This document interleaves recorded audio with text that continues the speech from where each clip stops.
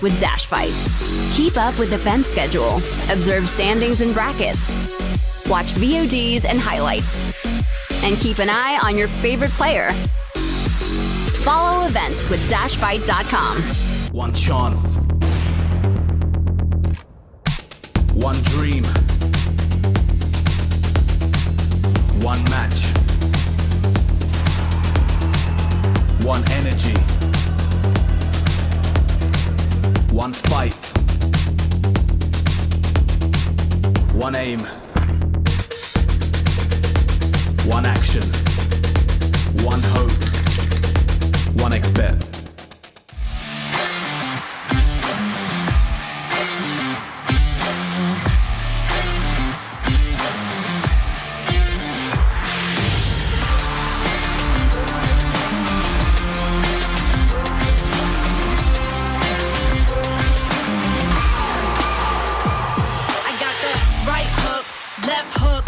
I'm coming with the fire, bet I leave you shook. And one good hit, yeah, that's all it took. I'm gonna catch your eye, bet I made you look. You don't have to question why when it's understood that no matter what you try, I'ma get you good.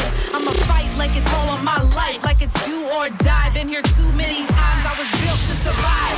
Without a doubt, I come back around. Who wanna face me? Bring 'em out, bring 'em out. All I need is the crowd screaming for me loud. And I'm ready, gotta win the crowd, hear me now. Can you hear me now?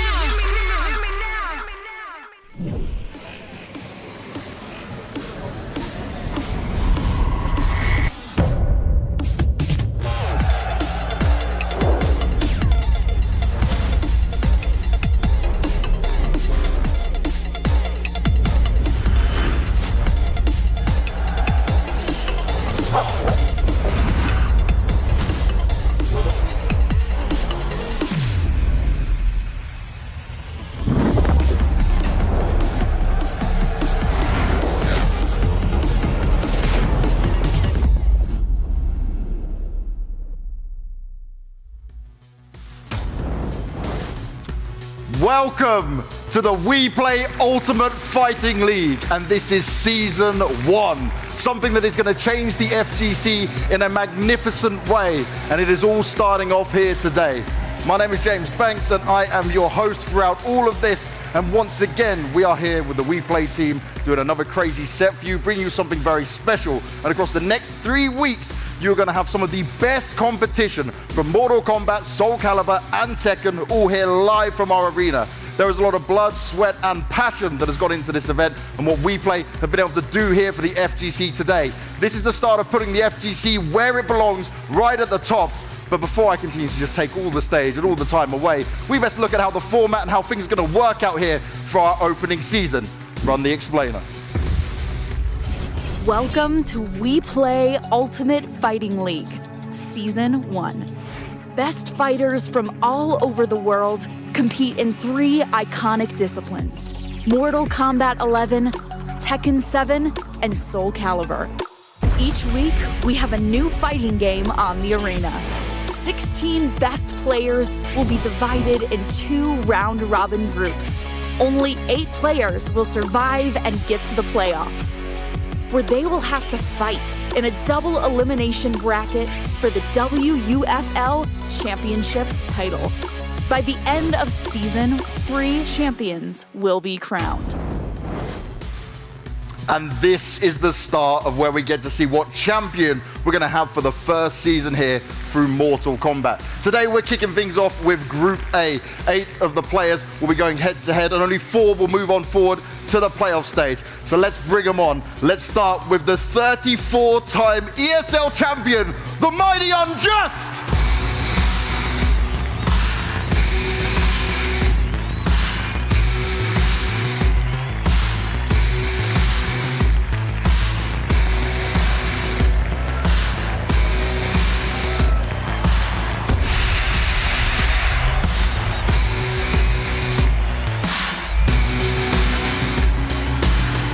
Next up, coming straight out of Russia, it's Kratos!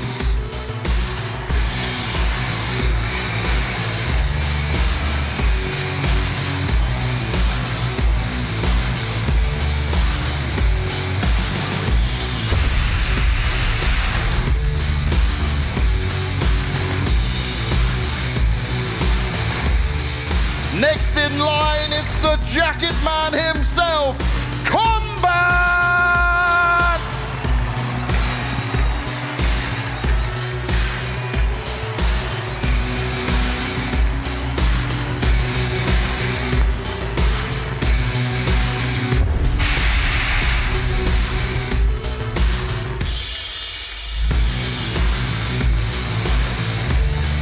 Following him, it's the rising star of Europe, video games, Young!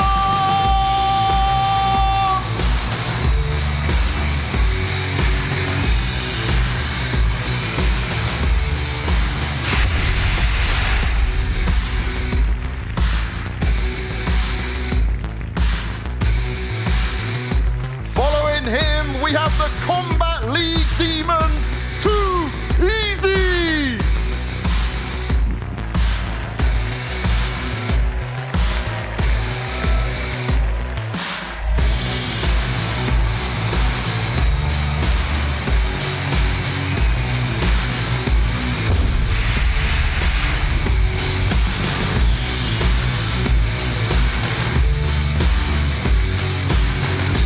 Next we have the Brazilian badass, it's Conqueror!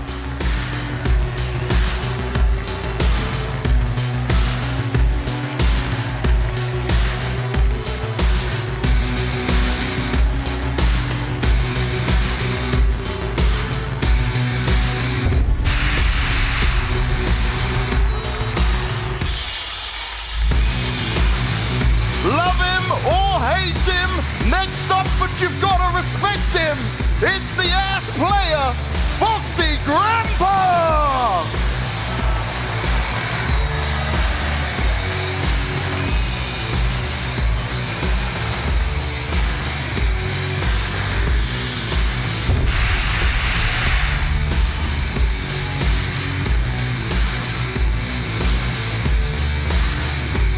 Last and certainly not least is the defender of trans rights, Sonic Fox!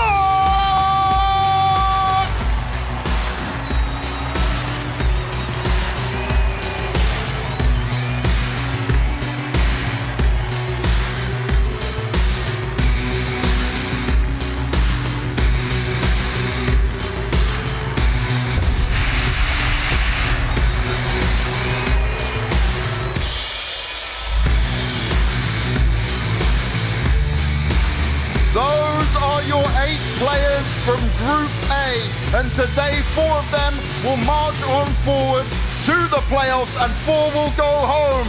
But now it's time for Mortal Kombat!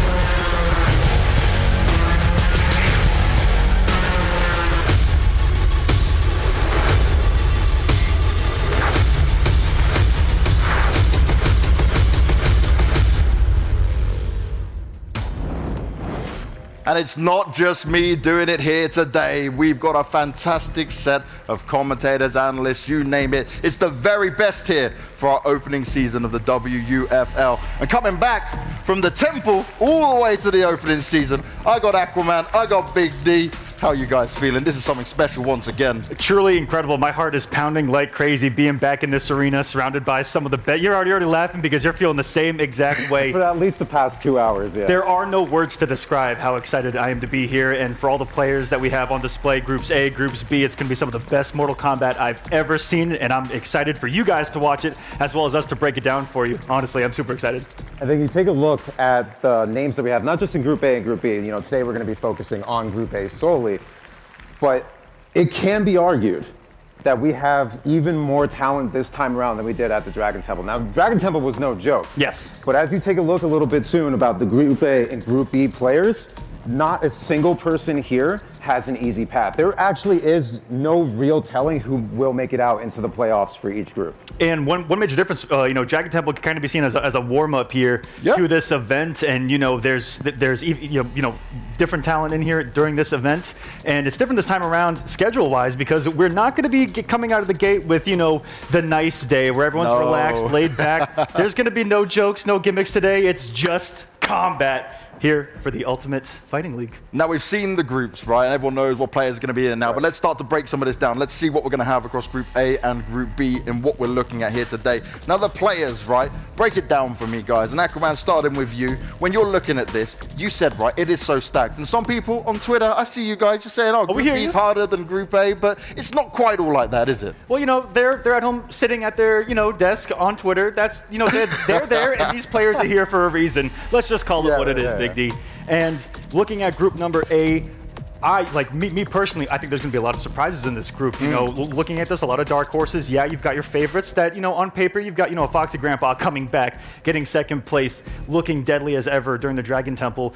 But you've, of course, Sonic Fox. I don't need to talk about Sonic Fox. Let's be serious. Oh, yes. You got Conqueror coming back, getting fourth from Dragon Temple. And, even then, a lot of people, I don't think are putting enough respect on my man's name out here doing it for Brazil, okay? Y'all need to watch out for him. Yeah, but it's like what you said before, James, how people were saying Group A might look more stacked. The reason why they're saying that is because they are vastly underestimating Unjust, they're vastly underestimating Video Games Yo, and they're criminally underestimating Arn Kratos. Everyone in this group, I would say, if you think there's any sign of weakness, it's criminally underrated. In my opinion, your opinion's underrated.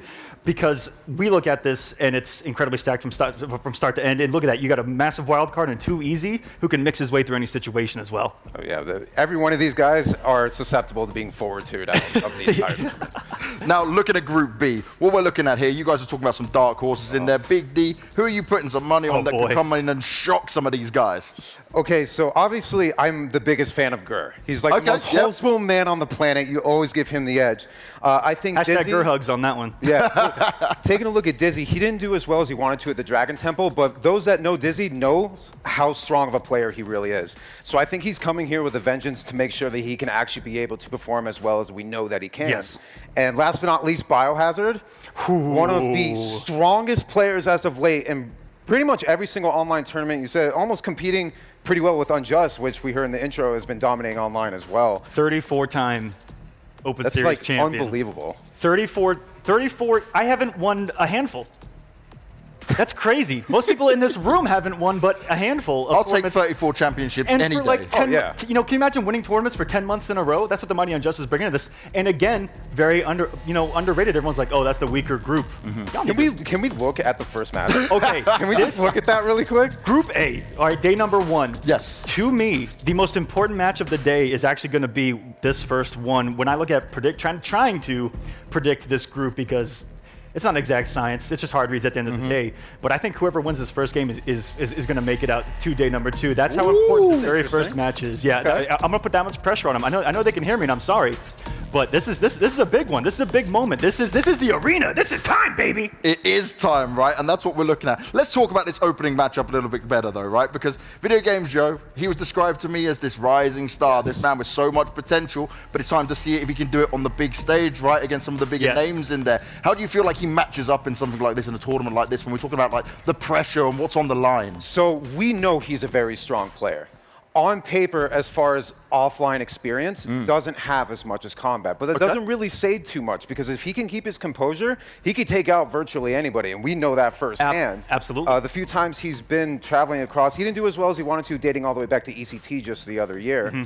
But this game is completely different, and he has grown as a player massively, between the past year and a half. So it'll be interesting. A couple more storylines coming from about a year ago as well is that, Kombat making Final Kombat through a tiebreak for the last spot. Yes, you told me. Which was insanity, and then Kombat ended up getting 5th at Final Kombat, just proving how dominant Kombat can be and how much of a threat he is in this bracket, that he can beat anyone in the world on any given day. Video Games Yo was kind of denied that opportunity at Final Kombat with LCQ getting canceled, and was going in as one of the favorites to try to fill that spot as well. So I think that this is going to be a toss-up when it comes to skill because they you know, looking at video games. Oh, well, I just had to look down. I'm like, wait a second, guess the winner. Kombat's been given a lot of love on this one, right? You know, Kombat hasn't competed a lot since, but that's the amount of respect people put on Kombat's name in Mortal Kombat. It's right there in the name.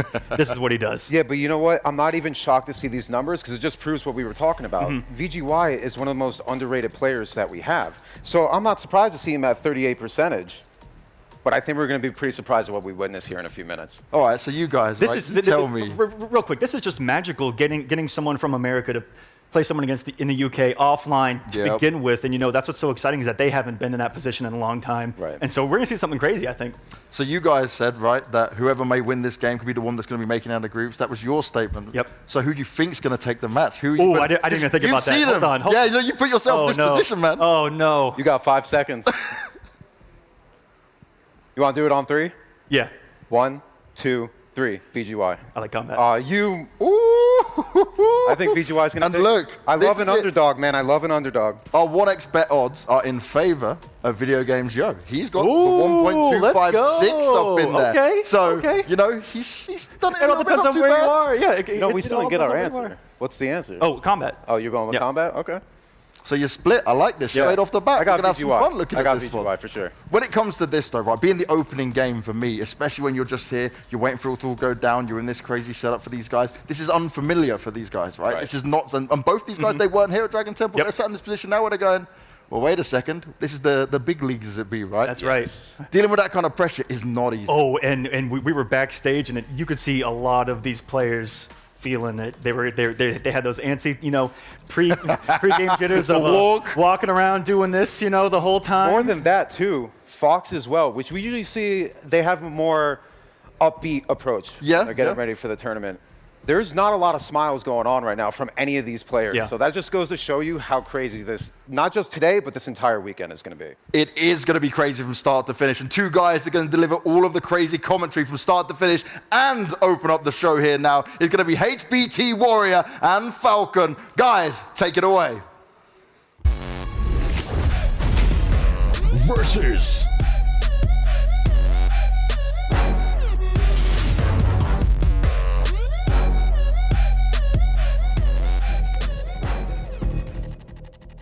Thank you very much, James, for throwing it over to us. I am Falcon, joined by the partner in crime and the homie himself, History Behind the Warrior, and we're here to bring you the awesome Mortal Kombat action that WePlay is bringing about for you today. A split decision on and predictions from our analysts as well. How you feeling about this, Callum, about this matchup? We got to start things off. Dude, what a way to kick things off, man. Yeah. This is the match that everyone had expected to see at LCQ, but unfortunately, it didn't quite come to fruition. So, more than a year later, here we are, and this beautiful venue. Can we also add how much of a great job they've actually done with this? Amazing. It's amazing. They somehow managed to top Dragon Temple. Yeah, fair enough. But in saying that, the match we have at hand is truly something that has been in the works for over a year. Yeah, the game has had 2 big DLC packs, that being Aftermath and Combat Pack 2. And if for the final little icing on the cake here is custom variations, a big change to the game. That's true, you know, allowing players to start playing as flexibly as they like, picking custom loadouts, and really kind of shaking up just what people want to be running. And we're seeing a lot of things, you know, things that we were not seeing when the preset tournament variations were around. Now, both these guys, as we know, they both like to play a lot of Johnny Cage. And Johnny Cage is one of those characters where a lot of people start, you know, opting for moves like Pissed Off, the Armor Breaker, just because of how useful that move can be overall in the general game. But both these guys, you know, known to play quite a few different characters, and exceptionally high level at that. But this is a matchup that we have been waiting for a very long time. Unfortunately, we didn't get to see before. Yeah, I mean, it's better late than never, and I honestly cannot wait to see these 2 juggernauts go head-to-head against each other. In saying that, that's not to just say that these are the only 2 juggernauts. The entirety, every player here is phenomenal. And Group A is just, like, it's just the start. It's just the start, but there's 3 more days of this, which means that there's tons of Mortal Kombat action on the horizon, and what a way to kick things off. And how are you feeling about this game in particular? Now, obviously, you know, both of us being from the UK, we have that that knowledge of video games. We have seen him playing and growing over time, constantly improving and doing destruction in the European scene. But Kombat, no slouch himself whatsoever, was starting to do a lot of work at things like NLBC. Has done a lot. And then generally, as Aquaman said earlier, fifth the final Kombat has shown that he can beat the best of the best. And he very much has that capability. Now, both these guys, I feel, are definitely in the dark horse pool of these players. A lot of people who do follow these players know that they're very capable, but we'll have to see how they fare off as we get things started in our first game loading in. Yeah, looks like we're gonna have a Johnny Cage mirror match, which I did expect right out the gate. The character's in such a great position in this game, and both of these players have such great cages. 100. No beard, so not evil, right? Fight me and find out. Okay. Now I'm thinking evil. Round 1. Confirmed, beards are evil. We're starting things off with this Johnny Cage mirror. Oh, projectile trade right out the gate here. They're squaring each other up again. Yeah, now you realize they're running different projectiles. Kombat opting for the straight one, which is just the base one, whereas VGY taking the low force ball in the loadout right here. Kombat starting things off with that wake up down 4 from VGY. Yeah, as briefly mentioned at the start of this match, it's the beauty of custom variations. So many versatile different ways to play each character, never exactly the same. Yeah, for real. Now, both these players, just choosing to play around the space. Neither wants to really overcommit to the offense right now, keeping each other very, very safe right here. Tries to check with the sweep, and they're just playing the space. They're just playing the projectile trading games right now because, realistically, it doesn't really seem like either of them wants to try and play super aggressively. Yeah, you definitely don't want to extend, especially against a character like Johnny Cage, who can really punish you in small bursts. Yeah, and Johnny, especially with customs now, hitting really hard. Also got to keep in mind, remember, Kombat does have access to that fatal blow capture to shoot a second ago, but that will be back in a few mere seconds. Now that is something I also want to touch on, man. VGY is a very hard player to grab. Instantly the first throw is straight away teched. Kombat right now has a really good position to work with, but the downward rising star closes it out. First round to video games, yo. Yeah, you got to imagine that. I know there's a lot of pressure on this young man at the moment. He has a lot to prove to himself as well as the rest of the community. But if there's ever a place to do it, it's right here, right now. What a beautiful very best. Incredible flawless block on that jump in right now. Kombat trying to go for the pressure. Has a little bit of a health deficit, not too much though, but nice catch there. Himself up, keeps himself safe. Both of these players being very, very patient, waiting for one to make a small, tiny mistake to capitalize off it. Now that was very cheeky as well from VGY. Taking both throws back-to-back throws, Kombat straight away. Now checks out on the down 3 right there, trying to find Kombat slipping, but patiently awaiting the offense is Kombat, who's now playing the offense himself. Yes, Kombat has to be a little bit careful because he's making these tiny micro mistakes there, and it's like, oh, that big. Wow, it's beautiful. Yeah, now he had to use the breakaway over there, otherwise it was surely disaster, but that forward throw is going to close it out. Oh, the brutality to start off, and oh, what a way to kick things off. That was magnificent. I mean, in a Johnny Cage mirror, ending it on a brutal in the first game, VGY taking that first one as well, playing really patiently. Obviously, we know that VGY is a player that likes to use movement a lot. But in this situation, playing a Johnny Cage mirror, he's playing it really slow compared to how he usually does, and he's respecting a lot of what Kombat's offensive capabilities are. So one thing that VGY really did against Kombat there, he was essentially like a shark. Whenever he got the slightest smell of blood in the water, went for the kill, got the punish, did the damage. Here we are in game number 2. Kombat gonna try and fight back with the down 4 right there from VGY. Rising Star again, both players showing a lot of respect, but Kombat is throwing out a fair few more projectiles than previously. Now, I like the fact that Kombat is still opting to go for throws as well and not completely taking them out the arsenal, because just because VGY has been teching them, he did find himself some success over there, gets the wake up down 1, but right now, VGY with a throw of his own gonna knock him back. Yeah, Openut screaming a little bit for himself. As we did mention very early on, VGY has that incredible movement, can just thread in and out. But any issues? Now, I really like how he's just choosing to find Kombat, getting clipped by low force balls on the approach right now, knocking him back and opening up this space again, making him hold these projectiles because Kombat's not in a situation where he can take projectile trades, but one really good move from Kombat could be a huge chunk of damage right there. Throw tech from VGY. Beautiful throw tech right there, might I add. Just going to open up the space, but that does bite. That still has access to Fatal Blow. That cancel coming back in a second. Now that was a very late break from VGY. I wondered if he tried to get the wake up punish over there. Kombat right now, he does have the health deficit, but gets shimmied. That that is, what a comeback. Beautiful shimmy right there. It's noted. VGY still maintains his composure. Looks like Kombat's starting to adjust now. One big thing, as we've noted, at the highest level of play, isn't just the character matchup, but the player matchup in itself. Very true. Now here we are at mid-screen right now. Kombat just playing it a little bit slow, goes for the back throw, keeping it mixed up. And now VGY even, oh my god, letting the shadow kick rock. What a call out. Yeah. I wonder if that was an accident. He believed. No, nothing's an accident over here. It's all intentional. Gets the throw as well. He's starting to mix up his throws a lot more. Now even the throws that Kombat is hitting, VGY is still teching them. He's just teching the wrong direction. So we're seeing a lot of adjustments coming out. Nice use of wake-up buttons right there. Opening up some more space. VGY being a little more aggressive, and unfortunately it's coming to bite him. That is the down 2. VGY holding onto the breakaway as well, but the 1-2-4 gets shimmied again. Kombat now tying things up at 1 game apiece. As expected, we said at the very start of this, you know, these are the highest players you can really find on the planet right now. So I wouldn't expect this to be very, very back and forth, you know. I expect a round to go to each side till the final game.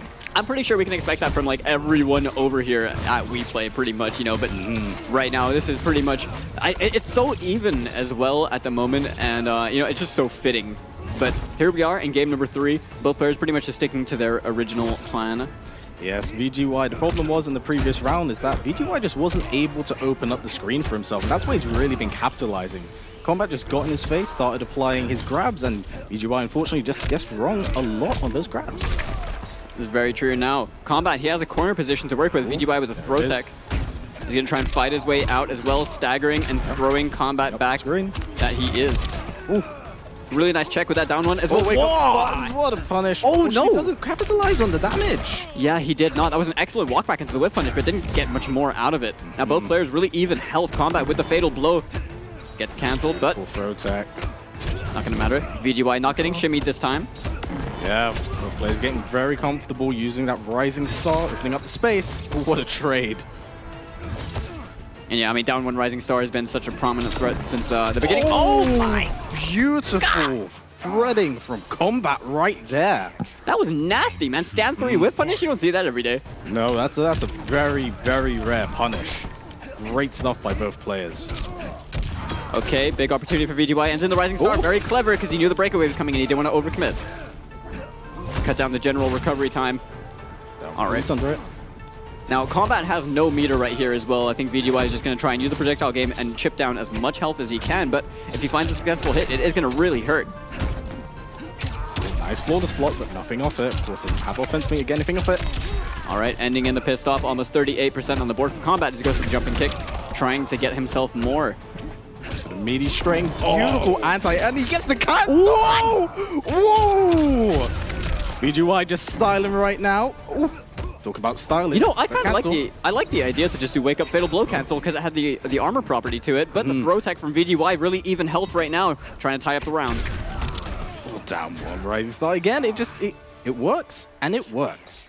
But This now is 1 round apiece. This is even a match as we can call right now, honestly. It's just constantly going back and forth between both these players. Yeah, you say that as they both trade projectiles, funny enough. And once again, true mirror match fashion. Oh, yeah. But winning the bar trade over there is VGY. Again, that's 3 on point. This is where VGY has really succeeded. So, now if he can keep that screen open, it works in his favor. Now, there isn't a dynamic difference in health now. Kombat really close to fatal blow territory at the moment. You know, still has that to work with. VGY just gradually chipping down that health bar like a very patient lumberjack on a large tree. Here we go. The down 1 rising star gets blocked. Gets the cancel. VGY bites. Unfortunately, takes a bit of damage, but oh no, has a corner to work with. Both players have access to fatal blow. That was a really clever down 2. Now that trade really actually helped out Kombat so much right here. Both players have fatal blow in danger territory. Right? Yeah. Oh, that's death. Great stuff from Kombat right there. Honestly, I didn't quite expect him to move in that quickly. That was a clean micro dash into that forward 3. Really believed that the forward 3 was going to connect in some way, shape, or form, and then was ready to go straight to fatal blow off that. You got to imagine the pressure must be on VGY right now, but we can never count this young man out. Definitely not. We have seen him fight against the odds more than once. Beautiful flawless block right there. Looks like VGY is being a little more careful considering his position in terms of points. But woo!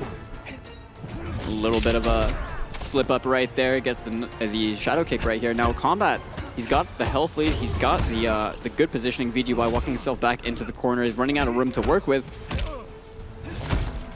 Once again, choosing to just open up that space. Yeah, looks like VGY's backed up in the corner and saying that he's fighting his way out, just choosing when to open up the space. This is where he's really been shining at the moment. Down one. We're seeing, yeah, all right. He's starting to mix up the offense a bit more now as well. Yeah, you got to be careful though. Kombat is chipping down to Fatal Blow territory. It's a bit ahead of VGY at the moment. Holds him. There it is. Yeah, that down 4. Now down 4 as well is a really, really good button in the Johnny mirror. But both players, you know, not using it too much because of the potential for whip punishment potentially. And right here, Fatal Blow cancel into the throw. Yeah, this is good. This is where VGY's excelled once again. He hasn't closed out the round just yet. He doesn't want this one to come back and bite him. He's going to have to hold this one down and close it out. Oh, 10 seconds left on the clock. Oh, that one rising star catches Kombat. Round 2, fight. Video games, yeah, I mean, he's fighting back a lot, but Kombat clearly has the game advantage over here, and right now it doesn't feel like... Oh, what a beautiful duck right there. So down one. It's a rising star once again. Unfortunately, no whip punish right there. Oh, the clean double! Oh, there it is! He's going to get a big punish on this. Kombat, no. He has the break, the down 2. Away. Oh no, gets stuck in the corner. 2. This is going to hurt. Oh man, 38% on the board. Yeah, that pissed off does so much damage as an ender as well. Kombat cashing out and big damage right there. VGY has a lot of work to put in order to pull things back, but it is possible when Johnny Cage does have that Fatal Blow cancel. That he does. Shades KB as well coming in handy. VGY trying to find an opening, but Kombat playing ever so patient. Both players taking their time at the moment. Kombat choosing to be rather patient. Great stuff right there. Oh, no. Oh, this is so nerve-wracking right now, Cal. It really is. Anything can happen. Oh, players have Fatal Blow. It's a cancel. Kombat being so patient right now, not biting on any of this. Oh, there's the throw. Is that... Yeah, I think that's Steph. That is indeed, yeah. Kombat now on set point right here going into the final round of this game. Video Game Zero is going to have to win this one to tie it back on the board, keep himself over here. But Kombat finding the opening hit, gets the breakaway as well. Oh, goes for the down 2, but no one home. So big jump 3, crosses over. VGY is unfortunately getting put up to the back. There we go. Beautiful whiff punish right there. Yeah, Kombat unfortunately whiffing that full string. Really dangerous, but wake up into the 4-3-4-4. Incredible stuff. 29% on the board. At the moment, Kombat really holding a lot of momentum on his side. VGY has to be so incredibly careful. Oh, tragic. Is that dead? That is dead. Oh, he dropped the combo. This isn't it. Commentator's curse right there. Throwing glasses. Gonna break the face. Gonna capitalize on all that damage. Bro, that was over 400 damage before he was allowed to break. I believe Fatal Blow cancel is now back. Oh, unfortunate for VGY, and Kombat draws first blood for this tournament. Unfortunate for VGY, but there are plenty more matches on the horizon. Yeah, Kombat, his ability to control that space and challenge the movement. It was very tactical from both players right there, and just seemed like when VGY was controlling the pace of the match, Kombat was able to adapt on the fly, and it was, whilst it was, the points say what they are, it didn't seem that way. It was like round, it was back and forth on every single occasion. And I think maybe in some cases with VGY, it may have been nerves, because I know he was quite nervous backstage before it all kicked off. And I think maybe even Kombat felt the same, but, as we mentioned, VGY has only been to a fair few events, whereas Kombat, he's used to these type of situations. He's used to the eyes being on him. That is very true. Now, Video Games Yo obviously has been doing a lot of damage when it comes to the European online scene, but it's been a long time since we've seen either of these players offline. It's understandable that people are going to be feeling nerves, and first game, it's going to be, there's a bit more pressure riding on when you're up first in a scale like this, tournament of a scale like this. Absolutely. But truly, I mean, honestly, that really came down to just Kombat being able to hold it down. And some of the whiff punishment we were seeing, the ability to just instantly start challenging VGY on the approach, and these like instant commitments to just like moving forwards and playing on the aggression just straight away and stuff. We're seeing like just insane things from Kombat. No, it was great decision making from both players. So it was just unfortunately he was overcommitting some instances and wasn't able to maintain like that space control, which we saw him do really, really well in. But when he had his back up to the wall, it seemed like it was just all Kombat. It really did. Now, video games, yo, definitely not going to let this one disrupt him for the future. He knows that Micro mistakes, and it's like, oh, that's big. Wow. He's going to have to play even harder going forward. Breakaway over there, otherwise it... No, great stuff from both players.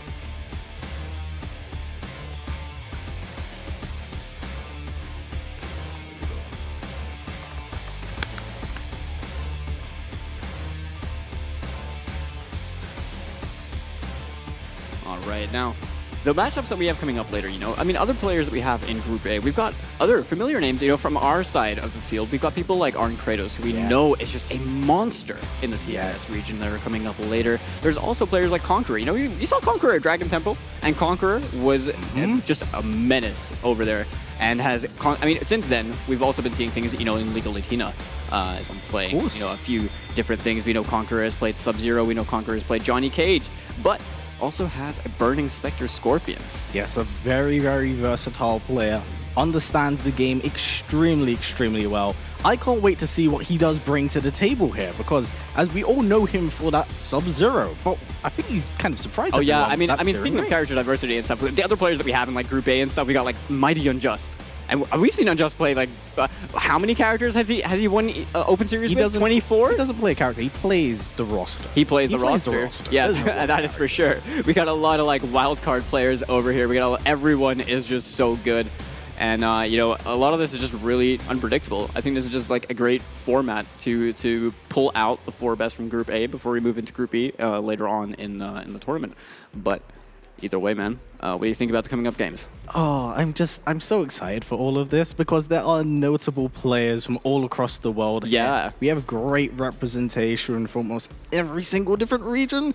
And I'm one thing I'm very excited for, and I know people are sleeping on him, on Kratos. Oh yeah, for sure. So many people is like, there's only so much we can talk about him for days, right? Oh yes. But because we've seen him play so much, we've seen just what he's capable of. But when it comes to Arn Kratos specifically, the only time we've seen him play internationally has been NEC, and even then at NEC got 3rd, and also beat Sonic over there. Yeah, he broke a lot of hearts. Broke a lot of hearts. Yeah. And I also am aware that Arn Kratos was supposed to be at Brazil Game Show as well. You know, we're in the grand finals where we saw Tekken Master and Dizzy, who are both in Group B. But unfortunately, ran into some problems really last minute and wasn't able to play in the tournament, unfortunately for him. So this is also a really good opportunity for him to play again on an international level and once again show just why he is revered in the CIS region. But these players over here, we got Too Easy, you know, no slouch to the top 8 himself. A Sub-Zero monster. We've seen him play other characters as well, such as Cetrion. Very much likes to play a very high-octane lifestyle. And Conqueror, more, you know, I think more on the space control side. Yes. Now, one thing I do want to touch on here is that both of these players do play Sub-Zero, but as we've actually talked behind closed doors, is that each different region has their own play style of how they approach the game. Yeah. And Conqueror plays the game very different from how Too Easy does. Too Easy goes for full-on, kind of like the mean stuff you see on Twitter, the forward 2, back 3 aggression, and it works. Conqueror, a little more space control, a little more tactical in his approach of how he opens up his opponent. Yeah, I mean, you know, he's one of those guys that just doesn't really want to necessarily use the sub 50-50. Just because he has the tool available doesn't mean he needs to use them. He uses them very sparingly. You know, he'll use things like forward 2 very sparingly just to psych out his opponents. Because if he's so, you know, like withholding of using the forward 2, and then it comes around to that time where you just let it rip once in a set. Yeah. People just, you know, I mean, we're playing offline. There's going to be people out there that are like, yeah, the subs forward 2 is reactable. I mean, we're going to have to see, you know, who's reacting to that, who isn't. It's still a scary move offline or online. Well, that's a scary thing. If we go back to Dragon Temple, right? We're talking about Conqueror and actually utilizing that forward 2 fatal blow. He didn't use it at all until the very last game where his opponent was conditioned, was not expecting it, hit it, bam, dead. Yeah, man. It's one of the crazy things, like with Conqueror's style opposing to what we typically see. Now, just like the last match, obviously we saw Johnny Cage mirror between VGY and Kombat. Both those players know those characters, like that character inside and out. Now, with both these guys being Sub-Zero mains, they know that character inside and out. So it's going to be a matter of how are you going to be counterplaying your own character, and are we going to be seeing the sub pick? Is this like a player versus player matchup where we're going to start seeing some different characters? And I'm wondering if Conqueror is going to start dipping into that little arsenal of characters that we've been seeing in like the Liga Latina, for example.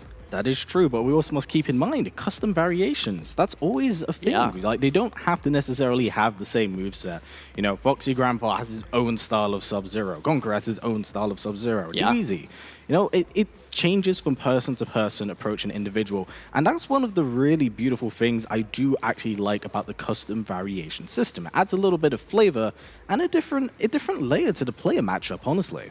Yeah, and you know, sometimes it's not even like, I know that some people, like, they don't even feel the need to use some of the custom variations. They're just totally fine using what was already available to us with the 3 tournament presets. I mean, Conqueror is one Liga Latina with Burning Spectre, just straight up B3 Scorpion, and very much a believer in Misery Blade, you know, and Sin Blade, and having these tools at his disposal. But once again, this match, I mean, we've seen Conqueror do phenomenally well at the Dragon Temple. Yes. And Too Easy has been on himself a bit of a tear when it comes to the online scene, has been doing a lot of damage since playing at Dragon Temple, and is now back to try and prove himself. But you can see the big winner, the favorite right now, over to Conqueror. Well, it's understandable why, considering Conqueror's placement, but we can't count out Too Easy. Like I mentioned, he plays in a very, very aggressive manner, and if he can get in your head and start mixing you, and then like shatter your composure from it, those it would be will tip in his favor. It would be a very ideal situation, wouldn't it? But when you're coming down to the the highest level players, there's no counting out anyone. And in this case, Conqueror is quite a disciplined player, as we can see in his play, his decision making, his reluctance to start acting on impulse or something like that. He just holds it down, sticks to his plan. Too Easy, I feel, is a bit more, malleable in this sense. Has a lot of free-form ability. He likes to, play in the moment a lot of the time. Has a very strict, idea of how he wants to play his characters. But when he plays them, he lets things happen, and he just does what he does. Yeah, no, I cannot wait to see how this one goes up. But it's not quite the Sub-Zero mirror match that we had expected, as Too Easy has gone to Cetrion. Arguably the best character in the game right now. Yeah, definitely a top 2 for sure. It's really just going to come down to where people think. But Cetrion, a very, very strong character, only really just had that all-purpose loadout when it came to customs as well. Conqueror rocking the Sub-Zero. You espouse virtue. The righteous path is the only way. Practice what you preach, Cetrion. Round 1. Yo, shout outs Steve Blum for that amazing Sub-Zero voice right there. Now, starting things off that EX Ice Ball. Right here, just playing outside the wall range. Oh my god! Oh, that is something I didn't quite expect right out the gate, but honestly, it's like... Slide is such a strong tool for Sub-Zero. Oh my goodness, the KB, what a good spacing, and then, just using that resource straight away as well. The back 1-4, clips Too Easy. Yeah, my goodness me, is Conqueror just starting off like a freight train at the moment, and just Too Easy, unable to get anything going right there. We've seen him use more forward 2s than we have seen him probably use it the entirety of Dragon Temple in just this one round. Like, he's ready, man. Conqueror looks hungry just from that first round alone. Has that forward throw, he's going to get himself some nice Oki in the corner. Too Easy with the jump kick straight out. Great way of opening some off, but Conqueror had his eye open up for it. Going to go into a slide. That's 2 on the board for a crushing blow. It is. His third eye was open as he was anticipating that teleport. Now right here, the Flawless Block on the Builder, negating any of that pushback. Flawless Block again on the beam, but the amplification knocking him out just a little bit more. Conqueror is definitely keeping an eye out for that teleport at the moment. He's being a little passive about it. Oh, doesn't quite get it. Oh no, doesn't capitalize off the touch. Yeah, Too Easy, not committing over there, but the 1-1 into the deadly wins right there. Throw tech from Conqueror, jump over the wall. It's over the wall. That's a rare sight to see. Really threading the needle. Oh, shit, beautiful work right there. And the KB. Not death. Doesn't quite kill. I wonder why he went into the stand 2 into the slide right there. But Conqueror's knowledge in this matchup clearly showing, short-upping that ground pound. Slightly dangerous territory right now is, the low profile on the mid.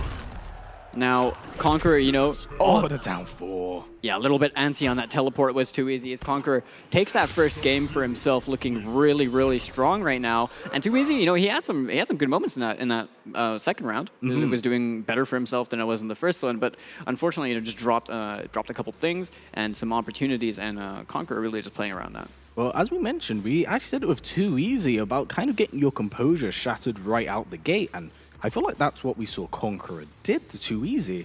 You know, it can be kind of demoralizing getting hit by forward 2 and back 3, you know, strings that people kind of say are reactable, but it's a 50-50 at the end of the day, and if it opens you up, you're eating damage.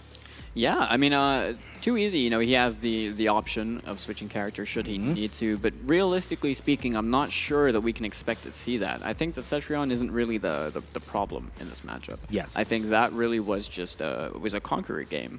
And too easy, obviously, is going to understand what he will need to change and do differently based on Conqueror's approach to the matchup. Well, it's not just that. The teleports were dangerous. Yeah, that's the thing, right? If we're talking about what Conqueror was doing right, he was making the right decision for about 80% of that match. He was doing flawless blocks.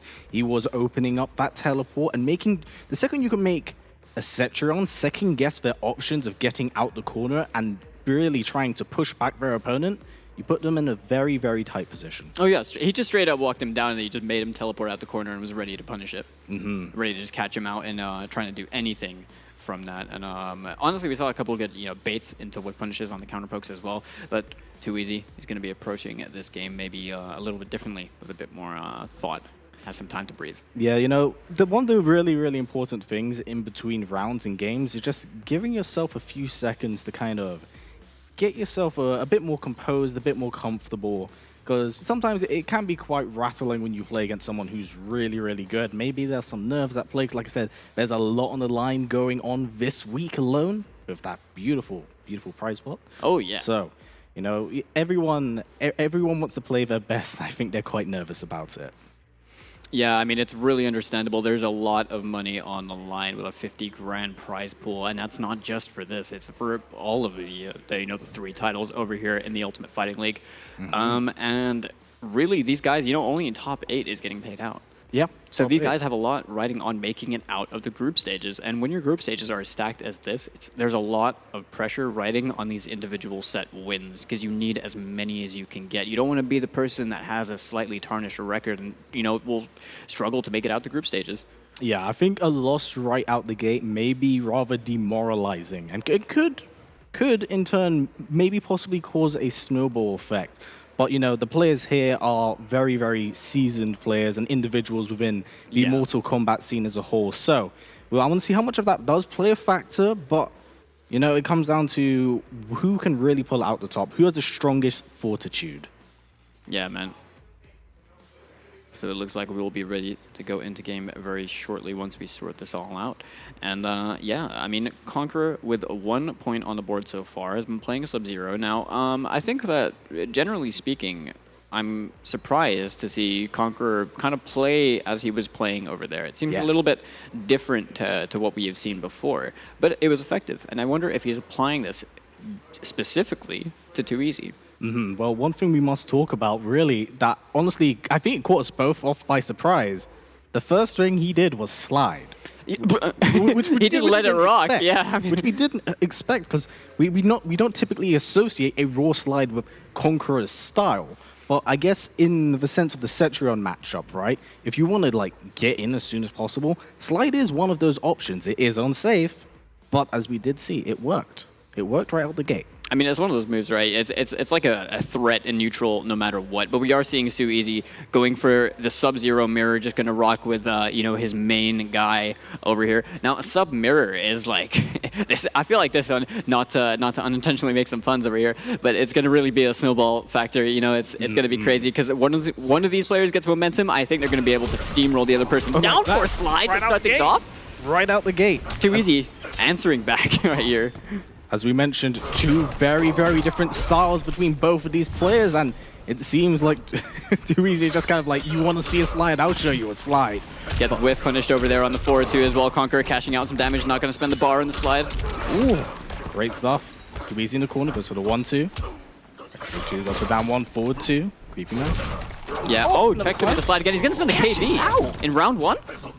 He believes. Okay. That's gonna be. Is that gonna be death?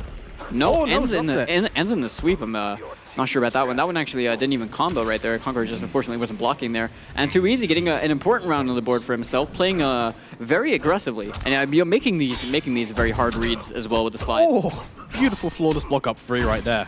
So the back 2. Good stuff to grab. Conqueror gets up his back near the corner. Jumps out. Oh!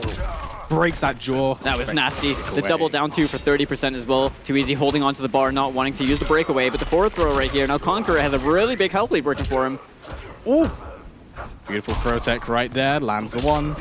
Big jump 3 into slide. Yeah, great OS right there, confirming it and closing out the round for himself. We are at high rounds right here in the Sub-Zero mirror. What is it with these mirror matches always being like so even? Oh, this match was going. I honestly expected this match between both players and for it to be as explosive as we were seeing. Yeah, that mid-screen 1-2-4 KB, Conqueror cashing out big damage right there. Fantastic stuff from both players, but there's the raw slide. Now, I hope this doesn't come back to bite Too Easy by using that slide KB in round 1. It possibly could, because honestly, I think it may have been in his favor to hold on to that till much later. Back 3, forward 2, into the low. 1, 2. All right, the crossover There it is. He gets that punish right there, Too Easy. Doesn't have a potential to break. Yeah, there he had to do that. It seems like Conqueror is gaining a lot of momentum, keeping things safe. Forward 2 into Ice Ball. Everything can change right here. Needs only 2 mixes. Oh no! That's tragic. He didn't get the amplification on the Ice Ball. He had the forward 2, but it didn't combo. That was a really costly drop right there from Too Easy, and Conqueror capitalizing on the situation gets that second game for himself. Yeah, that was very, very unfortunate for Too Easy. Had he amplified that, it was literally 2 mixes, and that would have been his. But yeah, I'm pretty sure he was about to, start something, put him back into that guessing situation. But Conqueror right now, due to that mishap, is now 2-0 up. Goes for the back 1 check, back 3-2.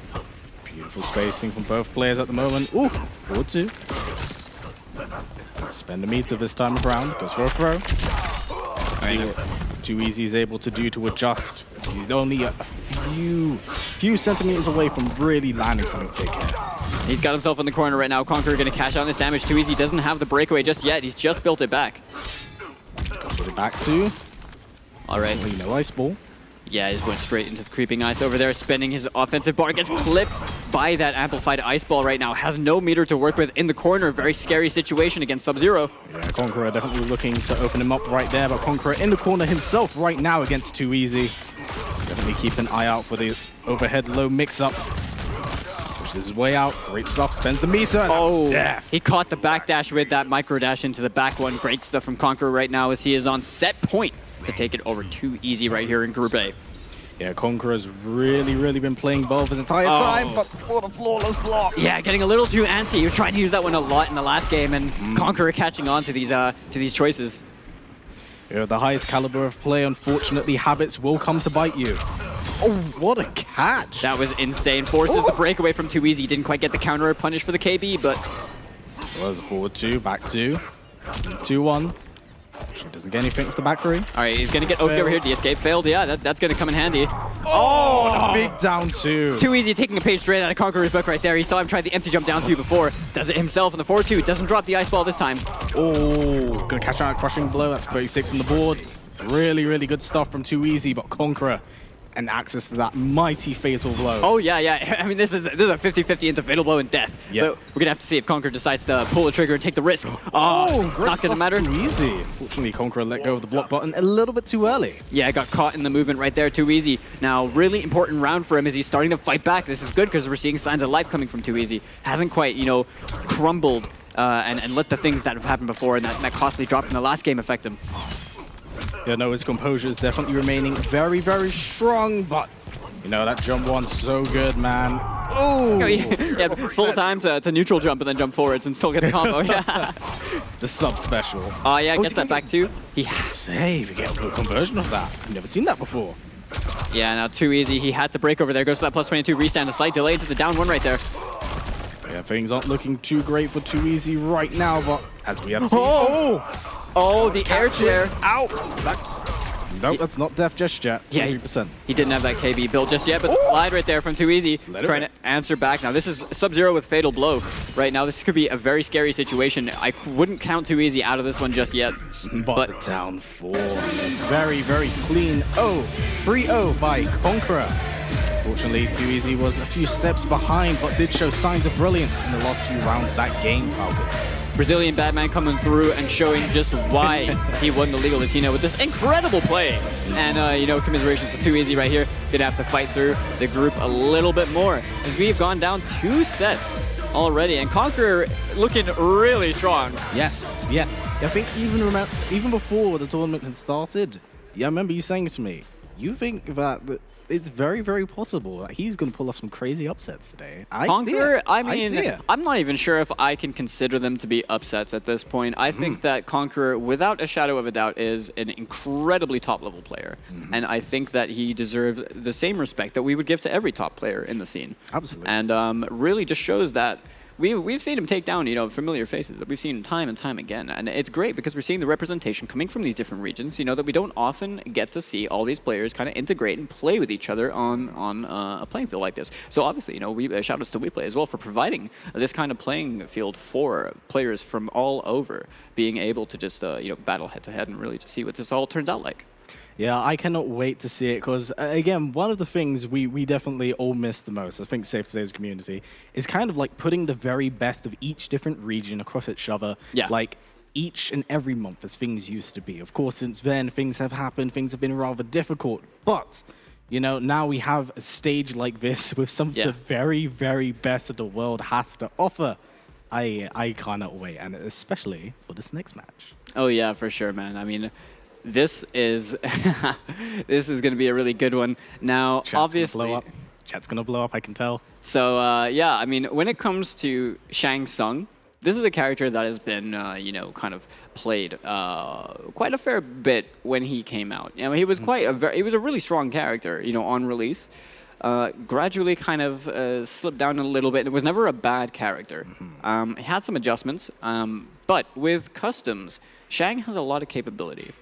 We know that we've seen other players, you know, like Disarded and stuff, who like to run the conventional, you have your ninja variations, your loadouts. So you rock the corpse drop because it's just base, and then you've got your Ermac lift, you've got your smoke shake, and then your rain super kick or your reptile slide. And then all of that with corpse drop is really, really strong. Now, Arn, not really the kind of player that likes to go for the ninjas.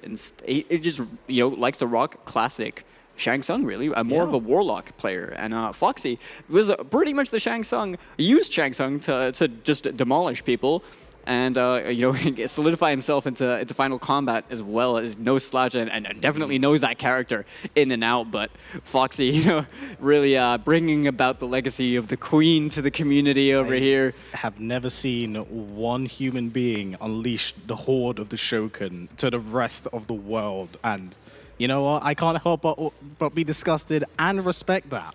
Yeah, that's just the perfect way to sum up a Foxy Grandpa right there, isn't it? This guy is... Look at that! The emote on the shirt, how perfect. Now, I'm sure the minions... Face, this meticulous destruction behind the eyes. Yeah.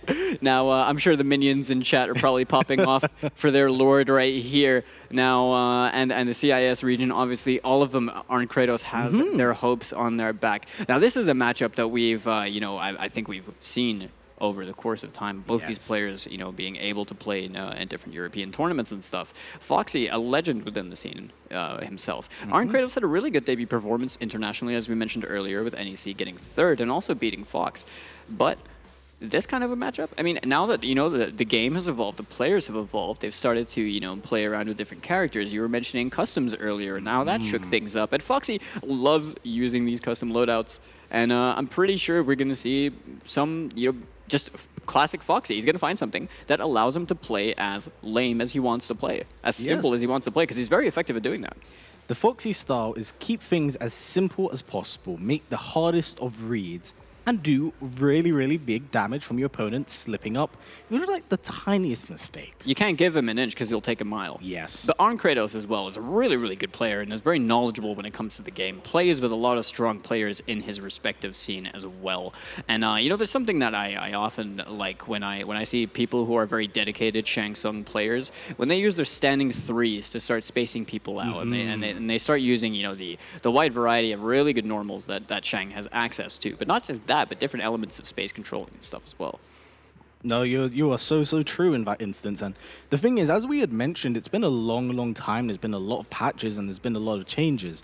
But there are some players who were just, they stuck with the variations, stuck with their characters. Because understandably, one thing we haven't mentioned when it comes to Foxy is that he has played a multitude of different characters in this one game alone. Oh yeah, for sure. I mean, we're seeing him play a new character like all the time, right? How many times for the Motoka? Yeah, for the Motoka. And then we got the Queen, and then we also know that Foxy plays Katana as well, using the low fan and side stance as well. Really just able to just, you know, bully people in neutral and just make them approach him and suffer. Twitter wrong. Oh yeah.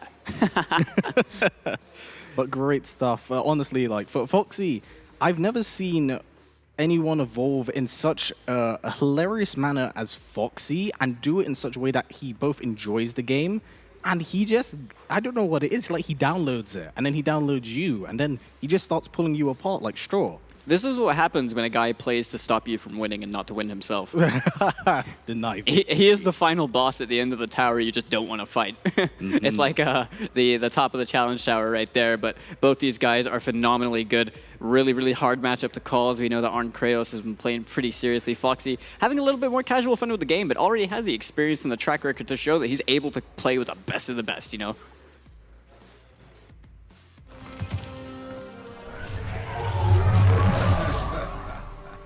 My brother paid a high price serving you. Rules of Mortal Kombat. But then you rigged the tournament. Round 1. Yeah, shame on you, Shang Tsung. Oh. How dare you? A little bit of lore right there for all of you newbies. Jump range break. Backwards throw.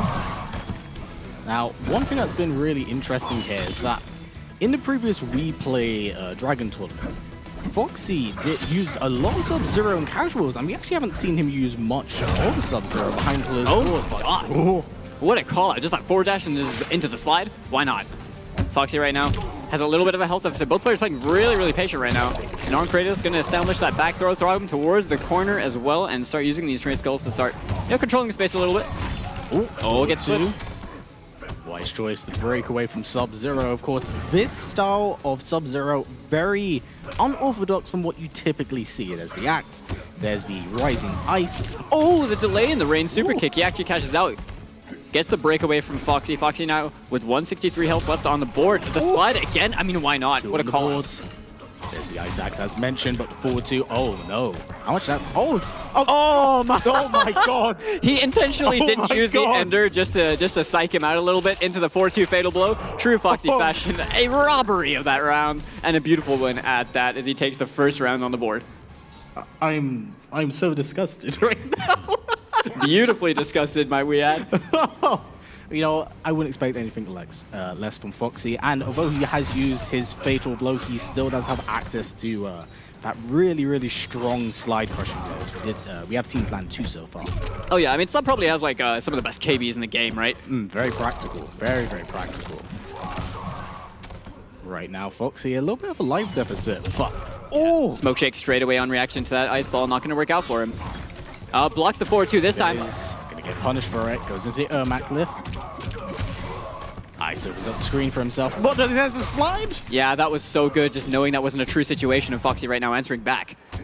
He doesn't have that fatal blow, but he does still have 50-50s. Not committing to the 4-2 rising ice this time, but Arn blocking anyway, getting himself around and the corner position.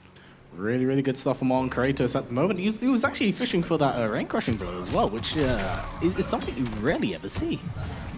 I like the idea to just go for it, though. I mean, it's really, really, like, it feels impractical to go for it, really. It's a pretty ridiculous requirement right now. The plus frames right there, Arn just staggering in the corner right here. Goes for the back throw. Not going to keep Foxy over there. And oh my just god! Walks up to him forward too. Yep, no shame. No shame. He's happy about it. Goes into the slide. Goes into the throw, escape failed. Things looking quite scary. Yeah, now you don't want to get opened up over here because you know that you can combo into that back throw KB as well from Frozen. Oh, that was unfortunate. Just for the down one, back 3-2. Things looking really good for Kratos at the moment. All right, good block in the 4-2. So the cancel. Oh, and the throw tech right there from Foxy. Now Foxy still has that. Oh, my goodness. 4-2. He really committed to the 4-2. Kratos maybe got hit by like 2 of those in that game, and then really just started to, shift things around. He's just ready for it this time. We saw Foxy, staggering forward too as well, not wanting to commit to the Rising Ice. But that time, really had to. It was really just a, bite the bullet situation. Yeah, definitely kept an eye out for it. And it did pay off, because that is where Foxy gets most of his damage from that forward 2 Rising Ice, because there's a lot of damage on the table. Can be run from that one. Saying that, jump free into Ermac. Now, it's also ironic, because we were saying that he doesn't really like using the ninjas much. Kind of cut his punish potential down a little bit by interrupting with the throw, but getting some damage nonetheless. Both players spacing each other out, but down back 3. So incredibly good for opening up your opponent. Goes for the slide.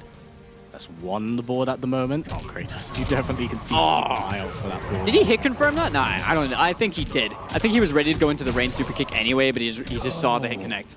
Damage. Oh, the duck. Yeah, the beautiful neutral duck right there. That's 2 slides locked in. That's like 2 mixes for Foxy at the moment. Right, 3-2, right. and 1 check. Nice pro tech. Oh, that's the 1-2. All right, Kratos trying to fight back right now. Oh, there's a lot of patience being shown from Foxy at the moment. Oh, blocks the 4-2 again. Kratos scouting that move out and not letting Foxy get away with it. No, but you got to imagine at this point it's still like the learning phase for Foxy. He's still like getting comfortable how things going. But gets Kratos lets rip the rain kick. There it is again. Oh, he loves that move, doesn't he? The wake up 1-2 right there, small delay right there from Foxy. He's gonna cash out to big damage. Gets that breakaway as well, and the escape failed. Really good stuff. Both players, forward 2 goes into the rain kick again. Beautiful damage getting put on the board at the moment, 37%. Things not looking too great for Foxy, but escape failed from Kratos, expecting that backwards throw. Oh, again. Oh, dude. Looking for a 1-2, and Kratos did the down 2 preemptively. The chin. Kratos looking really strong, just absolutely denying Foxy from 4-2 Rising Ice. Now, I wonder if Foxy is going to be sticking with Sub-Zero. I imagine so. I don't think it's a character problem. I think it's really just Kratos has been able to block that, and is able to call out Foxy's offense over here. Looks like we are jumping right back into the fray. Goes for the strip again, escape failed. Really good for Foxy right out the gate. That surely must have not been intentional right there for Kratos. That's 25% on the board. Things looking good for Foxy at the moment with the life lead. So down 4, forward 2. Okay, the jump kick OS into the soul lift, and he's going to cash out in big damage. Forces the breakaway. Foxy with the wake up punish knew that the slide was going to come. Smart stuff. That's the exact same combo that Kratos has been going for time and time again. So Foxy scoped it out, made adjustments, and knows where to go for the breakaway to punish Kratos accordingly. Yeah, for sure. Now that smoke shake, really, really good move right there. It's still by the overhead. Oh my goodness. Oh, that combo. A little bit far out. Oh, a crushing blow. I totally expected that. Yeah, just a little bit too late over there. Armed with the plus frames. Foxy just playing patient. But you've got to keep in mind, Foxy does have access to that backwards throw, crushing blow at the moment still. He does. However, Arn knows that, he's ready for it. Taking the throw, or rather even trying to go for the throw in this situation could be very risky. But that reversal fatal! You know what? Fair enough. I respect it. Kratos had a because Foxy has been fishing for that forward to Rising Ice a fair bit. And I feel like at this point, Kratos may be one of those fair few individuals that can react to it right off the gate. It really looked like he was just ready to challenge his approach, using the fatal blow like a Mortal Kombat X reversal, where he's using it for the armor properties and using it to challenge him, and really just worked out well for him right now. Uses the breakaway, Foxy. Nice throw tech right there from Kratos. Matt Cliff. Lets the rain kick rip. It's not flawless block the last hit. Standing 1 goes for the throw. Throw out the corner right now. That's what Kratos has really been putting in some damage.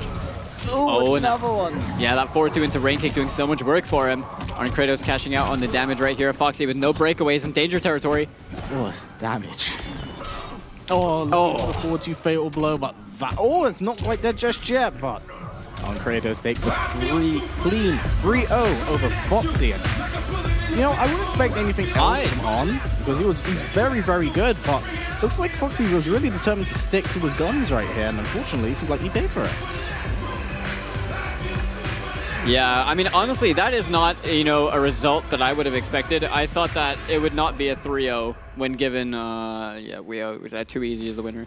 With thingy, with Arn beating Foxy 3-0, that's not easy to do, man. Beating Foxy 3-0 in anything really is pretty gargantuan and like a difficult thing to do. But Arn showing exactly why he is a very feared player in his region and why he has done really well over time, and just he's been a Shang Tsung specialist through and through since he came out. Well, it really showed there. He's going for a standing freeze to space out the opponent, is exactly as you said. And we saw him get a lot of mileage out of the ninjas and pull off damage that, quite frankly, I was very, very surprised by. He uses that rain kick a lot. He seems to really like that move now, and it's crazy because like before they started playing. Now I know Arn plays like he likes using Eruption. He likes using just generally playing Warlock, but in this situation just seems comfortable rocking the ninjas, and it worked out well for him. But we're coming up to quite an interesting match before us, and I don't know, man. This is a crazy one for us. Yeah, now the matchup, for those unaware right now, we have the legend themselves, Sonic Fox, playing over here at the WePlay Ultimate Fighting League, and they're playing against another newcomer to the WePlay event, Mighty Unjust. Yes, the man who has slayed the ESL League and has just saw that little cheer, man. And he has taken the most important thing. The reason why we're hyping this individual up, if some of you aren't familiar with some of the online leagues, is that he has killed so many people. He's done damage, a lot of damage. Yeah. And I cannot wait to see how he's able to play this here. But I will say it is quite a rough start, considering that his first opponent is against fighting game legend Sonic Fox. Yeah, honestly, this is possibly, not just a fighting game legend, but Final Combat winner as well. This is going to be no easy feat. I mean, none of them are. I don't really feel like we need to constantly say that, but it is ridiculous just how hard these individual matches are going to be. And the Mighty Unjust has pulled off a lot of upsets that we've seen over time, beating notable players in North America consistently at that. 34-time champion in the ESL series. Oh my goodness. That is crazy. Yes, but you got to imagine that this is offline. I would love to see how much of that can finally translate over, because one of the big things between offline to online is composure, the eyes you have on you, and the fact that in person there isn't as much lag. You're playing against people in person. You don't have to worry about online variables. Playing on, just 1MS monitors, playing offline in general is going to be a lot better and more comfortable a play environment than playing online. And we're going to see how Mighty... is this the first time that we're seeing Mighty and just play offline? Because it's been a long time that we've been, in the lockdown state, and then over here, this has been a long time in general, where Mighty Unjust has now come out of a lot of success in what has happened since, we've been in the just in quarantine. Yes. And has done a lot. It's been improving so much over time and plays such a wide array of characters that it's really I feel that Unjust is, going to be rocking the solid characters, the best characters. Probably doesn't need any of the unconventional picks or any of the, some of the characters that we don't see as much. Characters that he plays like Noob Saibot, Aaron Black. We probably won't be seeing them. Yeah, no, the thing is, at this point, with Mighty Unjust, it could be a case of counterplay. If you are as familiar with the game as he is, and you have as many choices at your fingertips, it could just be a counterplay situation. If you're playing against someone who plays a particular character that you're familiar with and you know their toolset because you play them yourselves, you could find a way to work around that. Yeah, but Sonic, obviously, they are no slouch at all. Final Combat winner needs no introduction, really, just a monster in their own right, and is ripping Evil Geniuses, the handshake over there, all great and sportsmanlike. As we approach this game, now I'm pretty sure we can expect Fox to be playing someone like Joker. You know, has a ridiculously strong Joker. Now, as much as I want to say that, I have seen them mention that a Devourer. I have seen them mention a Devourer. Because apparently they found a very specific setup, sequence, and way to basically deconstruct their opponent. Let's face it, it's Mortal Kombat. We're going to be pulling people apart. So I'm very interested to see what they can bring to the table right here. Yeah, we're going to have to see. Oh, wait, it looks like we are actually going to see Noob Saibot. You know, I'm actually quite hyped for that, you know. The Brotherhood of Shadow is not interested. Trust me, you could use some comic relief. You are beneath us, Joker. Round 1. So edgy. Dang. Noob Saibot really hates everyone. Of course, then. So it is written. Let's see what Sonic Fox is able to pull right out the hat. Interesting trade right there from both players. All right. Now that Kapow. Now this is, I mean, the thing is you take like 27% by the time you're able to break anyway. And right there again, forward 2-1 into the Kapow. Using that jumping gesture, going to cash out a bit more damage over here. Ending in the jumping gesture. Now this is a scary, scary place to be. Joker probably has the best corner game. Ooh, that was really clean with that flawless block right there from the Mighty Unjust, but Sonic Fox just right back in there. But saying that, Mighty Unjust just denying Sonic Fox's offense. We're seeing that Shadow Slide being used as well, but that standing 2-1 into the Kapow is going to be what Sonic Fox needs to close out the first round. Over here with you know, the Joker, as we've seen before as well. Mighty Unjust, you know, we were, you know, clearly has the matchup knowledge. Was ready to flawless block, like stand flawless block the Jack in the Box as well to go for the 4-2-2-1 punish. But right now, that Joker in the corner is a horrible place to be in. Oh yes, absolutely. Only one character really benefits from being, I wouldn't say benefits, is able to get out of the corner, and that's Scorpion. The fact that he has a teleport to get out of there, but fortunately, Mighty Unjust is not utilizing that character, but the flawless block on the Jack in the Box is really what's allowing him to force his way back out. Oh, saying that. That was crazy. I mean, 28% right there. Had to use the breakaway just from that double down two. And the throw tech from Fox. Has Unjust just holding it in the corner right now, really unable to do anything. We're seeing Unjust just challenge with these down threes, trying to use the space, goes for that fatal blow to try and catch the movement, the approach potentially. But Mighty Unjust showing a lot of aggression himself, and that flawless block is so on point. Right now, in the corner, is that death? Yep, it is. That throw interactable right there as Sonic Fox takes at that first game.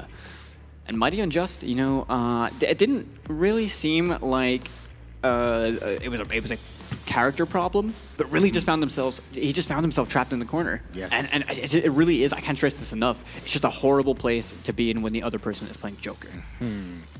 But seems like Mighty Unjust just decided to go back to the roster and kind of probably think of his ideas and his choices, but looks like he might be doubling down on playing Noob Saibot. Of course, there's another round after this if he were to hypothetically lose, and he does have the option to switch characters, but right now, that was really clean from Sonic Fox. And whilst Unjust was showing signs of understanding the matchup knowledge, as I kept touching on, the beautiful flawless blocks of the Jack in the Box, Sonic Fox is able to do what they do best, just overwhelm the opponent.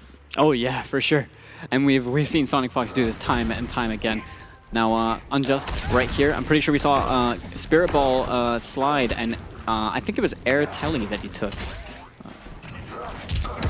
The jump in. We're going to see Unjust spend the ball. Oh, he had the break. Oh, it's going to hurt so much. Pulled out straight away by Fox, 43%, but... Two shimmy. That was really good from Unjust, but a tech right there from Sonic Fox. Oh, big down two. Goes into low. Beautiful throw tech from Unjust, and Sonic Fox on the back foot. Oh, what a whip punish! Oh man, this is damage. Mighty Unjust has to eat, but the correct combo drop by Fox. Yo, using the interactables in the invincibility frames to just weave his way out the corner and get out of there and go back to neutral. And the 1-1-3 gonna connect, hit confirmed. Right there into the fatal blow. Mighty Unjust playing really solid right now. Gets himself the first round. It goes to show what a few seconds on the character select screen can do for you. Adjust your composure, see what your opponent does, tweak up your game plan. Yeah, you know, opting to play more in the mid-screen this time. Doesn't really want to do anything too hasty or too crazy. And definitely not back himself into the corner too much. We're seeing him start to approach right here, that 1-1-3 being respected. Down 4 into slide. Oh, interesting. Altercation right there. Oh, he down 2. Goes low. Back 1 to slide. Beautiful flawless block, but gets nothing of it. Yeah, oh, the clean jump in right there. He's gonna have to spin the breakaway. Beautiful scoping out by Sonic Fox at the moment. Keeps things very, very simple. Yeah, they didn't want to go for the Jack in the Box straight away this time as well. Wasn't ready to pull the trigger, but that back 3 into slide, building up towards that KB a little bit more. That's a very 20% on the board at the moment. But Sonic Fox slowly chipping away at Unjust. Now's the corner to work with. Okay, not 4-2-1. Yes. Joker as well, you know, fatal blow cancel, clean, confirm, and easy cleanup as well for Sonic Fox as they tie up the round and now have an excellent space to work with the down 2 from downtown right there and the punish from Unjust. Oh, definitely looking for a cheeky corner combo, but the 2-4-2 auto shimmy into big damage. %. Right there. Oh my goodness. Adaptation we have at hand at the moment is beautiful. Sonic Fox spins back. Gonna put him back in the corner. Call out. Also has that fatal blow cancel in play. Oh my goodness, that was such a smart decision from Sonic Fox. But why is Tech from Mighty Unjust again? And me. Oh, again. Oh, my. Beautiful anti-air from Unjust. What incredible adaptation. Impeccable defense right there. What was that? He just knew that Sonic Fox was looking for the situation to try and guarantee that game win right there. Ties it up to 1 game apiece. Yeah, I never expected this much aggression to be shown by Mighty Unjust, but I'm impressed so far. But of course, this is Sonic Fox. Can't count them out at any point in time. Saying that, Fox has been smothering Unjust so far. Oh yeah, almost 40% right there. Still has the corner. Mighty Unjust with the fatal blow. Not sure how it's going to help too much right now. He's going to have to work on a fair bit more, but that is going to start something. Oh, that was unfortunate. Gets caught by the tip of his toes and dead. You know, I have a feeling that it might have been like a throw tech or just a challenge on the dash, but Fox being ever so clever and just ready for it and able to challenge straight away, closing out the round. Mighty Unjust now has a difficult space. Down 4 check. Fox at the moment just wanting to keep Unjust in that corner. You stay here, you eat all this damage, you go for a breakaway, I'm going to call you out for it. 33% on the board. Ooh, to the back 2. Flip screen a little bit more, goes to the slide. Interesting trade. Yeah, definitely, you know, getting some damage on the board for himself whilst not taking much chip himself. Mighty Unjust now trying to fight his way out. He's got space to work with, you know, successfully making himself out the corner, which is really beneficial for him. And the throw, back throw as well at that. Potentially trying to fish for an escape, failed over here. And now has more space to just, you know, keep going back and doing his thing. Oh, what a reaction. Call out right there from Unjust. And that was the air telly that we mentioned in the loadout. And this is the first time he's used it with the 4-2-1 straight into the kapow. Forward to himself. Now right back in the corner. Doesn't get much out of it. Goes for the slide to open up some space for himself. Oh my god! That was sick. Just intentionally holding down to like low profile the jump in right there. Just because it was an early jump kick, and then going for the 1-1-3 punish straight away, that trip guard into the fatal blow, tying the rounds up. Incredible stuff from Unjust. 1 apiece on both sides at the moment. Oh, I'm very, very impressed to see how Unjust has adapted offline. Okay, one of those shadows did connect. Building towards that KB is Unjust right there. Another one on the board. Fox right now trying to tack on some damage using the bar and using these projectiles to try and get some on. Protect right there, but again, so Fox pushing Unjust in the corner. Very oh my! What a read! Oh, looked for the armor break, but unfortunately did it a little bit too early. Oh my god, these throw techs have been kind of mental, but the down 4 gets clipped. Not an anti-air. Points. Oh, nice air to air. Good for the slide. I imagine that crushing blow is now locked in place. Ooh, talking about crushing blows. Yeah, I mean, that right there is just, that is death indeed. Against Joker, of all characters, that kapow hurts. It hurts really hard right there. And Unjust was playing that match very well, but Sonic held it down and showing why they are the winner of Final Kombat right here. But Just is playing really, really well so far. That really came down to just, Fox being just solid with the spacing and just finding the few hits that they needed.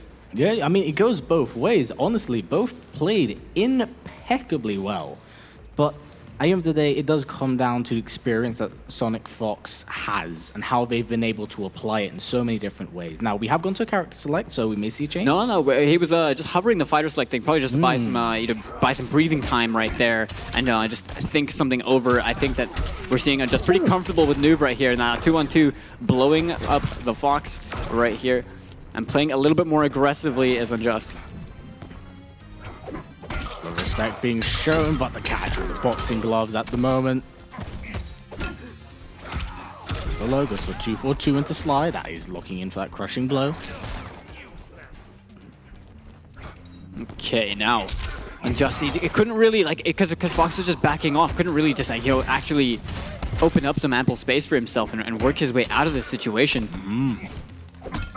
Beautiful lay right there. Stand switch? I don't know about that one. That was unfortunate. That's a lot of damage on the board. Can't count out Unjust just yet. Beautiful flawless block, but nothing off it. Yeah, can't capitalize on the situation. Oh, Fox tried to go for the punish, but we're seeing a punish of his own. Oh no! Oh, not quite deaf. It does that not work into Fatal Blow? I thought it did. I don't believe so.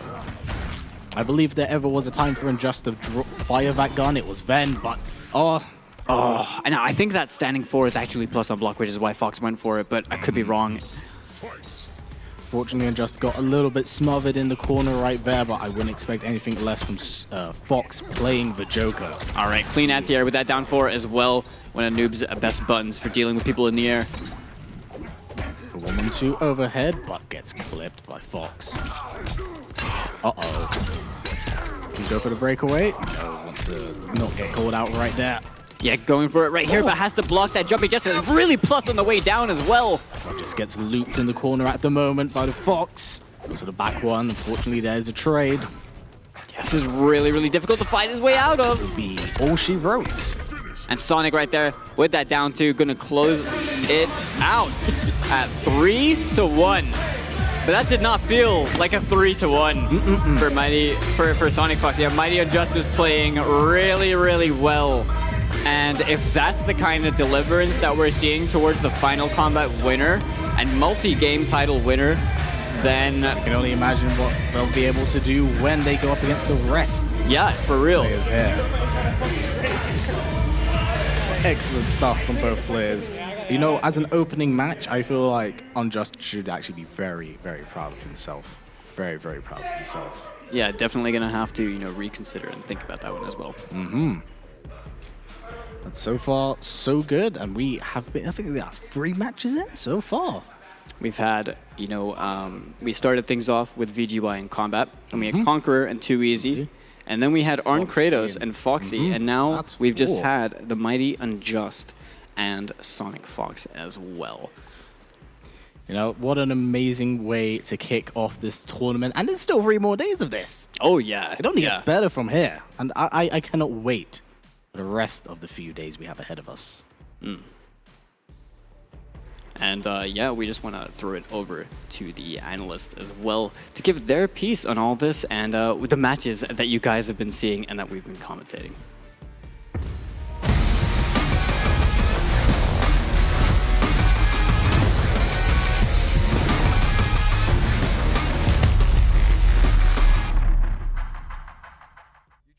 One chance.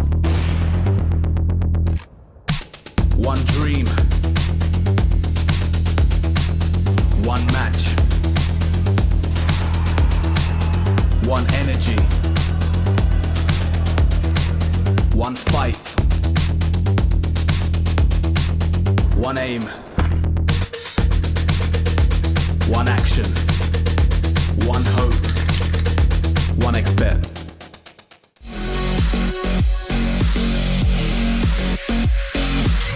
Follow events with Dash Fight. Keep up with event schedule. Observe standings and brackets. Watch VODs and highlights. And keep an eye on your favorite player. Follow events with dashfight.com.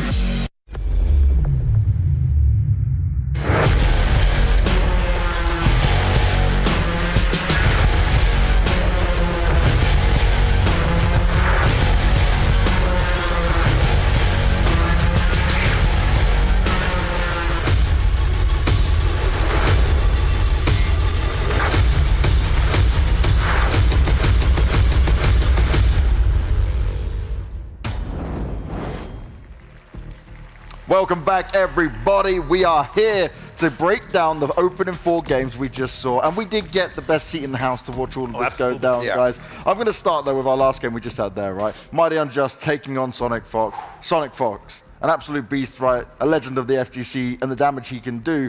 But I would say that, you know, Mighty Unjust, he did a good situation considering, but you could maybe sense the nerves were there a little bit. Absolutely, and you were talking about particular, and kind of everyone in the arena felt it, where Unjust had a moment to potentially tie us up and send us the distance, and that's why the commentators touched on the fact that it was 3-1, but that's what we call a close 3-1 at the end of the day. You know, looks a little bit worse on paper, but Unjust came to play, and that just goes to show you when we go back to talking about this group, how crazy it is. Yeah, and you saw how well Unjust played the neutral. It was really just more of a lack of being able to anti-air, and then a couple key hit confirms that he should have done, either missed or done differently, that really could have been able to close it out, and we could have very easily seen a game 5. Yeah, a couple of those up shadows that may have been a little bit earlier definitely would have made a difference. Now, the next one I want to touch on is Conqueror going up against Too Easy in there, because that's 2 completely different styles of play, especially when you're looking at the mirror matchup. So it was weird, right? We saw Too Easy start with Cetrion, which I know he's always had a pocket Cetrion, but we don't really see it too much. It was usually Sub-Zero or Shang. Yeah. Didn't go well at all. Made the switch to Sub-Zero, and that's when we were talking over here. It's 2 totally different play styles. You have Conqueror, who is super textbook, super by the book, and you have Too Easy that legitimately just does not care. Like, he will start throwing things out, but it's smart. It's methodical on how crazy it is. So it's not just doing it without any sort of idea. He has the idea, he's trying to bait movement, but he just plays a very risky playstyle. It looked like it was starting to go up against Conqueror's playstyle, but eventually just the adaptation took over. Yeah, and you know, going into that, you look from a perspective of Conqueror, who's probably coming into this knowing the players that are going to be here is going to be incredibly prepared for a character like Cetrion, where I feel like Conqueror would be a little bit less prepared for the Sub-Zero mirror. So that's why we were surprised that, you know, out of the gate would try something like that in this situation. But it's Too Easy. You know, no one knows what's going on in Too Easy's mind at any time during any day of the week. So it's pretty crazy. True. But Conqueror just showing that solid play that everyone knows him for, and that's why he's here and playing super well. Now, Arn Kratos, we got to put some respect on that. Put some respect on Arn Kratos' name. Everyone that said this bracket was the freer of the 2, that was it. Y'all learned today. All right, you learned today. That's all I'm going to say. I knew it too. I was like, Arn Kratos, everyone for some reason, they're just kind of like overlooking him. He came to the States a while back with NEC back in 2019. First time, almost if at all, I want to say, for MK11. Gets 3rd place taking out Sonic at one point, putting Sonic into the lower bracket. Why are people not talking about it? And then now, Arn Kratos here just 3-0'd. You guys got saw 2nd place at Dragon Temple not too long ago. You guys saw that, right? Like the same thing we saw. It's Arn Kratos looking incredibly strong, 3-0ing 2nd place from the Dragon Temple. That's a statement win for us. And I saw from Arn Kratos a full hold of the Rain Roundhouse. Yeah, we leaned back in our chairs for that one. Yeah. Them moments, right? Sometimes you just get them, sometimes they're magical. Sometimes it's just magic on the screen. Yeah. Now, I've saved the opening game till last because you guys put a lot in this game right at stake of who might make it from the group. It was Video Games Yo going up against Kombat, and well, it was closer than what the scoreline would say, right? It was so close. And there's a couple things about that even after the match started, that I wish we could have touched on it prior, because knowing these two kind of talking about it, the fact that it was a Johnny Cage mirror is actually a really big deal. And I'll tell you why, because a lot of people that know Kombat and Kombat's history, especially competing in the online tournaments, wins the Johnny Cage mirror an awful lot, plays it an awful lot, was even going toe-to-toe and was even beating Ninja Kill in the mirror at one point. And so I would say that it was a pretty ballsy to try to mirror Kombat in that regard, and that's why I kind of gave the edge to him here, even though I thought VGY was coming to this a little bit hotter. It was definitely a power move for sure. And VGY started off great. He took over the first game, but then you kind of saw Kombat either start to adapt, but the defense was where it was at. You know, VGY was completely unthrowable throughout most of that set. For most of the set. But as it started getting later, I don't know whether it was mental fatigue or whatever, the grabs started connecting, and that's when we saw Kombat doing better. And kudos to Kombat for, after seeing your throw tick 20 times, to continue to do it.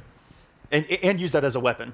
And that's something that was scary to come into it. So does this mean now, right? You chose Kombat, didn't you? You chose Yes, yeah, I chose VGY. Okay, I'm still standing by. I think VGY can end up making it out, but. So this is 2 L's you've taken so far in this tournament. First on the production and the stage, and now you've just taken it here early on. The stage is, listen, no one was expecting this. Like, that's not an L, right? They don't even know that. They actually don't even know that. We could cancel it out, right? Because I thought Arn Kratos was going to do really well. He's at 3-0. So I'm 1 for 1. Oh, can I take that? Okay. All right. We'll let him have the middle ground. We'll be nice. It's early on. All right, that's fair. That's fair. We're going into our next few matchups. We're starting with Too Easy taking on Kombat there. Now, looking at what we saw, right? To me, you're 100% going with Kombat being heavily favored in that one. But when it comes into what we might see delivered, what can Too Easy do in a matchup like this? Will he have an edge? So it's live or die by the mix, I feel like. You know, when Kombat's defense is incredibly solid, we even saw the impeccable defense coming from Arn Kratos against Sub-Zero's forward too. Does Kombat have that level of defense versus that character? Is he ready to react? I think that's a really big question going into it. Well, you know what, and it's more than just that too. You have to be able to be ready for anything when you're playing against Too Easy. He really is a wild card. Not just in the character, but in him as a player. He will literally do a dash forward up close and just throw out a slide. But it's the he's unconditionable. Yeah, it really is. He's unconditional. When you're hard to read, that's when you're really at your most dangerous too. And I think Too Easy plays that play style perfectly. So it could throw off Kombat. I think that he's have to get a lead early, otherwise Kombat could run away with this as well, just because look at how Kombat was playing and the level that we know him at. Incredibly solid. If it's going to be the Johnny Cage, we'll see. I'm not sure what the 2 picks going to be from Kombat either in that one. Ooh, I would expect to see Sub-Zero after Too Easy put up a little bit more of a fight against Conqueror with Sub-Zero. Yeah. Well, let's find out how it's going to go. Let's go forward with our match. It is going to be Too Easy taking on Kombat. So let's get back with our commentators.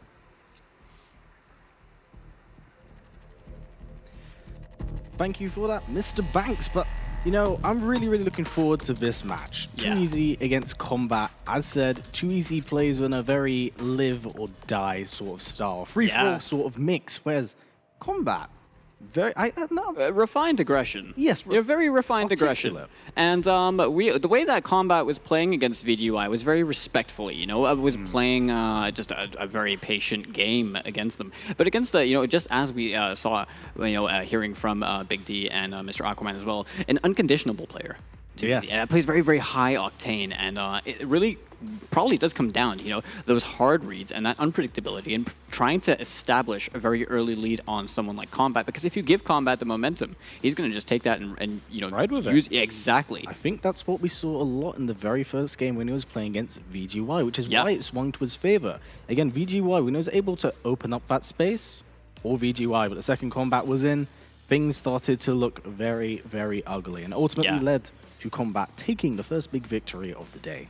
Yeah, I mean, Too Easy, we were seeing him do some stuff to start fighting up against Conqueror as we saw before. But in this kind of a matchup, you know, I mean, it's probably going to be, I would assume, it would be Sub-Zero versus Johnny Cage. But that's not always going to be the case, you know. But these guys do play a few different characters. We know Kombat does play Jackie, play Garrus. And I'm curious to see if either of those would really be a pick, because genuinely speaking, I mean, he's so good with Johnny anyway that it kind of feels like it's just a matter of preference at the end of the day. And Too Easy, on the other hand, you know, unsure about whether he's going to be playing Cetrion to start things off again, you know, just picking a really solid character to try and maybe get the first point on the board and establish a bit of a lead in the set. But, you know, Sub-Zero definitely quite a freight train in and of itself. Yes, I mean, a character that truly has an impeccable snowball effect of you, of like, you know, plus 22 restand, can touch you every single time, and basically like keep you in a position where you just have to guess right, and if you don't, well. And even then, I mean, yeah, it doesn't even always come down to the guessing situation, right? Sub-Zero does have many ways to make you guess, but it doesn't always have to come down to that, because Sub-Zero has really good normals in general, you know, really good stagger opportunities, really good auto shimmy, really good pokes. Like, just those alone make him quite a threatening character, along with the utility of the crushing blows. But when it comes around to this, I mean, Kombat is just such he's got solid defense. Really solid defense. And I think we're really going to see it get pushed to work here, especially against Too Easy's style of just maximum aggression. You know, all risk, sometimes reward. You got to be careful. Well, it's like, yeah, I feel like Too Easy is just very good at playing the, you know, what Big D was saying earlier. It's just like he's got this style, you know, this way that he plays, and he's very good at playing his own way. Now Kombat, you know, a bit more. He's got a very, I don't know how to describe it. He's very adaptable. He's very quick to just pick up on patterns and start playing a little bit differently. And we've seen some insane whiff punishes coming out from him earlier. I think that was what we're going to see in this match, because like I mentioned, live or die by the mix. How much will we see that come from Kombat if he can, you know, if his defense really does work to his favor here? We'll have to wait and see. Now we can only expect them to play Sub and Johnny, but in this regard, we do know Too Easy plays a few different characters, and I'm curious to see what the picks are going to be. We're seeing Pissed Off, Rising Star, and Throwing Shades. Solid Johnny Cage variation coming out from Kombat over here. You know, going to have access to the Fatal Blow cancels, big damage off the Throwing Shades as well. Pissed Off being that excellent combo ender, also making 1-2-1 unbreakable, which could be very good now in the auto shimmy department. Now, if we find Too Easy getting himself shimmied a lot, that's going to start racking up a lot, and it's going to be just free damage for Kombat on the table. Very, very good point. Very good point. But it seems like Too Easy won't be going for the Sub-Zero pick, instead choosing to go with Setru. And I know this is a character he has been playing for a significant amount of time. And we did see at the very And she's so good as well. Like, there's almost, when you're playing for money like this, there's like almost no reason not to play a character that's so good and able to, you know, control the neutral quite like she does. Mm-hmm. It's showtime. And if I'm not mistaken, I think we saw Kombat with a little bit of a special move change. Was get medieval on Shinnok, which thwarted my mother's will. Round 1, fight. What a way to kick things off. So, okay, no, I was wrong. So he's rocking the straight force ball, still the base one, right here, playing outside of that wall's range, doesn't want any of that, and we saw Too Easy spending the bar over there, probably trying to get the force ball and cash out on that KB, but right here, Too Easy going to try and control the space. Yeah, Too Easy definitely showing why Cetrion is just such a juggernaut to get past. She has so many different options to keep you away from that wall and just be a nuisance, really, and it works to her favor. Kombat really patiently approached, but a big whiff, but no whiff punish from Too Easy. Goes for the rising wall, pushes out Kombat by a bit, teleports, now at full screen, but what a flawless block right there. Oh my god, the down two. What a big call out from Kombat right there. Down one, delayed Rising Star, catches Too Easy, and now he's got the health lead. Despite the fact that Kombat really has been on the approach more, Too Easy is the one with the health deficit right here.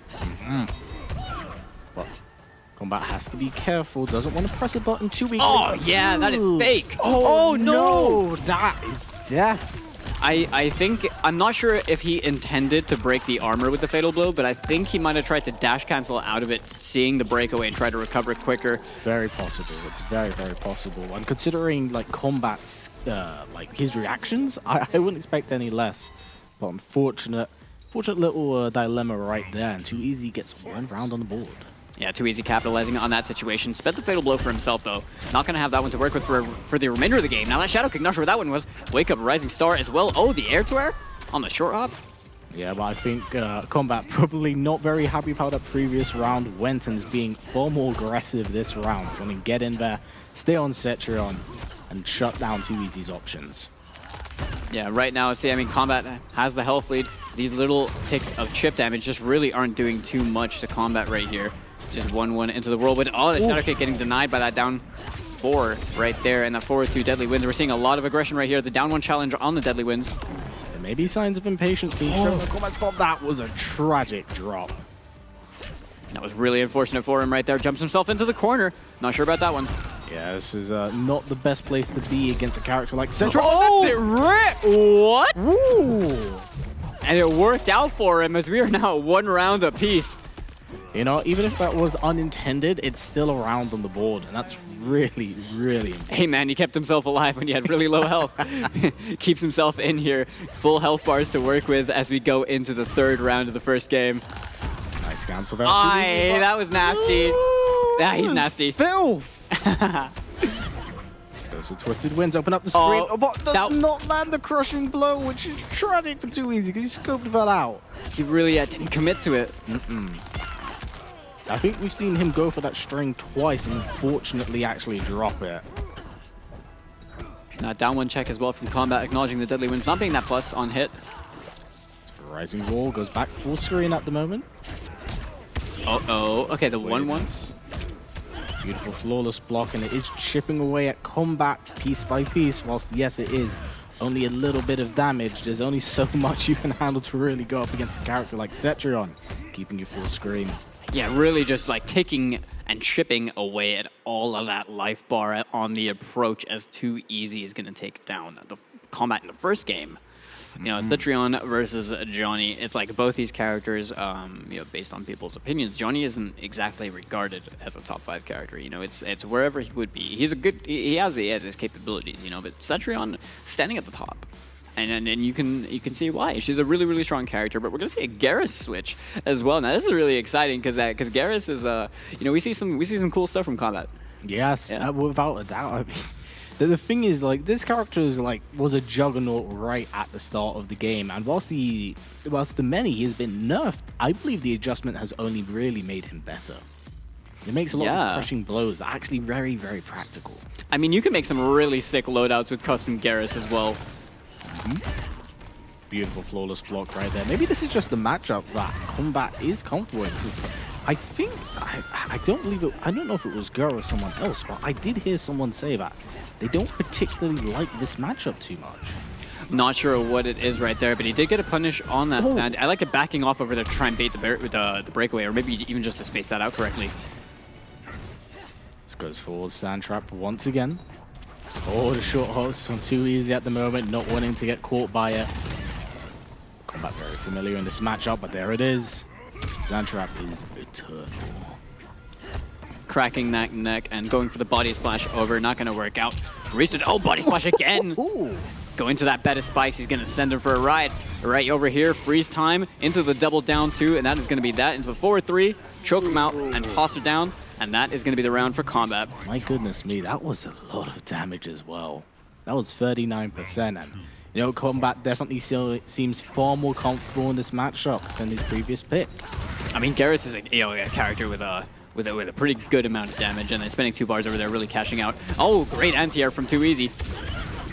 Oh, the pressure is now going to be applied. Beautiful throw right there, and Too Easy starting off this round. Where's really Kombat's health bar? So much of it is gone just in a very short amount of time right here. Oh, yeah, using that full string to just run away and go. Sand Trap. Catches the backdash with the Sand Trap. 2-1-2. Don't know what Too Easy was attempting to do right there. Let's go block very last second. All right, good block on the overhead. Now, whilst Too Easy did have quite a life lead at the start, Kombat has definitely been pulling things back. Oh, the punish right there, the forward 2-1. Great knowledge. Oh, goes for the Sand Trap. I like the decision. Just use the Sand Trap as well. Even if he broke, he would have gotten the KB. The forward 3 end here. Oh! Wow, what a call out by Kombat! Kombat right there, as that was the crustiest anti-air I've ever seen it into a sick conversion to tie things up 1-1. Beautiful stuff right there from Kombat. I'm astonished. I did not expect that. Was just sick. You can imagine Too Easy himself probably wasn't expecting that, but you know, I feel like that could have gone either way, because like Too Easy had a really strong start to that round. Yeah, he really did. You know, a vast majority of Kombat's health bar was just evaporated in sheer moments. But the explosive comeback that we saw, dude, that final sequence was just ridiculous. But Too Easy switching over to the Sub-Zero now, and you know, fortunately for him, he had that 1-game lead in the set with Cetrion. Now, that's something I was mentioning before about him wanting to get that 1-game lead, and that could be very good for him if he's able to now, you know, hold that same advantage with. Oh, God, no! I had a feeling it was coming as well. I'm not even gonna lie. Oh, Kombat, you're just straight away scouting that one out. Not even gonna work on him. Gets 28% on the punish. Goes for the, has the air axe as well. If that's instant air, I believe it is +1. Oh, but gets clipped by the Sand Trap. These will add up very, very quickly. Both of these characters have a 6-frame down 1-2. So expect a lot of mashing between both these characters. I also like the idea of taking Polar Axe. Oh, what a reversal. Oh, he went for it, but it didn't. Oh, no! This is just tragic.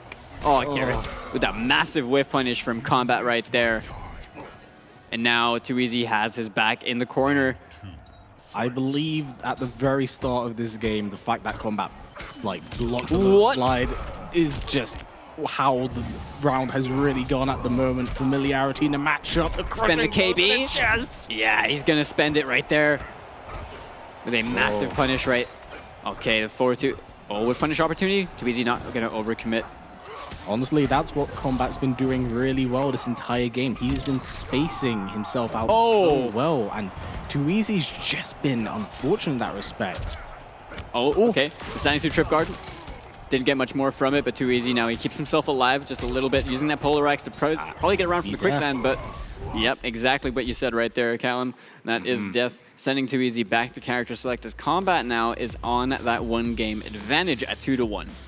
You can probably imagine Kombat's definitely feeling himself. You can imagine he's probably very, very happy with how that match went because, I mean, point blank slide it's quite a way to start off the match, as we had mentioned. Dude, I mean, does have that explosive style. I really wonder what he read. Like, I mean, it was admirable to just trust your gut feeling and go for the read, but Kombat was just straight up ready for it, and he gave him 28%, into a situation that really just kind of ended up being bad for him, and we're seeing a little bit of a loadout change over here.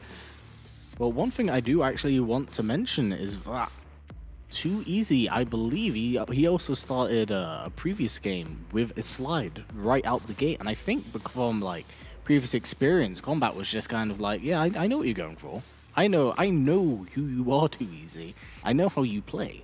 And you know what? That really did work to his favor as it comes to a player matchup sort of situation. Yeah, I mean, obviously these players in the back going to have to be playing against each other. I'm sure that they are watching each other play and downloading every little bit of information that they can get. And Kombat right now on set point, with this match. That was beautiful. Goes for the slide. That's one on the board for Too Easy. Things looking really good in that respect, right out the gate. But gotta be careful. Too Easy playing a lot more, slowed down. Slide not going to work against the shifting sands. Hold him in place. Gets the back throw. Forward to air axe, forward 2 into low. Oh, slide forward to... Nice punish though from Too Easy. Uses the roll out the corner. He's going to get the side switch over here and build towards that KB for later. That's 2 on the board. Get a trade of down 1s.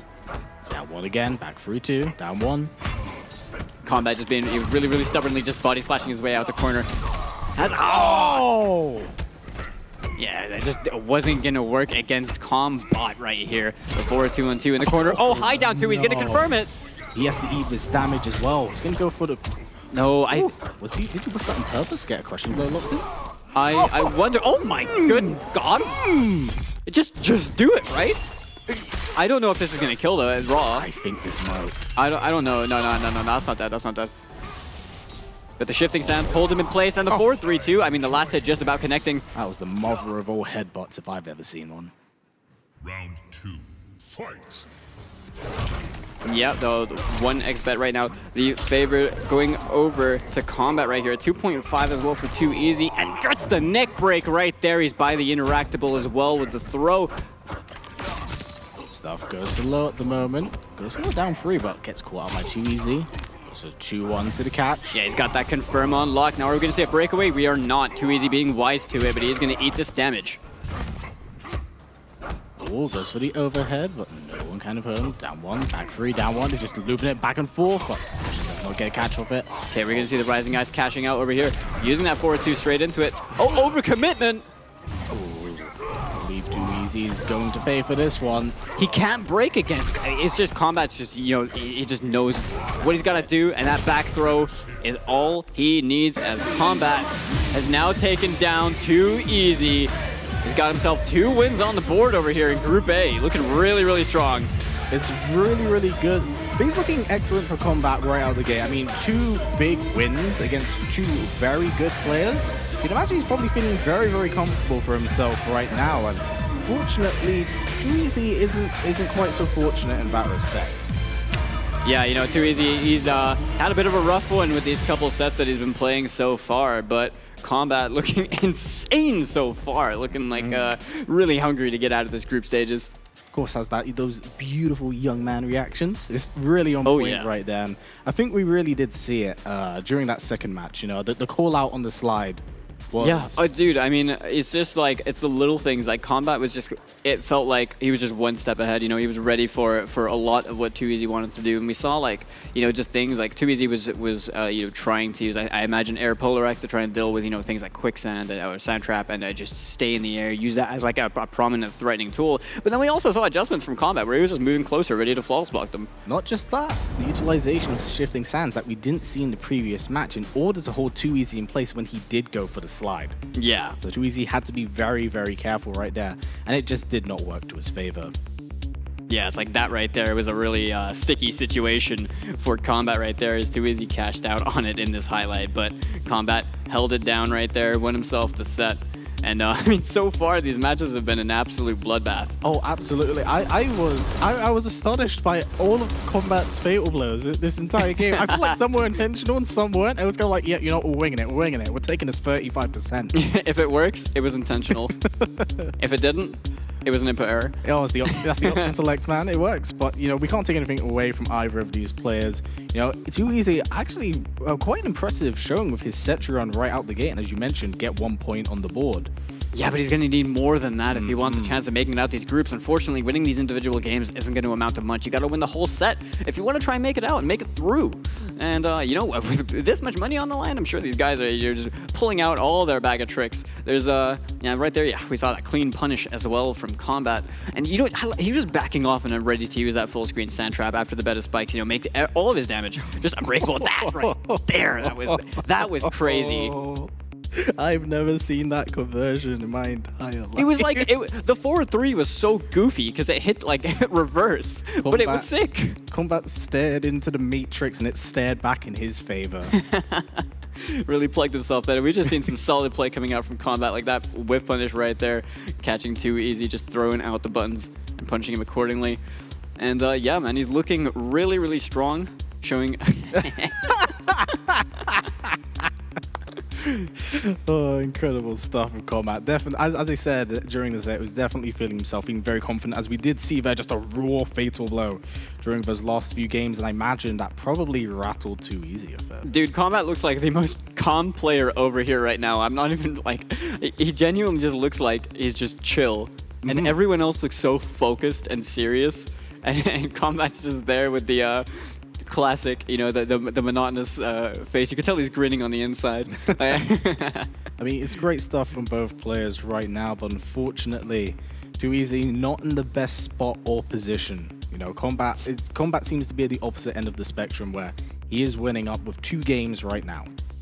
Yeah, man, he's looking really, really strong right here, and only delving into 2 of these characters so far. Now, obviously, we're going to see some more, you know, in-tune matches a bit later, but either way, you know, there's other matchups to consider. We're going to probably see something maybe again in the future where we have Kombat versus Conqueror and stuff like that as well, where he's going to be playing maybe the Sub-Zero matchup again. Possibly. Could be. Maybe we'd see Conqueror pull out the Scorpion, or you know. But you know, I can't wait to see the rest of these matches. Again, we have 3 more days of this. We have some incredible matches at hand. This is day 1, Group A. So tomorrow will be Group B, followed by a team tournament, followed by finals. So this is the initiation process for the final day. Yeah, it is. But before we can get on to all that, we are going to take a really quick break. We hope you stick around, and we'll be back with more Mortal Kombat 11.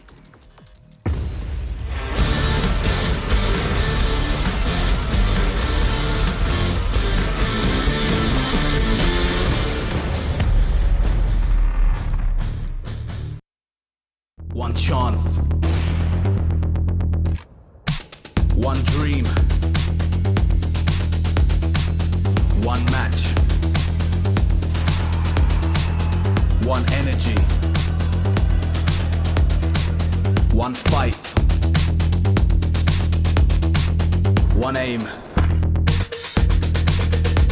One action. One hope. One expert.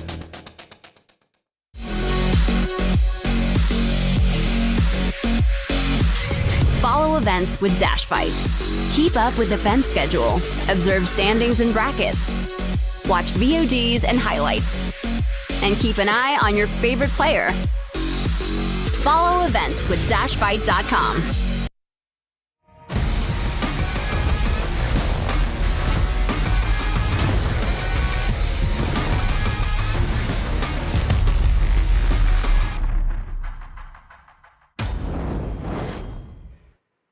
Welcome back, guys. We are here at the WePlay inaugural season of the Ultimate Fighting League over here, starting things off with Mortal Kombat 11. We've had some absolutely killer matches so far, and it's been a hell of a showing so far in Group A, but we got plenty more matches ready in store for you guys. And how you feeling about this, Callum? Dude, it's so good because, you know, I think everyone can speak for themselves and, you know, understand, like, it's nice to see these offline events really come to fruition. Dude. So, you know, big love to WePlay for making all of this possible. You know, we love them so much. It's such a beautiful thing they've managed to put together. I mean, even from the set alone, like, this set is crazy. Are you seeing this? This is mental. It's so cool for any Mortal Kombat fan out there, just how themed this is. Yeah. But that and then the caliber of play that we have over here, man, it is crazy. Just the best of the best all across the planet. And, you know, man, like, this is going to be a hell of a series to get through because only 4 of these players are making it out from each of these groups. It's top 8 that are going to get paid out. And it's a huge prize pool. At $50K, that's a lot of money. I could buy so many time crystals with that. Don't do that. Just kidding. Do what you ever wish. But in saying that, in order to acquire such money, you need to get through the playoffs. Only 4 will go through, and 4 will go home with broken hearts, which is unfortunate, which means that every win here is super duper important. Gotta close out the sets. Yeah, there's nothing better than managing to go, and even if you are only to get 3 wins, at least 1 loss, that's a guarantee. I mean, really it's better than an 0-4, right? Yeah, yes. But, you know, there are many instances where that may, in fact, happen today. So everyone needs to be on the ball. They need to be ready. Yeah. So I definitely expect to see a fair bit of that pretty much every single day in every single match. And talking of every single match, we have quite... I don't even know how to describe this one. This is going to be something else. This is a battle of 2 guys that have been steamrolling online in quarantine, right? The Mighty Unjust, who saw just a really solid performance when they when he played against Sonic Fox earlier. Now Sonic, obviously, definitely no easy feat beating Sonic. That's a ridiculous achievement in and of itself. But we saw Unjust get very close. Now VGY as well, the powerhouse over here from the UK. In a very dominant showing across his region now over here on the international playing field. Unfortunately fell to combat earlier, but honestly played that pretty well. Has had some time since that set to, you know, think things over, maybe find a new approach. Also study how Unjust has been playing in that past one potentially. There's a few different things, you know, and we're gonna have to see how he approaches this one. But Unjust, absolutely no slouch. You know, just a monster in his own right. Yes, we also have to mention that at the start, VGY had the opening match along with Kombat, and I did know that he was quite nervous going into that. Now, 1 match in, possibly have shaken off the nerves, but if you're familiar with anything about the Mighty Unjust, you know this gentleman plays the entire roster. Both of these players actually play the entire roster, so ultimately, this will be a battle of wills between both players. Now, I'm curious to know what, you know, VGY's approach is to this matchup, because both these guys have, you know, an arsenal of characters in VGY. You know, we know him to play a really strong Fujin, a Johnny Cage, a Rain as well, you know, just to name a few. And I wonder if there's gonna be maybe like what the situation is, because the first point on the board is gonna matter a lot. Absolutely. And the counterpick situation is like, it's very much within the realm of possibility. But we could also just see these guys, you know, expect them to just stick with the character they're most comfortable with. Yeah, you know, it's if you want to have a safe... I'm pretty sure everyone, despite like playing the roster, always has that one character they keep going back, which is like their comfort blanket, the comfort character they go to in order to somewhat guarantee or feel like they're comfortable to seal out that victory. But... you know, I don't know what to expect here from either of these players, because they basically play the entire roster at this point. Yeah, I mean, VGY has definitely got his, you know, select characters that he's very comfortable with. Fujin right here, I would consider to be one of his best has shown that he's just a monster with this guy right here. Now we're seeing Unjust go through the loadouts of Cetrion, and now Cetrion Fujin. This is a matchup we've seen quite a few times, and it's debatable. You know, I think there's people who play Cetrion that don't necessarily like fighting Fujin, and people that play Fujin that, you know, I mean, he's one of the better characters to fight against. Yes, this is definitely going to be a battle of experience between both players and comfort in the matchup. As we did say, you know, there could be a lot of counterplay here between both players. Maybe this is the middle ground between pairs. I mean, like, starting things off with a 4-3, straight into the Skywalker. VGY playing aggressive. Back 2 into Needle as well. No mercy with the back 2, just pulling them out here. And one thing we do have to mention, VGY and his impeccable movement, arguably the very best in the business right now. I would definitely put him with the best. You know, gotta put out the respect to other notable players with really solid movement as well. But a majority of Mighty Unjust's health bar disappeared in a very fast moment. Unjust also attacking away at Video Games Yo's health bar, but right now he has 44% on the board for himself. Trying to chip away at VGY on the approach, but a quick cancel right there, keeping himself safe. Is looking for the back 2, but VGY does get caught out, slowly but surely evening out the health bars. He's looking really good as a Mighty Unjust at the moment. Being very patient. Choosing not to overstep whenever he needs to. Oh, goodness. Absolutely spacing that out. He just knew the range he was at and was ready to whiff punish with the 1-1 on that slight forward advancement. This isn't going to kill, but it's going to put him in a situation where he could potentially shift. Yeah, Bully with the back 2 with the push, forward 3. There's so many different options, and you must remember, VGY does have that drill at his fingertips. One button into it. And there it is right there. Just as you said, that down 1 easy confirm right there into the block situation to guarantee the chip kill. And VGY takes that first round for himself. Now, that was a pretty slow first round, if I do say so. It definitely was between both players here, and they're probably still in the phase of like just feeling each other out, getting an understand of how they're playing. Oh, a short hop into a grab. Cheeky stuff right there for Unjust. Yeah, honestly, something that's been pretty crazy, even coming from an online perspective, is the amount of short hops I have been seeing. People not really committing to short hop 2 and 3 because offline, reactable. Yeah, definitely reactable and also full combo punishable. Don't want to take that one. Oh, speaking of punishable, gives him the heel to the bridge of the nose. Oh, gets the really deep jump 3 right there. Goes for the forward 3-1. Goes really up for a crushing blow up. Oh, dude, I wonder if he tried to instant Skywalker punish that. That's definitely possible. We have seen VGY pull that off on his own stream. Fair. Right, both projectiles out there. Goes sort of back 2 into drill, just bullying with that button. Yeah, just not allowing Cetrion to constantly move backwards. And that 4-3 going to catch, forces the breakaway from Mighty Unjust with the full string to close things out. The rapid kick's going to take the first game for himself as Video Games Yo. That was really, really good stuff from VGY. And it seemed like Unjust...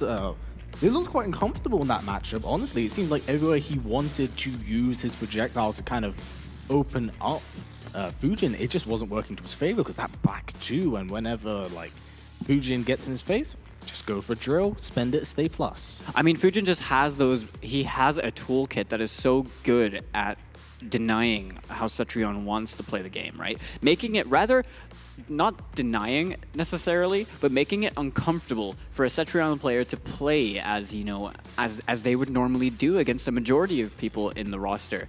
And we could be seeing a switch over here from Unjust. I can't really imagine that being a very great matchup when you're trying to play defensively with a character like Cetrion. And clearly VGY is very well versed in the matchup. Now, Jackie, other character pretty much shoe-in for the top 2 spot right here. And we know that the damage that this character can do. We've seen her time and time again just go on a rampage throughout Mortal Kombat, and in the hands of someone like the Mighty Unjust, we'll have to see how this one pans out.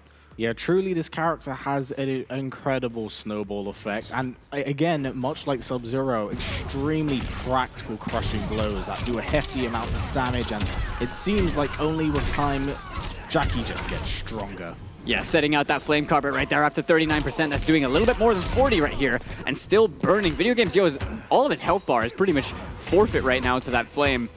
Yeah, she can very, very, very quickly liquidate a life bar, but VGY counting things out just yet. What a beautiful catch. That was a great conversion. Oh, didn't go for he didn't get the Skywalker right there. That was a great whiff punish.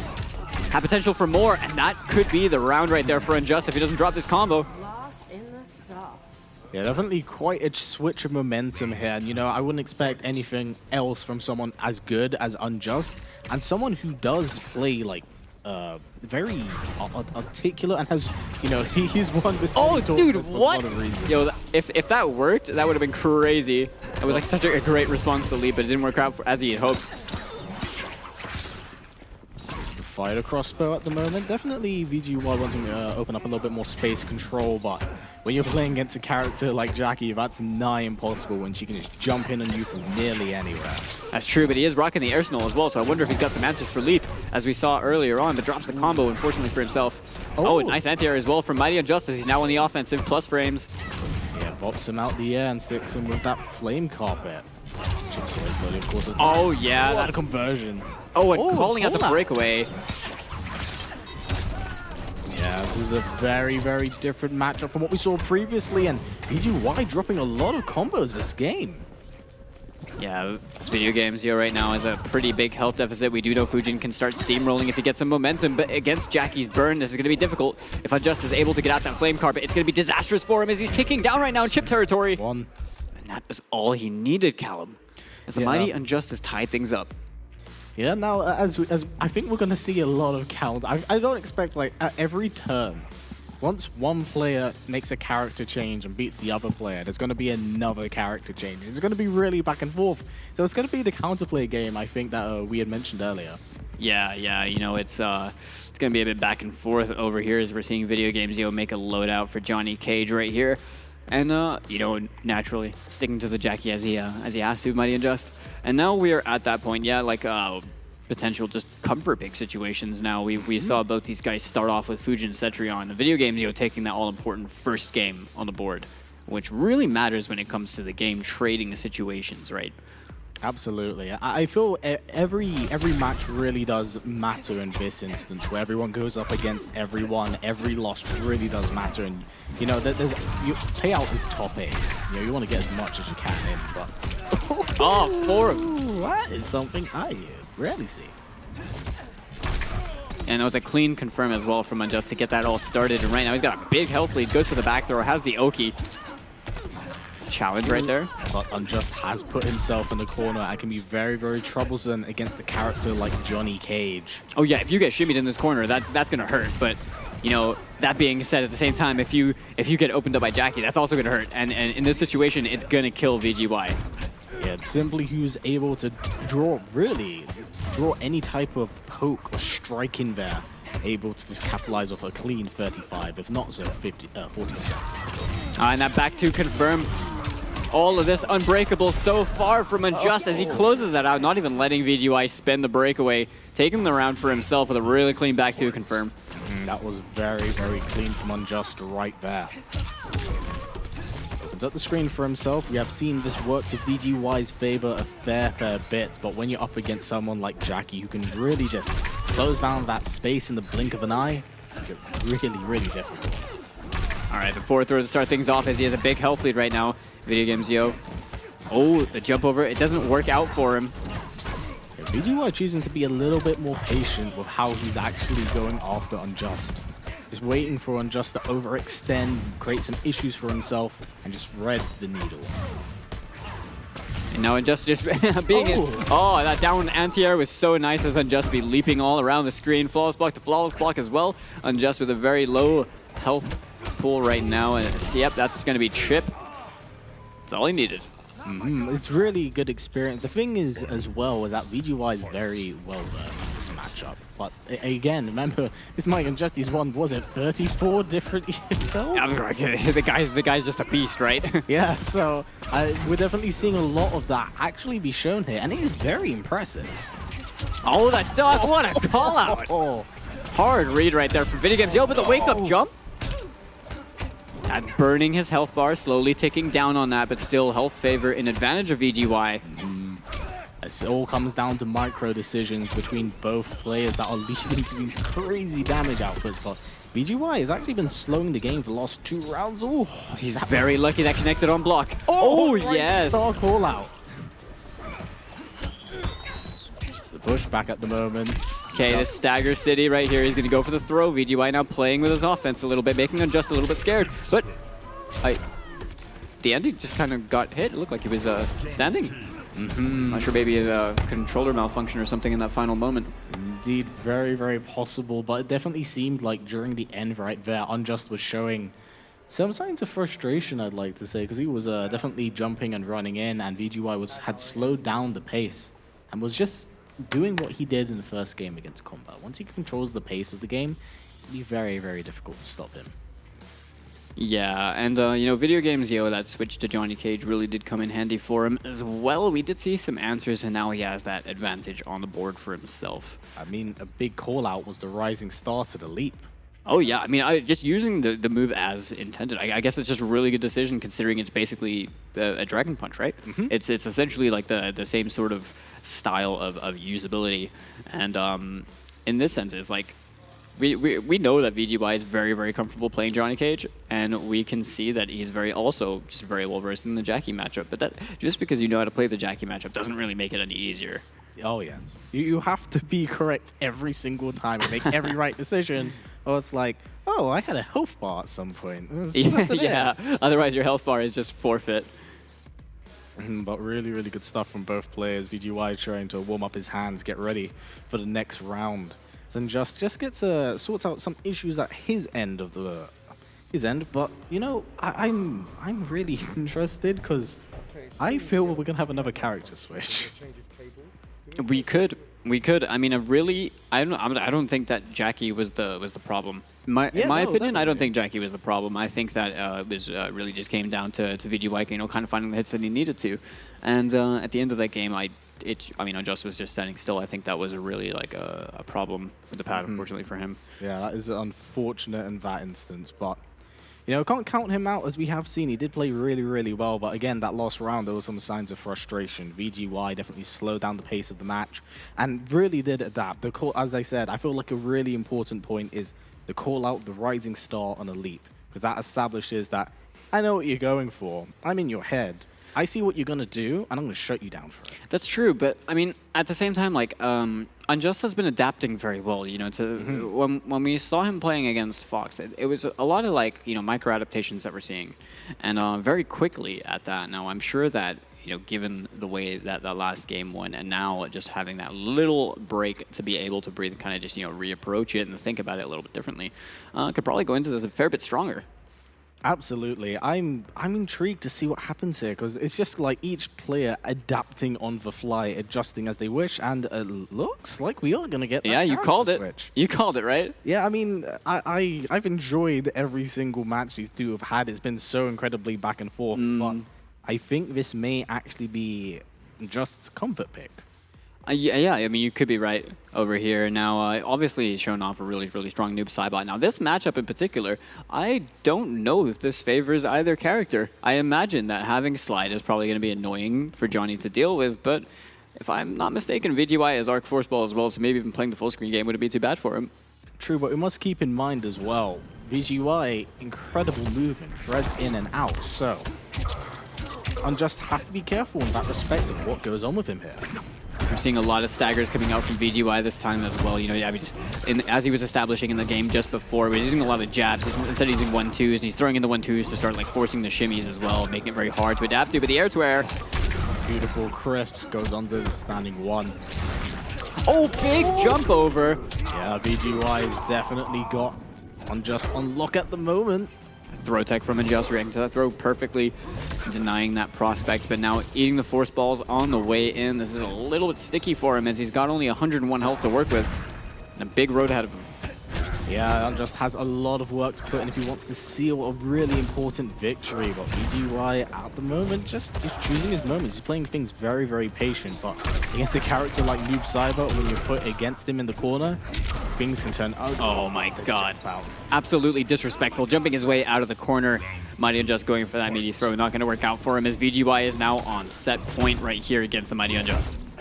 Yeah, beautiful flawless blocks, might I add, from Unjust at the moment. VGY's movement, very, very intimidating. Just walking him down full screen. Oh, going to the slide. Yeah, clever stuff. That slide being an ever so prominent special move. good choice of option for Noob Saibot. But VGY, you know, he's missing quite a bit of health now. I mean, Unjust is playing this a fair bit better at just being able to work him down a little bit on the approach. You know, Johnny Cage is going to have to get a bit close to you in order to do something more than just that individual force ball damage, and you can't trade with the Spirit Ball. That thing does like 9% by itself. Yeah, we also must keep in mind. Ooh, I'll touch on that in a second, but. You know, Unjust has been putting in a fair bit of damage, also has Escape failed locked in, so there's a Crushing Blow throw in the play. Can easily seal a grab out there. All right, using that plus frame to back off a little bit and open up a little bit more space, has the corner to work with as well. Goes for the low again, keeping himself safe at the moment. Yeah. Offensive. Oh, Shades? Man. Yeah. Would this be death? I think he's going to launch him. Oh, no. Drops the combo. Yeah, because of the gravity. He was airborne when he did the Shades, just a little bit too low on the ground for him to follow up over there. Fatal blow, but things looking very, very scary. Both players got the trade early on, and VGY able to seal out the win against Mighty Unjust, followed by a beautiful. That was an absolutely massive comeback as well from Video Games Yo, and an all-important win for himself after falling to Kombat earlier. Now he's at 1-1, whereas the Mighty Unjust, for as well as he has been playing, is unfortunately for him at 0-2 right now. Yeah, and he's gonna have to, just pull it through and do what he does, and really fight back in these upcoming matches. The scores definitely don't reflect how close those games really, really did come to each other, but at the end of the day, it's a win for VGY, and I feel it's very, very important to him, because he probably felt a little bit demoralized from the first victory, because there was a lot riding on that. There was a lot. There was. I think it was really just like the fact that both those players were like people's favorites for the LCQ pre-cancellation and stuff, and that was really like a great way to kick things off. But now we've seen the VGY kind of go back to finding his central point again, almost, and playing as comfortably as we've seen him play from time and time again, really. Yeah, I mean, I wouldn't expect anything less. If I've learned anything from watching VGY over, the last, coming up to 2 years now, is that he's come stride from stride and has really, it's been a bit of a Cinderella story. Yeah, truly, truly. I mean, he's been a rapidly improving player that you rarely see, a lot. But now, with the inclusion of so many new players as well in the Mortal Kombat 11, realm, we're seeing a lot of people like that. The Mighty Unjust kind of being one of those guys, very much making a prominent name for himself in Mortal Kombat 11, which is why he's here. Yes, I mean, he's 34 years old for a reason, my friend. Yeah. But as we do, we're gonna end up memeing that by the end of this, aren't we? Oh yes. But I mean, it's still ridiculously incredible that he's done all that, It's an incredible merit in itself. But even as we see in this matchup, it seems like Unjust was just kind of uncomfortable here, being put up against Fujin, because that back two, it is a bully button. It is. I mean, back two is just a really, really impressive button in and of itself. Fujin is definitely one of those characters that is a quite a difficult one for a lot of people to deal with, but. The matchups that we got coming up, man. I mean, we got more killers after killers, and then we just keep that going, man. Oh yeah, the momentum never really stops. So as we're seeing from these callbacks, I mean, Unjust's character switch really did benefit him in a lot of instances. It just seemed like, as it came to the very, very end, Unjust's crack in his defense. See? That right there, his pad definitely messed up. Which is unfortunate as well, because he was playing really, really well the entire tournament. Fortunately, we do get a little bit of a combo drop right here due to the added gravity, but you know what? It all came down to this very, very moment, a trade between these two projectiles right about here. Yep. It's like Unjust was flawless blocking these to mitigate the chip damage, but that 9-frame projectile just coming in on you like that. And he recovered in time too. That was crazy. Followed by this beauty of a fatality. But my friend, you know who we have coming up next? Oh yes. Yeah, and you want to let's talk a little bit about this one, because we saw both these guys play super well, and both of them won their previous matches. I mean, let's just start off with On Kratos, because again, as we've said from the very start, a lot of people have slept on this player. Dude, he 3-0'd Foxy. But that's a rare phenomenon. That is hard to do, and he's looking really on form right now. Obviously rocking the Shang Tsung as we know him for, as he's been prominently playing this character and rampaging his way through CIS tournaments, through various different ESL things and EU things, and really just being a threat. Obviously, the first time we got to see him internationally, third at NEC, and has been playing very, very solid ever since. But Conqueror, We saw him at Dragon Temple. We've been seeing him in League of Latino. We've been seeing him just all over it, just do damage. Now, what I'm interested to see here is how Kratos is going to go up against Conqueror, because, as I mentioned, each different region has a very different style of Sub-Zero. And we did see Foxy fish a lot for a lot of forward twos into rising ices. Yes. And it seemed like Kratos had his reactions on point and was able to stop them. Conqueror does not rely on forward two quite as heavily as a lot of other Sub-Zero players. We saw him, like, ready to pull the trigger a fair bit against Too Easy, and I wonder if that was specifically against Too Easy, where he was under the impression that, hey, if I use the overhead over here to check over him, because I know that he's going to be ducking in this situation, or I know he's going to be pressing in this situation, I can use the forward two to start fishing things out, then it was a very smart, like, player-based, matchup. Or game plan, rather. Kratos really was the first time Foxy hit him with forward 2 Rising Ice. After that, he hit him with it maybe like one more time in the set. Arn was just ready for it every time. Just his mental fortitude is something I really admire. But saying that, Conqueror as well kind of falls into that same umbrella. Yeah, no, you are definitely correct in that respect. It's just all a matter of on keeping an eye out for that one specific move. But I'm intrigued to see how Conqueror is going to approach this, because Conqueror, we're seeing a few more risks being played by him. We're seeing a little more forward two. Yeah, but still kick around with a slide. His fundamentals are still like insane, and this is a really exciting match to go into as well. I'm pretty sure we see Kratos as well locking in the ninjas that we saw before against Foxy. Loves to use that super kick as well from Rain. Probably uses that the most I've ever seen from a Shang player, to be honest. Your hands are cold, but your soul is warm. And so it remains my soul, Shang Tsung. Lack vision, Sub-Zero. Round 1. Shang's a very rude guy. He really is.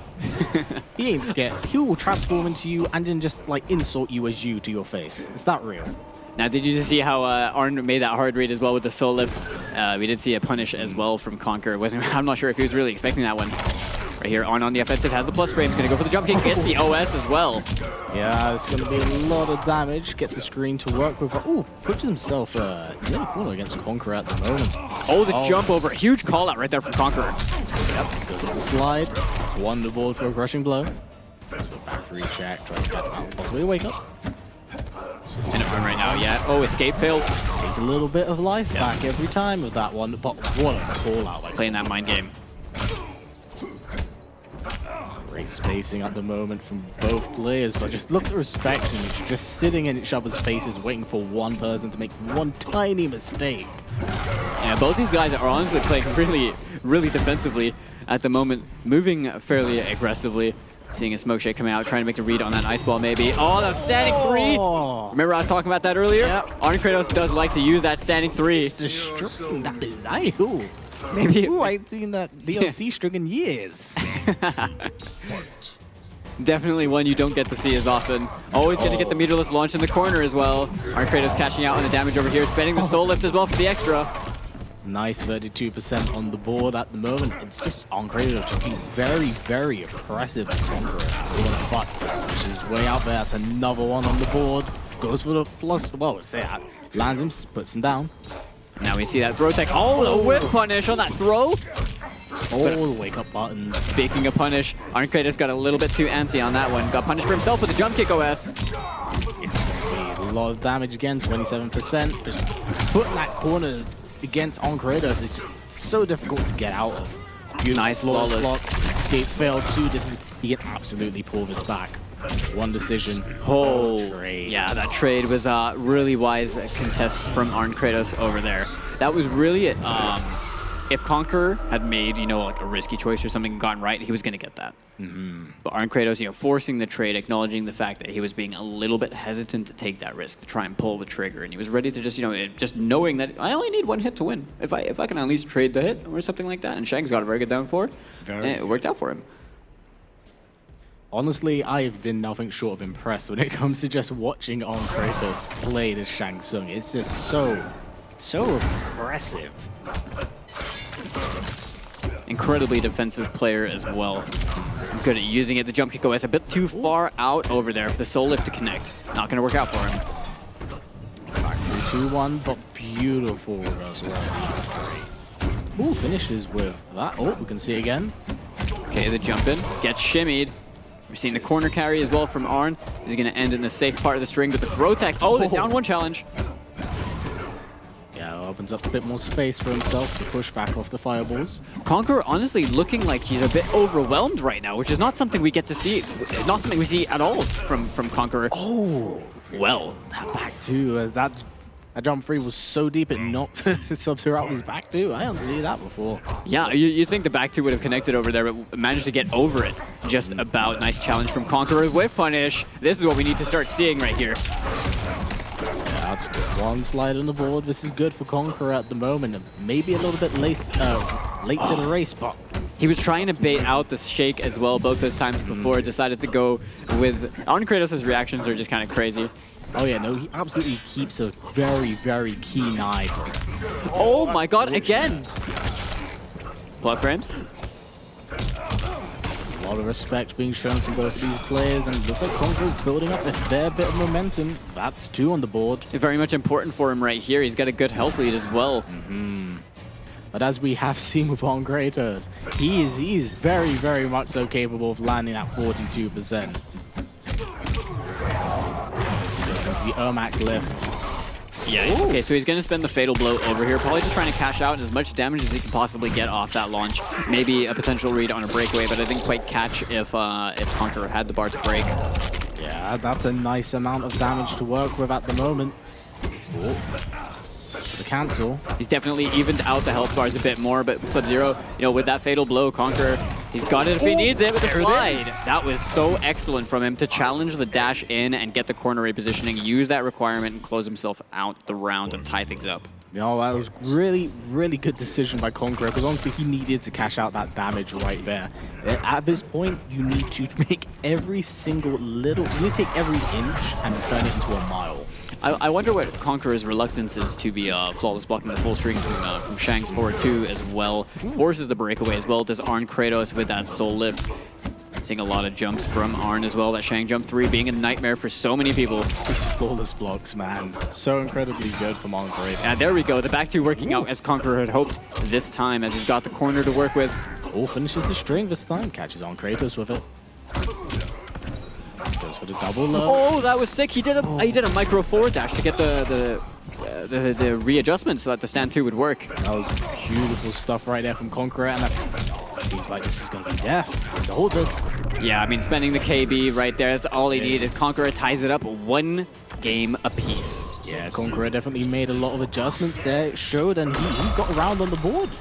Like, he took that first round by the skin of his teeth, mind you, but that game right there goes show that he's gotten far more comfortable in this matchup. Yeah, probably just that first game nerves a little bit, and also just adjusting to the kind of player that Arn Kratos is.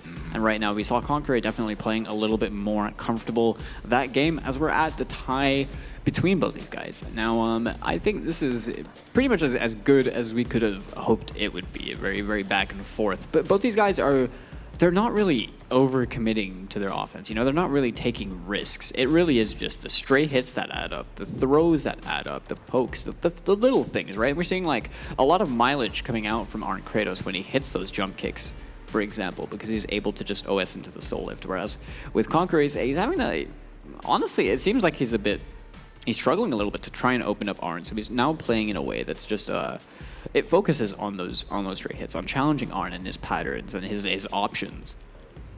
Yeah, no, he has a lot, and that's the thing. It has been paying off for him, but it's how much mileage we'll be able to get out of things. Because you got to imagine Arn Kratos in his brain, he's probably thinking and adjusting and trying new meticulous ways. Oh my god! Challenge! He is so good at using that standing 3. That was fearless. That was fearless. That was 40% as well. 40% from Shang Tsung is a lot of damage. Oh my god. Oh my god. What an explosive round. It's night and day compared to what a read as well. Kratos in the previous round, just going at 50 miles per hour. He switched to old man Shang. He's got the extra experience now. He's awake. All right, the 1-2 punish from Conqueror. This could be the start of something right here. He's going to go for the slide ender, forces the breakaway from Arn Kratos as well. Yeah, doesn't want to give him that slide crushing blow because, of course, that would allow Conqueror to steal the previous round, but there is 1 on the board. Yeah, you were just mentioning it. And we're seeing the corpse drops coming in to try and chip, but now Kratos is gonna have to be. Oh, rage! Very smartly. Yeah, he just used the close one anyway. Was probably expecting like a slide or an approach or something in general, as Conqueror was gonna react to the corpse drop animation. Goes for the jump free. He does have the corner to work with, and this is where Conqueror did take the previous game from. On Kratos, definitely kind of forcing his way in and push his way out of the corner here. Standing bomb. All right, Conqueror not getting shimmied this time. Yeah, no, Conqueror definitely is keeping an eye out for that. Wants to keep himself safe, but wins the rain kick. Yeah, just a little bit too high, you know, that airborne opponent making it sticky, and Conqueror as well getting that wake-up punish. Full combo building towards that KB as well. That's 2 on the board right now, but great flawless block, unfortunately, into nothing right there, and that's free. Yeah, you see that clean hit confirm as well from the back 3. Things looking very good for Conqueror. Adjustments have been made, and he's night and day compared to the first game. It seems like whenever these players gain the slightest bit of momentum, things change. They really do run with it, don't they? We're seeing the plus frames, the throw tech though, but a trade from that air to air. It's a very difficult place for Conqueror to be in. Yeah, and on Kratos taking some life back for himself as well. That forward throw. Gotta be careful, gotta not overcommit. Fatal blow in play by Shang. Straight throw again. Life bars are now evened out. They really are. Again. Oh wait, no. That was an escape build as well. It's not gonna kill him, but it did work out. Oh! He risked it all. You know, I think he may have made a read on the straight skull right there at that space, and Arn Kratos now gets himself an advantage with 1 game up, as we're now 2-1. Now, it was great stuff from both players here. I'm loving the adaptation because these games are getting closer and closer every single time. And the thing is, I was really surprised at the start of the game with On Kratos because it just seemed like he turned into a wrecking ball for those first few seconds and was like making the right decision after right decision. And Conqueror was on the back foot, and that's what made him really lose that round. But once he landed those, well, I think he got a lot of mileage there out of those slides, which is probably why he went for a Hail Mary one. Yeah, honestly, I feel like he was definitely trying to make a hard read, right? It was like, I'm just going to use this because if it hits, like, I think he thought to himself, you know what, I'm dead anyway. If this hits, though, I can steal it because he had the KB. And if Arn had kind of like, you know, autopiloted it for that split second and decided to use straight skull, he was going to get hit. So really, I mean, but Arn is not that kind of player to go on autopilot. Everything he does is very individual, and so is Conqueror. Yeah. That's why this matchup is so incredibly close. How perceptive, sorcerer. Round 1, fight. As we are approaching a potential final game between these two, we're going to have to see Conqueror pull out some more stuff from the woodworks. Good throw tech to start things off. Again, back to back. Goes for the cancel again. On Kratos so seamless with that rain cancel as well. Yeah, really likes using that super kick cancel a lot. Throw techs, both these guys being really, you know, they're just reluctant to be thrown right now. It goes for backwards throw. Things looking really good for On Kratos. Of course, one of the big differences between his forward throw and his back throw. Oh, no, yeah, that does not work offline right there. Reactable short hop attacks.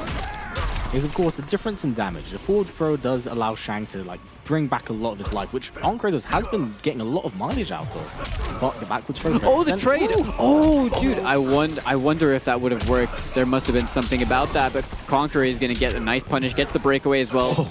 Unfortunate, doesn't quite get the option select for the Ermac lift. Oh, goes for the up 3. That's the first time we've actually seen it. There it is. Oh, yeah, into fatal. Yeah, stand 3, fatal blow. This is going to hurt a fair bit, but I'm not sure if it's going to kill. Don't think so. I believe it's going to come down. It scales quite a lot, right? Suplex here. Gotta get those skulls. Not quite, not quite. A sliver of life on the side of Conqueror, but that corpse drop coming down, hitting so hard, puts Arn Kratos on set point. Yeah, no, things looking very, very good for On here, and definitely putting a lot of people on blast who did not know about the talents of On Kratos. Goes for the low, goes for the 1. Beautiful tech again, yeah. Conqueror with a very impeccable defense. Ooh. Saying that with a flawless block reversal right there.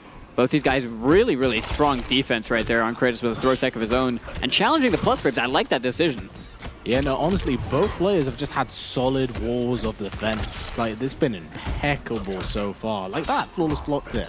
Not a single flawless block on the full string, and I think he's just not worried about what's going to follow through with it, you know, like what's going to come after. Like, he doesn't mind just giving him the plus frames. does Conqueror right now. He's playing with this space right here, trying to make something work. Arn hit confirming that poke. Oh, high down 2. He's going to get that confirmed. Goes full screen again on Kratos. Been a very, very good position, fortunately. Conqueror has a lot of work to do in order to pull things back. Well, he has sub. He can start running a freight train on Arn if he's able to build some momentum over here. Oh, the neutral jump kick, calling out the crossover. Plus frames over here, and the down 2. Yeah, just absolutely disrespecting the air-to-air. Conqueror now showing signs of life. The trip guard with the back 3. Really good stuff. Oh, he's going to cash out on his damage. Okay, who's going to take one more mix after this? I think he's going to try and put him in like a chip situation, or just, you know, just a simple like guess for game right here. Does have creeping eyes, but there it is, coming off the back 3. Conqueror pulling things back every time it does seem like he's on the back foot. He just steps up to the game once again. You can never truly count this guy out in any capacity. He's an incredibly strong player. That back 1-4 was excellently spaced right there. Gets the confirm, forces the breakaway from Arm. Kratos almost picks it up again. No, that would have been a beautiful conversion, but catches the down 2, has the corner to work with, catches out the crushing blow. Yeah, very smart stuff from Conqueror, looking to tie things up. Yeah, things looking quite difficult for Arn Kratos. Very different from the previous game. Plus frames, goes for the down 1 check. Yeah, Conqueror just honestly playing out of his mind with these throw techs. Oh! Counter down 2 to the down 2. Ooh. Oh, yeah, that was nasty. 42% on... That, the health bars are just changed. Oh yeah, Arn is now just taking the health lead at that with just 1 good down 2. Forward. Oh, no, wait, is this gonna be dead? Oh yeah, he has to break over there. Forces him out of it and is gonna chip him out. That's 2 apiece. Like he had to break over there or he was gonna die, right? But then even when he broke, he had no last breath. And Conqueror just knew exactly what he needed to do in that situation. And now, yeah, like you said, 2 apiece. Incredible stuff, man. The adaptation from both of these players is making them go to the final round, and I wouldn't expect anything less. They are putting on an incredible show. Yeah, I mean, this is as even as we could have hoped for right here between the best player in the CIS and the best player in Brazil. Yes. You know, and 2 very opposite ends of the world.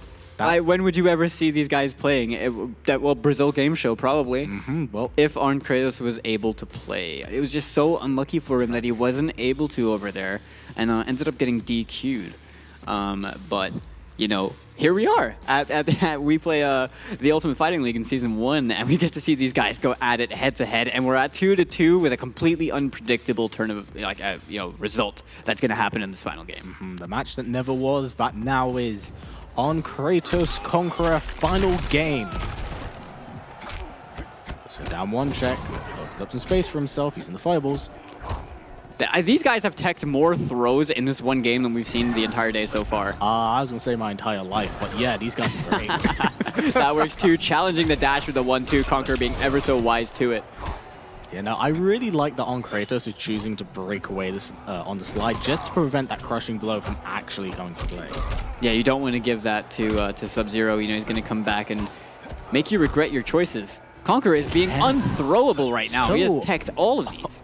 He's been on point, and I'm gobsmacked at how much we've seen of his spacing right now. That was so clean, using that back one, just weaving his way in and getting the counter hit with it, confirming into big damage and building towards that KB, but Arn Kratos.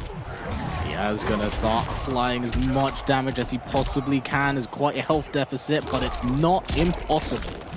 All right, he's got the back throw right here. He's opened up a little bit more space. 1 touch from either of these players, and then that's it. Oh, the Omen prophecies of the fatal blow, and he does it again. I felt that in my loins, man. I was like, he's going to fatal. I just know he's going to fatal, and before I could even get it to come out, he did it, and it worked. Arn Kratos uses fatal blow with Shang Tsung more than anyone, and for some reason, the hit percentage is ridiculously high.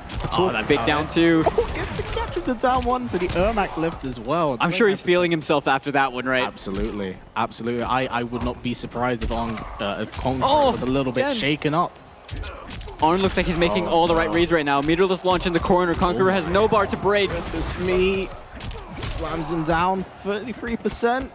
Yeah, jailing him into the plus frames right there, going for the skulls as well to keep him held down in place. Jump free, this could change quickly if you put in the corner against Sub-Zero, but it was a lot of work he has to do. This is a very good situation for Conqueror. He's got an escape failed, he's got fatal blow, and he's got mix. Yep, we'll cash out on it. Yeah, spending it early, trying to just even out the health bars as much as possible and put him maybe into just a strike throw territory where he's got the escape fail. Sorry, he has the throw KB as well to work with. 50. Oh, goes for the jump free. Whoa, my. Not even gonna matter, Callum. Not even gonna matter. Arn Kratos just made the hardest read and just said, "Hey man, you know what? I don't even need to try. I'm just gonna do this, and I know you're gonna jump, and it's gonna work."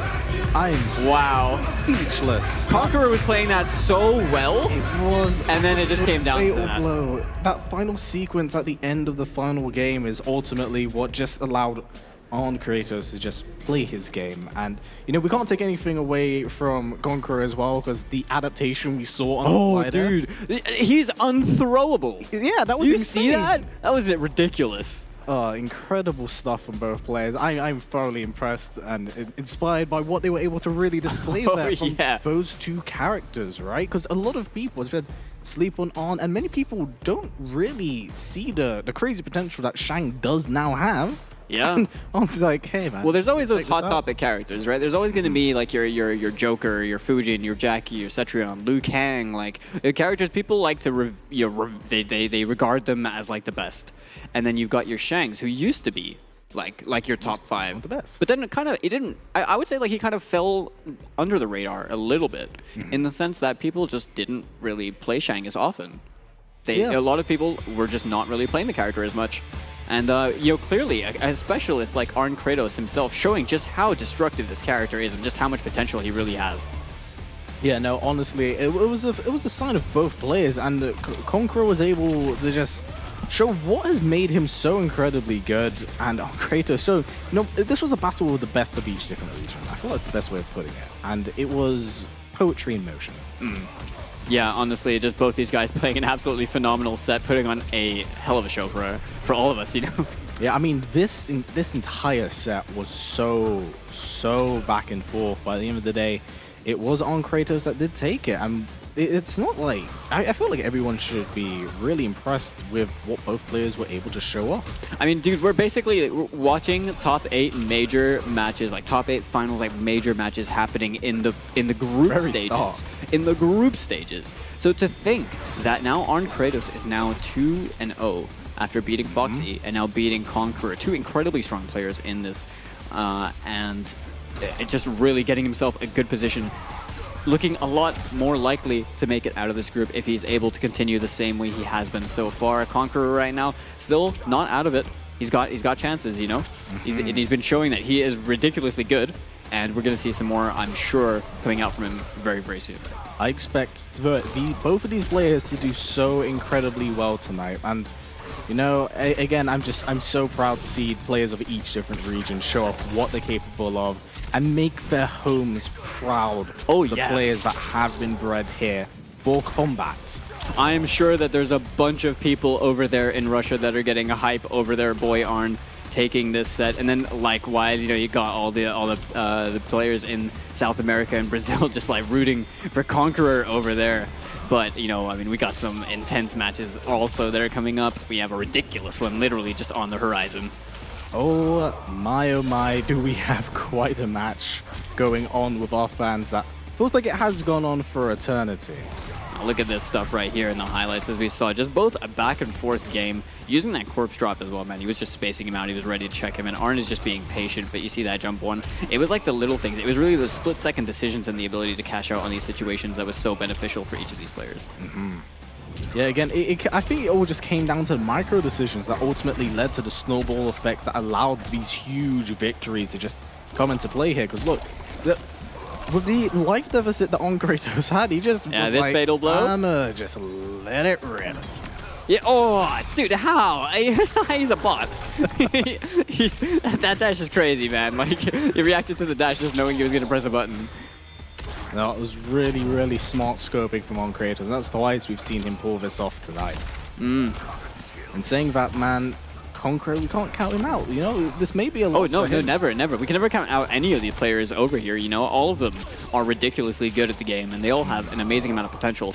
It's really going to come down to, you know, how people play in the moment. We can speculate and we can say things, we can predict things, but it comes down to like how people are playing in the moment. I think given before WePlay, we probably would have thought I think many people, but honestly, in all honesty, myself included, would think Foxy would have beat Arn Kratos earlier. Yeah, I definitely mean, didn't turn out that way, and that's just to name one. Yeah, that is one, but you know, Foxy, this man comes back with a vengeance, more angry than before. But we are now going to have a match that's probably as old as the tale of time itself, and that is... It's like a grand finals run back. Oh yeah, for like many a year, you know, yes. between Sonic Fox and a Foxy Grandpa right over here. As back in, you know, we've seen them play in the previous Mortal Kombat and everything as well. Now both in this game right here. Excited to get into this stuff. How you feeling about it, Callum?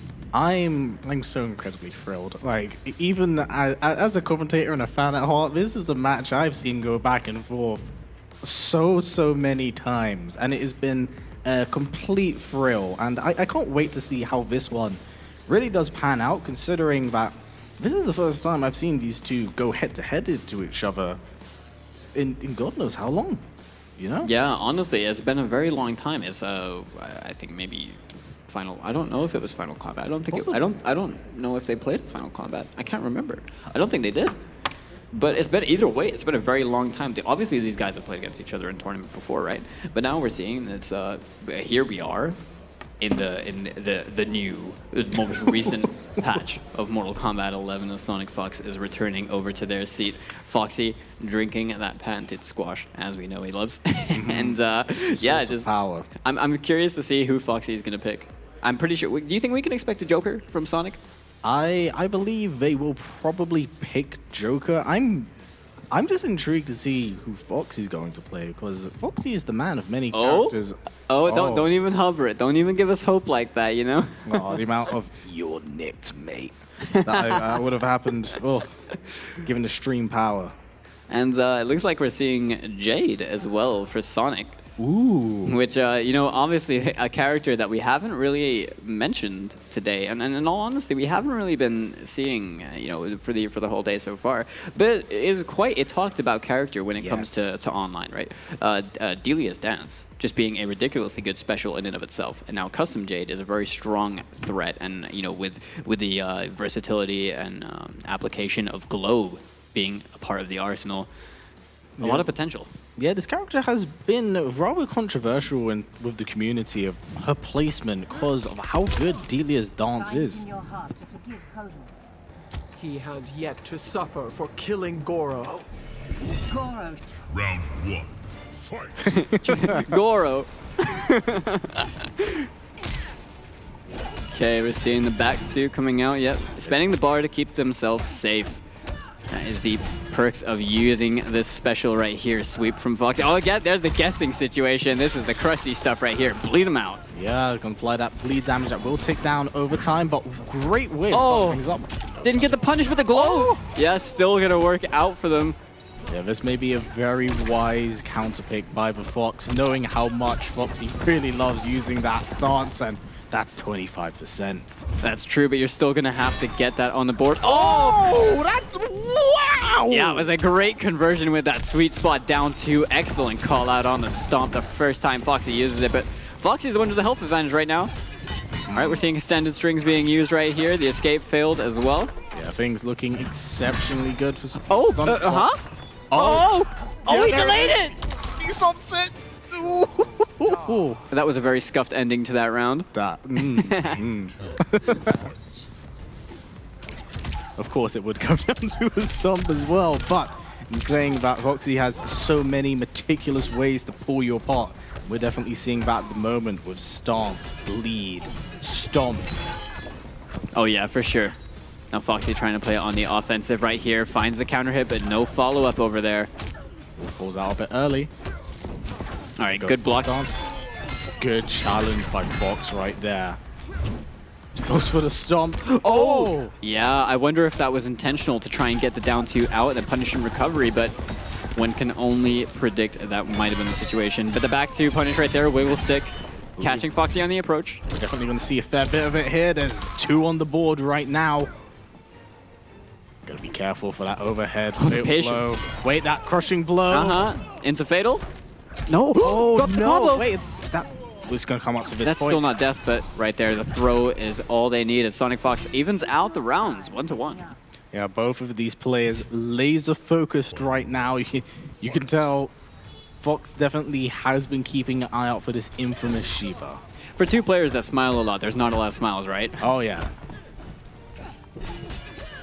All right, using the extended strings again, these DLC strings as you like to call them. Oh, that's a big whiff right there. Fox is going to capitalize on the situation.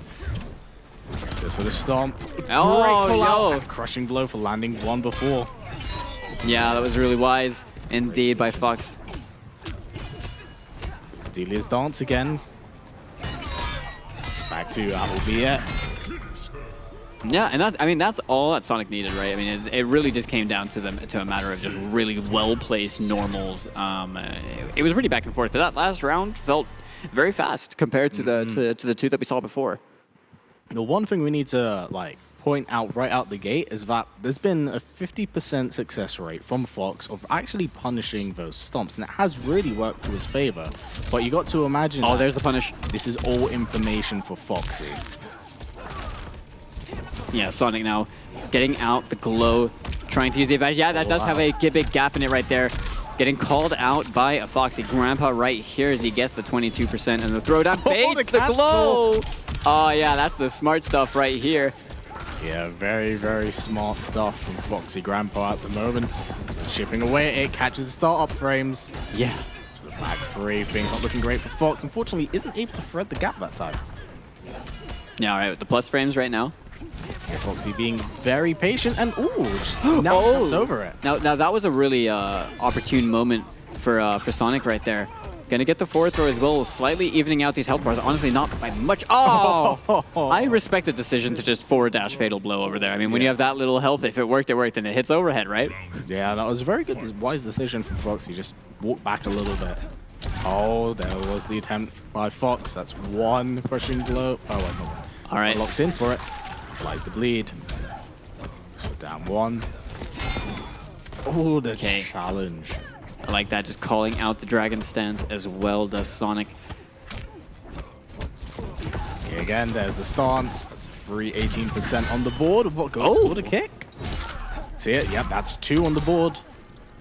Things aren't looking. Oh, we're gonna go for the trifecta. Oh, he just held it. Run. Oh, he held it. And that's all he needed.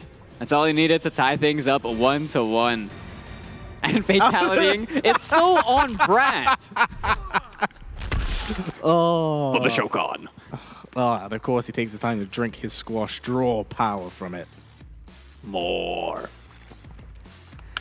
But, you know, it's honestly, one thing we do have to really praise Foxy for is actually bringing Shiva to the forefront. Everyone was not really interested in this character. It was like, Shiva, she's I mean, character, it's like Ultimate Shiva is pretty ridiculous. We saw Tekken Master playing Shiva as well at Dragon Temple, right? Mm-hmm. So the up 3, but no one home. It's gonna apply the bleed as well. So Fox has to be careful how they start opening and approaching. Foxy has a corner to work with. That's good. Yep, gonna get opened up right here, that forward throw as well. Sonic with a fair bit of a health lead that they can work with at the moment. Backing off a little bit, trying to get that trip guard, but not quite in time. All right, +8. Yeah, a lot of patience being shown from both of these players here. The sweep. Oh, luckily didn't find himself getting punished. And again, the sweep so incredibly good from Shiva. Oh man, we might have a bit of a predicament on our hands. The overhead. This is the guessing situation. Now Foxy might be taking a bit of a risk in trying to make Sonic guess over there, but that ensnare glaive is not going to allow Foxy to make that comeback right there as they take the first round. A very, very good adaptation from Sonic, but there's the yeah, that was perfectly timed right there, that down 2, but gets opened up in the extended string. Oh, big combo drop. Yeah, big down 2. It's like the first commandment of Jade, isn't it? Like the first of 10, down 2. This is the battle of the Kombat League fighters. Stop against down 2, and I love it. And I love that it's being played at the highest level because it's viable. Look at it. He just trade. Yeah, Foxy is just trade.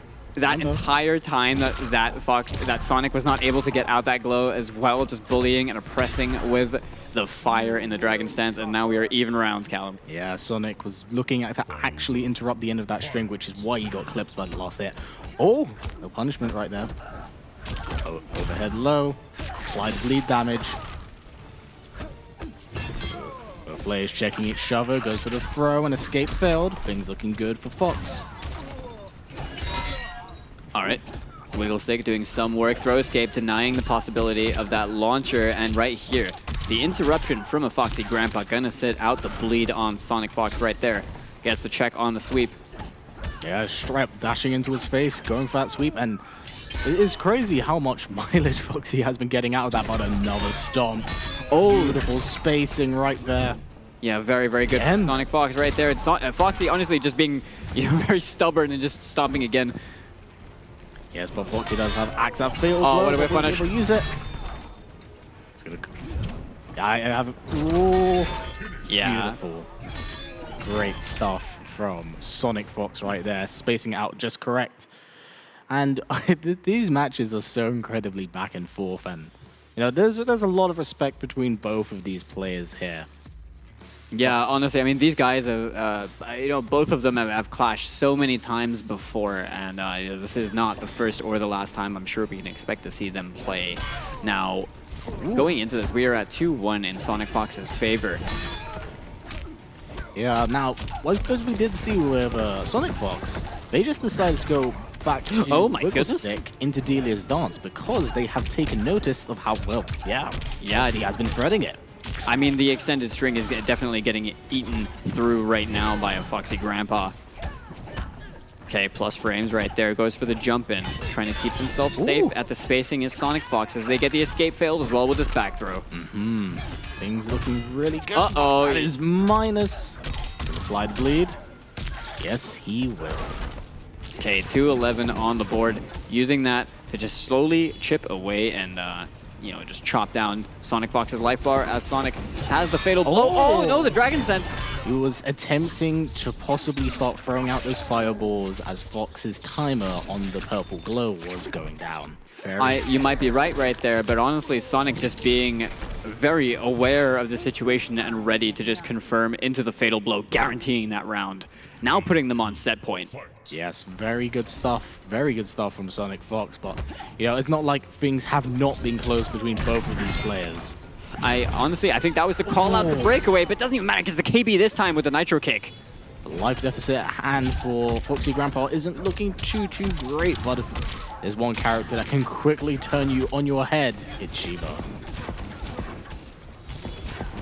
Oh yeah, for sure. Now a cancel right there on the Dragon Sense. Gonna get it. No, it doesn't get the punish on the 4-2-1. Enough. Because that is very range dependent, and a lot of buttons are being tossed out right now, turning into a bit of a scramble. For the sweep. Okay, yeah, make them guess. Go for the low this time. Set out the bleed now. We're gonna have to see a Foxy Grandpa try and... Oh, the stubbiness of the down two, but beautiful throw tech from Foxy Grandpa. Not out of this just yet. Some access that fatal blow. We'll try to interrupt it. Try to interrupt it way too late, and the up 3 gets blocked. Okay, good block. Block's not quite deaf. Yeah, I probably just didn't get the string out. Yeah. It's a very, very weird situation. Oh, vacuums you in. One more mix. Ooh, keep yourself safe. Oh, that was sick. That was smart. That was smart. Sonic Fox holding it down and taking it down a Foxy Grandpa. 3-1. Yeah, no, great matches between both of these two players. Wouldn't expect anything less, but man, I was terrified at the amount of stuff we actually did see there, and it did work. Incredible stuff, man, and you know what? I can't wait to see more from these players tonight. Yeah. Honestly, man, everything so far has just been nothing short of amazing. These are really like the high quality matches that we expected to see, and it's great to see just the best players going at it head to head like this. You're seeing people just interrupt and dismantle everything that the opponent is trying to do, right? I love the matches that we do have at hand, and there's still plenty more on the way for the rest of the evening. Yeah. There's so much in store for us, you know, with the remainder of Group A being played out today. And only 4 of these amazing players is actually making it through to the top 8 stage, which is still just ridiculous to think about. Yeah, I mean, remember, today is just Group A. We got Group B tomorrow. So, and that is, we thought today was a bloodbath. I mean, both of them are just crazy, right? It's just like, I honestly, it's just so much high-level Mortal Kombat, and this kind of stuff we haven't seen since Dragon Temple, and now arguably the quality of players has only just increased since then, and it's like just a fine wine. Yeah. It's better over the course of time. Yeah. I can't wait to see what is really next for this incredible tournament. We'll have to wait and see, but before we can get into more, we want to throw it over to the analysts so that they can break this all down for you at home.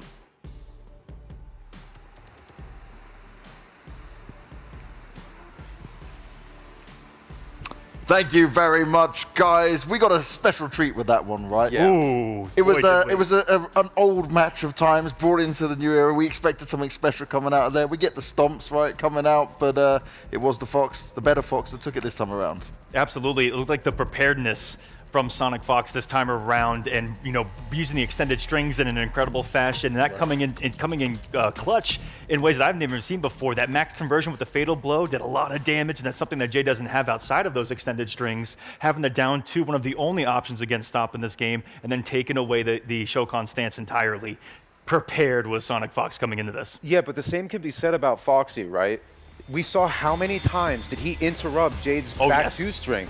I didn't even know that was possible with Shiva, who has some of the shortest range as far as her normals go in the entire game. And slower startup with the back 1. There was matchup knowledge on both sides here. And then obviously the stomps there, that was just so characteristic. It's what we expected out of Foxy, right? Oh, absolutely. I mean, it's just Sonic Fox coming out of the gates, you know, setting the tone here. And this really surprised us because Foxy definitely could have taken that early lead up 1-0, but Sonic being stingy with the fatal blow in that instance, got a couple of resets, really caught us all off guard. And it was, and I think that put these guys both on edge early on. Super risky, but you know what? If it works, it works. Hey, and then at the end of the day, Fox ended up having that fatal blow going into the next round. Yeah, ooh, the really big whiff right there.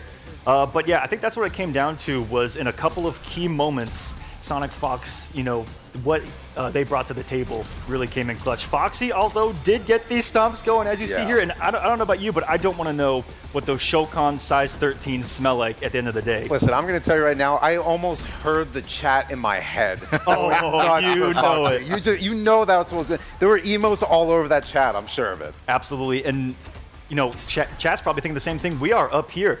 A Foxy Grandpa, second place at Dragon Temple, down 0-2 early here in Group A. And where are those people on Twitter that were talking about this group? I'm gonna keep bringing it up. I'm gonna put them on blast.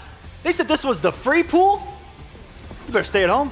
They were saying, look, Group B, so stacked, it's easy when it comes to this. Oh, it's so easy. Blah, blah, blah, blah. Not quite. And I'm glad you mentioned that where Foxy Grandpa is right now, because should he be looking and feeling a little bit more nervous now, because we know how strong his other players Look can at be. who he has to play left, Big D. The Kombat's still in here, VGY, the UK rivalry. This is insanity. Well, you know what, and you know what the thing is too, especially with Foxy, a normal player would be sweating right now. But Foxy's just one of those cool, calm, and collected players. Oh, yes. So he takes everything very seriously, but he's very calm when it comes to situations like this. And even in scrambles like this, it shows his sort of attitude towards that. And then, obviously, we didn't see, but the Fox getting that flawless block at the end to really kind of close out the set. Yeah. It really in style. So 3-1, Foxy in a really rough spot, but being the competitor that he is, and he's been doing this forever, I have a feeling he's going to be doing just fine mentally, but we'll just have to see what's in store for him as far as characters and matchups go. I don't think we've ever seen Foxy crack mentally, so that's not something I think that we're going to expect. But I do want to talk about one moment in that match where both of us kind of caught on that we think that he may have gotten a little too greedy, going for a stomp crushing blow when he had it loaded at the end of what was a game number 3 right there, and that may have come back to haunt him. Now, the other game we've got to touch on is the one that is the best of each region from opposite sides of the world. It's Arn Kratos going up against Conqueror. 5 we got out of it. Beautiful stuff there, right? Something special, and it could have gone either way. I'm going to tell you right now, that is easily the set of the night. Yes. So far, you know, we have plenty more to go. We still have Group B tomorrow, but as it stands right now, that was easily the best set of the night. I was hoping that game would go to a Game 5. And almost looked like it didn't, but then Conqueror managed to pull it out and take us there.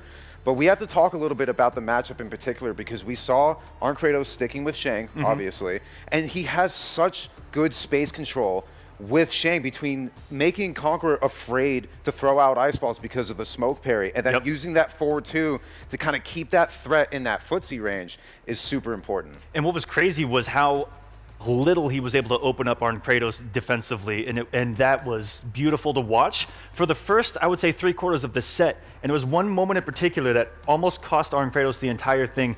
Had a match point early in that set, and was playing defensively for 90% of the game, and then in the last 10% decided to all of a sudden jump twice in a row and then dash into some pressure that caught all of us off guard. It was defensive, smart, slow, steady, and then tried to catch Conqueror off guard. Conqueror with the Uno reverse card right back at you ends up taking the game sense to a game number 5. But it was the surprise aggression out of Arn Kratos in that moment that I feel like turned the tides for Conqueror to bring us to an epic game number 5. Yeah, but you know what? I wanted to talk about that real quick.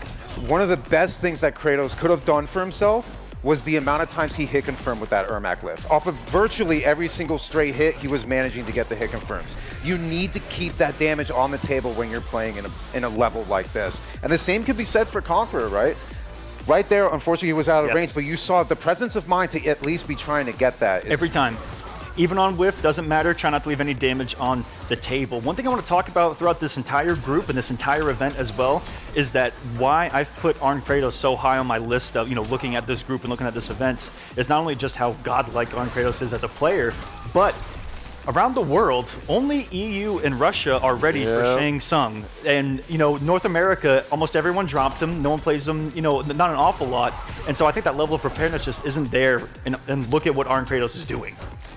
And these are, like we said, these are 2 of the players that even after Conqueror got top 4 at Dragon Temple, they still don't really talk about him enough. Yeah. Not nearly as much as they should be. Put some respect on these players' names. And Kratos getting the 3-0 over Foxy earlier, and now taking out Conqueror. He's sitting really good to make it to the playoffs on Sunday. And no one's been talking about it. They're saying, oh, Group B is the one that you got to be looking out for, completely disregarding what this man brings to the table. And we're seeing it now that a lot of those people are wrong. And could we talk about the fact that Arn Kratos consistently, not just here because we saw one, throwing out the worst raw fatal blow in MK11 and still getting it consistently. So he's 2 for 2. You by don't the way. do this that. Entire night, you don't do that. It's literally you guys the watching at home. thing. I don't think you should do that. Listen, I'm 29. You're almost 30. We can react to that. All right. Yes. You should not be throwing that out of neutral, expecting that. But Arn Kratos is at like a 14th level intellect that we can't understand, and it works for him. And also talking about high level intellect play, I want to go back and touch on one thing from Combat 2 Easy. The fake out cancel and the raw fatal blow was mind blowing. I just want to touch on that real quick. Listen, I'm telling you right now, there is no shot that was on purpose. That was 100% an input error that worked out. I'm going to ask him after this. He's reading input error. I'm saying it was intentional. Savagery. Try to read this cancel. Let it rip. Beyblade, baby. No shot that was intentional. I don't know. Refuse to believe. If that is, that's some of the most galaxy brain stuff I've ever seen. I'll put 20 Paulo dollars on that. I got you. All right, I'll match you with 40. How about that? All right, I got you. We'll ask him backstage. Yeah, we got to find out the answer to that now for sure. Was that intentional or not? And you know what? He might just play the game now. He might just play your own game and say, you know what? Yeah, it was definitely intentional. I feel like he's just going to lie to us either way. Yeah. Yeah. I feel like none of us are going to win in this situation at all. And guess what? I wouldn't be surprised because that's a strategy. Never give away your secrets. And so that way you're just... It's like in poker when you bluff, don't show your cards. Don't show your cards, right? But I got some cards I want to show some people here at home that we're going to be giving away a PS5 throughout the event. If you want to be able to have a chance of winning yourself one of these PlayStation 5s, all you got to do is check for little parts of the code you will see on the stream. Collect the code and enter it on WePlay.tv, and you'll be in for a chance to win. Keep your eyes peeled because it's going out throughout the whole day, so you best be watching with a close eye. And I know what we're going to be watching next. It's going to be Arn Kratos back in action, but you said maybe North America might not be ready for him. Well, they best be ready for him because now he's got to take on Kombat. Let's get back with the commentators. Thank you very much, Mr. Banks, and our analysts. We have a hell of a match on our hands. And arguably, the 2 biggest killers that, one was slept on, one many had doubted at this point, but has proven himself once again, Kombat. I think Kombat was never really slept on. I think everyone always knew that this kid has a lot of potential, right? He's a really, really good player. And has obviously proven that over time, has been rapidly improving. Now, Arn Kratos doesn't quite have that same level of community spotlight, I will say. Very much a a popular figure within the Russian scene, within the CIS region, and also within Europe. But now Arn is over here, has been doing so well. We're watching these two guys that have not dropped a single set so far play off against each other. And, you know, as the analysts were saying before, we're seeing North America, just how well-versed is Kombat with dealing with Shang. This is going to be some truly extraordinary stuff. And I can't wait to see how this matchup's going to turn out, because as we have seen, Kombat does have a fair few characters under his wing. So he may try to find a character that couldn't deal with what Shang is capable of. But as we have seen with Arn Kratos, this man is he's very articulate with how he wants to stop you. Yeah, I mean, you know, Kombat is a player that is very much on the approach, is very much, you know, up in your face, is playing the aggression, but isn't also afraid to just go back to playing that that tempo, that neutral, you know, just playing at his own pace and playing very comfortably at that. But Arn Kratos is one of those kinds of players that very much likes to force his own game as hard as he can. We're seeing so many jump kick OSs, you know, consistency across the board from both of these guys, and it really just is a completely and entirely unpredictable event that we're going to go into watching these guys play against each other. Now, the real question is here, how much of those jump-ins are actually going to affect Arn and his game plan? As we did see in the match against Too Easy, we saw one of the most insane anti-airs into fatal blows ever. Oh, yeah. So I want to see how that's going to translate over to this match, because we have seen that jump free really do a lot of damage. Oh yeah, for sure, for sure. And you know, this is a matchup that, like, you know, when it comes to like the character matchups, I actually don't know what this one is like. It's Shang Tsung versus Johnny Cage, you know? But given the fact that customs are a thing, and we've got, like, you know, I haven't seen custom Johnny versus custom Shang to enough of a level where I can actually comment on the matchup. Mr. Cage. Every man dies. Not every man really lives. Enough impertinent nonsense. That was a philosopher's quote if I've ever heard one. Thank you very much for opening my third eye, Johnny Cage. We're starting things off. We're seeing the eruption being used this time. Yeah, I'm sure just to shut down the movement or even the potential of what Kombat wants to do, as we're seeing Arn back in his original form, so to speak. Beautiful flawless that was block. Definitely meant to be a shadow kick right there to try and get the punish after flawless blocking the eruption, but didn't quite work out for Kombat. Yeah, you got to imagine that is information for Arn Kratos at the moment, keeping that in mind for the future. Not to throw it out too carelessly. Okay, playing very patient over here in the corner. Arn Kratos just not biting that jump kick. Gonna cash out on it. Drops the combo, though. Yeah, it's unfortunate, but both of these players have very... Oh, nice. There it is, as you had mentioned it. Just a flawless block on the second hit of the eruption. Another one. Yeah, you cannot use that with a back three up four. Very goofy string does not work on Kombat. And he says, hold this up to. Yeah, familiarity in this matchup definitely showing in Kombat's favor at the moment. But, you know, Arn Kratos still does have the ability to switch up his variation on this has been done. Oh, perfectly spaced. Weaving through the eruption right there, getting the shadow kick. There's the jump through. Again, yeah, flawless blocking that eruption straight away. We're seeing a lot of it go on, and it has actually been working quite a fair bit to Arn Kratos' favor.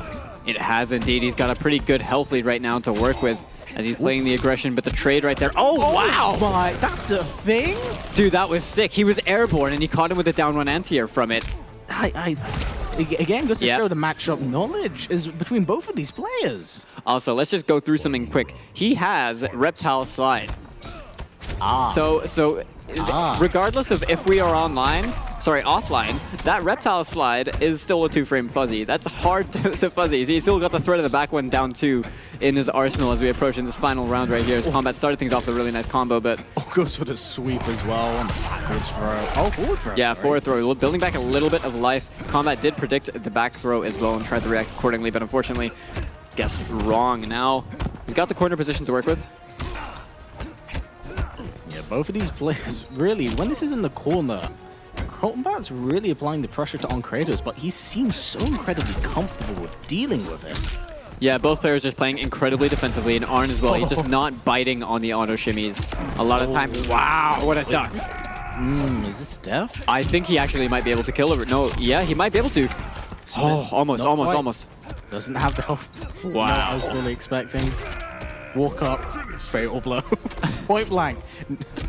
It wouldn't have surprised me if he actually just went for the fatal blow right there, but I think Arn Kratos definitely expects Kombat to be, you know, ready, anticipating something like that, and just not, you know, I don't really feel like Arn Kratos is ready to just throw out a Hail Mary fatal blow in that instance, but really Kombat with that double dash, cheeky double dash into throw right there to close things out and take the first game for himself. You know, both these players, they have like incredible defense, and their offense is really good right now as well, but generally speaking, Kombat is just on, he's just on the hunt, right? He's just up in Arn's face and making it difficult for him to do anything. And we're seeing consistencies with punishing things like Eruption, you know? But while both of these players are both very polished, very refined in their craft, and we're seeing it here in front of the world. You know, there's a reason why they were selected. There's a reason why they are the very best at what they do. Very, very true. Now, both players obviously hailing from very different regions by themselves. We're seeing 1-0 now. Kombat, both these guys are also undefeated. For anyone that wasn't here earlier to watch the before games, they're undefeated right now in the group stages. Now, one of these guys is going to have to hold an L after this set. Oh, nice neutral out right there from Kombat. Being well aware that in previous games, must have been scoping out the Conqueror match. Yeah. On Kratos has been using that to open up some space for himself. Gets about 20% for himself on that flawless block as well, but they're punished, as we were saying, consistency with punishing the Eruption and just using the flawless block and then the Shadow Kick to get in and get that bit of damage on the table. Yeah, well, this is a really good position for Kombat at the moment, and he's been really using the corner in his favor, but just back into it. He tried to contest the plus frames over there, and it didn't quite work out for him. Almost 30% for his troubles. And now the escape fill building a little bit of life back as Arn, as he's just over 50. Yeah, Kombat has a fair bit of work to do in order to bring things back, but it's in his clutches. Oh! Challenged by Arn. Stagger on hit, though. Didn't capitalize and didn't commit. Oh! Doesn't quite get the Shadow Kick. Yeah, he dropped the input right there. Forward 4 into Fatal Blow. Cancel. And the pissed off. Great. Yes. Excellent stuff right there from Kombat. Very questionable break from Arn. I think he just, you know, got a bit of ahead of himself and just forgot about the armor breaker right there. And he has to hold all of this damage right now and doesn't have his armor breaker. Yeah, he has no breakaway right here, and this just hurts. Yeah, this is all damage he has to hold. Opens up the screen for himself, but Kombat just wants to get right back into the fray. It seems like on Kratos' defense is getting chipped away at. Saying that, beautiful throw tech from Kombat. Yeah, we're having to see. Okay, the plus frames in the corner gets flawless by Kombat. He didn't have the defensive bar to go for the reversal anyway, but right now, Arn, he's got a big health deficit at the moment as he's being chipped away gradually, playing so patiently, but it's not working out for him right now as Kombat has all the advantage. Yeah, a lot of just impeccable defense from both of these players. It's Juggernauts, but the up three is able to allow Kombat to put 2 games on the board. This is looking like very different to how we were seeing Arn play before. It seems like he's really struggling to deal with how Kombat is playing this game right now. Now, it definitely feels like he's changed his game plan to somewhat adapt and feel comfortable in it, but Kombat is seemingly just having no problems with pulling apart on Kratos' defense after just chipping away at it for the last 2 games. And right now, using that corpse drop, I'm gonna, question. I was gonna say if he's gonna shadow kick to try and call out the corpse drop or something like that, but Arn building only the tiniest bit of health back for himself, evened out the health bars, so both players are just over 50%. But the punish right there. No. Oh, beautiful spacing right there, and he's capitalizing as much damage as possible. Like this for a late breakaway. It was really like threading the needle, wasn't he? Just spacing him out over there. Using that stand 3, ending in the eruption. Not enough damage to kill and take the round, unfortunately, yet. But a great block for Kombat. He drops the combo, unfortunately. I mean, this is a sticky situation. This is absolutely a scramble between both players, and Kombat able to seal the deal, putting himself on match points right now. How on earth Kombat made that comeback, I have no idea, but he's ridiculously composed right now. Arn Kratos definitely seems a little bit flustered at the moment. Definitely a fair bit, and it's because of Kombat's understanding of this match experience. He's been shutting down ground eruption a fair bit, and it has been making things very difficult for Arn Kratos. I'm not entirely too sure if I necessarily agree with the variation change, because he was doing so incredibly well before. And I know this may be a matchup dependent thing, but it must be a comfort thing, right? Like, there must be a very clear reason as to why he would want Eruption as opposed to what he's been playing and been successful with before. But right now, Kombat with all the pressure in the world gets anti-aired, though. Beautiful flawless block, but nothing of it. Yeah, both players really even health at the moment. Arn just struggling to kind of like find a significant hit to do more damage. Beautiful throwback right there. Unfortunately, does put himself a little bit up to the corner at the moment. This is where things get very, very problematic, as we have seen a fair bit against Kombat and his offense. Oh, that's not something you see every day. Really good use of the armored interactable, spinning the bar for it. Oh, but again, it seems like under the 10% life deficit on Kratos is lacking that clutch factor to really seal a big win. Just didn't have it in him. Combat challenging with that forward four into the force ball and taking it over on Kratos, remaining undefeated right now in Group A. Looking really, really good so far. Yeah, I mean, again, as we have touched on, one of the best parts about this tournament is seeing these different regions go against the very best. And I think this is really good experience for On Kratos, as well as a way of helping really cement his name on the map on the international scene. Yeah, for sure. I mean, the first time we saw him debut in the international scene, we saw him do so well. Yeah. Now he is over here. This is the first time he's lost in the group stages so far, and losing to Kombat nonetheless, who remains undefeated. It's really like, you know, but now Arn is kind of in that boat where he now has to perform even better to avoid being that potential person on the chopping block that won't make it out of group stages. Because he did have 2 very solid wins earlier, but, you know, with that 1 loss being on his record, it's going to make things a little bit harder for him. Yep, absolutely, for sure. But now let's quickly look back at some of these clips here, because it was very, very back and forth. And like, there's matchup knowledge of both players, but the real showing of Kombat's knowledge and understanding is being able to sit in between the ground eruption and pull off a shadow kick and flawless block into a shadow kick. Yeah, just consistently be able to do that, right? Like every time Arn was trying to use eruption and enforce something in the neutral, Kombat was ready to respond to it every single time. And even in the times where, you know, we saw him drop a couple of shadow kick inputs, it didn't even matter because somehow he just managed to hit it in neutral anyway, like just making a call out, right? And just finds a way to make it work for him anyway. But there was a very big difference in damage that, you know, we weren't seeing when he was playing the ninjas, because he was able to cash out on your, you know, your 28% and stuff like that. But when you're only about skimming like 20 with eruption, that's gonna hurt eventually. You know, it's gonna come back and make you work a lot more for these hits. Yeah, it seemed like in the end, maybe the variation pick to use the slide off the ninja, it worked at first, but you know, as we did see at the very end, right there. Yeah, that block right there, that was a. I feel like that was just a read. That didn't seem like a full-on fuzzy right there. He just knew he was going to go for the reptile slide. Because Kombat had been hit by that on 2 different occasions, and at that point, it was information in his brain. It's like, that's why he's picked the slide. Why wouldn't he pick the I know that you know that I know? Yeah. Yeah.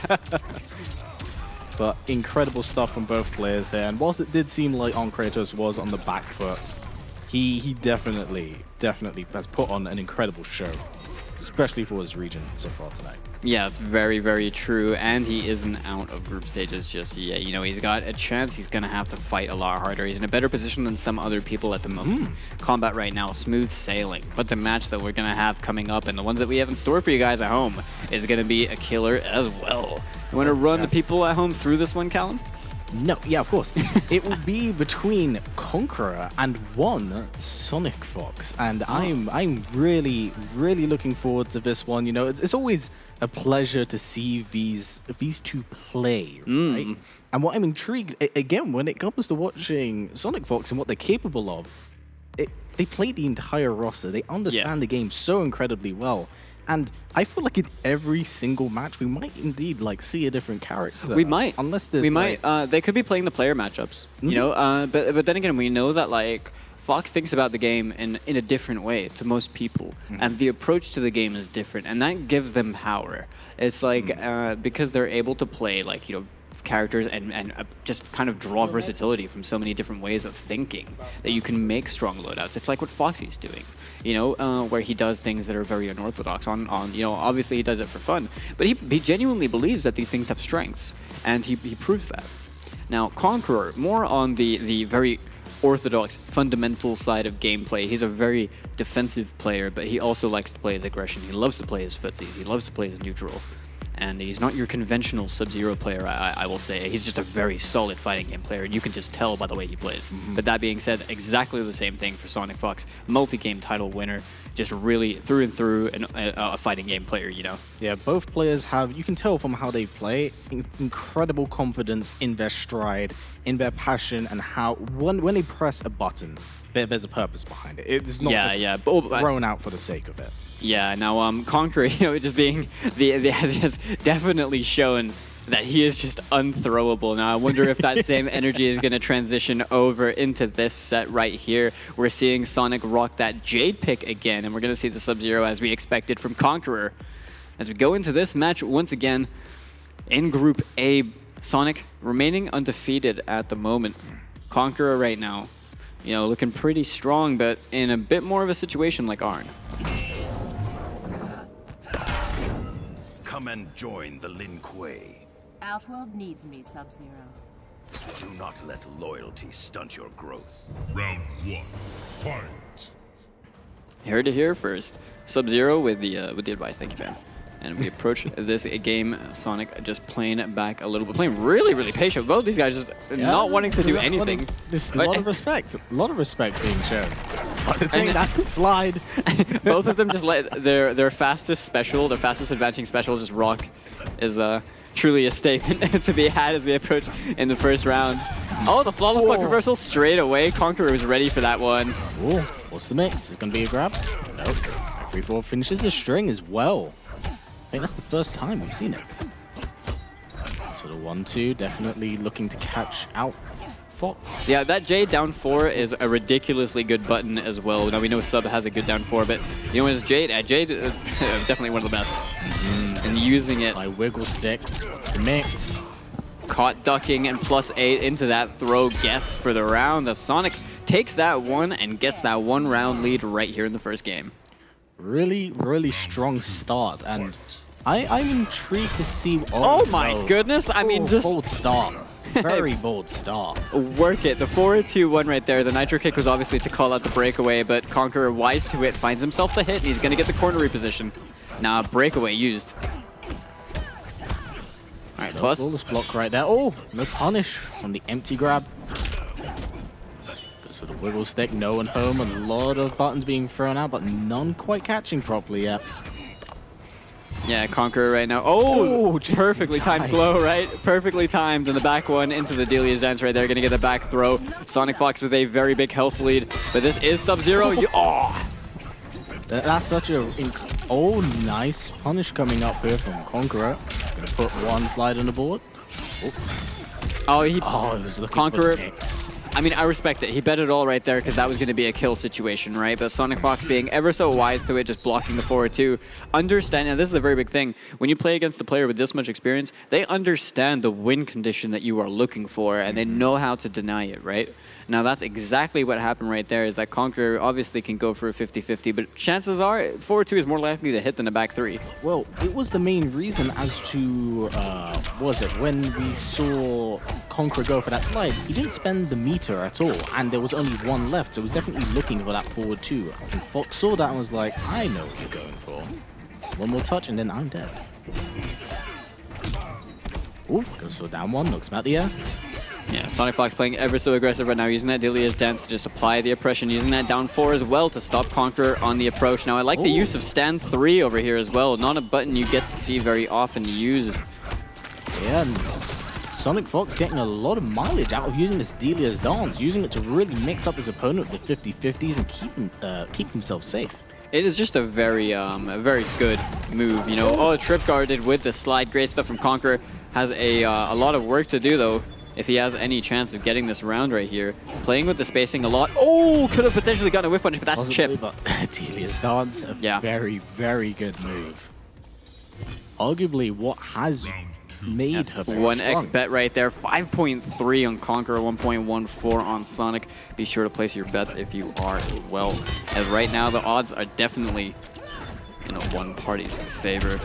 See that, the full string being used, the back 2. Oh, it's getting spaced out entirely. Full commitment to the string as well. I respect. the spacing from Conqueror at the moment, but Fox playing this really, really smart at the moment, just choosing their options and times to really deny Conqueror the ability to land that slide crushing blow. All right, using that 1-2, no confirm as well into the ice ball. It's a bit of a tricky one right there. And playing ever so patient. Conqueror getting caught in that backdash a little bit antsy with his movement right there. Sonic Fox is just bullying and oppressing with this down 4. Uses that back 2 to close things out in this round, and now a 2-0 lead for Sonic Fox over Conqueror. Yeah, this has been a very, very strong display of Fox's knowledge and Jade that I have not seen before, honestly. Yeah, I mean, this is a very like popular loadout with Jade. I myself, obviously, I play this as well. It's a very strong one. You already have the extended strings, and you've got your Delia's Dance, you've got your Air Glaive. It's a very good means of just kind of playing a simplistic way. See that +8 right there into the guess, gets the escape failed as well, so they got the launching throw for later. But I believe that escape failed was actually a down 2 attempt from Conqueror right there, and it just must have eaten it up, which is unfortunate if that is truly the case. But stuff right now for... Oh, confirm. Yeah, there we go. Down 4 into the Nitro kick right there. Great awareness from Sonic Fox. Things not looking too great for Conqueror at the moment. Sonic Fox definitely seems to have the lead in the mind game. Yeah, both. Oh, that 3-2-2 again. Right there, the back 1 into the Delia's Dance. I like back 1 into Delia's Dance, honestly. It's a pretty cheeky thing to do. Well, it's a 50-50, right? So it ends in an overhead, so you can catch out the opponent, and plus, if it's the low is safe. Oh, honestly, the ability of Sonic Fox just being able to kind of like check you in neutral just with Nitro Kick, and the fact that it's worked a majority of the time that they've used it is really impressive, honestly. Okay, the Air Glaive, keep the plus frames, open up a little bit more space, and just playing at this side of this screen. Conqueror, he's going to have to find one hit like to get something started, but... needs to be careful. With Glow out, it's like you're going to have to like be really, really careful. Oh, he tried to time it. That was smart. That was very, very clever. We did see Foxy Grandpa attempt to do that in the previous game too. That was a really gutsy challenge. That was a really, really gutsy challenge from Sonic Fox, but a very wise one at that. Conqueror actually opted for the throw over there, which worked out for Sonic Fox. But right here, the 1-2 confirmed into the ice ball. Gonna get this slide. Yeah, doesn't spend the bar this time, just gets the breakaway. Oh, big down 2, gets conversion off it into the kick. See it again. Again, yeah, very great stuff. Awareness. Oh, 4-2. That was interesting. Questionable, but for once, Conqueror is building towards that slide. KB finally actually gets the amplification on it.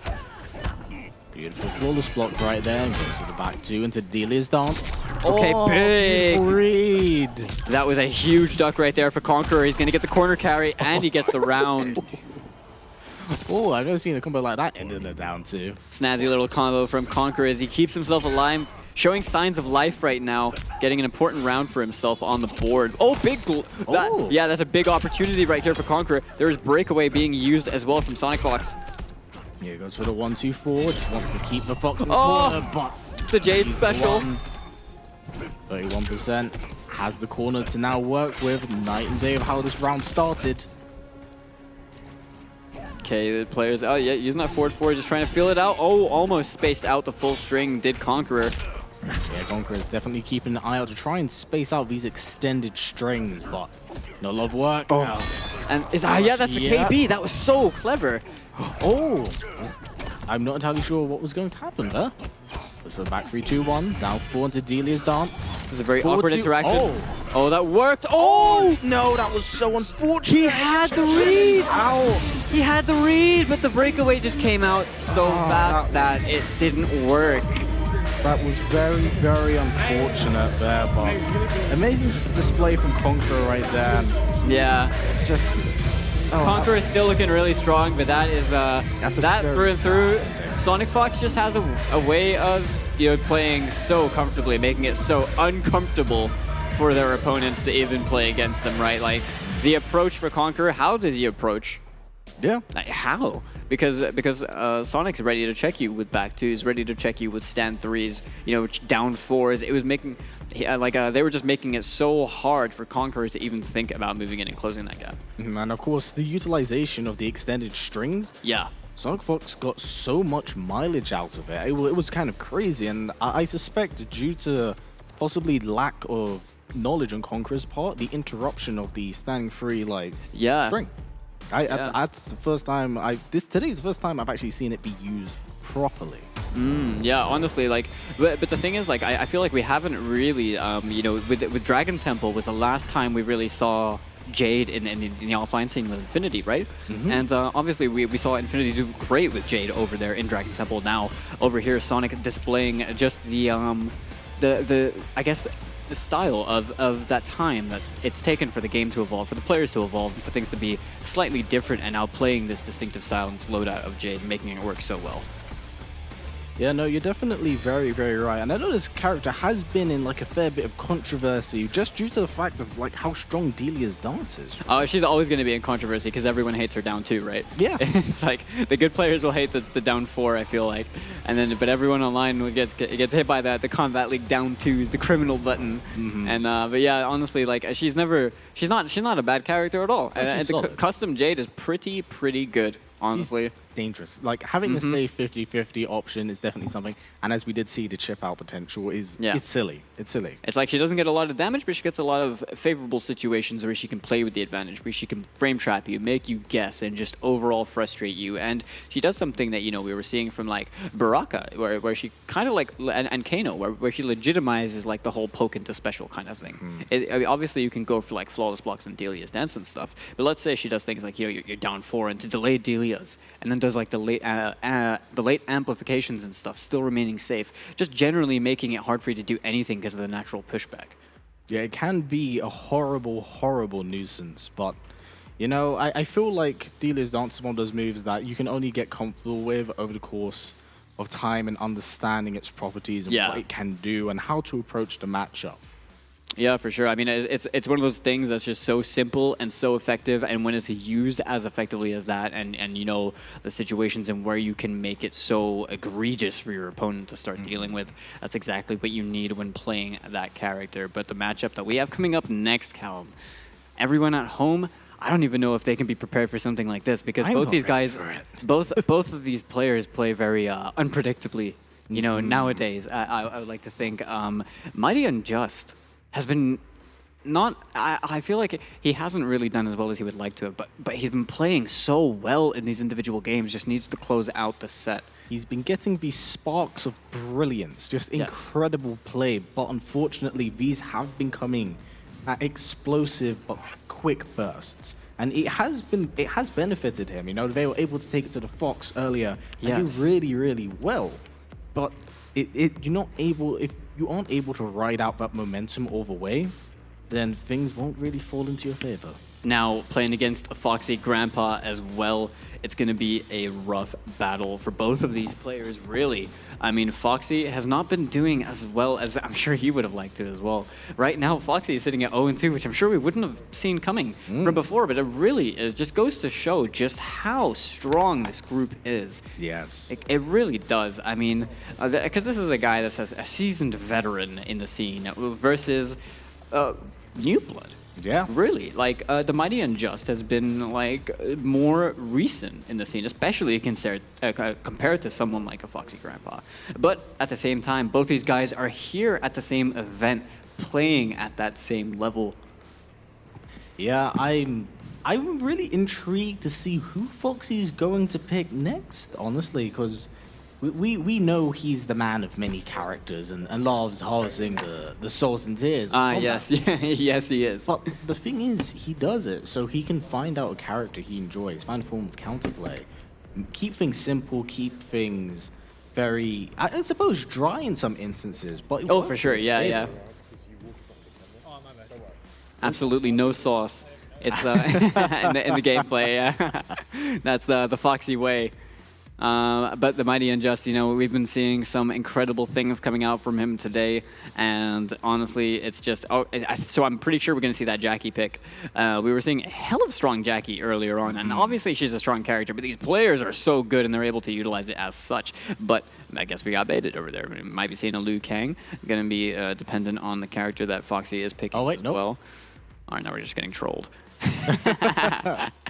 Yeah, but we're going to see Shiva pretty much to be expected from a Foxy Grandpa, as he's repping the Queen on his shirt right there.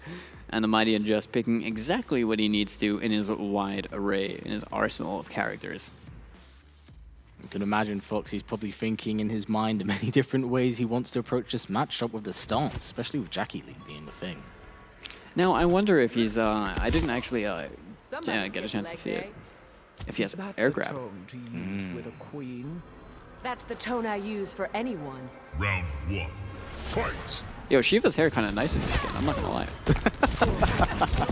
I like the braids. All right, with Dragon Stance, definitely keeping an eye out to throw out. Oh, yeah, shut down that jump. This just looks annoying to deal with if you are Jackie, right? We're trading one evil for another evil. Oh, yeah. But that was a really clean leap in from Mighty Unjust right there. Now he's already evened out the health bars after all what Foxy was doing right there. That throw not going to work out. Well, again, it goes to show the explosive nature of Jackie as a character and how one touch can lead to incredible Oki game. Great setup and just, honestly, in some instances, set play. Yeah, now that back 3-2 confirmed right there. Going to get the conversion in the corner and close out the round. The Mighty Unjust looking really good right now. Yeah, like, as we have touched on, there's just a snowball effect once this character gets going. Foxy needs to keep a very keen eye out in order to shut down Unjust's really dangerous Jackie here. Yeah, now this character is just hella explosive, right? She's just going to get in your face. She's going to do all that. Yeah, the dash punch, very gutsy move right there from Unjust. As Foxy now still making the reads, throwing that fireballs, making it all work out for him, as now we are seeing Unjust's health bar being whittled away. Oh, the active frames that fireball, man. That was intentional. Yeah, that was 110%. Yeah, just Foxy, as I mentioned at the very start, play a very dry style, and I have seen Foxy actually lab this matchup with the fire stance, and it looks very effective, and you're seeing it all pay off. He's just still using it. Like, the moment that he's knocked down, he knows that he's at that space where he can use it for free, right? Yeah. Again, using it, just chip damage central, and if it hits, it does so much when it starts racking up. And he's throwing out the one early on to just, stop the leap. Slow fireball right there. Oh, God. Yeah, just the confidence walk up to. Now Mighty just has to be so careful. You're bleeding out. Dash punch. Yeah, no. Oh. Keep an eye on the bleed. Yeah, Mighty Unjust. Gone. One touch. I think the bleed has run out. Yeah, one touch. Oh! Wait, it's not dead.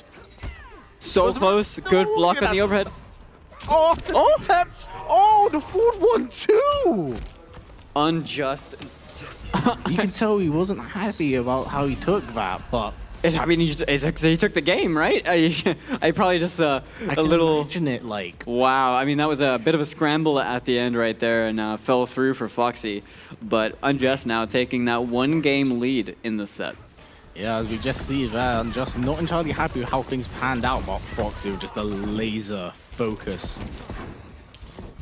My goodness me, definitely shades of his dead shot from Injustice 2 for sure. Yeah, I was thinking the same thing, just kind of like the stubbornness, just being able to use projectiles that just keep you at bay and just. There it is. Yeah, this is the Foxy way. Oh wait, is this a flawless? That is the first flawless that we have seen of the day, Callum, right here. Man. Using nothing but fireballs.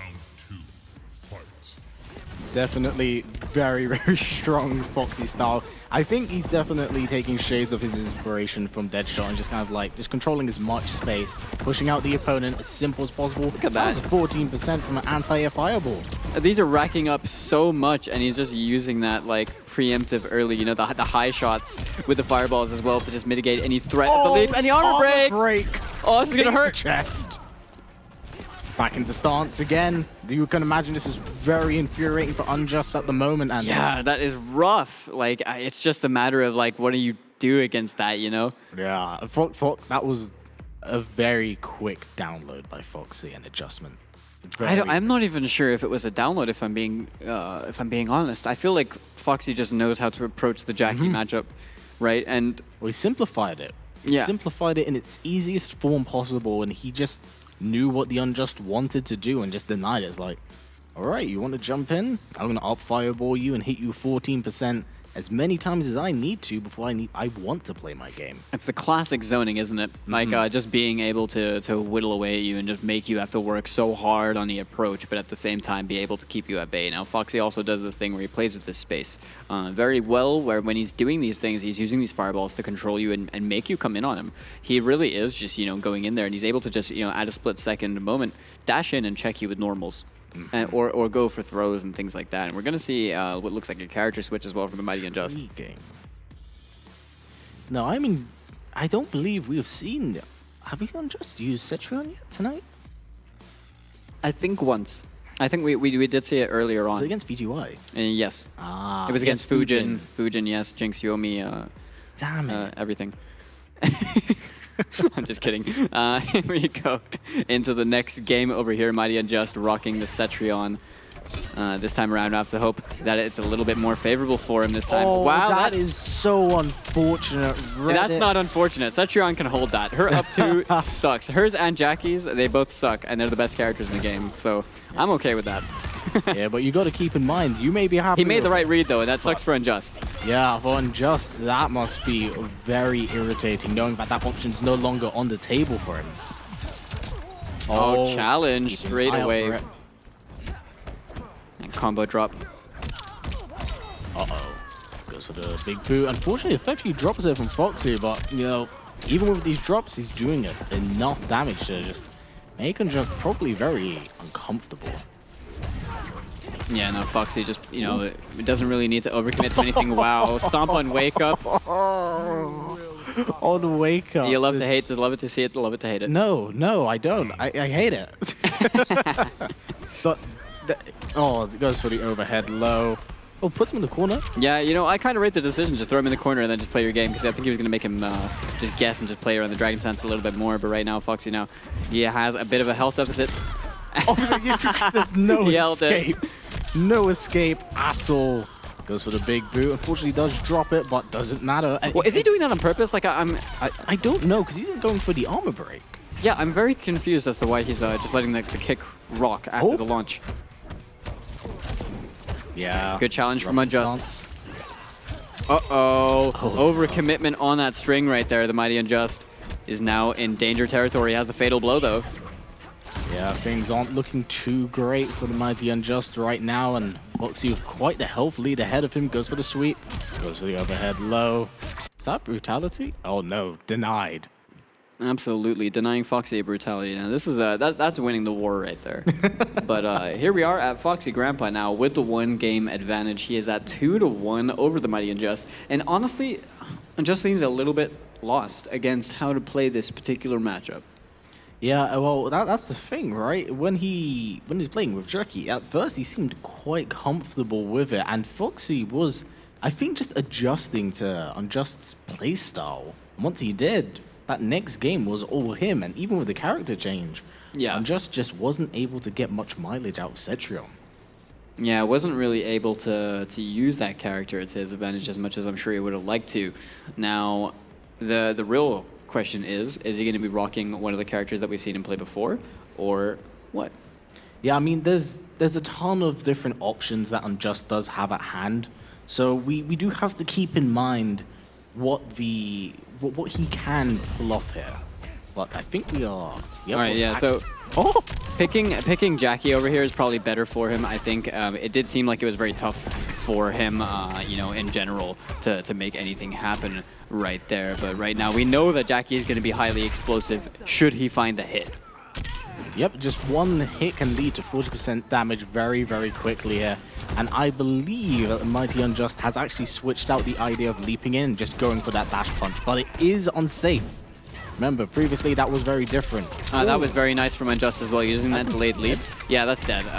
It's pretty much over. 3-3, close things out, 40% right there for Jackie. At this point, she just hurts so hard, right? Oh, she hits like a freight train. But now it's up to Foxy to ultimately make those adjustments, because we are seeing a lot of. Oh wow! Wow! Make those adjustments with that dash punch. That is, we are seeing a fair bit now. There it is again. Okay, being checked right there, forced to guess and gets the ankles grabbed. Oh, interrupts the stance, but that is unfortunate. Gets caught out. Foxy definitely keeping an eye out for that armor break ability at the moment. Yeah, swiftly punished as well on that forward 2-2. Goes for the grab. Beautiful throw tech by Foxy right there. Forward 1 into another throw. Definitely win potential for Mighty Unjust. Even if he goes for Fatal Blow, it won't kill, but it will. Oh, the down 2? Oh, wow. A down 2 into stance. I mean, the wake up fatal was like a hell of a call out attempt from Mighty Unjust, but it might not have been intentional. Oh no. Definitely keeping an eye out for that armor break, but even then, just applies the bleed damage. Beautiful flawless block right there from the Mighty Unjust. Yeah, as he's trying to find it. Now be sure to place your bets on who you think is going to be winning the set right now as well. You can see your odds on screen right there. Be sure to remember it is 18+, and to bet responsibly as well. If you do, that armor breaker destroying the rib cage of the Mighty Unjust, as now Foxy is looking in the driver's seat to try and take this set as he does right there. Oh wait, we know what's coming next. And now, fatality. Even though we didn't see it. But exceptional stuff from both players, but it just seems like Foxy's understanding of the matchup knowledge and adjustments, as we did see, really played up. And yeah, Unjust did make a wise decision there, really. It was kind of like, oh, he sees me leaping in, that's his first fireball. All right, I'll get that dash punch, quick crushing blow in there, but Foxy was able to pick up on that very quickly. Yeah, for sure. I mean, Foxy, that felt like the patented Foxy that we've seen so many times, right? I mean, this entire game on fireballs that got him a flawless, right? Yeah, I mean, that's pretty much the Foxy way, is just to be able to hyperlink you out, play a very simple game plan, and use it very effectively, and that's what we saw. Now we're seeing Foxy a little bit more on form, who's looking a little bit better in the group stages. The Mighty Unjust, unfortunately, right now hasn't been doing too well in Group A, and it's looking a little bit rough for him, but honestly, he's been playing really well so far. Yeah. So it's just gonna, I mean, none of these matches are easy. Yeah, absolutely anything can change at this point, and even from these early pool stages, anything can happen. Anyone can lose, people can die and just lose it like that. So I don't know what to expect in the future for these next few matches, but I just know they're going to be amazing. Yeah, for sure. Honestly, like everything is done so crazy. But we'll be throwing over to the practice room, so seeing you guys in a bit.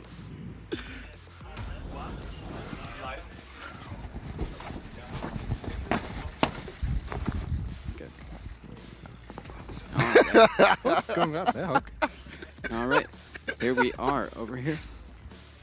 What? Live. We're still rocking. Guys, I'm just having some fun in the background here with a video and stuff done. Hope you guys are rocking while you're enjoying all of this, I don't actually know what else here. I can't hit this thing too hard because it doesn't, it's not actually real. This. Pull on. And thank you for that over there in our little practice room right there over here at the WePlay Arena.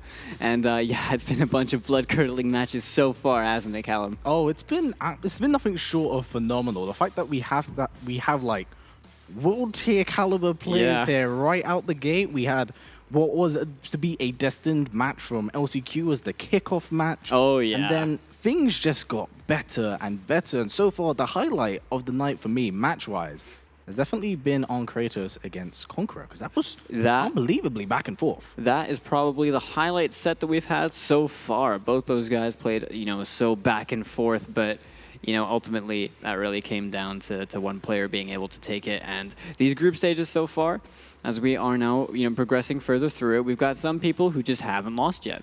Yes. We got some people who have only lost, and we got people who are in between. Now it's going to be a matter of which ones are outweighing the other. Do they have more wins to their losses? And but the people with a single loss are going to be in the tight situation to be making it out of the group stages, because they're going to be more even with the other people. Like we got Arn Kratos, who's got the one loss. We got, and then we've also got Conqueror right now has been kind of he's not really had it too well for him. I think he's even right now, if memory serves me correctly. I believe so. And yeah, I mean honestly, so far it's been a bloodbath. Yeah, I believe the only two individuals right now with a clean record is Kombat and one Sonic Fox. Yep. I believe you're right. So I'm intrigued to see how things go. Unfortunately, things not looking too great for Too Easy at the moment. Definitely making some very interesting character choices that have been exploding and has been benefiting him, but not in the long run. Yeah, like people are playing individually in the games, but in order to be making it through the group stages, obviously they're going to have to be winning their sets, and that is really like the hardest thing about this is winning that set in the first to three against players of this level when everyone is so even. You know, you're watching people go back and forth, left, right, and center all the time. Right now, as we see, Romanova is the strongest. That's Look the at that. leafless kick I have seen IRL in a long, long time. Long time, but power. Too much power. But incredible stuff, man. And I cannot wait to see what else really goes on here tonight, especially with the mighty Unjust. I feel like, you know, there's a reason why he's got those 34 wins. Yeah, I mean, but the Mighty Unjust right now, he hasn't been like he's been playing so well, but right now he's lost his sets, which is the rough part about this, right? Because we have been close. Yeah, exactly. But ultimately, like that's kind of like just the format, right? It's going to be harsh because you have to win the sets, and it really is quite ruthless in that sense. So even if you are playing like individually, like well, you know, in games, in rounds, or even just the set entirely, you have to close out the whole thing. Like I can't stress that enough. Yeah, I mean, as the night draws to an end and we keep going on, that may slip through their fingers because remember, only 4 can go through to the playoffs. You know, this is going to be same here today as it will be tomorrow. So, you know, every win at this point really does matter. Really, really does. It does. And now we got 2 obviously familiar faces of guys that we've seen earlier today playing off against each other. And I like to think they have a, you know, they play oddly similar in the sense of like they like to play very aggressively. Yes. Video Games Yo, being a space control oriented aggressive player, is going to be playing off against Too Easy, who has been dubbed unconditionable, but also very high octane, as we like to call it. You know, he likes to play with aggression. Just he's a very, very aggressive player, and he commits to his hard reads and stuff. You know, he plays from the heart. But the same can be said about VGY as well. Sticks to his game plan and also plays from the heart. Yeah, honestly, I couldn't put it any other way. It's honestly, it's guts against heart. It's massive aggression against patient, well, I'll say it, somewhat systematic keep away. Yes. I feel like that is the best way to describe the match we're going to see. I feel if VGY is able to maintain that space control, he can really, really start chipping away at Too Easy's defense and maybe go in for the kill. But the same thing could be said for Too Easy, because once this man gets in, he's gonna be flailing his arms, his legs, his axes, everything he's gonna throw the kitchen sink and the rest of the kitchen at you. Yeah. Nah, Too Easy looking. He's obviously like he's a very active, competitive player, a very seasoned player as well, having competed and got the experience over time from the previous games and stuff. And you know, he's no slouch. There's a reason he's over here. And but right now he's playing off against Video Games Yo, arguably the best player in Europe, who has been more even in this group stage right now. So there's a lot of writing on this individual set win for someone like VGY. And you can imagine maybe that pressure might be getting to him, because we did see it in the very first game, but now that he's got a win under his belt, maybe those nerves have now gone away. Maybe he feels like since he's in more of a comfortable spot, those worries might be out of his mind a little bit more. Maybe. We're gonna have to see how both these players approach the set in hand, and I wonder if they've played against each other. Obviously, we were all flowing out a little bit earlier. Players are practicing before the actual game days, and now I wonder if they got some matches in beforehand before the groups were released and stuff. But I'm not really sure how to approach this one. I can't really call characters. I think based on track record, we can assume that VGY is going to be playing Fujin or Johnny Cage or someone along those lines. But Too Easy, pretty much a Sub-Zero, Cetrion that we've been seeing today. Hasn't really diverted from those two characters, right? Yeah, what I find, I'm not sure if I'm going to be able to call it here, but I think we might see a Cetrion pick, then go to a Sub-Zero pick, because we have seen Too Easy do that in the previous games. He has been up there on stage. Yeah, we're gonna have to see how both players approach this entire matchup going into it. We're going to see the Cetrion. Now, Johnny Cage as well, being picked by VGY, feeling confident in the Johnny with the low force ball instead of rocking that Fujin pick as we saw him play before against Cetrion. Yeah, you got to imagine that VGY is more than likely very familiar with this matchup, as on our side of the world, we do have an Italian player by the name of Acid Massa. Yes, and very, very strong. I mean, he was here at Dragon Temple, right? An incredibly strong European, Italian Cetrion player.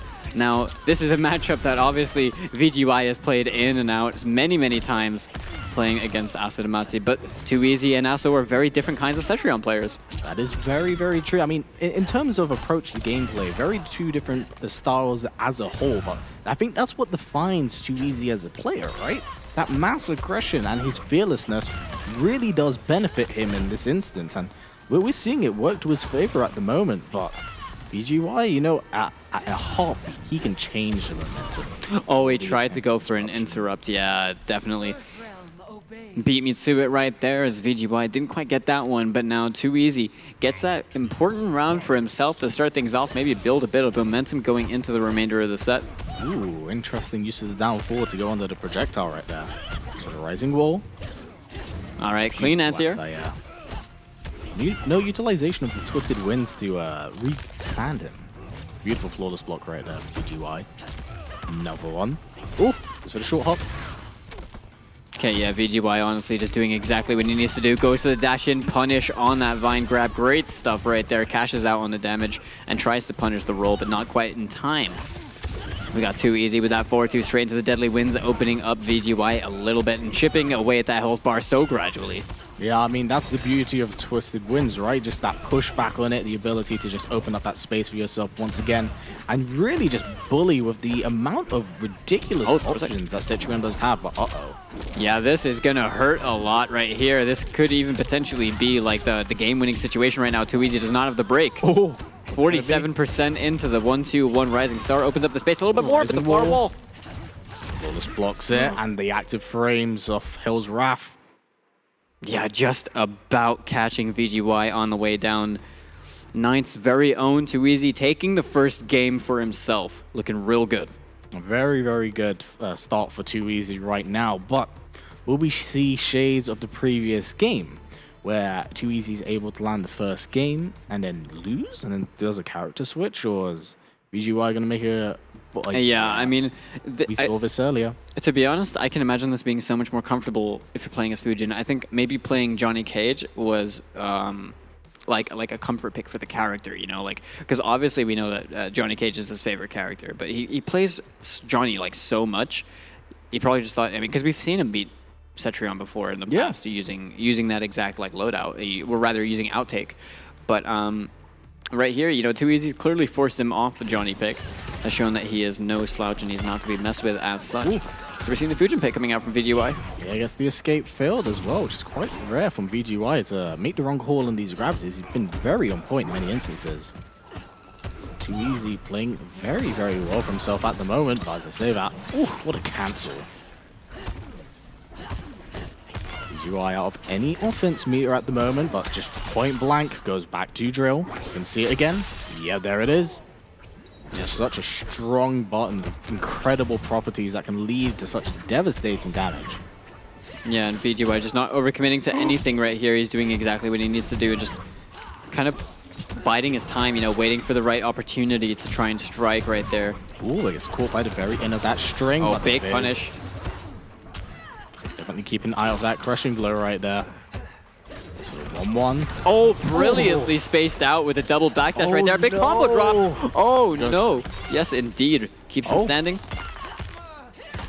Surprised there was no cash out on the fatal blow right there. I don't think it would have killed. I think Too Easy knew that and didn't want to use it. Oh. But that will do it. That will indeed. That beautiful 1-1 punish straight away confirmed into the fatal blow to close out the round. Didn't want to spend the KBs, but we still got that one going forwards. Yeah, no, really, really good stuff from VGY. Unfortunately, Too Easy was not able to close out that round, but the character switch is definitely benefiting VGY at the moment. Okay, call out on the boulder right there. Video Games Yo closing the gap a little bit. That flawless block, such incredibly good stuff. Goes to the back 1-1, fires up the crossbow. Yeah, all right, spacing out the wall. I acknowledge that Too Easy didn't spend the bar, but that was a great teleport and punish from Too Easy, who now has the corner position to work with. VGY going to have to work his way out a little bit. Ooh, forward 3. And that was a very interesting trade. I've never seen that. So back to Too Easy, definitely being very aware of it, choosing to challenge it a fair bit as well. Forces the breakaway as well, that 1-2 working out as a shimmy. But right now, oh, big punish right there from Video Games Yo, using the arsenal for the extra confirmability right over here, making it a bit easier for him. Okay. VGY getting so much mileage out of back 2 drill, honestly. It's just really been benefiting him. I mean, back 2 is just such a good normal in general, right? Mm-hmm. Arguably one of the best ones in the game. Yeah. Beautiful flawless block right there from VGY. The attempted challenge. Okay, yeah, then Too Easy going for the true option straight away with the 4-2 into Deadly Wins. Not going to matter. VGY interrupting and challenging him out, tying things up 1 game apiece. Yeah, things looking very different, but as I did mention at the very start of this game, I do expect the switch to Sub-Zero. I think it's safe to assume that, you know, we're going to see something like that. It doesn't seem like Cetrion versus Fujin is great for Cetrion. It seems a very uncomfortable matchup. And yeah, just as you predicted right there, we're going to see like the switch over to Sub-Zero, rocking the Creeping Ice and the Amplified Ice Ball. Yes, it's typically the Sub-Zero that we now see. Because of the overhead option, of course, you can confirm into the Ice Ball or do an overhead low, which is incredibly, incredibly good. The real question is, does Too Easy start with a slide? We did see that in the last few games. Well, nope, goes for a down 4. Okay. Starting things off a little bit modest, but the block on that forward 2 right there. Video Games Yo with a really big call out, knowing that Too Easy wanted the big damage cash out early on. What's the block? Oh, checked on the slide, gets thrown straight into the corner. Too Easy now has a very good space to start working on something over here, but the throw escape from Video Games Yo, and I wonder if he tried to get a flawless block on that jump. Yeah, VGY is trying to keep an eye out for utilizing the back 2 at the moment because he doesn't want to really trade with the Ice Ball. Yeah, of course. You know, you're going to have to be a little bit more careful about it. Great down 1 anti-air right there from Too Easy. Excellent answer for the approach from VGY. Knocks him back to full screen. Oh, great jump back. Oh, cashes out on the crushing blow. No, that isn't quite dead just yet. It's not enough to kill. Hopefully he doesn't regret this choice right here. 1 touch. Oh my goodness. Into fatal blow. Video Games Yo held it down, did exactly what he needed to do, found that hit, and yeah, that's pretty, I'm sure Too Easy might be kicking himself over that one about spending the KB and then unfortunately just not getting the kill for it. One of the most dangerous things you can ever do is count out the comeback potential that VGY does have. Seems like that, and like, you know, leaving your plate unclean, so to speak. Yeah, I gotta finish up the food.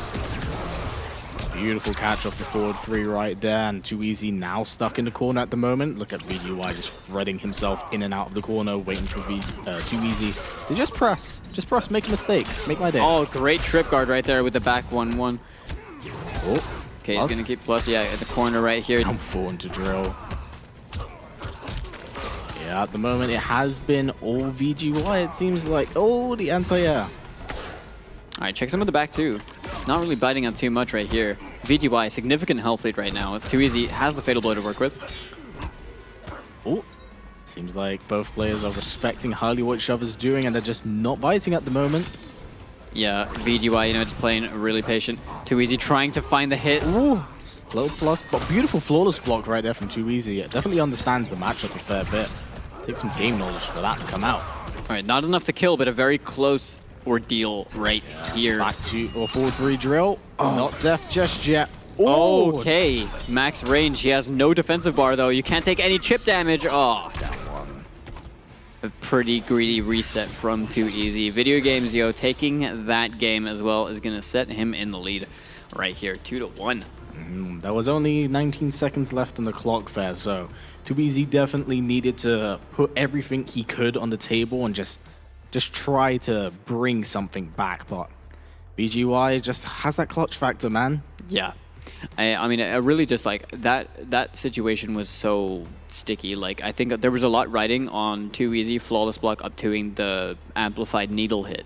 You know, it was because he used that needle that he was only 1 touch away from being chipped out. Like, you know, just after that, like, VGY honestly got kind of greedy in that situation by using the amplification. And if Too Easy had gone for the reversal over there, flawless block. Yeah, I mean, it could have been a lot better for him. But right there, you know, I mean, just through and through, kind of just worked out for Video Games Yo, who's now going into a potential final game between both these guys. But Too Easy gonna have to pull a few more bag of tricks, you know, or rather dip into his bag of tricks and pull out a few more, you know, things out of the hat.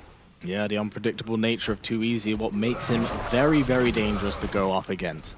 You know, we've seen a fair few, like, what I would say are Rago slides. Oh, like, yeah. You know, the power of hindsight is strong. And right there, okay, using that. The 4-3 stuff. But yeah, it seems like VGY has gotten very comfortable in this matchup. Once he's able to start getting that wave dash on point, he definitely feels very comfortable with it. Unfortunately, Too Easy only having one game on the board, but not quite out of this gesture. And right now, yeah, he's getting. Oh my goodness. Luckily for Too Easy, he didn't get clipped by that back one right there, using that back one forward to travel out of the space a little bit, but right now he's got such low health. This is a difficult situation to be in. Yeah, I'll go for dive kick. Yeah, just clean punish on that whiffed ice ball right there. Now, Video Games Yo on set point against Too Easy. Yeah, things not looking too great for Too Easy at the moment in terms of point, but you know, when you're playing against a Sub-Zero of this style where it's explosive, chaotic, oh my god. Forward dash, forward 3, straight away after being knocked down. That was a very Chad decision right there. Air to air. It's gonna get the kick. Yeah, no breaker used.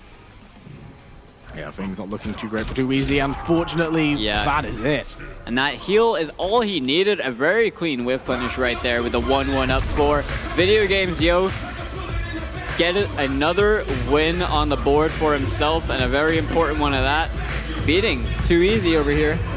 Yeah, unfortunately for Too Easy, things not looking very, very good for him at all, possibly being out the money, but you can understand VGY probably feels very, very relieved right now with another win on the board. Yeah, I'm sure you're right over there. But yeah, man, I mean, both these guys have been playing really, really good. Video Games Yo has obviously been able to just constantly keep playing his game. We had a shaky start today, but he's been playing a lot better since then. And I think it might have worked out for him in the sense that he had the time to kind of like underperform by his standards early on. Or I don't even know if it can be said about that, because Kombat right now is undefeated. Kombat was playing really, really well regardless. And in that situation, clearly Video Games Yo has taken the time to kind of just readdress what he's doing and then start succeeding in that respect. Yeah, no, that I honestly couldn't have put it better myself. You know, it seemed like a shaky start, but once he was able to get the training wheels off, it's all been smooth sails. The engine is warm, and it's very evident in how he is playing right there. Like, see this stuff? You got the Shades KB over there. It was really clean. Now, I mean, I admire the confidence in picking Johnny into Cetrion like this. You know. Yeah, no, it was. It's not really. I don't know if it can be considered a bad matchup necessarily, but right there, it really came down to that final hit situation.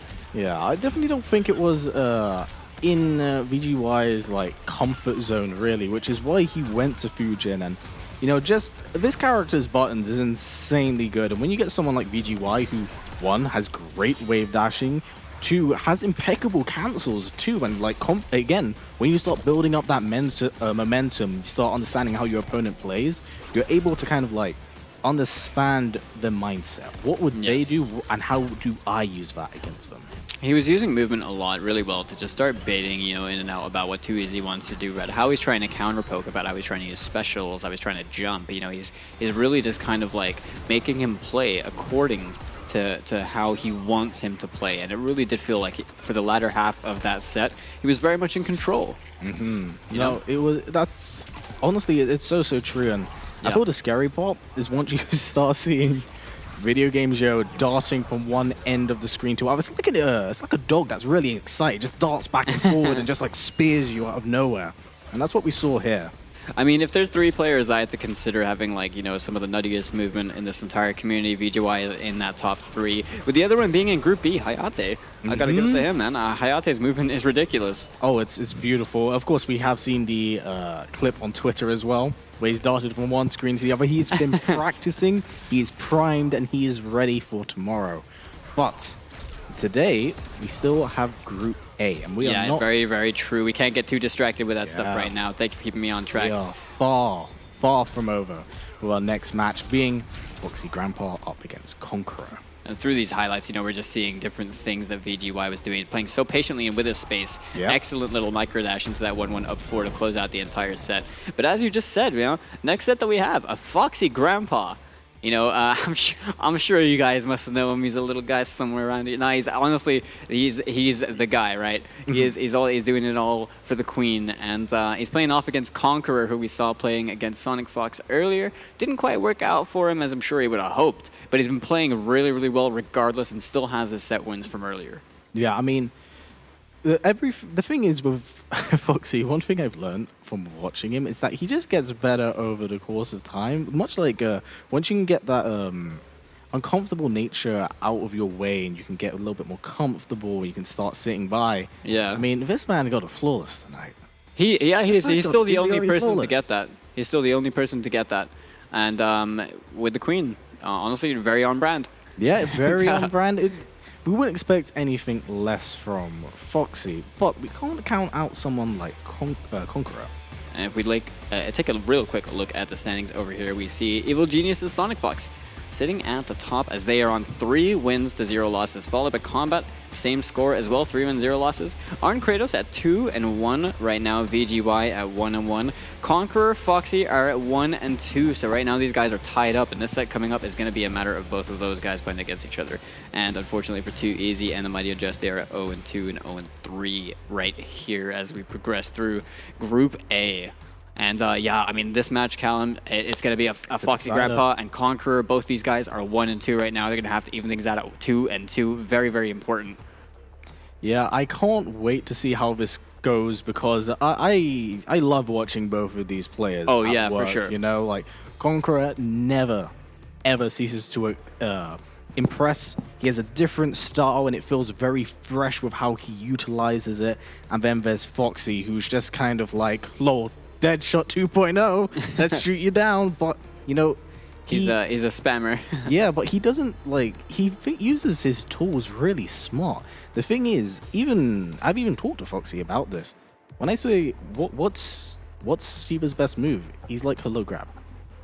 Yeah. Yeah, I can see that. He doesn't, whilst he does use the stance, and it is very, very beneficial to him, he's like, the options that she does have at hand, and in fact she has a low grab that applies bleed, just fits really well with the rest of her toolkit. That's why he's able to use her so incredibly well, and is the Shiva. Yeah, honestly.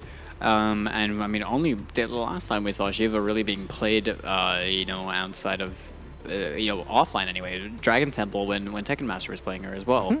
But now these guys have quite a lot riding on this set right now. You know, both these guys very adamantly trying to make it out of the group stages right now. Conqueror has been playing so well and showing a lot of in-the-moment adaptability, right? A lot of just on-the-fly adaptations. Foxy Grandpa, no stranger to doing that himself, an incredibly experienced player in his own right. Now, yeah, as we approach this match right here, honestly, once again, we are right back in this unpredictable situation where we just don't know how to call this because everyone's been playing well. Yeah, it's honestly right down the middle. You honor me with your challenge. Your clan will honor you in death. I did not agree to a death match. Round 1. Really? You're in the wrong game, buddy. Yeah, I'm like, Mortal Kombat Universe? I don't know about that one, man. Everything's a deathmatch. All right, we're starting things off. Conqueror now, he's just trying to stagger and open up a Foxy Grandpa, who isn't really biting much. Conqueror definitely starting off this game quite aggressive, and that's definitely not a trade that Foxy really, really wants. But must keep in mind that Foxy does have a Sub-Zero of his own, so he definitely does understand this matchup. But it's just Conqueror, man. This guy is so incredibly good. And yeah, that was excellently spaced as well when he got the whiff punish from earlier. And right now, Foxy gets a little bit of Oki from that sweep right there. Gonna use the Dragon Stance right here. Challenge from Conqueror, using that down forward, going into the creeping ice as well to keep himself safe. And a clean jump over. OS into the slide. Very good stuff. Yeah, you can imagine. Oh no. Definitely was looking for the slide to get out of it, but Stomp is eternal, my friend. Sweep, goes for the overhead low. There applies the bleed damage. Yeah, this is gonna be a rough one, potentially. Yeah, Foxy at the moment is going to go into stance again. Oh, Cap goes for the cancel. That was a really nice challenge as well from Conqueror right there to avoid himself being chipped to death and being at the mercy of Foxy's pressure. But at the moment, Conqueror has no offense bar, and Foxy's keeping an eye out on that. That could have been big, but the commitment to the full string while Conqueror was airborne just about worked out for Conqueror to get up and punish him accordingly. Who takes the first round? Oh, forward to Ice Ball. There it is. Oh, what a conversion. Button there's the punish. Commits. Yeah, that overcommitment right there. Unfortunately, Foxy has been dropping a fair few of his strings tonight, and he's been losing out on some damage very quickly. That is very true right there. These combo drops are very uncharacteristic for a Foxy Grandpa right now. Once again, an opening hit right here for Conqueror. He's cashing out this big mid-screen damage right there into the slide KB. One more hit's going to do it. Yeah, things definitely on the back foot for Foxy, but Foxy's comeback potential is some of the scariest that the NRS scene has ever seen. And a 1-2-4 to close things out. Conqueror looking pretty damn solid. Takes the first game against the Foxy Grandpa. Very, very solid right out the gate, and Foxy's probably considering his options, thinking how he wants to approach this matchup, because I was honestly surprised by Conqueror's aggression right out the gate. And if you take a look at the bottom of the 1x bet right there, 1.262 for Foxy, 3.66 for Conqueror. Be sure if you are betting, you are 18 and over, be sure to bet responsibly as well. So going to jump right back into things. That back one has really been working to Conqueror's favor. He's caught out Foxy, I believe, 3 or 4 times now. Interesting interruption right there from Foxy, but things aren't looking too great for him. Yeah, Conqueror going to cash out on that fully. 254 damage, gets that crossover, reading the sweep entirely. Going to cash out and more damage over here. Not going to spend the bar, probably anticipating a breakaway. Well, it is what allowed Foxy to apply a lot of damage in the previous game, but that was all Conqueror right there. Oh yeah, that was an entire, that was a steamroll of a round right there. Conqueror is looking really on form at the moment in this set. Go for the big boot and... Okay, no drop this time. Yeah, maybe Foxy getting a little more comfortable right now, but we do have to see how he approaches this, because he is technically good block and punish as well at that space. Matchup knowledge right there from Conqueror. Is he going to get 266 damage on the board for himself and slowly moves his way in? It's down 1, goes for the back 3 2 into the low ice. Back into stance once again. Foxy does have to be careful, of course. He does not want to trade with that EX Ice Ball. That will chew up all of his offense. Of course, but in this case, a normal Ice Ball is actually going to do the job just fine. He's going to spend the slide KB as Conqueror, cashing out on the big damage right there. But the down two, oh, big drop. Really, really big drop right there for Foxy as he gets reset and then mixed. And this is looking a little shambolic for a Foxy Grandpa right now as Conqueror moves up 2-0. Things seeming quite grim for Foxy at the moment, definitely considering his options. We do know he does have a katana at his fingertips, and he does have a Sub-Zero, as we have seen earlier today. Well, we're gonna have to see what he decides to, rock with, because at this point, Foxy seems pretty confident he's playing the Queen, but now you're effectively on your life in this tournament, right? You got to bet it all on a final pick. We'll have to see what that pick is. Is it happening? I think, this is interesting. I did not expect him to bring out the RoboCop here. Yeah, now for anyone that watches Foxy stream knows exactly what he does with RoboCop. And honestly, it's surprising how well RoboCop suits his style of play. He's got a command grab. Simple. He's got a good projectile. He's got a good anti-air button. He's got some decent combo. I've seen Foxy get like over 30% on like a 4-3 anti-air with RoboCop, which is pretty nutty. That is silly. You have mastered code. Care to see a demonstration? Yes. Round 1. I was fully expecting, nah, mate, you're nicked. Was that low gunshot incredibly good? Definitely good choice by Foxy, actually. Hopefully looking for a trade on the Ice Ball right there and blow out the gonads. Yeah, no, so he's got the strip right there as well, which is going to prevent Conqueror from dashing over that and really doing much if he sits that down. Now Foxy just choosing the projectile game and making Conqueror approach him with thought, but that slide being a big call out right there. Yeah, he's playing the somewhat lame Foxy game, but he does it so well. But they attempted scope out, no one quite there. Okay, the back three. This is not a great place to be against Sub-Zero. Beautiful flawless block, but nothing off it. Oh, perfect whiff punish on the down one. What? Oh, he dropped the combo. No. Oh, probably was expecting that is dead. No, not enough just yet. Uses the breakaway as well. Oh, but was looking for the grip. Yeah, just about jumped by Conqueror, being one step ahead as he's now on set point, looking to drop a Foxy Grandpa. Just standing still. Look at him, he's just waiting. Yeah, just Conqueror just not wanting to bite it. Just if he knows if he throws out an ice ball, it's gonna do a crushing blow on him. Just going for a slide. I'm seeing a buffered free.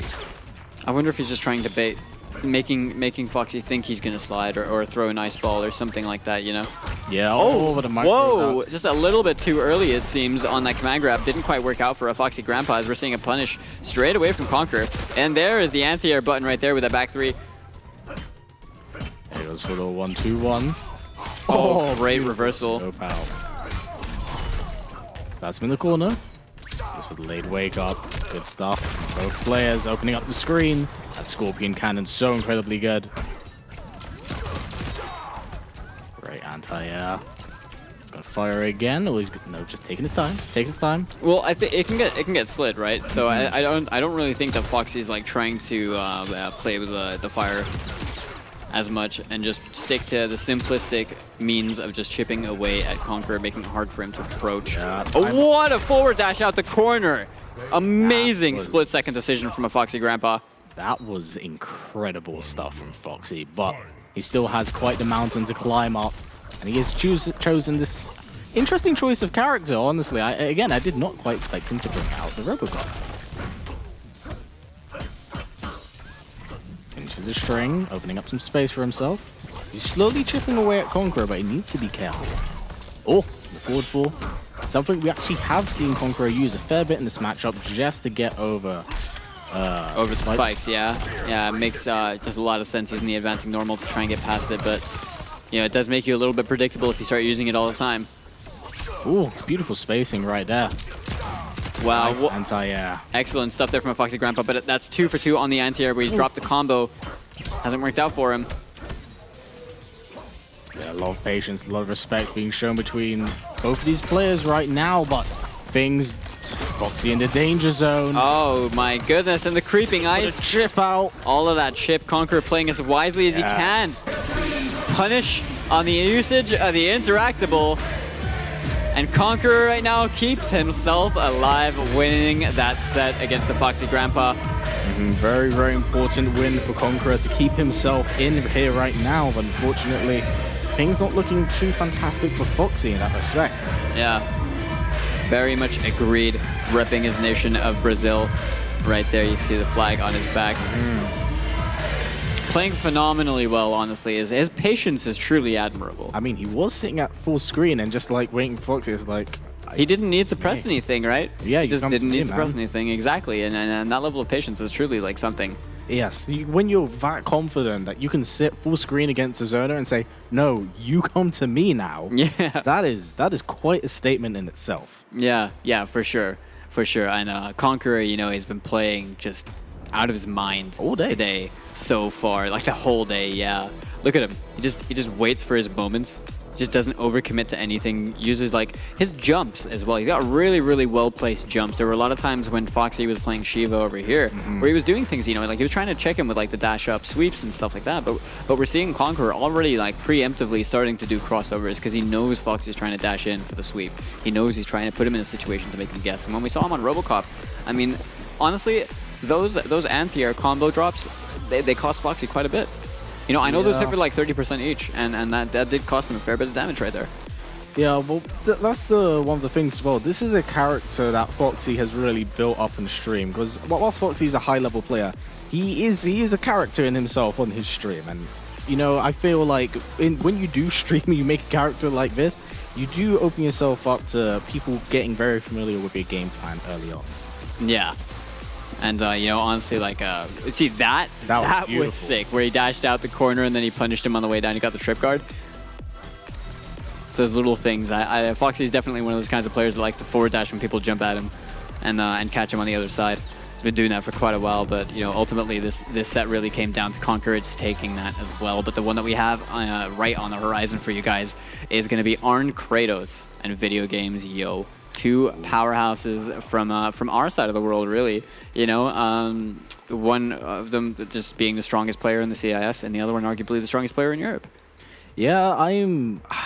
Oh man, I don't know how to call this one because it's going to be great. We've seen them play, but at the same time, it feels like both of them are playing very on form. If I had to say though, if I'm being totally honest, Arn seems a little bit stronger right now. He seems comfortable. Yeah, but we've seen Video Games Yo's engine start gradually warming up. He's playing a lot better throughout the throughout the course of the day, and we'll have to see how he approaches this matchup. As it's actually been a little while since we've got a chance to see these guys play against each other in a serious format. No, that's very, very true. I'm interested to see who VGY is going to pick, because I feel like VGY has actually had more success with Fujin tonight than he has with Johnny. I agree with you, and I'm curious as to why he isn't playing more Fujin. I think I would like to see him play more Fujin because he seems just like so comfortable. Yeah. He seems so comfortable. Not to say that he's uncomfortable with Johnny. It just feels like he's not getting as much mileage with Johnny as I'm sure he wants to. And but ultimately, at the end of the day, you know, against Shang Tsung, it's like, who do you pick? I don't really know, because we saw Kombat beat Arn Kratos earlier using Johnny. We know that Johnny can punish Eruption, but if Arn Kratos decides, you know, learning from that set with Kombat, decides to start opting for the ninjas this time instead, then it's going to be a little bit of a different story. Yeah, it's going to be very, very interesting as a whole, because Arn Kratos, of course, did have that variation change and switch, which was very strange to me, considering that he has been utilizing the ninjas and getting a lot of mileage out of them. Yeah, honestly, like it was quite surprising to see him playing with Eruption before. I wonder what that was for. If it was a player specific thing, or if it was just specific to Johnny Cage. Oh goodness! Oh yeah, this is what we like to see right here. Now, Video Games, you know, for anyone that isn't aware, actually recently won Lockdown Throwdown 4 with Rain, and has been doing a lot with this character and proving that the utility is worth, like, Rain might play a fairly honest way, but there's ways to make him work, and albeit it might be a bit difficult, Video Games Yo has definitely found a way of playing him very comfortably and has proven that. Yes, the one very not a valid punish though about Rain as a character is the fact that he has a very linear moveset, so you really, really have to make his toolkit work by committing as hard as you can and really kind of forcing your offense more than anything. Yes, but also, lest we forget, he has like the best movement in the game, right? He's got the best grounded movement, and Video Games Yo is obviously going to be using that to his advantage as much as he can. That guitar toss right there is pretty handy at times. Like, he's baiting out the smoke shake using the movement as well. Yeah, VGY moving in and out at the moment. He's drained back a little bit of life. Now, what's going to be very interesting here is to see what VGY's toolkit actually is, because Drain has a lot of very strange moves, because in this game, unlike a game like MK9, his moveset has been pulled apart a fair bit. And he has been given some very intriguing tools that expanded on previous specials. And if you look at the 1xBet, very, very even right now in the odds right here. 1.852 and 1.8 as well for VGY right there. If you are betting, make sure you're over 18 and you are betting responsibly as well. And yeah, I mean, Video Games Yo right now is honestly just like, he's schmoovin', and he's being very, very aggressive. Yeah, Arn trying to fight back over here, using that forward 4 as well, checked with the down 1. Interesting trade right there, but VGY just inches his way back in. Now's the corner to work with. Pulls him out there. Is that forward 3, down 1. I really like how he's using the forward 4 over there. Now using the Hydro Boost as well. Arn Kratos not ready to blow that one up right there. Standing 1. around, gets the grab. He's going to take it back a little bit of life right now. Ever since this game has been slowed down, it has been in on Kratos' favor. Yeah, it seems like Video Games Yo struggling to really find the opening hit that really matters right now, you know, in this round anyway. And right there, he's going to get the back throw, could potentially start something. But Rain, exactly, he doesn't hit like a truck. Oh, what a throw. Beautiful flawless block right there, back to back. Oh, 3 times. 1-4-2, 4-2. Oh, no! Wait, oh, this is still death territory. He's going to come down. 4-2 KB into Fatal Blow will definitely kill. 8 seconds left on the clock as it's ticking down. Yeah. 5 seconds right here. Delayed wake up at the moment. Yeah, 2 seconds, 1 second, not even going to matter. Beautiful blocks right there as well. That is presence of mind that we saw from Arn Kratos, fully acknowledging the situation, knowing that he didn't even need to press anything over there, just hold block and waste time. Close out the round for himself. A lot of patience being shown from VGY at the moment, just choosing to hold together his defense. Goes out the guitar as well, spacing out on Kratos a little bit. Oh, gets caught by the end of 2. Oh! Yeah, but not even going to matter than that. Jump kick straight into the Argus plunge as well. Using the guitar toss. Oh, brilliant spacing. Yeah, the movement right there gets the whiff punish. So once again, he's got Arn Kratos in this corner as well, Cal. Looking pretty difficult for him to work his way out, but that opening hit is going to do something for him. Yeah, great blocks right there from VGY. Well, just moving in and out. Ooh! Goes out the smoke shake. Don't believe this will be death, but this is gonna hurt a lot. Yeah, putting him very much into kill territory. Oh my goodness. Oh no. Very scary territory, but that's a big body drop. That was a really well-placed corpse drop as well from Arn Kratos, who just about managed to get that game as well. Honestly, I kind of thought that was very heavily in Video Games Yo's favor for a lot of it, but Arn Kratos really just kind of held it down, you know. And he did exactly what he needed to do and gradually just kept just depleting the health bar, you know, making it hard for him. Yeah, well, once Arn Kratos is able to slow down the pace of the match, it was really in his favor, and VGY had to really work his way in there to get some form of damage, because, as mentioned, Rain's moveset is rather linear. Whilst he does have great movement, as we have seen, you know, if you can't really out-damage your opponent, who can pull off about 30 to 40% damage on a regular, that's a problem. Yeah, now I'd like to see just why Rain is being played in this matchup specifically. You know, I wonder if it's a thing to do with the matchup. You know, because we're gonna just have to see VGY kind of cash out on a bit more, maybe be a bit more aggressive, because Arn's kind of having his way right now, getting those little stray hits. And saying that, VGY unfortunately a little bit on the back foot at the moment. Oh, gets caught. Yeah, that jump kick. OS straight away. Goes for the breakaway on Kratos. Wise, keep an eye out for it. Down for into guitar toss. Nice air to air, has the corner to work with now. Yeah, reacting to him, jumping straight away, goes for that corner carry with the Argus plunge as well. Jump over. Yeah, a lot of patience, a lot of respect. Beautiful pro tech right there from VGY.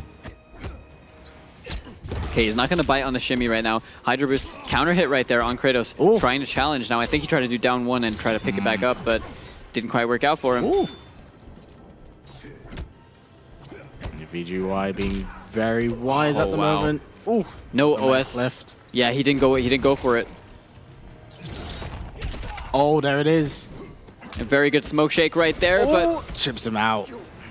That one didn't really work out for Video Games Yo. Arn Kratos getting himself another round on the board. Looking really good in the set so far. Oh, doesn't get anything off the whiff grab, unfortunately. Also water trickle into EX guitar toss. Oh, wow. Oh, there's the read from Arn Kratos. Yeah, that was a hell of a read right there. Going for the double down two, anticipating a breakaway, but Video Games Yo not biting on that. Him back, has the corner to work with again. This is where VGY really needs to apply the pressure. Keep on Kratos in there, because he has been fighting his way out the corner. And honestly, I think that's another reason why Kratos keeps that ring kick, just to switch up things in the corner if he gets pushed back into it. Now I know Arn has told me that he has he's got a bit of tech with like the rain kick and stuff, and he does believe it to be like very confirmable, you know, where you can do like forward 2 rain kick, you can cancel it on reaction if they block, and then you do forward 2 rain kick and you let it rock if it hits. And he does really like to use that, so he's told me. But right now he is looking really strong in this set. Honestly, just seems to kind of be overwhelming Video Games Yo's Rain, making it very hard to actually cash out any legitimate damage for himself. He's kind of just getting, you know, the few hits here and there, but it doesn't really amount to much, does it? Unfortunately not, but we are now seeing the character switch that we've really seen VGY have a lot of success with. Yeah, no, I genuinely think he should have started with this character, but I can understand why I'm sure he wouldn't.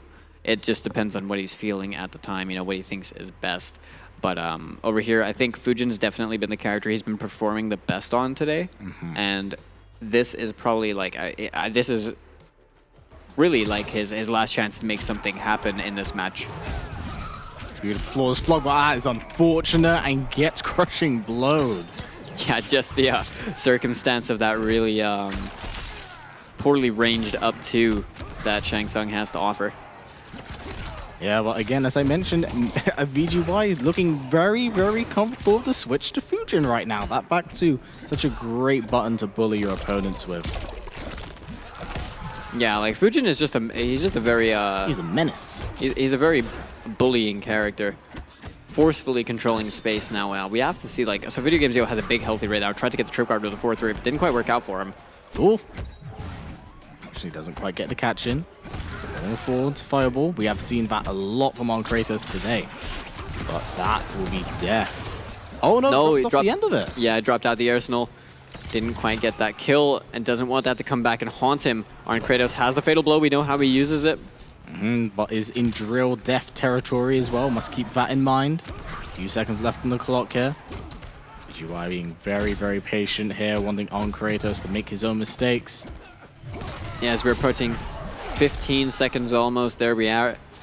Both players at fatal blow territory as well. 4-3 spaced out. No whiff punish. Wait, this won't really match things out just yet. 6 seconds. VGY still with the lead, doesn't want to get chipped out. Oh! 1! Oh no, 1 second left on the clock. He really took a gamble. He tried to do that just to guarantee block damage, but did it a little bit too early. That 1 second came back to bite him as Arn Kratos steals that round away. Very much keeping his composure. Video Games Yo probably a bit flustered after that one, and now Arn Kratos is on set point as well. Yeah, VGY definitely putting in the work here with the Fujin, and it is really showing here, but at the end it was just one small decision, maybe just not wanting to dive in to go in for that drill. Ultimately costing that round, but things aren't over just yet. Very true, now cashing out on that big damage. He's got a huge health lead. Walk up, throw the guts. Yeah, taking some life back as well.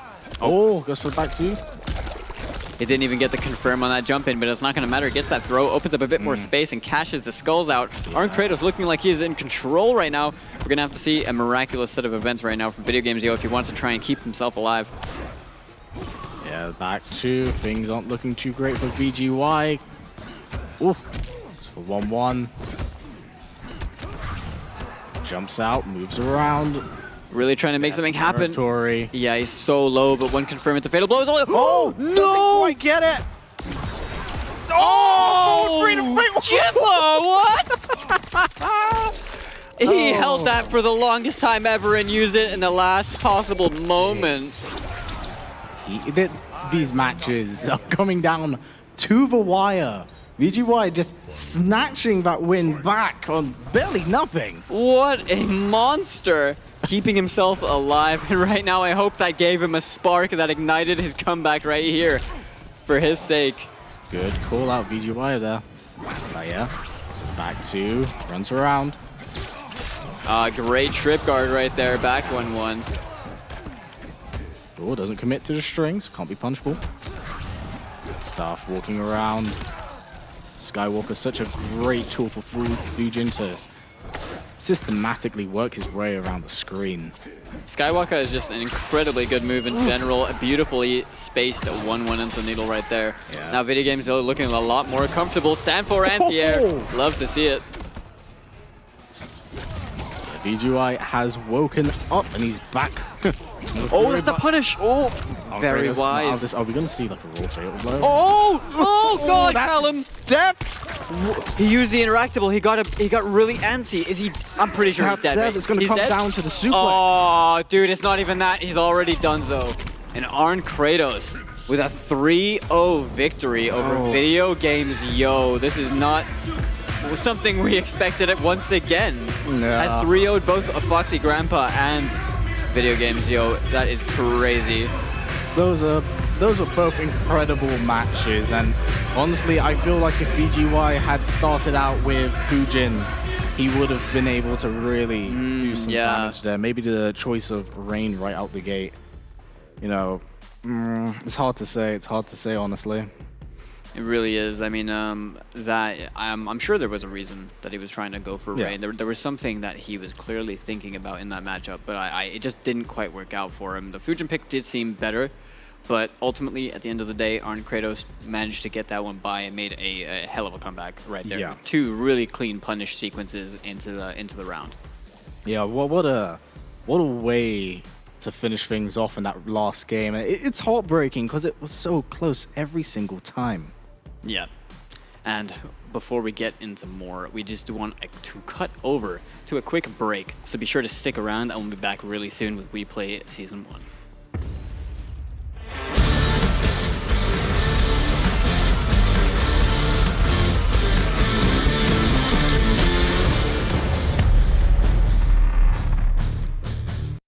One chance. One dream. One match. One energy. One fight. One aim. One action. One hope. One expert.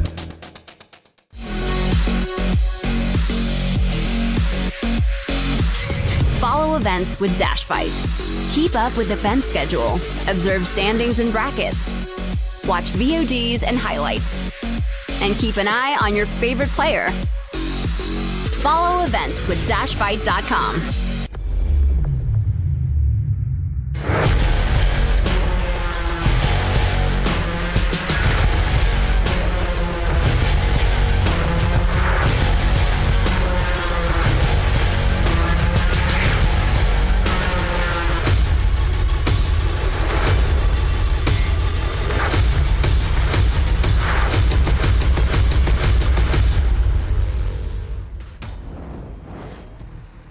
Group A continues to move on forward, and as do we, with great games. And that one, well, that gave us some wow moments. That gave us some close, heartbreaking moments. You guys need to not break the stage, is what I'm going to add to that.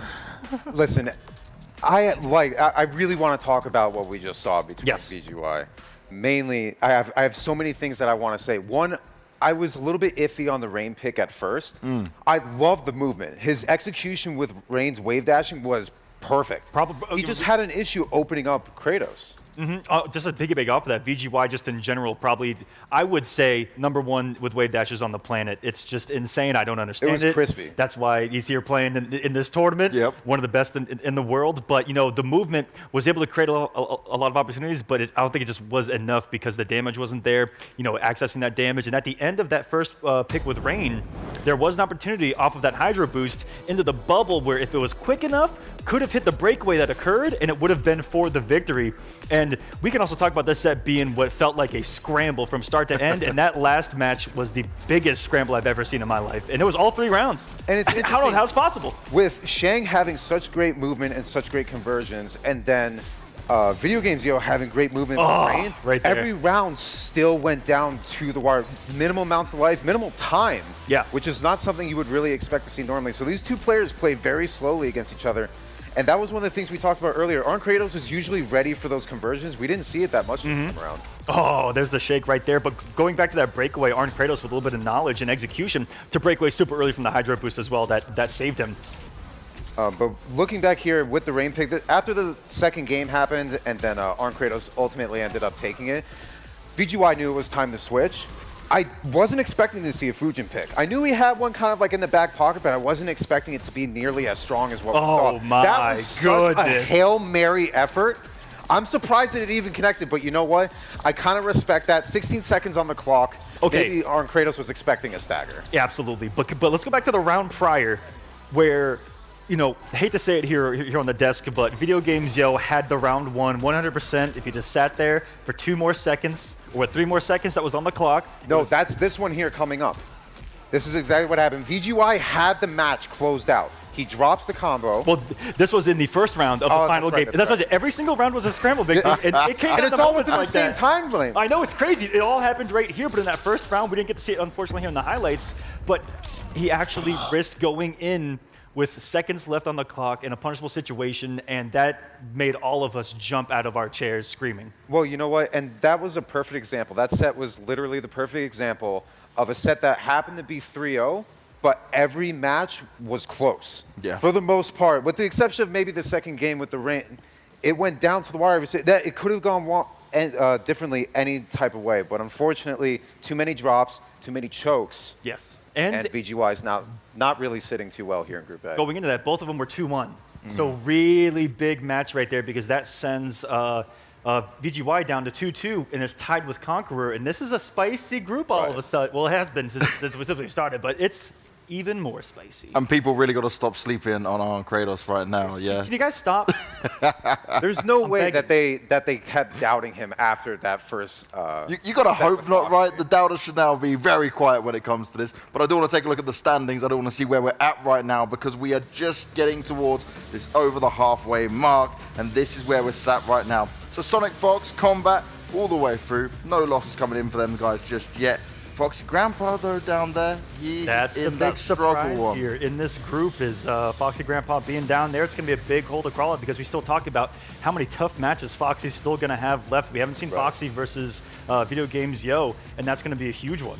That set alone, I think Foxy still has to play Kombat. Yep. I mean, no one really saw Foxy, of all people.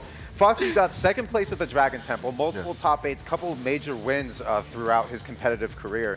Now on the verge of being eliminated in the group stages, and then obviously a little bit below Too Easy and Unjust, just not really being able to perform as much as they wanted to. And if you want to touch on Mighty Unjust, we were talking about that match that he had with Foxy Grandpa, had moments where it could have gone to a game number 5, and we wanted to touch on the fact that we think that he should believe more in that first pick. You know, that's one of the downfalls of playing every character in the game and at a high enough level where you feel like you can pick it at any time. But coming off of Jackie, going back to Jackie, it looks so good when he went back. You know, it looks bad when it doesn't work, but I think that we've seen that kind of consistently throughout his competitive career so far. I think what really scared him away from the Jackie pick was in that game number 2, Foxy got a flawless. Oh, yeah. First round, and then the second round was just as quick. And Unjust probably thought at that point, all right, I need to try something else.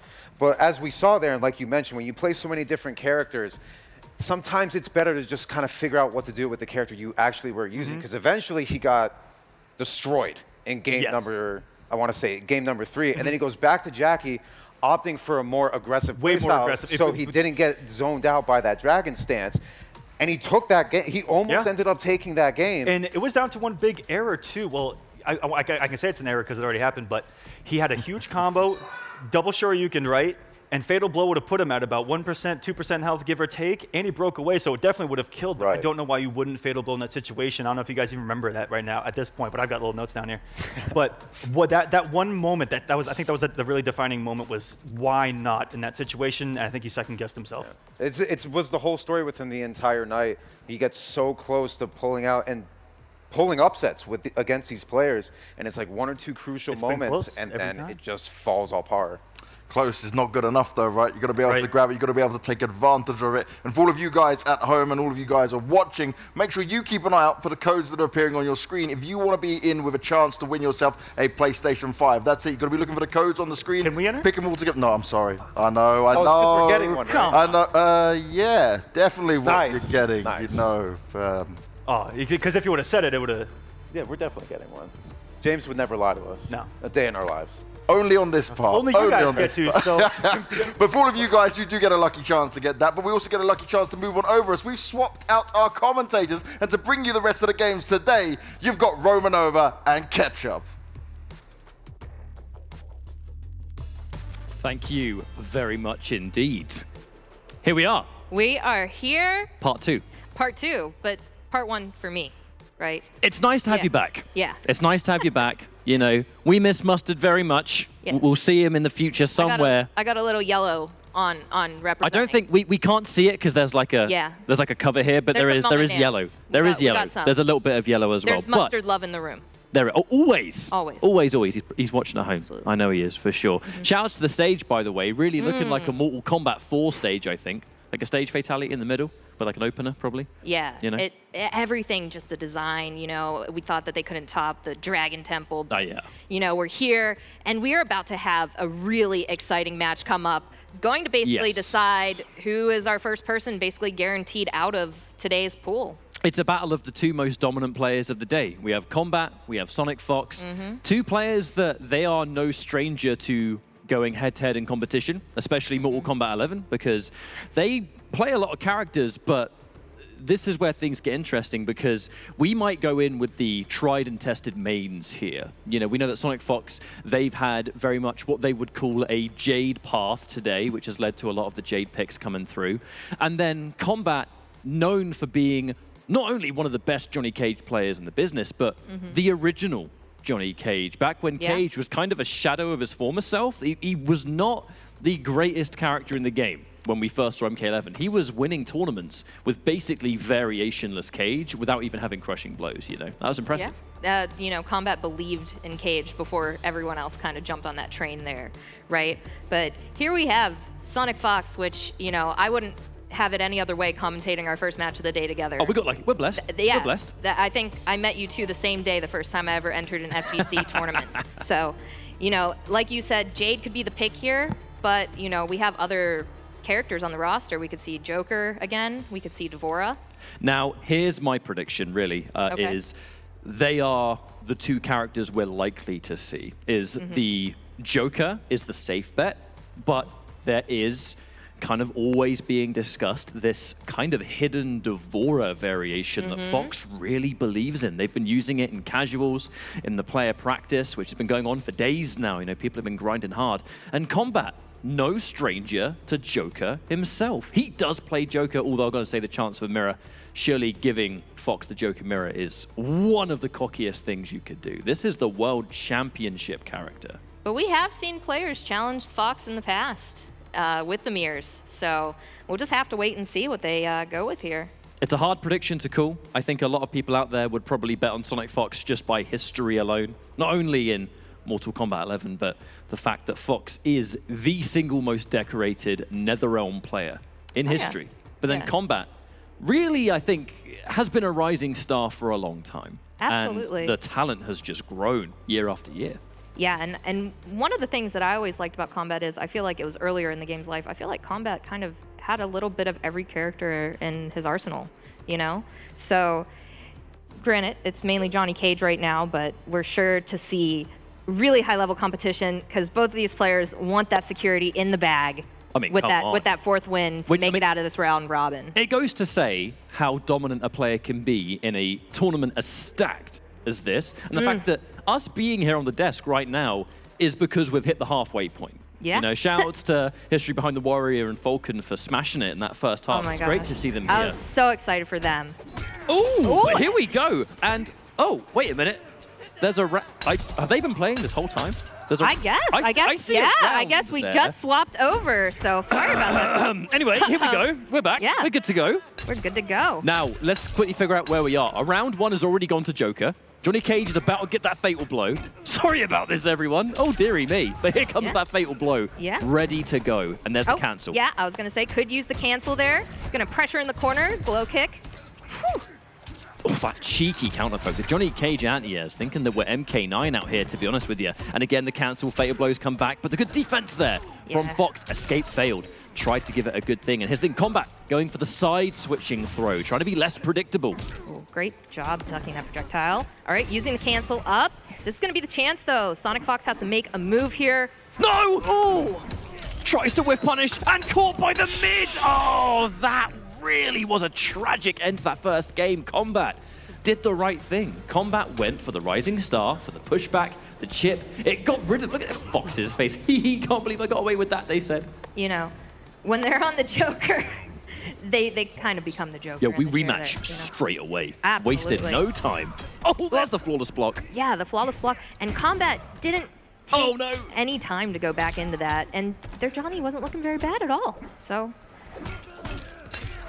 And there's that immediate, the confirm, the amplify. kapow. I mean, this is one of the greatest victories for Joker and Ultimate, is being able to take kapow and then some really important utility elsewhere. In this case, another punish, and here comes that kapow for even more combo damage.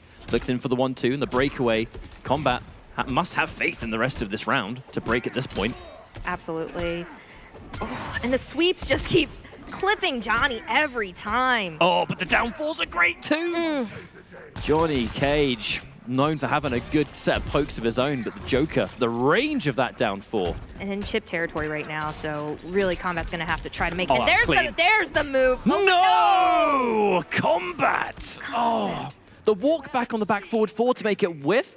Look at that. Fox just won't stop laughing. This is so BM here. Fox is ready to put back on the fursuit and call it a day. That's where we're at right now. All right, amplified that. Oh, but the perfect decision. It's the pushback of the rising star, normally so good at putting Cage in a position where he can do something next. But the Joker with the range, that forward 1. Oh, that was buttons pressed on wake up. Okay, Fox used the breakaway there. Both bars down. Down 4. Yeah. But this is where we're at this point. So often now, Kombat has been trying to go in. We see that down 4 and hit, he backs off. He's showing so much respect. It's almost looking a little bit like fear at this point because of just how dominant Fox is looking as he now gets to confirm. There's that down 2. Most of the time, Sonic Fox is not going to respect you, so you don't really need to play that game here against Sonic Fox. I mean, we call it the Fox factor for a reason. Oh, there's the buffer. Here comes the shade. And the crushing blow. It's got to be a comeback. It's got to be. Oof. Kombat, you beast. Such an important catch. The throwing shades existing specifically for comebacks on that fatal blow cancel. Thankfully, he didn't get whiff punish on that forward 3. Of course, we've seen this. Johnny Cage putting in mad work for Kombat today, but here comes the confirm again for Sonic Fox. Oh, drops the combo. Oh, that could have been a punish there, too. Great eye, though. Expect nothing less from Fox. Oh, I saw a flawless block in there, but nothing confirmed off of it. All right, amplified the glow kick. All right, just patience from both of these players here, and Fox gets the throw. It's the down 4. It is the game of down 4s. Both characters having good reach on theirs, but at the same time, the speed of Joker's forward 1. It does make Kombat have to second guess a little bit. Oh, almost a whiff punish there. Confirm again. Pow. All right. This is a really scary place to be against Joker in the corner. Oh, yeah. Some of the absolute best. Now we can't use the throwing shade. It's already been spent. Kombat. Oh, the down 2 crushing blow is going to close it out. I like the 2 different smiles there. Yeah. Fox has the smile of just, it's funny that it happened. And Kombat's was a, yeah, you got me. Fair enough. And guess what? We rematch straight away. Again. Yeah. God, this is fast. Sonic Fox is trying to have the last laugh here, if I can say so myself. I mean, no pun intended. Oh, the flawless block on the jump in. Immediately to shut it down. The flawless blocks at this level of play. They may make it look easy, but it's not. I promise. There's the pissed off. We haven't really seen that move at all in this set. An opportunity to use that armor breaker. One of the scarier, I think. Just being able to cancel into an armor break is huge in Ultimate. Well, and both of these players are tending to keep every string safe as long as they have the meter to amplify. Oh, but hit confirm off that. Oh, jump kick. Oh, opens up with the low. You almost never see Cage players finish that string, but Kombat not really having any meter. Does a lot more damage than you might expect, but he's able to get around on the board. And this is a really important situation now as we go back into the next round. What's going on right now, too? All right. Oh, that launcher. For those that don't know, there is that end of the launcher is a high, but you've got to be crazy to duck that with Joker having the options at the end. Oh, the nut punch amplified. All right, great time to break out for Sonic Fox there. Ooh, using the projectile, why not? A little bit of zoning never hurt anyone. But Sonic is trying to close this game out. Does not like that Kombat has one on the board, but oh, we're going for the jump in. Got some pressure here going. All right. I mean, Kombat's well seasoned. He's the kind of player that can really go all out, the later stage of a set. And you can see Kombat's waiting for that moment. You keep seeing the flawless blocks, but I don't think Kombat's really believing 100% when they're confirming those flawless blocks. And that situation, that could have been the round then and there. And that's to confirm Sonic Fox bringing themselves onto set point, but here's the intensity. No smiles anymore. We're one round away from moving on and being in such an incredible position. And one round's going to do it. That Joker corner pressure. Yeah. Kombat needs to get out of the corner, and as I say that, moving across the board, keeping those frames safe. Oh, but there's the catch again. Sonic Fox playing no games anymore. There's the 1-2-1. A knockdown. The down 4, but it pushes Joker back to a range that he's going to be comfortable. 1-2-3. I saw the flawless. Oh, ooh. I saw the. Oh, no, Roman down 2 into down 2 punish. You with the down 2, I'm punishing you. And this is not a good place for Kombat to be, but you know he's not giving up to get on the board here against Sonic Fox, but that's gonna close it out, folks. Did I see a teabag? Nah, we cut away just in time. I don't know what you're talking about. All right. I don't know what you're talking about, but smiles all round. I think Kombat, there is that element of, yeah, you got me, fair enough. That I mean, was Fox. the killing joke. Oh, you're going to be doing this all night, aren't you? I might be. Well, we don't have a lot of Sonic Fox games left, actually, of the night, so your days are numbered. Whew. All right, well, I'll just take that then. Take that L. I mean, let's talk about how that went. So, look, it was the matchup that I think we were definitely expecting to see. We saw Joker and Johnny Cage, two characters that are so heavily built around the strength of their, like, slightly more ranged buttons. You know, Johnny Cage, it's mostly the pokes, to be fair. But with Joker, one of the things that makes Joker such a scary character, especially in the hands of Sonic Fox, is the fact that you have these now confirmable buttons. And, you know, for those at home that might not follow competitive fighting games, when you confirm into something, it's you see something hit, and then on reaction, go into like a combo extender that might not be a great thing to do on block. Joker, now he can give himself kapow, those launching, you know, punching gloves. It takes his already amazing buttons, and it gives him crazy combo damage. In this case, corner carry for days, and he's got one of the best corner games in the game. And both of them, correct me if I'm wrong, both of them have a cancelable when they're on Fatal Blow. The only two characters in the game that can cancel their Fatal Blow. However, their comeback factors are tied to it a little bit differently. We saw a little bit of it from Kombat, the throwing shade. It's a move that only gets used when you cancel it, because that's where the fatal, crushing blow comes from. And then Sonic Fox, a grab that wasn't even needed. And this was a game of buttons. And I also saw too, and you know, it's like I could have seen it coming, right? Is when I was seeing Sonic warming up in the practice room before all this. You know, there was one time where they were just saying how one of their favorite buttons is Joker Sweep, and they're just doing Joker Sweep over and over and over again. And we saw how useful that tool can be. Oh, it looks like we've got our next set of players walking up to the stage. We'll cover it in a little bit. But, okay, we're in a position where one of our players is now won enough games. Yeah, that Sonic's safe. They can look and be, okay, I'm all right now. Yeah. And just pay attention to the rest of the competition. The fact that we've only just started the halfway point, really, of this group. And there's already a player moving through. I think the safe bet was that it would be Sonic Fox. It doesn't surprise anyone. They're a world champion for a reason. And that really is all there is to say about it. The Joker, this was a Joker matchup. We've seen the knowledge of the different characters coming through. Jade has made an appearance more than I think we expected. And yeah, there were decisions there that they weren't confident, they were cocky. And that is the Fox way. Yeah, oh, look at that. You love to see it, that down two. It hurts your soul. It's so rude to neutral duck someone else's down two and down two them. It really is so rude. But, I mean, if you don't want to get hit by it, don't whiff down two in someone's face. That's what we're talking about. Yeah, he was right. They cut at the right time. Right when the disrespect began. Right when, the disrespect. I mean, that whole match, there was a lot of disrespect. I don't know what you mean. Playful disrespect. In the UK, we call it banter. Oh, okay. You see. So our next matchup. I'm writing down the vocabulary mentally. Yeah, but we've got plenty of the show left, actually. So we've got plenty of time for that. But what we're up for next, I believe it is Mighty Unjust and Too Easy. Yeah, pretty sure I saw them climbing down the stairs. I saw the ponytail. I saw the Too Easy, the flow going down the stairs. I'm envious of how straight his hair is. It's very long. I remember a couple years ago. That's some hair growth right there. I tell you what. So this matchup, it actually is a matchup kind of close to my heart because I've been commentating Mortal Kombat 11 pretty much every week. Yes. In weekly tournaments for about 10 months. And Too Easy and Mighty Unjust, they have clashed in those specific tournaments countless times. However, Mighty Unjust has historically been the one that has the upper hand, and this has been across Aftermath, it's been across Ultimate. He is the favorite going into this matchup, but Too Easy, he is a player that can never be underestimated. Oh, for sure. When we were watching some of the matches in the back, we were even saying, especially Cetrion, you know, when the Cetrion was picked, we were seeing Too Easy come back with some momentum that, you know, he might have lost when he was playing Sub-Zero against some of his opponents today. So Too Easy is a player that right now plays a lot more of the conventional top tier. Cetrion in the back pocket because, as far as I'm concerned, she's the best character in the game. And if you're fundamentally strong at the game, you can make Cetrion work, especially in the kind of one-size-fits-all variation that we see right now.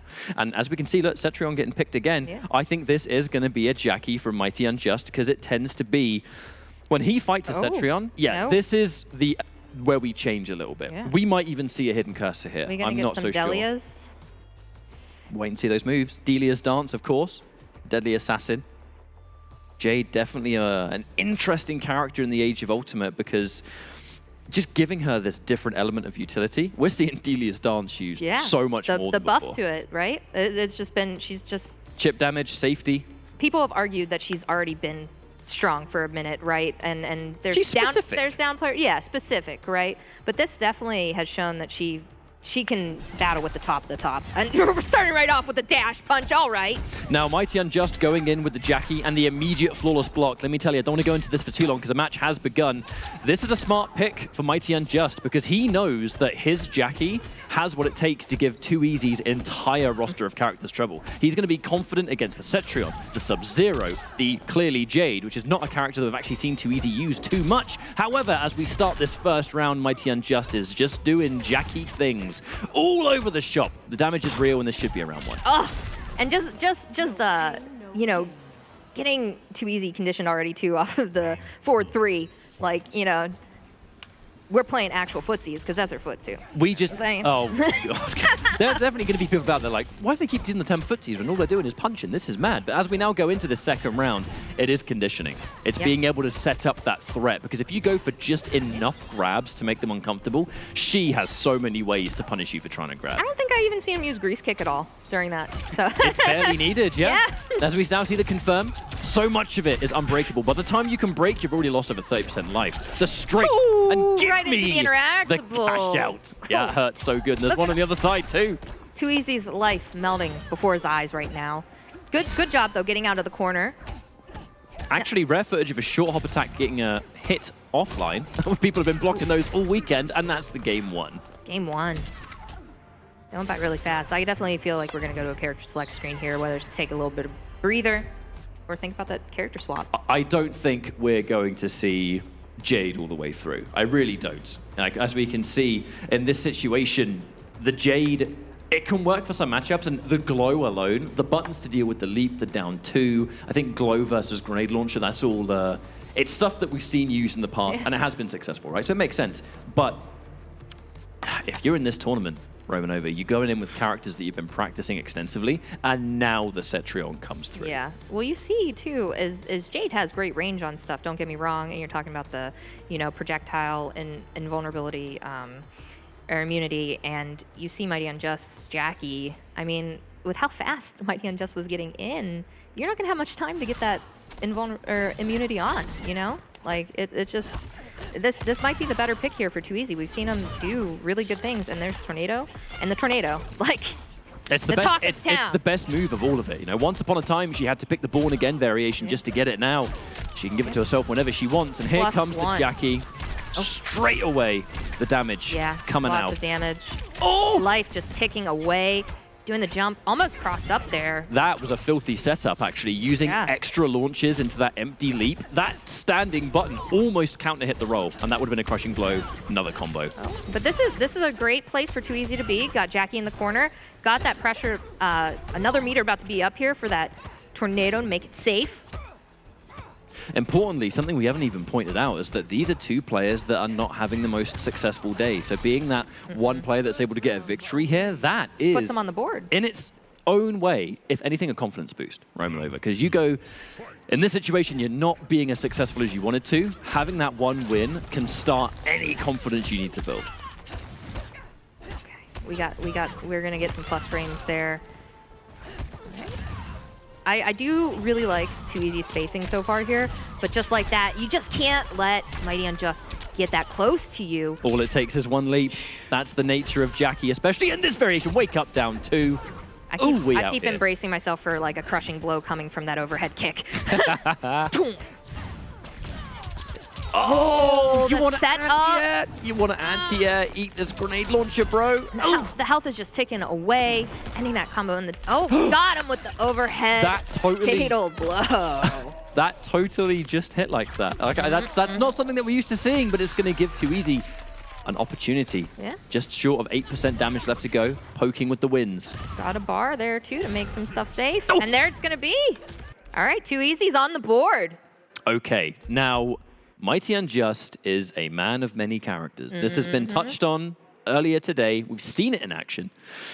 He has been known to mirror Cetrion players. Oh. There was once upon a time when Ultimate just came out, there was another player called Ice Scorpion who, and there we go. I'll give you some lore. I'll give you some lore, right? The reason this thing.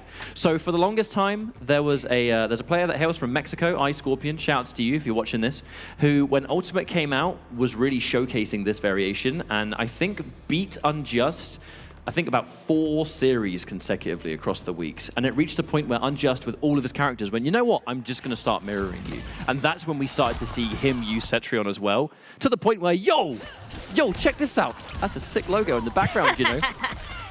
Wait, they're the same color. It's hard to tell who's who. But here we go. Never mind. We'll get there. We'll get there. They got some different hair and items on them, though. So we'll go by that. It looks very similar. Anyway. One game apiece here, and Mighty Unjust starting this round off strong. Ooh, Too Easy went for the throw there and got punished by Mighty Unjust there. Again, one thing about Cetrion, though, doesn't always do the most damage. It's more about the consistency, right? Ooh. Exactly. The thing about Cetrion is that when she gets crushing blow damage, it's insane. But who doesn't get insane crushing blow damage if they have launchers, right? So she's not really special in that regard. It's the momentum factor that every time you do a combo, you end it in the wins, you get a situation afterwards where it can be chip damage, it might be another hit. Ooh. But it's a snowball effect. Mighty Unjust gets that round. Yeah, Too Easy went for the earthquake there. Caught the moment there for Mighty Unjust. This is a mirror match that Unjust is unbelievably experienced in. This is a mirror match, too, that most people would not want to see, let alone they're following along at home right now like, whoa, these are both purple Cetrions. It's a matchup where the thing about Cetrion is what makes her, I think, the best character in the game, in my opinion, is that you're hard-pressed to find something she doesn't do well, besides like maybe flawless block attacks, but she doesn't really need them because you're very rarely in that situation. Yeah, and she has that consistency like we were talking about.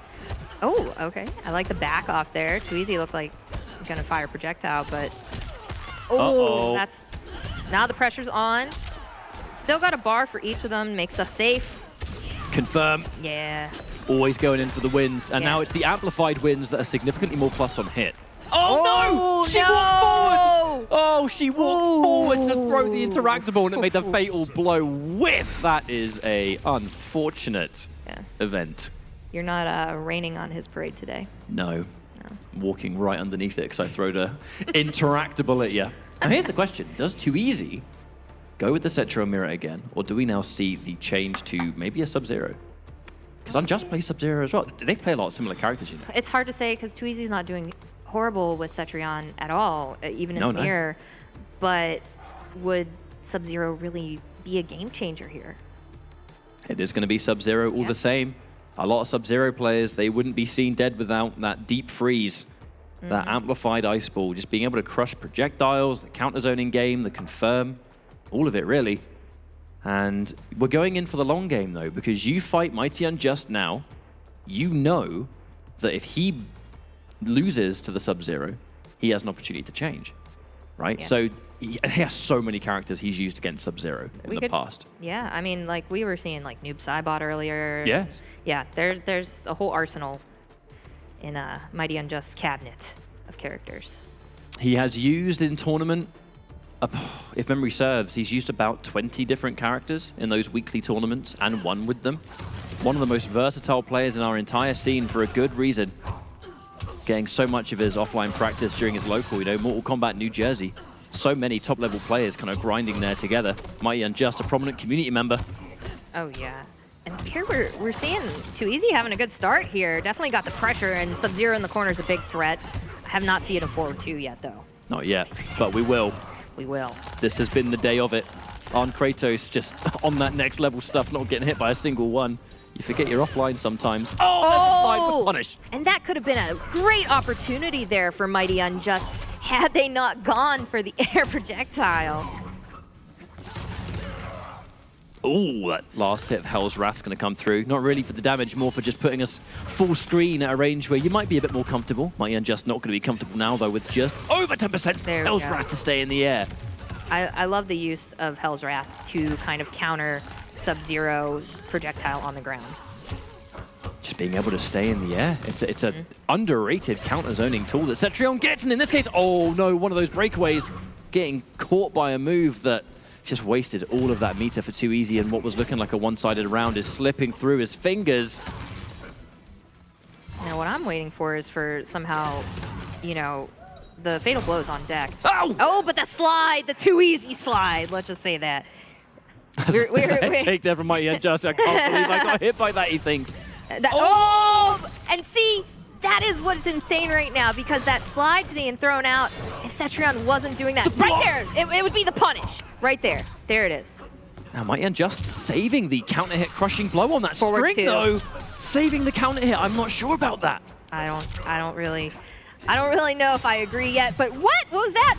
Was that a standing one? Down one. Down one. It was a down one. And he crossed up, and we got those Too Easy. Oh. Okay, here's the chance. Are you gonna put him in the I'm gonna say somewhat honest blender here, because it's not like it's the most insane miss. It's just consistent and plus frames, you know. Fatal Blow is a reality. Are we gonna see some revenge here for the? Oh, but the down one. Right. Okay. There is some absolute visual frustration coming out from Unjust, because I think Take a breather. There were some things in that matchup that definitely, I think, upset him. Being one blocked slide away from winning a round and making a full comeback, when he got hit by that slide in round 1, he is sitting there thinking, I can't believe you did that.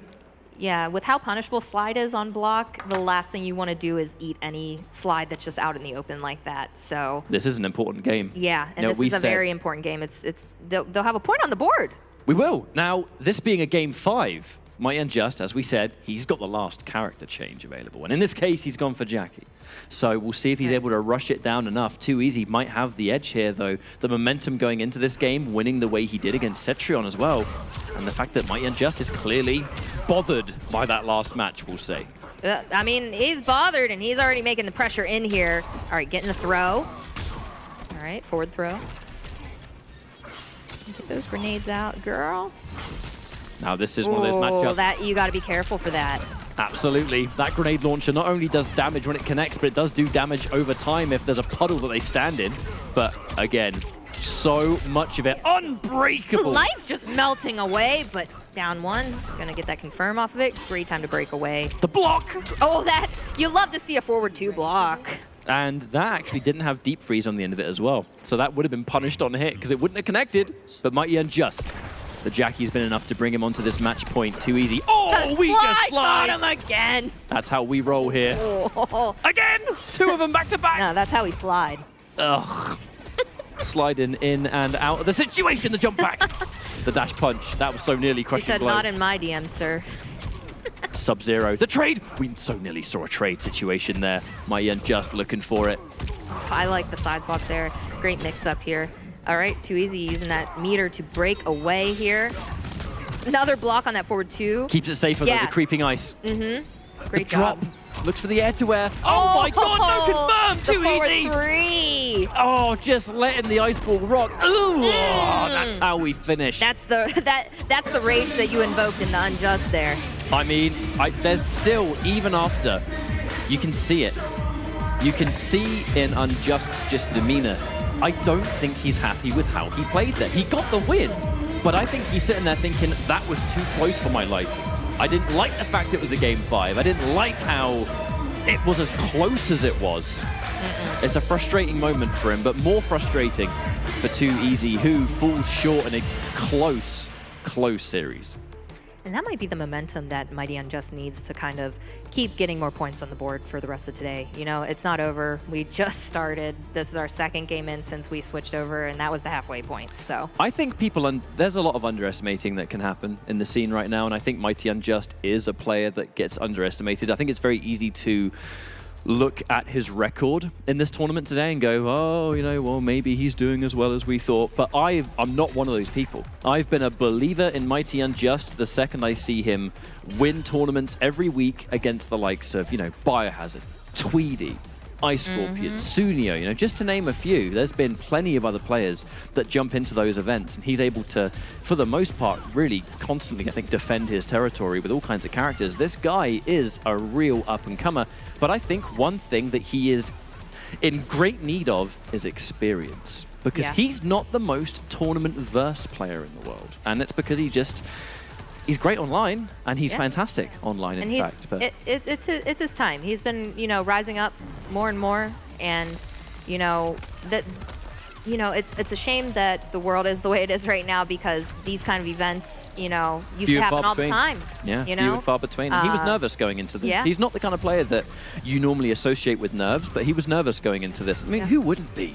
16 best players in the world, you get picked to be one of them for good reason, and there's a lot of eyes on you right now, I'm sure. And this is more of like, you know, part of me thinks that, you know, maybe inside he thinks it's like his chance to prove himself, which it kind of is, you know? Oh, yeah. Like, this is kind of the way to prove, like, I'm not just an online player. I can, you know, be taken serious offline as well. Because many players have gotten to go to offline stuff, too, before the pandemic, right? But they also, you know, might have not gone to majors yet as well. And that's usually the real place to prove yourself. And this right now, though, what we have here at the WePlay Ultimate Fighting League Arena, this is the place to prove yourself right now. This is one hell of a set of proving grounds as far as I'm concerned. You can even see there, you know, that there's just unsatisfactory faces. Oh, yeah. I think we'll just call it that. But, I mean, it was just a really close exchange. That's why we have so many replays here, because it was a game of constantly changing characters back and forth, which, looking at these two and the history they have together, thoroughly expected it. Yeah. And going into the final game, it shows the importance of winning that first match, though, because the second you win that first game, you get what Mustard and I like to really call that final counter pick or final character change, where you just give yourself a bit more of an edge. Maybe it's not a counter pick, it's just a matchup you'd rather play. And I think that's where we were here.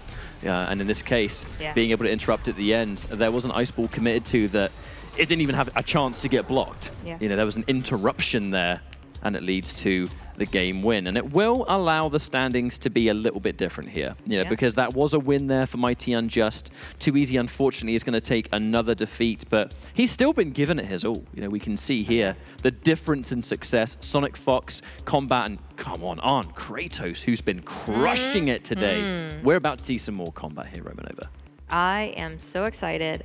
What I have to really point out here, though, too, is we see right now Conqueror and VGY, you know, tied right now, points-wise.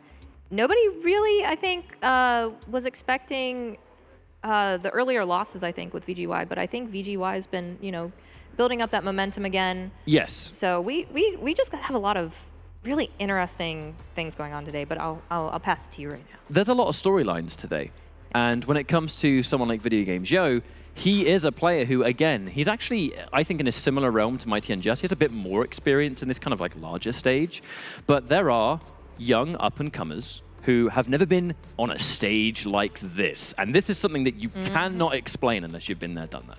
Because when you're playing in this setting, you can't explain how it feels, because you're surrounded by top-tier talent. You, being one of them, have to give it your all. Right here, Kombat versus Foxy Grandpa. Foxy, unfortunately, has not had a very good day. He's, you know, he's not lost every single match, but he's definitely not being as successful as I think everyone was expecting to see. And part of that is coming from, I think, some character choices and sticking to game plans that, for lack of a better term, they're just not working. The Sub-Zero pick where it didn't work. Shiva in matchups where maybe he should have gone for a character change earlier. Against Kombat, I have no idea who he's going to pick, but Kombat might have the edge here. It's very true. Kombat has been consistently playing really well with Johnny Cage pretty much all day. Foxy, we've seen a bunch of different characters, mainly Sub-Zero, Shiva, right? The queen. So I would... Ooh. I saw Sub-Zero versus Fujin. That's not what I was expecting. Fujin. I think you know what? Come to think of it, I think I actually saw Foxy playing a set in casuals with the Fujin. I didn't pay close enough attention to see the exact way, but looks like we're going into it. Yeah, Foxy got. Well, it's the Or wait, Fujin. or is it? No, it's the other way around. It's the other way around. Yeah, Okay. it's Sub-Zero for Foxy. Oh. Which I'm going to say, he That makes more believes. sense, yeah. Look, when he lost to Arn Kratos, Okay. I was talking to him, and he says, it is what it is. Sometimes they just block you forward too. Yeah, he's not gonna always block your forward. The thing about Sub-Zero and his ice is that he can always make more, you know what I'm saying? But this is a matchup I'm not ready for. Yeah. Interesting choice, but maybe just believes in this more than Johnny, but great starter there, but fell out after the slide. Now, this is a matchup that we, in fact, saw Foxy play at the Dragon Temple against Hayate with Sub-Zero. I think Hayate got hit by, they counted it. I've forgotten the number, but it was a considerable amount of overheads. Will history repeat itself? Interruption. It looks like, yeah, he punished that with slide. All right. Looking for it again. Skywalk. Let's get out of there. Can afford to take a grab at this point. You've got a considerable life lead, but the movement here coming out from Kombat. Ooh, but the interruption again. We're getting data. Yeah, we're getting great punishes with slide here, which is what is the more safe way to use it, right? You don't want to just throw out a random slide. Not always the smartest, but great spacing here from Foxy, closing out the first round there. I love the fact that he ended the round in that slide because he wants to build up the crushing blow. You're going to build the meter back anyway. Oh, Forward there's the overhead. There it is. The walk-up grab, the hard read being made by... Another Kombat. forward two. This is looking a little bit more like the Dragon Temple, I will be honest. Overheads all over the place. Oh, 3 of them! And the low! Foxy! You think I'm going to go overhead? I go low now. Uh-oh. Rising ice combos in the corner. Ooh, oh, and the crushing blow. This has been And the rough. throw. All right. Yeah, he's the fast. Yo, you ever want to go to character to select so select. fast you accidentally click the controls? Yeah. Oh, wow. What can we even say right. about that match? I mean, it went very fast. Very fast. I think that's what Foxy was hoping would happen against Arn Kratos, if I'm honest with you. Oh, absolutely. That's clearly not what happened, but... Well, you saw, it's just about adaptation, too, because you saw Arn Kratos got hit at first by some of the forward twos. And he reacted straight away. Then just adapted and was able to block and, punish, for a lot of stuff that Foxy had thrown out at him. But, right now, Kombat's not handling that exactly. But going to Johnny, I think that might be, he's played so consistent with Johnny today. Now, this is going to be a different side of the matchup, though, because Foxy's Sub-Zero, he is much more neutral focused. And that's really weird saying because he plays Sub-Zero to rob you, kind of like now. But the Air Axe, it's an amazing neutral tool. It's one of the best projectiles in the game, in fact. And that, not for damage, it's more just to build up the KB. We want to get that big cash out for later. I was saying, I wonder if we're going to see the wall crushing blow. We very well might do. You can see how the Air Axe is really starting to just, no pun intended, freeze this neutral up a little bit. No, it was Kombat. intended. Don't lie. I mean, it was kind of intended. It made sense, but it wasn't really intentional. I'm not going to be cold to you about that. But Oh, chill out. This is ridiculous. oh, but we got the breakaway. Great block there on that forward two. Yo, delayed back 3 though. Oh, the layers. The layers roaming over as Foxy gets another one. Bam. Oh, that was 2. That's plus. Yo, he shadow kicks out that. That is risky The business. slide but so is the punish on the projectile. Foxy, grandpa, don't give a damn. That's what I hear from Twitch. That was a lovely whiff punish there from Kombat. Lets you miss the forward 2. Now we could start to see more aggression coming out from Kombat because the reality is he's been playing Foxy's game. He's been stuck in the neutral. Eventually Foxy gets in. He mixes, which is the entire goal here as sub. But now this is Kombat on the offense for the first time. And I do like to see Kombat's pressure. Great block there. Great punish there. Pissed off just to be sure.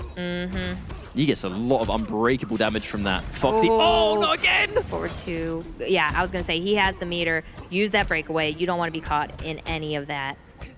But Foxy could still turn this around. He just needs to get... Yeah, I mean, this throw right here. I'm looking at that fatal blow. I'm looking at it!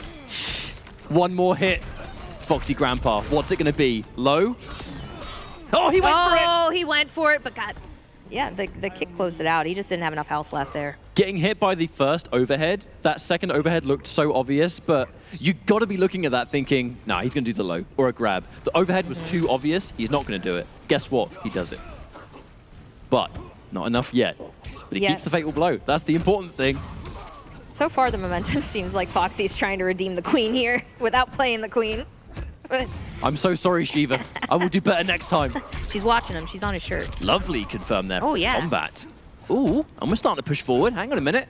It's going to be... The thing that's also really interesting about this game is Kombat, other than the loss to Sonic Fox, has been an undefeated person this day. And... Oh, right into the fatal blow. Not terrible, because remember, he's hit a bunch of slides here. And he's got meter. Foxy Grandpa set things up. Wake up 1-2-1 from Kombat says, get out of here. He said, you're not respecting me, so I'm going to wake up. So are we going to see Sub-Zero all the way? That's my question. Because I think that Foxy knows that there was a strong possibility we're going to get Cage here, right? So is the Sub-Zero picked knowing Cage was a possibility? Yeah, we rematch straight away. I agree with that. Foxy's Sub-Zero has been pretty consistent. Now, the question is, has Kombat fully adapted to the forward two, or is Foxy's theory, you know, they're going to block some, but not all of them? You know, that is his theory, though. You look at some of those forward twos and think, I can't believe he's still doing it.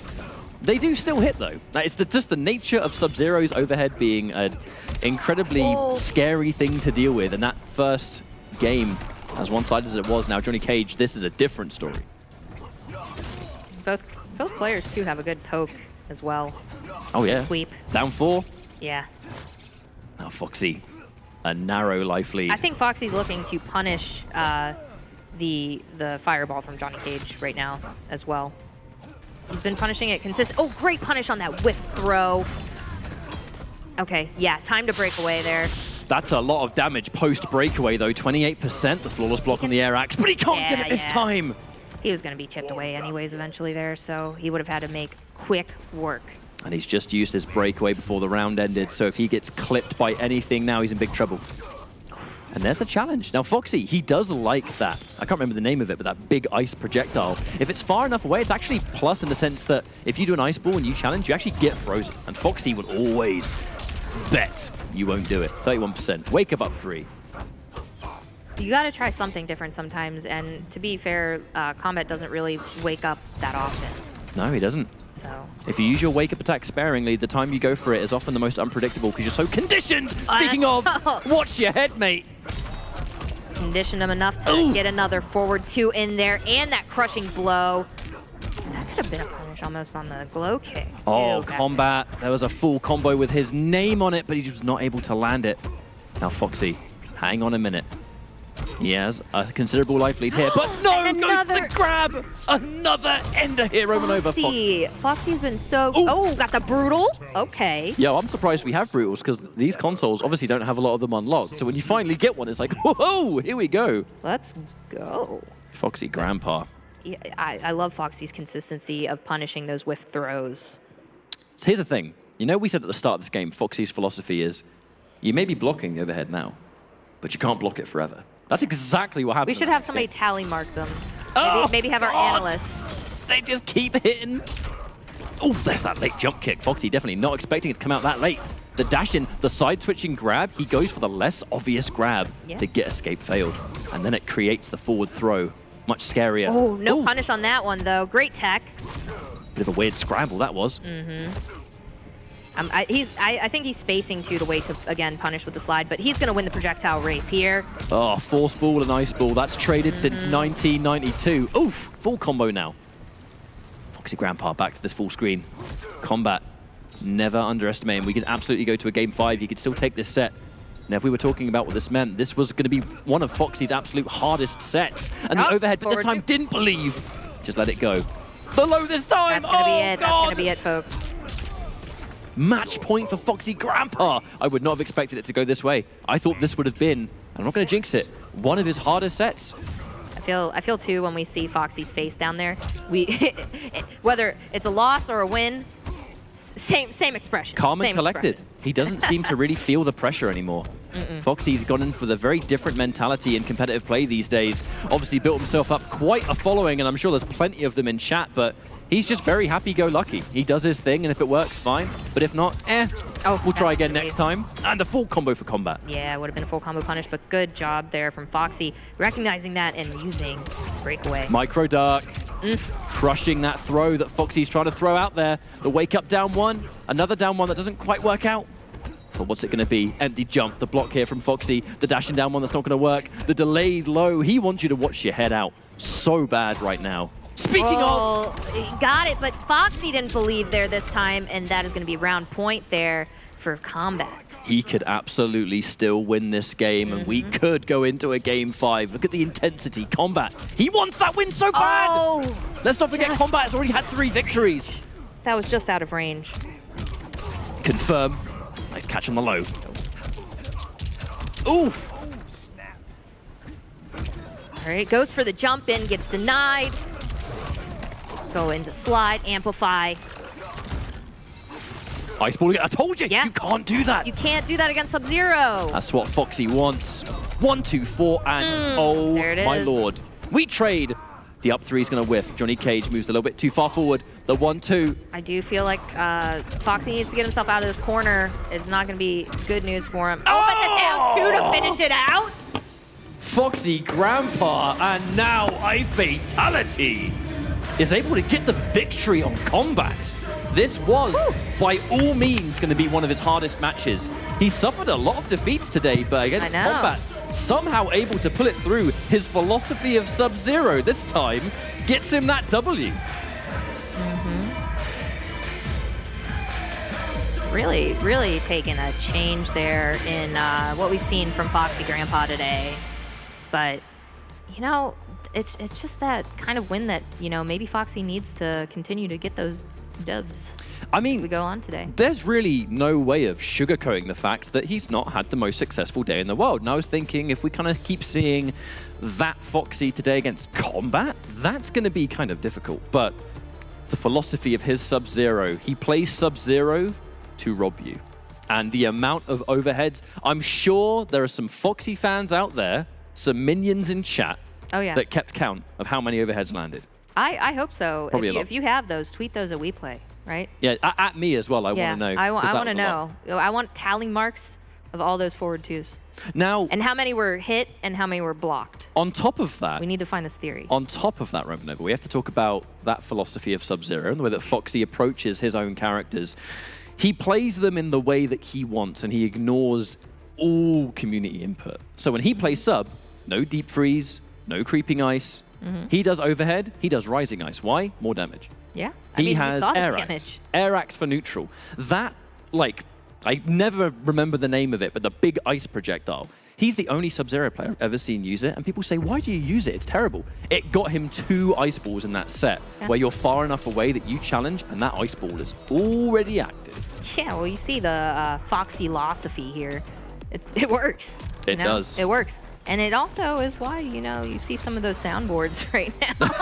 I think the current count is 500. 500 angry messages. And still going, but this is why he has a team of characters where he tries to, as weird as it sounds, he was known for grabs, and now I think he plays characters where it's about as little grabs as possible. I think he got fed up of being down 2 crushing blowed, and now he just goes for other mix-ups that yield maybe bigger rewards, and the amount of overheads he was landing there. The Sub-Zero mix, he throws in just enough other options to always make you worried. You cannot get too comfortable on the defense. And anyone that's ever faced Foxy in or out of tournament will definitely know what I'm talking about with that one.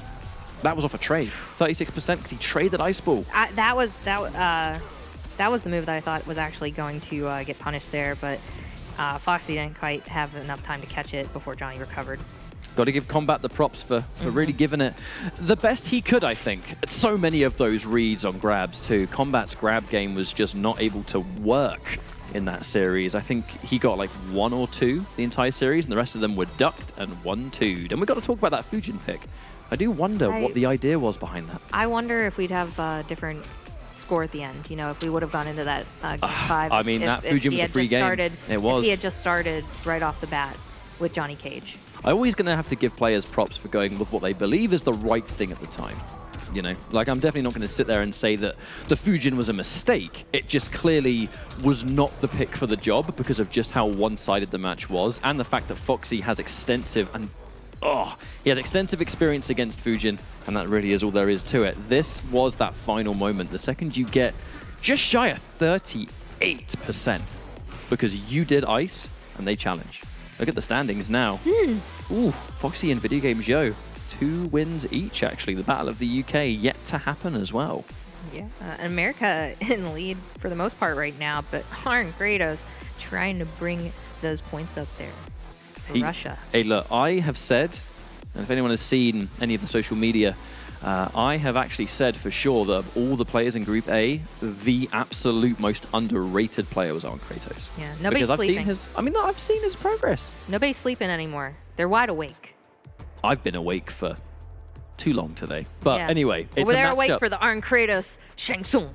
You can't underestimate a Shang Tsung of that caliber. You just can't, because it's a character that you think you understand, and then you watch basically the Russian Shang Tsungs. You know, shout-outs to Desarted out there, the student of Arn Kratos, and they do collectively play the entire moveset with this character. And it's a Shang Tsung that you've never seen before. We're used to seeing ground eruption. Now it's ground eruption and shake. Whoop-de-doo. That's all the Shangs that we tend to see in tournament. But now you can give him so many moves that lets Shang Tsung be one of the most versatile characters in the game. You can go full combo, all damage, hyper defense, hyper offense. Make that jump 3, which is the best jump in the game, in my opinion. Give it Ermac lift option select. Get that 25%.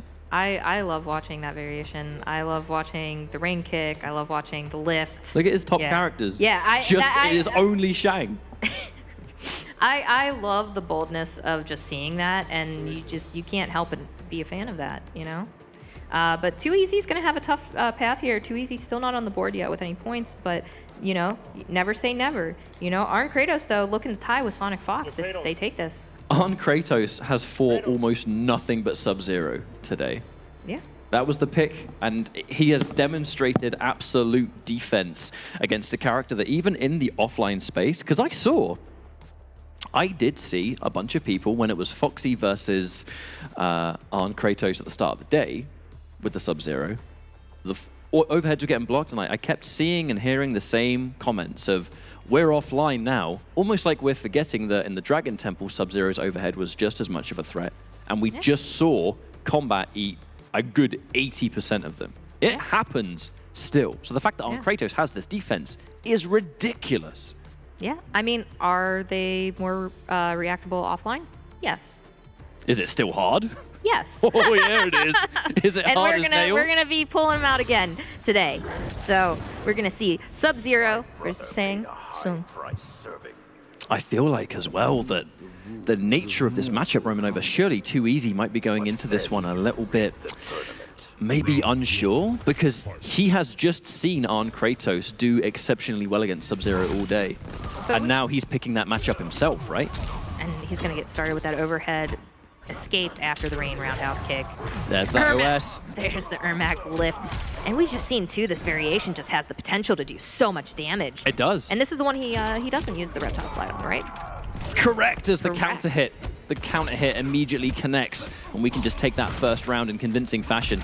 And again, just a real quick bit of information for those that wonder what we mean when we say like that Ermac option select. I'll keep it real simple, but basically when you land a jump in, because look, just in time for this round to end. And it flashed right before my eyes. Yeah, it did. So when you go for a jump in this game, it was added a few patches ago that essentially when you do a jump attack and you essentially input a special move that can't be done in the air, on block the move doesn't come out, on hit it does. Ermac's lift has so much range that you just input Ermac lift off a jump kick, and if it lands, it comes out, you get easy damage, and it makes his jump in scarier than it already was. I'm a person that I like the instant reward, all right? That seems like an instant reward to me. Oh, absolutely. Oh, block on the ice ball. Easy, no confirm. Yeah, not that close up, not that close up. And his Ermac lifts and everything will get a little bit more damage because not having the reptile slide means that he can cash out in a larger ender. In this case, ask and you shall receive. He went right over that forward 2 and was ready to punish. Now, I feel like the thing that Too Easy would have if he is able to do it here in this game Granted, right there, Arn Kratos takes game 1. Go ahead. Can we Yeah, talk go ahead. about the fact that he cancelled super kick, the down 1 came out, and he punished the down 1 because of how much pushback that had? I would expect nothing less from the monster that we have seen in Arn Kratos today. I mean, if you want to look at the best Shang Tsung player in the world, look no further. And his Arn Kratos. movement, we see him, you know, whiff punishing things that you know you didn't. Some of our best players wouldn't. Oof. Another 1-1. That shimmy game of the 1-1-4. Arn Kratos, a real master, but too easy. God, that's so risky. And that's what I was trying to say before he took the game with that throw the last time, is if Too Easy's game here is going to be kind of the element of surprise, because Arn Kratos has played so many Sub-Zeros today, many traditional by-the-book, many very high-level. And this is a high-level one that random is kind of their game in some situations, right? It has to be, I think, because he's fought the most Rago of Rago with the Foxy Philosophy sub. He's fought the most disciplined of Conqueror. Too Easy has to kind of have some kind of mixture of both, and that's going to be another round for the Russian Shang. I wish I could say your soul is mine in Russian. That would sound really cool. I'm sure someone will tell you at some point.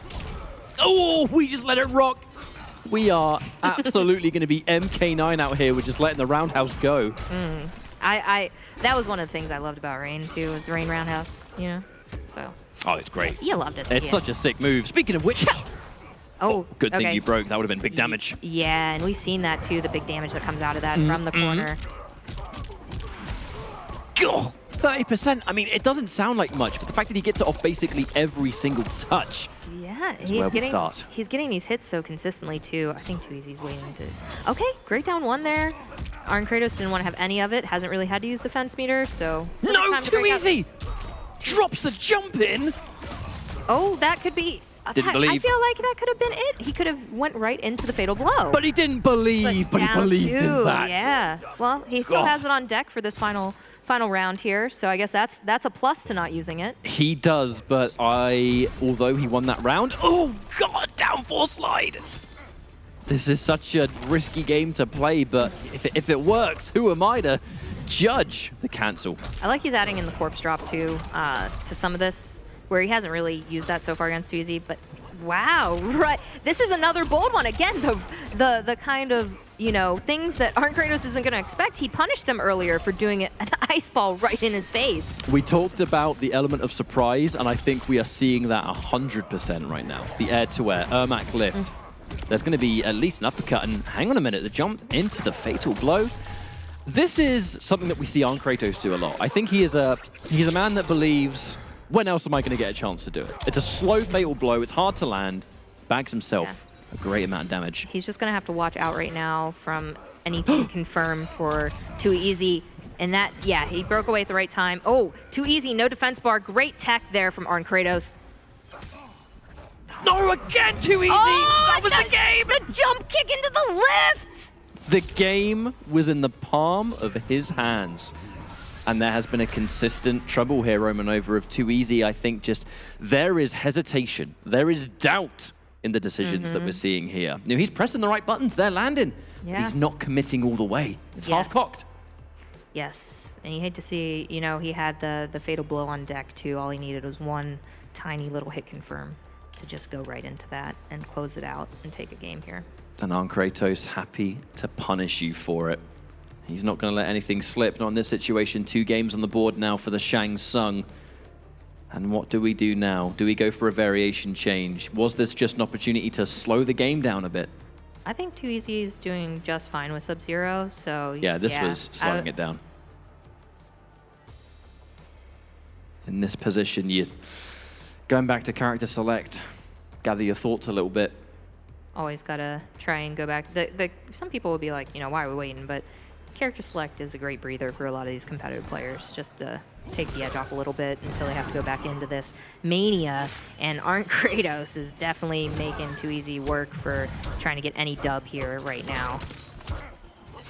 Ooh, a good call out on the creeping ice, but either way, Too Easy. We're starting to mix all the way through. It has to be all momentum. I think going back to character select, just take that time out. It's important when you have a game that went the way it did, where just everything that could go wrong went wrong. The trade! Oh, you animal! The trade! Rain wins the trade there. That is disgusting. I have never seen that trade in my life. Oh, Ermac as well. Oh. This is, you know, it's wild too because the momentum, you know, Too Easy started this out, you know, hit confirm after hit confirm, and then Kratos just switched it and took all of his life. That was a lot of damage to trade with a super kick. Even Rain on his own can't do that in this game. No, but Shang Tsung stole as it. Rain. He can steal that and do it himself. Oh, that was a forward too. Ooh. All right. These short hops are mysterious. I mean, they're catching him off guard. He's trying to put him in the corner blunder here. Whiffs the back three into the down one, the turn stealer, the flawless block. Kept it safe there, but gonna get hit here by Rain's roundhouse. All right, down one. Another flawless block, something that you know on Kratos. Oh, wait a down minute. 2 to the chin. Romanova, he's got no defensive bar. He's got no defensive bar, 42%. That is so much damage, and they're still... Oh, okay. For a second there, I thought this was one of those situations like in the last game. Oh no, trust me, that was a side switch. Don't worry. Don't worry, that one was intentional, I promise. Yeah. It took me a second to see that, but great use of smoke there. The first time we've seen the side switch used as well. The shake. Yeah. I think that's the first time all set we've even seen the shake. Yeah, no, that's the first time he's used the shake from smoke that time. Go. Not bad damage there going off of that. Oh, was going in for the overhead there. Oh, on Kratos, he flawless blocks your jump in to just completely mess up the timing. However, eats another one immediately afterwards. Might have tried it back to back. Empty jump grab, escape failed. This is Too Easy's opportunity to get a game on the board. Oh, interrupted the fatal blow there. Not a good place for Arn Kratos, but we've seen how much damage this character can do. Okay, he made it safe so he couldn't get punished after the forward 2 was blocked. But the slide, that is what I expect to see from Too Easy, and that is why Too Easy is up now on the board here, 1 point. That was such an important win to get. The element of surprise. It was such an important victory to get in this situation. Arn Kratos doesn't look too phased by it. You see the relief right now in Too Easy. It looks like he just had a sigh of relief right there. And I would too. You see Arn Kratos doesn't even like blink right now. It's understandable in this position when you're down the way he went down. I think it's going to knock anyone's confidence. Mm-hmm. And now being able to get that game on the board, it just confirms, okay, yeah, I can totally win this. All I have to do is get 2 more of those. I'm in business. Now on Kratos, I think, will be, what kind of adaptations do you make here? I feel like part of that just came down from just being put in that point-blank situation. He got blended a lot more than I think we've been used to seeing him get blended by sub today. Oh, there's the immediate jump, but too far away. Mm-hmm. Rare footage of Ermac's lift being too far away to connect. Well, one of the moments that were really interesting was Too Easy just having Arn Kratos in the corner and just Arn Kratos like having to deal with that kind of pressure and just Too Easy mixing it up. I mean, that's exactly what's happening so far. Oh, he is getting mixed all day. And it's not even necessarily big damage right off the bat, but it's such consistent damage. His health is just chipping away. So he really does need to open, and that would have been the opener, but Too Easy had the bar to spend to break away there. Slide, wow. Amplify, This Too is Easy. The brave stuff coming out here, Romanova. Looking to interrupt the overhead. The jump in Ermac lift. This is where the comeback begins. I really do love the conversions that we've seen all day, really, from Arn Kratos with the either a jump in or some kind of down 1 into the Ermac lift. Now, that's escape failed. Not that it really matters with Shang, but the important thing is that now Fatal Blow will absolutely take it. Oh, the missed Fatal Blow, folks. Arn Kratos is kind of known for Fatal Blows like that, but not necessarily like that. I mean, just walk up Fatal Blow. Would have won the round, so I respect the attempt, but that was a brave decision. Yeah. All right. Counter. We had the counter poke, and then we're going to get a throw here since he's blocking. All right. Ooh. Fireball. No ice ball for you, sir. And there's that down 1. It's one element of Sub-Zero that Too Easy has on lock. It is always that anti-cross-up down 1 into back 2 confirmed. Very hard to jump in on him. Oh, no punish there. But this time he punishes you for trying. Yeah. You want to anti-air Shang Tsung? Ooh, think again. Lovely confirm, though. Yeah, great confirm. Right into the slide ice ball. Just looking for the slide. We really are just doing it out here. I mean, whatever it takes to get that damage and take another round. You know? Super kick into down 2. Oh, and the back 3 low's going to come forward is now on Kratos. Sometimes lows are your best friend, you know? In this situation especially, the quick back 3 of Shang Tsung works on cheeky situations. That's a full combo. Here comes Ermac lift. This is going to do about 30% at least. Yeah, and that is so consistent too. And this is, you know, just like it's really hard being in the... Oh, but he takes him out of the corner. All right. I like that he went for the back throw. He's happy to get that throw damage and now confident that he could have taken the fight mid-screen. However, he has been put in the corner himself. Yeah. Escape failed. Did he just put himself in the blender? That's the question. But no! That's the last break Too Easy's going to get access to. Won't have time to build another one. Just eats the jump in for breakfast, lunch, and dinner. Fatal blow. I'd like to see Too Easy convert off of some of these flawless blocks I've seen him get. And there's that crushing blow. I was going to say, I'm trying to count in my head all the ice walls there. Lets it go. No punish on the super kick. Great tech there. This could be either one of their games. Both have fatal blow on deck. No, confirm again. That was the game. And the jump into Ermac. And that's going to be it. Oh, that is tragic. To go the way it did. Too Easy if he just confirmed the low. I know. He went for the combo instead. There will be disappointment absolutely from the side of Too Easy because he had the low, but he just, again, a consistent trouble there. Yeah. He just didn't seem to believe in some of those decisions, and I think that was a tragically fitting way for it to end. And you just gotta, you know, if you're Too Easy, you gotta make sure you don't beat yourself up too much about that because it's just gonna keep dragging your games down later. You know, you need to try to recover as much as you can from that because he was playing very strong regardless. And I think we've seen more consistency in taking damage on Kratos than most of the sets against Kratos today, you know? When you watch Too Easy play Sub-Zero, you know that you're at least gonna get really good reactions, really good hit confirms, and hit confirms were absolutely where Too Easy just fell worse than short in that set because he landed so many opportunities where all he had to do was just get that one extra hit. You've seen it land, boom, ice ball, full combo, and that's it. And in other cases, doing like a forward 2 on its own and not believing in it and whatever, it was fitting that that final play was landing the low and just letting the whole string go. He just left damage on the table. That was low, freeze, end of the game. Game 5, moving on. You know what I mean? And didn't see it. I do think the variation swap kind of, you know, put a little bit more in the, like, going to the character select screen and everything. It did. Yeah, it definitely helped, and we saw a stronger version of Too Easy after that, but it just not enough. I mean, to close it out there. When things go as disastrously as they did in that kind of like second loss that he took, where it was, I think, the scramble of scrambles. Yeah. You never like to go straight into restart match because there's no way on this earth you're going to be in the right mindset to play a game straight away. You have to go into character select, give yourself that time to recover, and just get your thoughts back into a sensible place. Now, I can't wait to talk about this next matchup. I'm not going to yet because we have replays to go over. But it's going to be a doozy, as we say. And as we close out this match on Kratos, extensive knowledge in the Sub-Zero matchup. I mean, we have plenty of them over in EU and CIS. It's a matchup he knows like the back of his hand. That trade, when we saw that, the trade and Rain, then into the rain, the Prince. Rain does what he wants. The Ermac lift, which is really becoming one of Shang's most devastating moves. It takes his jump game and makes it scarier than it already was. Combo conversions. You take the two of them together, he's got crazy good damage. Ooh, never get tired. We've seen a couple of those too in their set too. A lot of down 2 crushing blows. You're just not used to seeing Shang get damage. No, not at all. Grounder option Shang tickles you for every touch. Yeah. He's not going to make comebacks. He has to work really hard if he wants to make a comeback because he has no damage output, but give him a morph and it's not even close.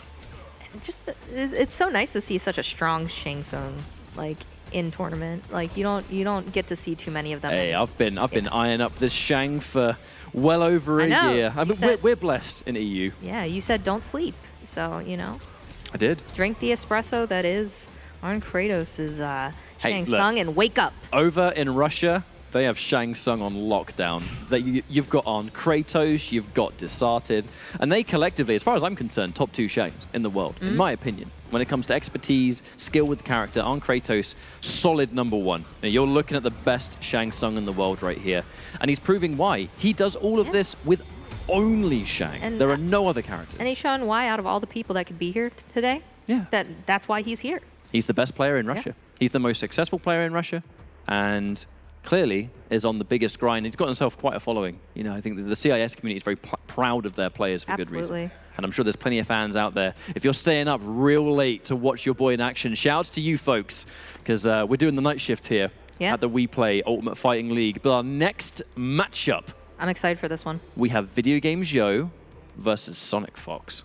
This is gonna be interesting. I'm gonna say probably Joker Johnny Cage. We saw has to be. Yeah, I mean, we got to see the difference too here in how, if that is what we see, how Kombat played versus Sonic versus, you know, VGY's Johnny, right? And they are 2 different kind of Johnnies. So we have a clash of generations. For the longest time, Fox was not necessarily the rising star because they've been dominant for almost as long as they've been in the FGC. But Fox was the young blood. It was unbelievable how they were as successful as they were at such a young age. But now, Fox is becoming one of the old ones. You know what I mean? And now it's players like Video Games Yo, the rising star of the new young all of blood. EU. For sure. The perfect embodiment of upcoming UK Mortal Kombat talent, because he made his rookie year debut in the later stages of pro competition in his first year, and he was able to beat some absolute world-class players in the limited amount of tournaments he was able to enter. Oh yeah, and you know, he's a fan favorite. You see him up there. He was doing the Johnny Cage blowing the kisses to the crowd when he came up there on the stage, you know, and he is a crowd favorite and a likable personality. So it's no stranger to why he, on top of being a great player, built his fan base, you know, so large as it has become. So this is going to be an interesting one, and it looks like we are going to see Joker and Johnny Cage. The matchup we expected to see. But again, fitting. It'll be the difference too in just you know, how Kombat played versus what VGY's Johnny will bring to the table against this. We are going to see, no doubt, a conventional match of MK11, right? These are 2 footsie characters. In this case, we confirm into Kapow straight away. And one thing that often doesn't get talked about with Kapow is its corner carry. He hits you mid-screen. If you don't break, you're probably going to end the combo in the corner, where the Joker is easily at his most scary. And now we begin the Joker. And Fox loves putting you in those blender moments where, you know, I know Fox was saying one of their favorite versions of Joker is actually Injustice Joker. Yeah. But this character still got some crazy setups and different mix that Fox brings to the table. Look, Sonic Fox has been a world champion with the Joker in 2 different games where the Joker is a totally different character. I think that's impressive enough in Video Games Yo. The cancel just to establish pressure in this situation. At the very least, fight out of the corner. A trade that Cage does not want to take right now, as only 13% health left in the tank. Walk-up grab doesn't work. Yeah, I was going to say, there could have been a bigger punish there on that too. Oh, the flawless block! I really do admire Sonic Fox's reaction to the flawless block there, knowing that I need to use my breakaway for this specifically, because that was going to be some damage incoming. That was a good round there for Fox, but definite signs of life from VGY. I think that flawless block was a great start, but another forward one. Ugh, the confirm. So clean there from Sonic Fox. And the knockdown into more of it. This time, challenging it on Wake Up. And a full combo again. And there's what you're talking about with the Kapow. Look where we are on this stage. Coast to coast. You're right. We were in America, and now we're in the UK. Exactly. We've got this kind of like clash of different realities in the middle of the stage, you know, very similar. But now that Fatal Blow's ready. And Sonic just doesn't have to really stop taking their turn here. Yeah, they can do what they want in this situation. Oh, the whiff on that. That's going to be all she wrote for that first game. I wonder who we're going to see. We could definitely see a character change eventually. Because Johnny Cage, the thing is, the Joker has more range. You know, Fox, they're absolutely bullying Video Games Yo in that game. It's the down 4. It's one hit into corner carry into I now have complete advantage. In this case now, is it going to be a different variation or again just time out?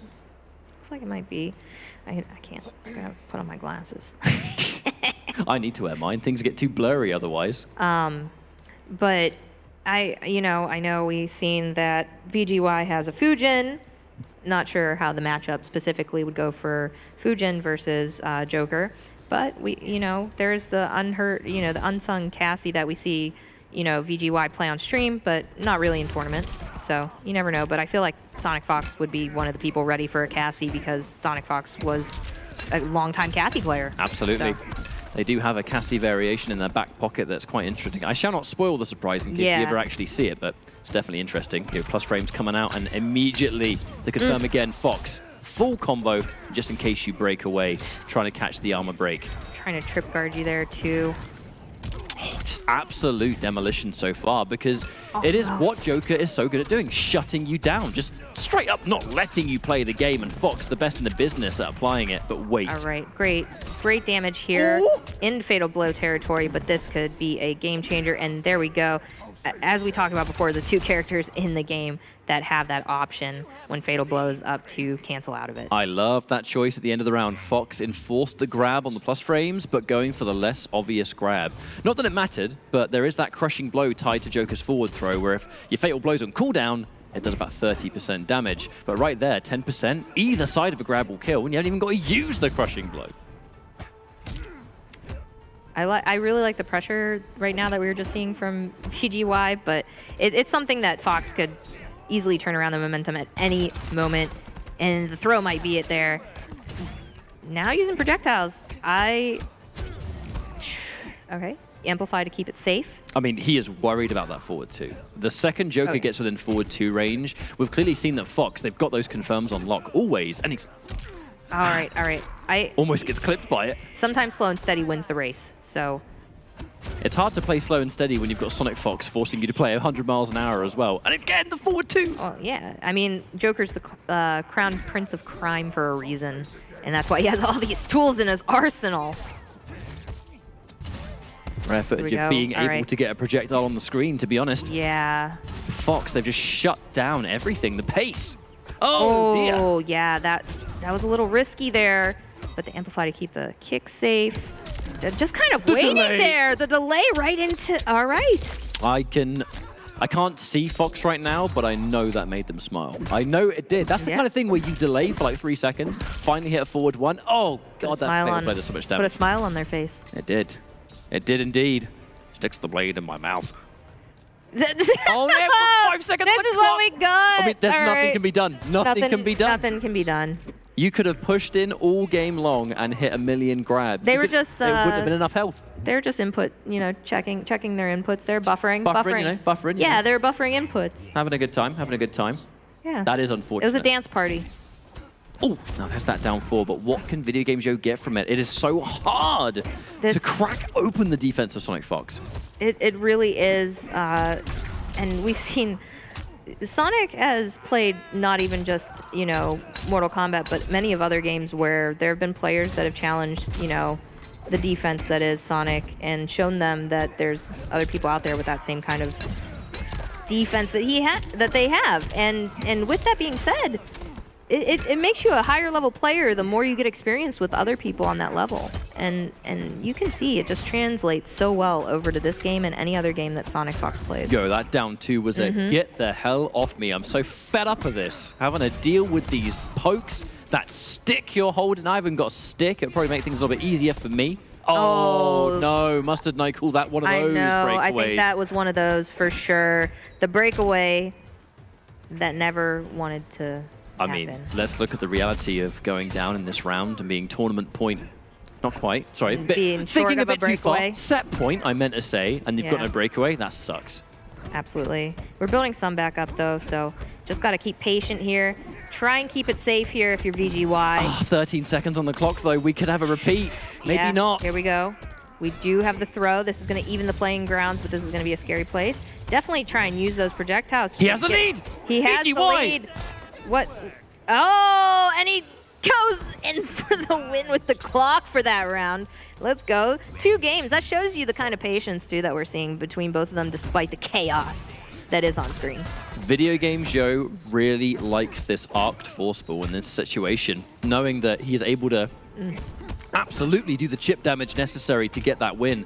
That's composure up in this situation when Fox is 1 game away from beating you, when they're already looking crazy strong, not only in this tournament, but against you right now. That punish, though. Yep, impressive stuff. Oh, full combo. Oh, that hurts. God. It's like just away. He's almost back into that fatal blow territory there. But is VGY. If he can make it out of this corner situation, that's going to be his real chance to kind of try and turn this around. Pushback. Oh! Preemptive back forward 4, already putting Video Game Joe right back at the starting point. The fatal blow is ready, but will we even see a chance to use it? There's that trip guard that they just love to use. Oh, and this could be one of them right here. Yeah, we got the shades, we got the crushing blow. And look at that damage. It's talking about 2 characters that can just melt your life away. We just need an opening right now. I like the use of the interactable, challenging it. Wait. Are we gonna... This is too close for comfort. The down 4. Let it go! No, that was a mistake! That was not intentional at all. You can see the disappointment written all over Video Game Joe's face, but he has to get it together. This is the last chance. You have to hold it together and take that. The game is not over yet, and you can't let that affect and bring you down. But that crushing blow from Joker. The breakaway on the Kapow, that would have done so much more damage. Yes. A tragic position to be in here for Video Game Joe. That by all means should have been a game on the board. And we're back in the corner. This is not where you want to be. Yeah. Fox will absolutely capitalize on the fact that you're going to be frustrated. You're going to be sad with what just happened, and they don't give a damn. No, they're just going to be laughing and chuckling right after. That let's be real. The flawless block on the wake up up 3. All right. Signs of life. That was really clean, too. You know, we've seen a lot of flawless blocks happen in the last couple games we've been commentating, but not many conversions off of them. All right. Definitely keeping the pace again. Great knockdown there, but lots of respect coming here from VGY as well. All right, keeping it safe again with the amplified kick. The down 4. More of it, looking for a draw. And that's going to be it. VGY's on the board. Raw jumping is going to just get completely chewing through that anti-air attempt of Sonic Fox and Video Game Joe. A game on the board. Now, this is an important game to win, especially with how that second round went. You know, because that was almost a colossal input error. But now, another game Kapow. We go into. Fox will be unfazed by this. Now, we still have to give it 150%. Yeah, and the damage, too, off of when you get the amplified Kapow launcher. It just pretty consistently insane. Oh, it is, because even if you break, that honest. down 2 is still going to hit. It's about 30% or so after you've broken. It's a very dangerous situation to even sometimes think about breaking away from, because it might be just another whole bunch more damage. And there we go. There's the Kapow launching, going in the corner. We're gonna get the knockdown. Oh no, he tried to wake up there. Saved the meter. Yeah. Tried to go for a wake-up attack. In this case, Johnny Cage is up 3. Not the greatest hitbox in the world. The down 4 totally low profiles it. As Sonic Fox brings themselves on 2. A match point again. I think Sonic, or I think VGY was trying to catch Sonic off guard there, but just not happening today. Sonic. No! Ooh, I don't think that was intentional. I don't either, and that could have been a really bad situation for VGY to be in, so it's good that Sonic was not able to catch that punish there. Reversal throw on that cheeky forward 3. If that second hit connects on its own, it's crushing blow city. Down 4. Wait a minute. Video Game Joe. He's just not swinging as hard as he was in those first games. He's being a lot more patient. He's showing respect to these ranged buttons of Joker. He was getting clipped so much just trying to press himself. I think that's what's been working though, and that's one of the reasons too why the clock's run out on us twice now. Oh yeah, we're playing the long game, but here comes the confirm. Probably not going to get a down 2 because the gravity was already used off the jump in. But now this could be the opportunity. Oh, the back-to-back, Cage. I haven't really seen any defensive meter rolls, but I think the reason why is just we're saving those for when you get caught in that Kapow combo. Oh no, that actually is probably it. Yeah, that's this. I don't know if they ever. It does a lot of damage. Yeah, I was just gonna say it does. Yeah, it just does a lot of damage. Oh, that's gonna be the win for Sonic Fox, but a hard fought 3-1, all the same. We were in for the long haul there, just with how the matchup was played, but Fox able to match it, always. The respect coming out. There was immediate respect there from Sonic Fox. I think they really did just look at how that matchup went and was like, you know what? That was a close exchange. Fox had to work hard for that one. Yeah. And Sonic Fox now going up 5-0, right? Undefeated. Or is it, it's 6? No, 5-0. 5-0. I believe so, yeah. I believe because so, it was Kombat before. That was just continuing the dominance, really, at this point, because we're just looking at the day and the opponents that you've had to face. Got to give Video Game Joe his props, because the adaptation really just came down to, I need to slow this game down. I need to stop pressing so many buttons, because look, this is a game of ranged buttons, and I'm getting bullied, because I'm trying to press, I'm trying to do my thing, and then here comes Joker's forward 2. That forward 2 was a menace in those first two matches. Absolute menace. Don't want to be dealing with any of that, and you don't want to be dealing with the damage from any hit confirm off of it. No, man pulls out these 2 gloves, goes pow, pow, pow, and then you've lost like 30% before you've even broken. And if you don't break, you get put in the corner, and then he starts getting his little box out, and he's like, you know, winding it up, and then it's, you know, bad to worse, I think. Yeah, pop goes the weasel, right? It does. But the adaptation was the main button became down 4. I'm going to be patient. I'm going to look for you to try and poke. I'm going to low profile with down 4. I'm going to get the 1-2-1. Chip damage is, I think, the expected result. And he had to chip away at a brick wall. That was a game of hit and run. That's why we saw so many either timeouts or close to timeouts. Oh, yeah. And some of the props, like you were giving some props to VGY. I want to give some props to VGY, too. You know, VGY went shenanigans. Shenanigans. Just didn't have time. May as well have some fun. VGY, he was able to kind of show us that even though he saw a Johnny get annihilated earlier by this Joker, that he didn't really give into the fear of that and still tried to give it his all and ended up getting a point on the board, too. So, you know, it's Sonic Fox is going to be clearly one of the hardest people to take down in this tournament. Right. Look, we're still in a position where games and rounds are important, because if we enter a tiebreaker situation or whatever the case may be, you know, you need to make sure you're still playing your best, and being able to get a game on Sonic Fox, who is pretty much, I think, everybody in the community's prediction to win this entire tournament. They are the favorite for a good reason. They are the world champion currently. Yes. And again, for good reason. That kind of game is still an impressive showing.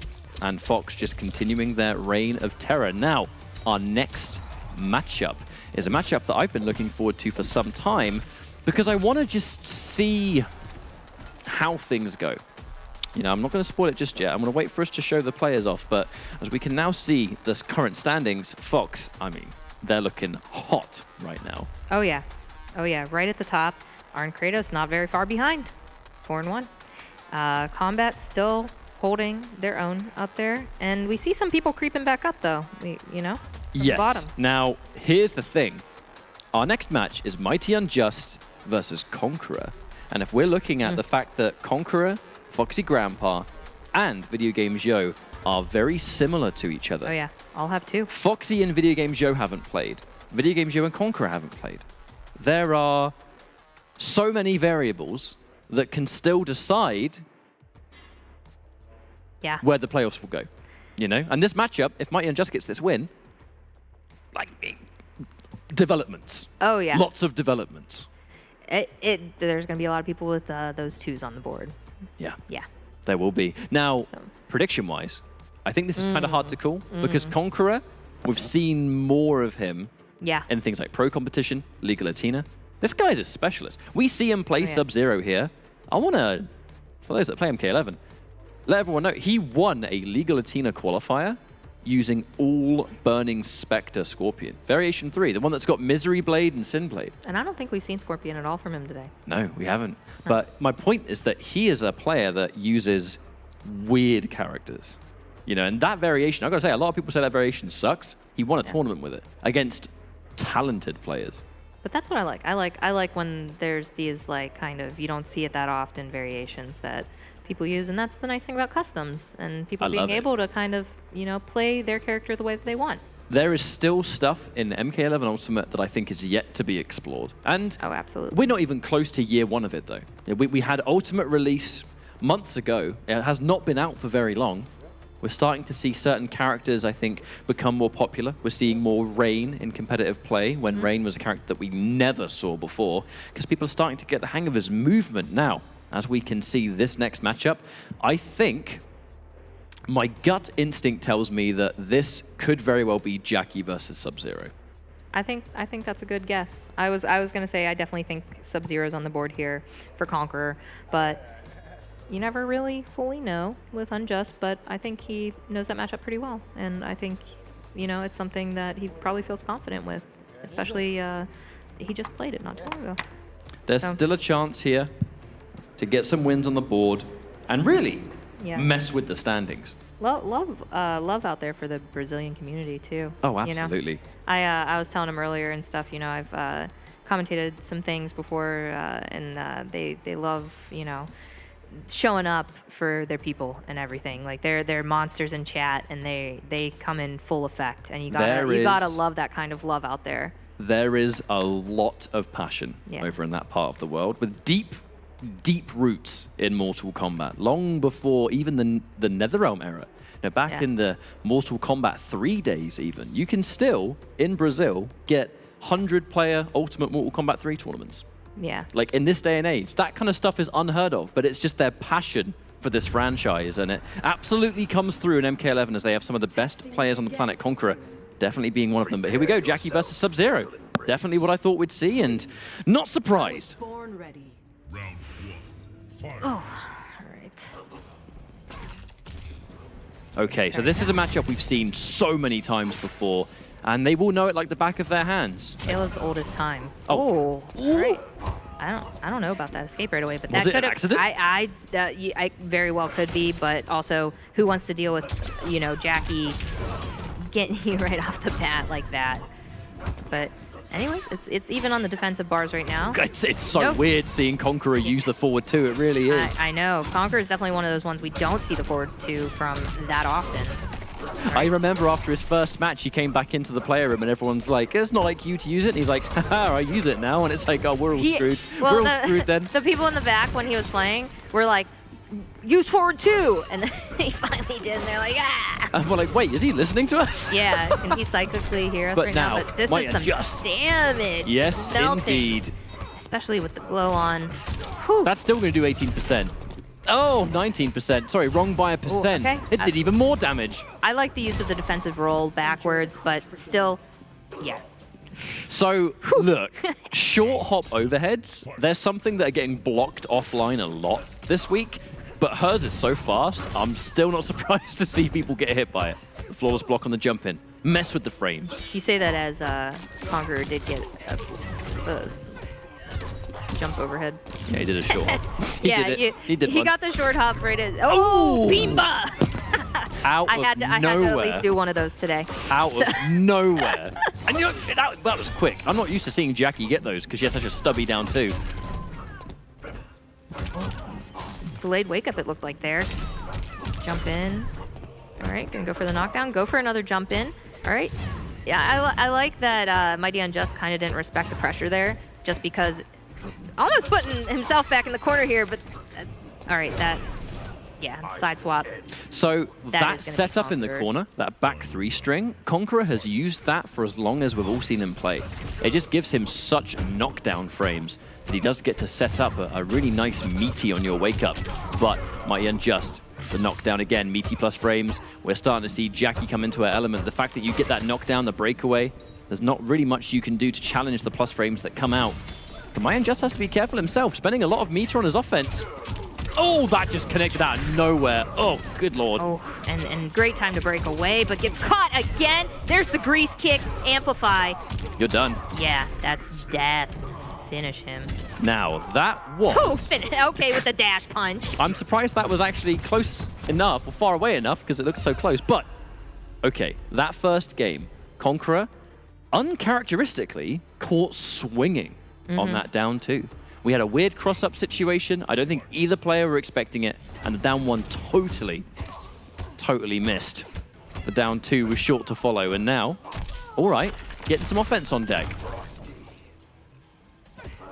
Ooh, the stare down. Who's going to make the move first? And Jackie the escape fail as well. Yeah, went for that forward throw. Maybe there was like some psychological thing here happening too. Thought, oh, they won't go for the back throw. There have been some interesting encounters that I'm not used to seeing. I'm going to be honest, yeah, flawless block on the leap, but still not able to capitalize. And that's what I was talking about earlier. I was saying there's so many moments that people have had great flawless blocks, but not converted off of them in a bunch of these games that we're seeing here today. In that case, it was a lot more difficult too, because I know that the leap has had extra flawless block windows added to it, but that was a close-range grenade launcher, so I don't even know if it counted as the same attack, technically. Oh, that's the one. Saves the meter. That is a risky play, Mighty Unjust. Greedy, There it is. greedy. Yeah, and you're going to pay for it by eating this fatal blow, and the round is going to go here to Conqueror. There's definitely an element here where Mighty Unjust looked at the fatal blow and the fact that there was about 20-odd% and went, look, I really don't want to have to use fatal blow to win this round. Yeah, but you don't want to risk it either. You know, you don't want to risk being just shy of that. Wait, what? Oh, dearie It happened me. again. We saw this happen earlier. Unfortunate. Yes. I'm not sure. I'm not sure how they're going to rule it, but What has happened here is just that I believe the controllers are connected using the wired-only setting. So if the cable comes out, then straight up, that's just going to cause an interrupt here. And with how things have gone, the frustration, this can definitely frustrate any kind of player. the admins are out. happened. The admins are out. Yeah, I believe it was the round. They're gonna make a He's pointing decision. to it, but as soon as we know what happens, we'll let everyone know. But it's fair to assume that that's just going to go onto that side. But it happens when you get caught as well. You get caught pressing buttons, or you get clipped by some kind of button as well. And then you reel back in your chair and you accidentally knock something, and bam, here we go. The game is completely taken, and that can bother players, I think. Mm-hmm. Rules are rules. Well, it's not a bad ruling, but you need to keep your head in the game when it does happen. You don't see Unjust get too tilted normally, and you kind of almost seen the tilt on his face after seeing this kind of happen to him twice today now. Yeah, and he's the only player it's happened to as well. Yeah, I think if anything, I would give the guy a new cable. This seems to be something that's only happening to him right now, and since they are playing in the wired only, it is probably important to get that on deck. While we wait for this, though, and while we obviously find out what's happening with that pause, and as we go into inevitably the next match, let's actually talk about what happened in that matchup, because that was Conqueror just fighting back a lot more. You know what I mean? He was the one that was in control. And it's an element of fighting Jackie that is something you kind of need to do. You can't let this character just bully you the way that she can, because she's jumping around all over the place. She's jailing. She's now with the grenade launcher. She's doing a lot more because the grenade launcher has the range. Conqueror was, I think, showing fearlessness. Mm-hmm. We did get the thumbs up, so it looks like we're going to go back into the game here. So sorry about that hiccup, folks, but here we are. We went back in. It looks like the round. Conqueror. Yeah, it looks like it was the round that he won the round for it, right? But continuing to push forward anyway. Still in the lead, an opportunity to get us into a 1-1, absolutely. But we push forward into a grab, and this could be where Mighty Unjust comes alive. That was not intentional. No, not at all. This is a good place to be in. Damage just kind of melting away. Wow, the flawless. Oh, Saw the gap. Yo, look at the intensity on Conqueror. That was just another day in the office for him. And Mighty Unjust, the face of, yeah, you got me there. Fair enough. Oof, God, that was disgusting. I think we'll be sick. I like the conversion off of it. I really do. Mighty Unjust, hopefully shaking off some of the, upset from the controller issues, right? Yo, you can't let that stuff ruin your gameplay. Oh, but the use of the smoke bomb. And yes, Thank you. smoke out of nowhere. Cheers, mate. Yeah, thank Miss you, buddy. Cyber. Thank you, Cyberlink Way. The corner combo being dropped here by Mighty Unjust. It's just not looking like the same kind of Unjust I'm used to seeing. I'm going to be honest. We just saw him go for the back throw, gets the back throw, almost put himself back in a corner situation, jumped over. We see a whole different person than we did just the last round. There's just more aggression coming out, and that is going to be that way. You have to get yourself back into the game, and if playing Jackie in this manner of just all-out offense, and just a hesitation from Conqueror, the fact that he's such a respectful player. You got the back throw again, and not enough room to cross back up again, jumping over. Tried to use the interactable, no punish on that. All right.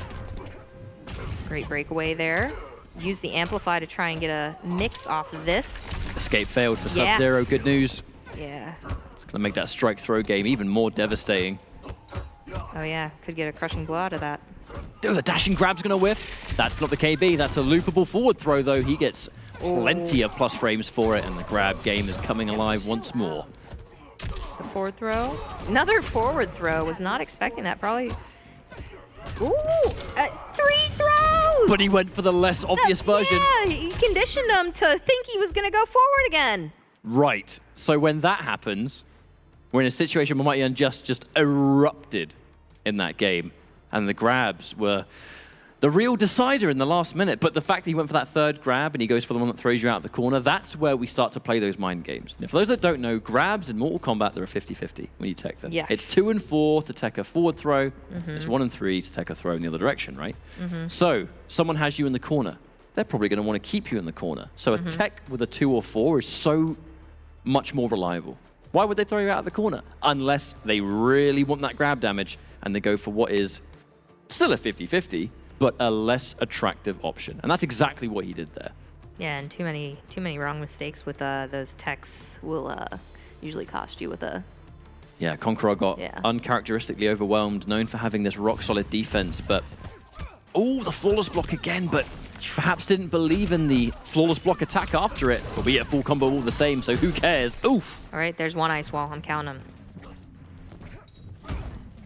Another flawless block on the jump in. Yeah, it's no conversion off of it though, but once there is, that is big dammy. Speaking of, this is a really scary scenario. When Jackie does the dash punch, and it has way more hit frames than you're familiar with, she does short hop ground blast, and she just jails this jump as you're standing up. The chip is disgustingly good.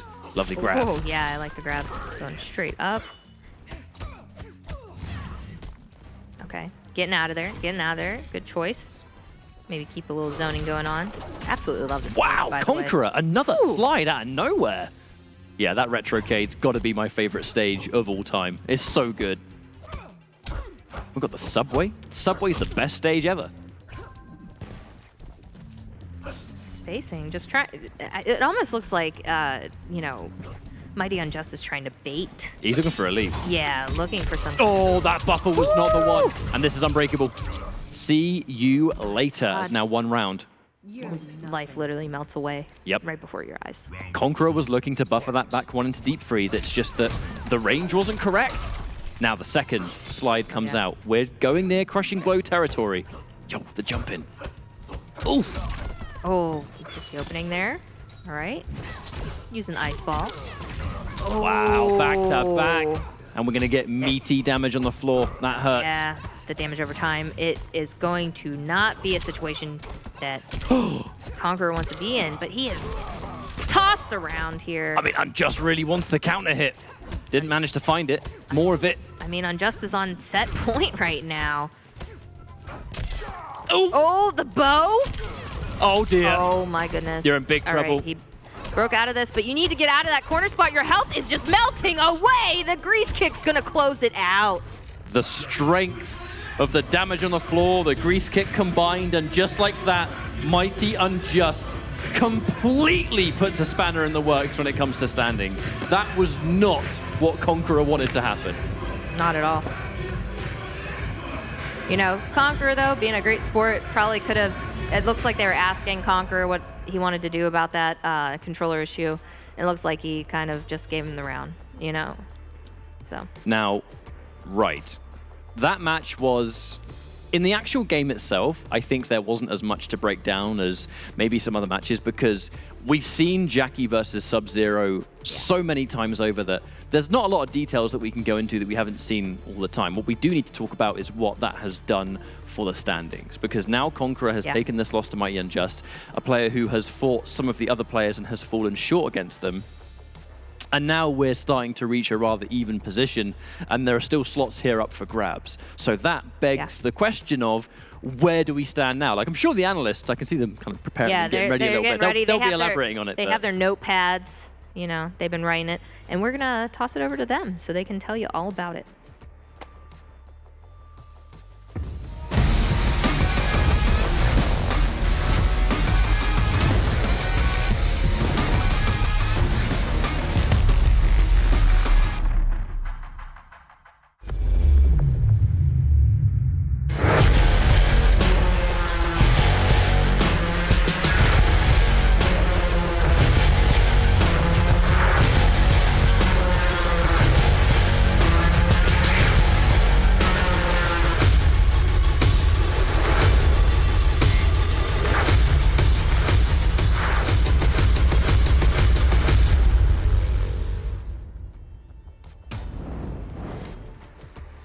Group A is certainly heating up here, and it is getting wild of what we're trying to keep track of from start to finish. But I'm going to just go back with a game we just saw, right? Because Unjust, he was not looking so good early on throughout this. Now he's come back. He managed to get down Conqueror.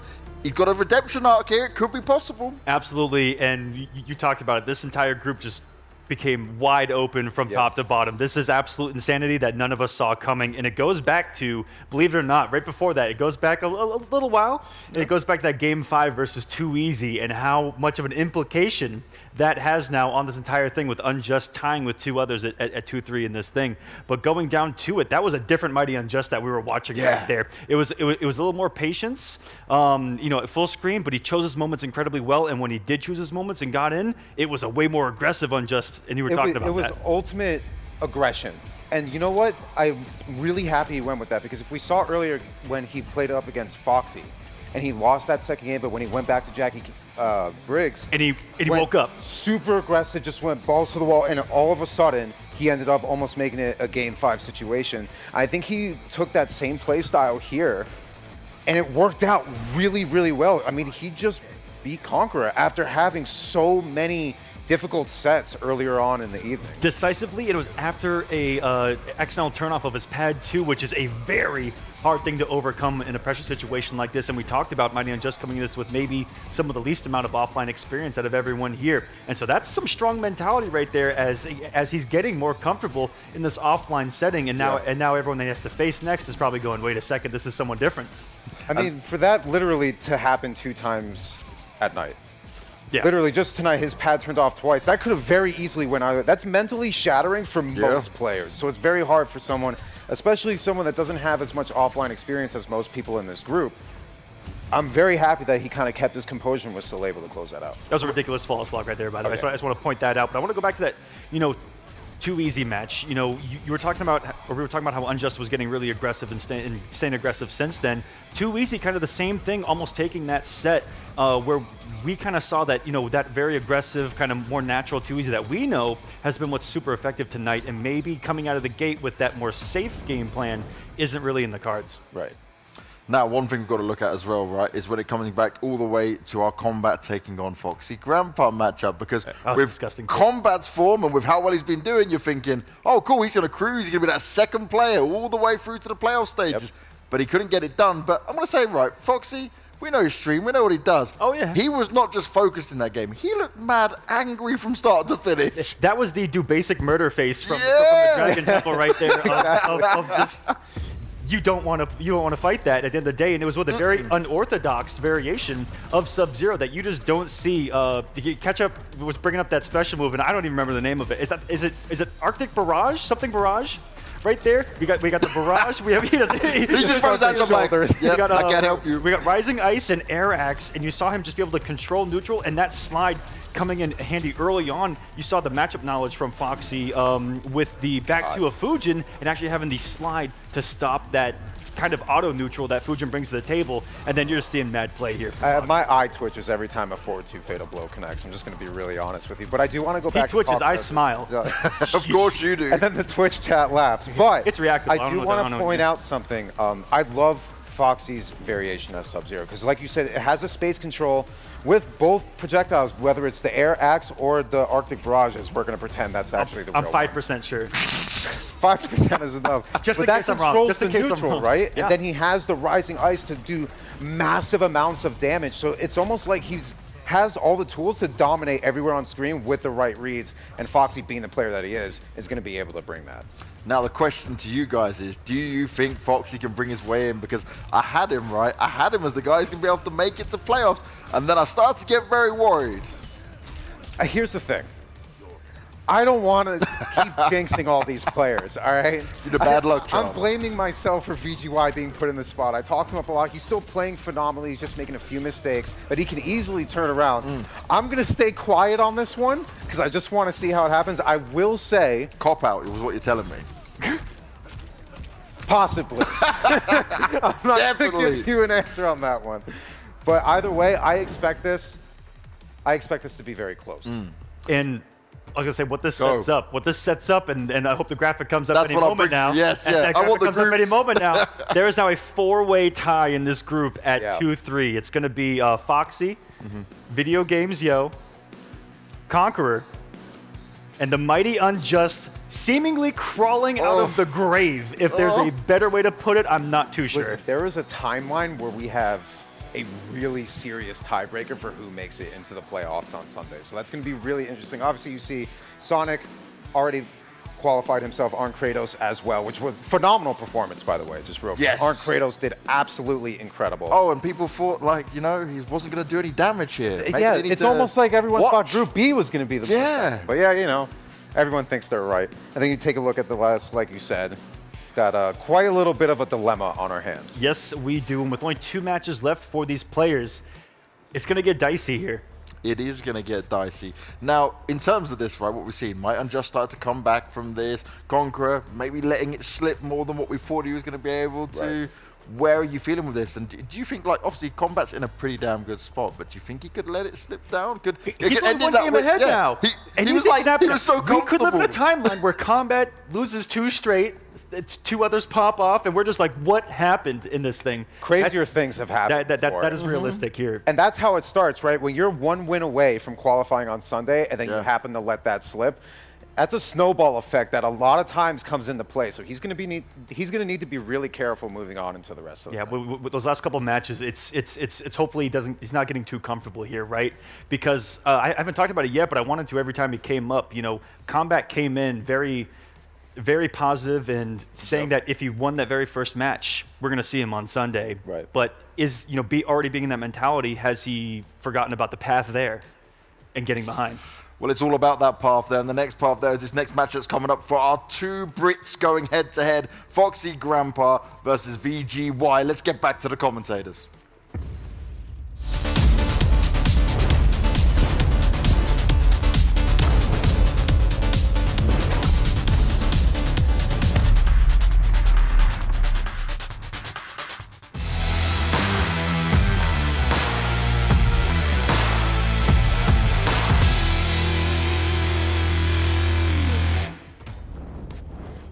And welcome back, folks, over here to us commentators. This is a match right now that I know probably pains you inside to see, even though it's going to be very interesting. I'm smiling right now, but I'm crying inside. Yeah, it's 2 players that you don't want to see either of them have to take an L, I'm sure. But both of them have had not the best day today, but, you know. I mean, yes and no. They have ways to go, and as we talked about this tiebreak situation, this is just where we are. But what excites me about this matchup is that we have the 2 finest in the UK, and it's a complete generation gap. We have Foxy, who without question, like embodies the days of 10 years of Mortal Kombat experience competitively, right? And now we have Video Games Yo, who is of the new blood generation, another top-level UK competitor, but significantly younger. Mortal Kombat 11 being his first real competitive fighting game. And the growth. There's so much lore here. I'll try not to rant. But at the I love the lore. Keep going. The very first tournament that Video Games Yo attended was a London event where it was Foxy versus VGY in grand finals. Foxy won. Okay. Versus fighting happened. Again, Foxy was able to win, but piece by piece by piece, Video Games Yo started to fight Foxy in some tournaments. I think Celtic Throwdown was the first time he defeated him, and wait a minute! What? Spawn versus Sub-Zero? Surely the reason for this has got to be, I block your overhead, and I kill you with my charging Hellspawn. It's a great situation to try and be in, but you gotta block those overheads first. Or with punish. There is a lot of strategy here, and the fact that Video Games Yo, Spawn, I mean, he's got movement, he's got damage, he's got buttons, and if you punish Sub-Zero or whiff punish him, you have some of the highest practical damage in the game. This is a great pick. The damage on Spawn is pretty phenomenal. It's just about getting that hit in, you know? But already chipping away at the life bar just on some projectiles. I mean, he's got really solid projectiles too. He can play that game from range. Yo, the slide out of nowhere. Yeah. Foxy checking that forward movement, but the punish. Oh, and the crushing blow. Here we go. Burn his flesh right off. already in Fatal Blow territory here. So it's kind of insane how the reason Video Game Joe did that Fatal Phantasm is because he didn't want to risk you breaking the charging Hellspawn, right? And he's still got like 35%. This does feel like a VGY character, knowing that VGY is like the Shao Kahn, right? Like just this beefy character that can do so much to you, but might not be everyone's first pick. Big characters with good movement that hit like an absolute truck. There it is, that parry. Now, getting himself out of the corner. Doesn't really matter that slide didn't hit there, but it will now because that already chunks down, and the Fatal Phantasm restand is so dangerous even on its own. And I'm sure too, you know, as prepared of a specialist as Foxy can be with so many characters, he probably doesn't see spawns too often. Least of all ones of this caliber. Even through caliber, yeah, I mean, that caliber, right, he's probably not going to find most of the time in the Combat League matches, right? Oh, like, yeah, definitely. Something on this level. Oh, the punish! On the block punish on slide, and that's going to close it out. VGY taking a game up on the old school right now. There was a clear philosophy going into this match of, I'm going to fight your Sub-Zero. I know that you go big with your reads and decisions, right? And then in this situation, we can see that you punish so heavily that Foxy, this kind of game plan, it's not really in his favor. But will he get it? I don't know. You know, it's crazy too how you were mentioning the damage that once a hit gets in, and it did just chunk away that last game, both rounds.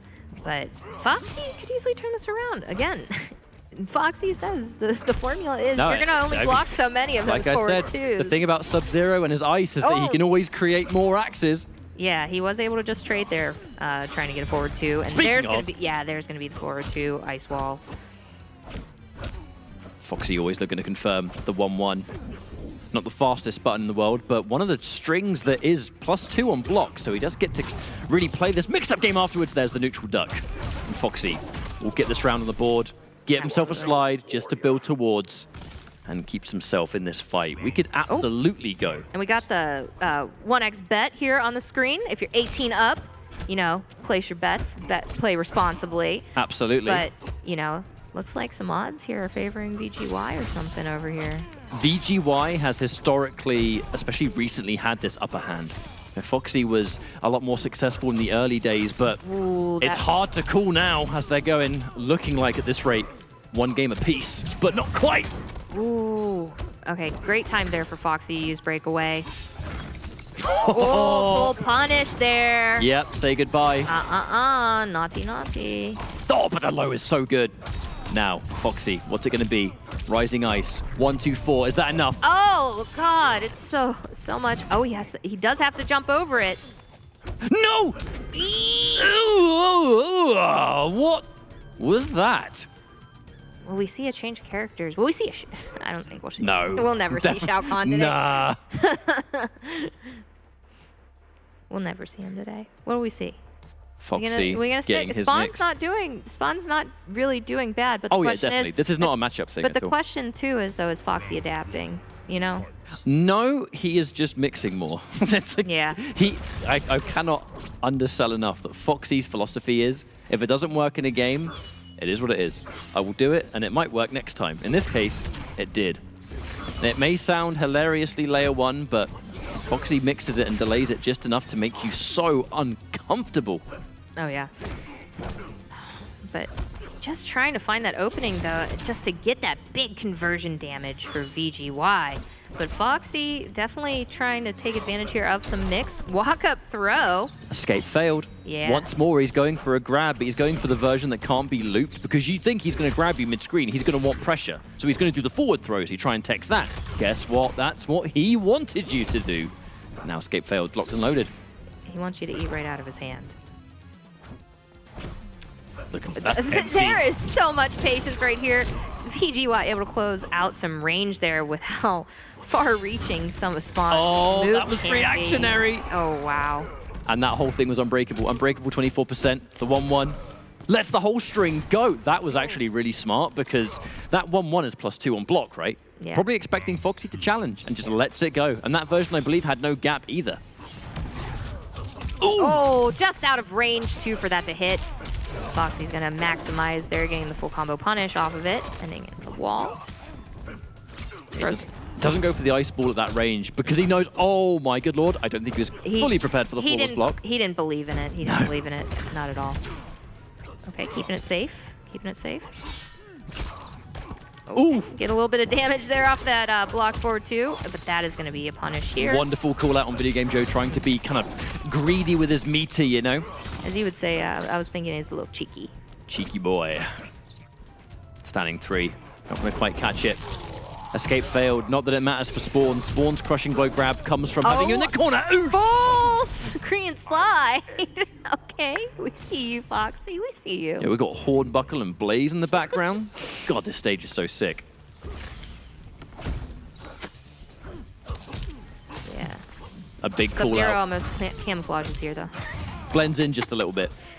The Okay. meaty grab. Yeah, meaty grab. I actually believe, do we still have escape failed? That's what I'm thinking. He commits to the overhead. That's unsafe as anything. And now Foxy in the corner. The 1-2-4 is real. Just shy of 40%. Overhead. No! Oh, he still had it. The escape. Yeah. Finally got the crushing blow off of a throw there. I want to say we might see a swap of characters here. I think just so. Because, you know, Spawn was working. It's not working anymore. And you don't want this set to go down, this tiebreaker. There's a lot riding on this, you know? And this could be your chance, you know, as the young blood. I mean, look. To one up Foxy Grandpa here. These are right? 2 players in a tiebreaker situation, and now they're playing for one of them to pull off ahead. And that is as simple as it gets. Whoever wins this is in a better situation, and there's no other way to spin it. And the Johnny Cage coming out, the favorite. Taking some from the Page of Cage, baby. The Page of Cage. And there's something that rhymes with Sub-Zero, but I can't think of the word. Hero. Yeah. Well, yeah. Sub-Zero the hero. Foxy definitely would not refer to himself as a hero. I think he's definitely an anti-hero. Yeah, he's not he's a villain, but he's definitely an anti-hero, I think. He would be the one that breaks the fourth wall if there was a comic book that he was in. Absolutely. Yeah. Oh, down 1 Rising Star. We're starting to go back into that conventional. Oh, hang on a minute. He's got that jump kick OS down for the shadow kick as well, just to get that bonus damage. And just like that, half of the round has already been done. This has been rapid style. Now there's that overhead. Full combo again for Foxy. In this case, doesn't amp the slide. The delayed low. He wants you to worry about the overhead so much. Yeah, I think this is just the character we see VGY the most comfortable with, which is great. And he gets that cross up from jumping over, gets some damage off him. Foxy just lets the slide go, and he has been able to bring himself just still in this match. The dash jump grab. Yeah, the jump kick too to just close it out. You weren't blocking that. Now that was a pace that I think really caught Foxy off guard there. Video Game Joe went in all guns blazing. Half the life was done in a matter of seconds. And we are going back in for the Johnny Cage. This is the comfort pick, the favorite character. You know he knows this matchup inside and out. Looking for the forward 2, but the immediate, you're going to press, eat this down 4, and the monk. Yeah, use the interactables as much as you please, but he catches them in the air. That's 2. Yeah, gonna get some damage. 2, 3. Three's gonna be the one, right? Just needs 1 more. All right, use some air axes there. Oh, got a hit on the down 1, no conversion. Another forward 2, doesn't let it rock though. Yeah, just out of range too to probably punish that, but the spacing. Oh, he doesn't want it. He doesn't want that. He doesn't want that. So I agree with the breakaway. Doesn't want to eat a crushing blow. That's a good trade for Foxy. We gonna see it? No. Okay. Yeah, did not want to overcommit just in case there was some kind of maybe a wake-up situation there, pressing buttons. Maybe a little bit more plus frames to work with just for the inevitable mix-up. A micro duck there from Foxy just in case you try and grab the trip up. That's it. The robbery commence. Boom. He caught him jumping back. What a great read there by Foxy Grandpa. Now he's going into this next round without a fatal blow, but he is going to have a slide crushing blow, and that's going to be just as important as Foxy Grandpa is on match point. Right now, I feel like the best advice I can give to VGY is to keep his composure. You can tell, you know, a tournament like this is definitely, you know, been stressful throughout the day, right? The UK lads would just tell him not to get hit. Yeah, you guys are pretty brutal, you know. That whiffed forward too. Some free chip. Now Foxy, he went for that slide at the start of the round. Oh, that was, he just, I guess he thought he was going to jump in. He had down two in the middle of the screen. He's in trouble now. Video Game Joe has to hold it. Gets the call out on the wake up jump. The wake up grab. The throw escape's good, but what is going on? A lot of stuff is going on right now. A lot of missed hit confirms. A lot of tech throws. That down 4 gives him a situation. It's going to whiff. Foxy not ready on the anti-air this time. The delayed 1-2 just in case you get caught. Video Game Joe is still an opportunity. Oh, he gets the forward one as he's going back. What a situation to be in. Oof. There it is. There it is. Just hanging on within an inch of life. Gonna have to make some kind of move here soon. And that's gonna be it! The jump in to save all jump-ins. Foxy overcommits to the projectile right as he leaves the ground. And that keeps him in the fight. Now, it is hilariously fitting that we go into a Game 5 with these two players. The best in the UK, but it's so evenly matched at this point. He got his thinking cap on. Will we see the queen? This is either new stage, a time to think and reassess. It is unlike Foxy to constantly, only when it really, only when it truly isn't working has he changed character. I think we saw it against, if memory serves, Conqueror, where he went in with the RoboCop. Yeah. But other than that, he does tend to, he goes in against every player with a game plan, and if he still believes that that character is the right one and it's his own changes he needs to make, as that's clearly what we can see now, but the Game 5, God, this is as even as it gets. I'm like low-key really proud of both of them. It's really hard to see them both play. Them going into a Game 5 and with the backstory you told us, you know, some of it I didn't even know. So much history. We spent it already! Woo! Yeah, it looks like, did he swap some stuff around? I don't think so. Okay, I didn't know if I missed it, because I was focused on some other things. Overhead, watch your head! Oh, that could have been a great opportunity there, him missing that. But he's going to get it here, going from the nut punch, and breaks away, does not want to deal with that damage. Great tech there. Spacing. Another one! There's another one, and another one. Those forward twos. Foxy's formula coming to fruition here. He's on match point, but it's hard to see the second round going in his favor because of just how close it is. Surely this is going to be a last round situation, as he can't quite whip punish here. That air axe recovers almost the second it hits the ground. Such an amazing projectile. The neutral killer. Speaking of, overhead, again, Foxy looking for the low. The reversal grab, we're seeing more of them now from VGY, who is very much back against the wall. Just a second earlier, I think we could have had the punish off of that. Oh, all right. Trying to open him up a little bit. The jump in is really what's going to save him if he can time it right when Foxy's trying to throw something out of neutral there. The forward two, you gotta block those. Oh, okay. He wanted to anti-air. Yeah. He meant that to anti-air, did not mean to get Oh my goodness, the slide to punish the fireball there.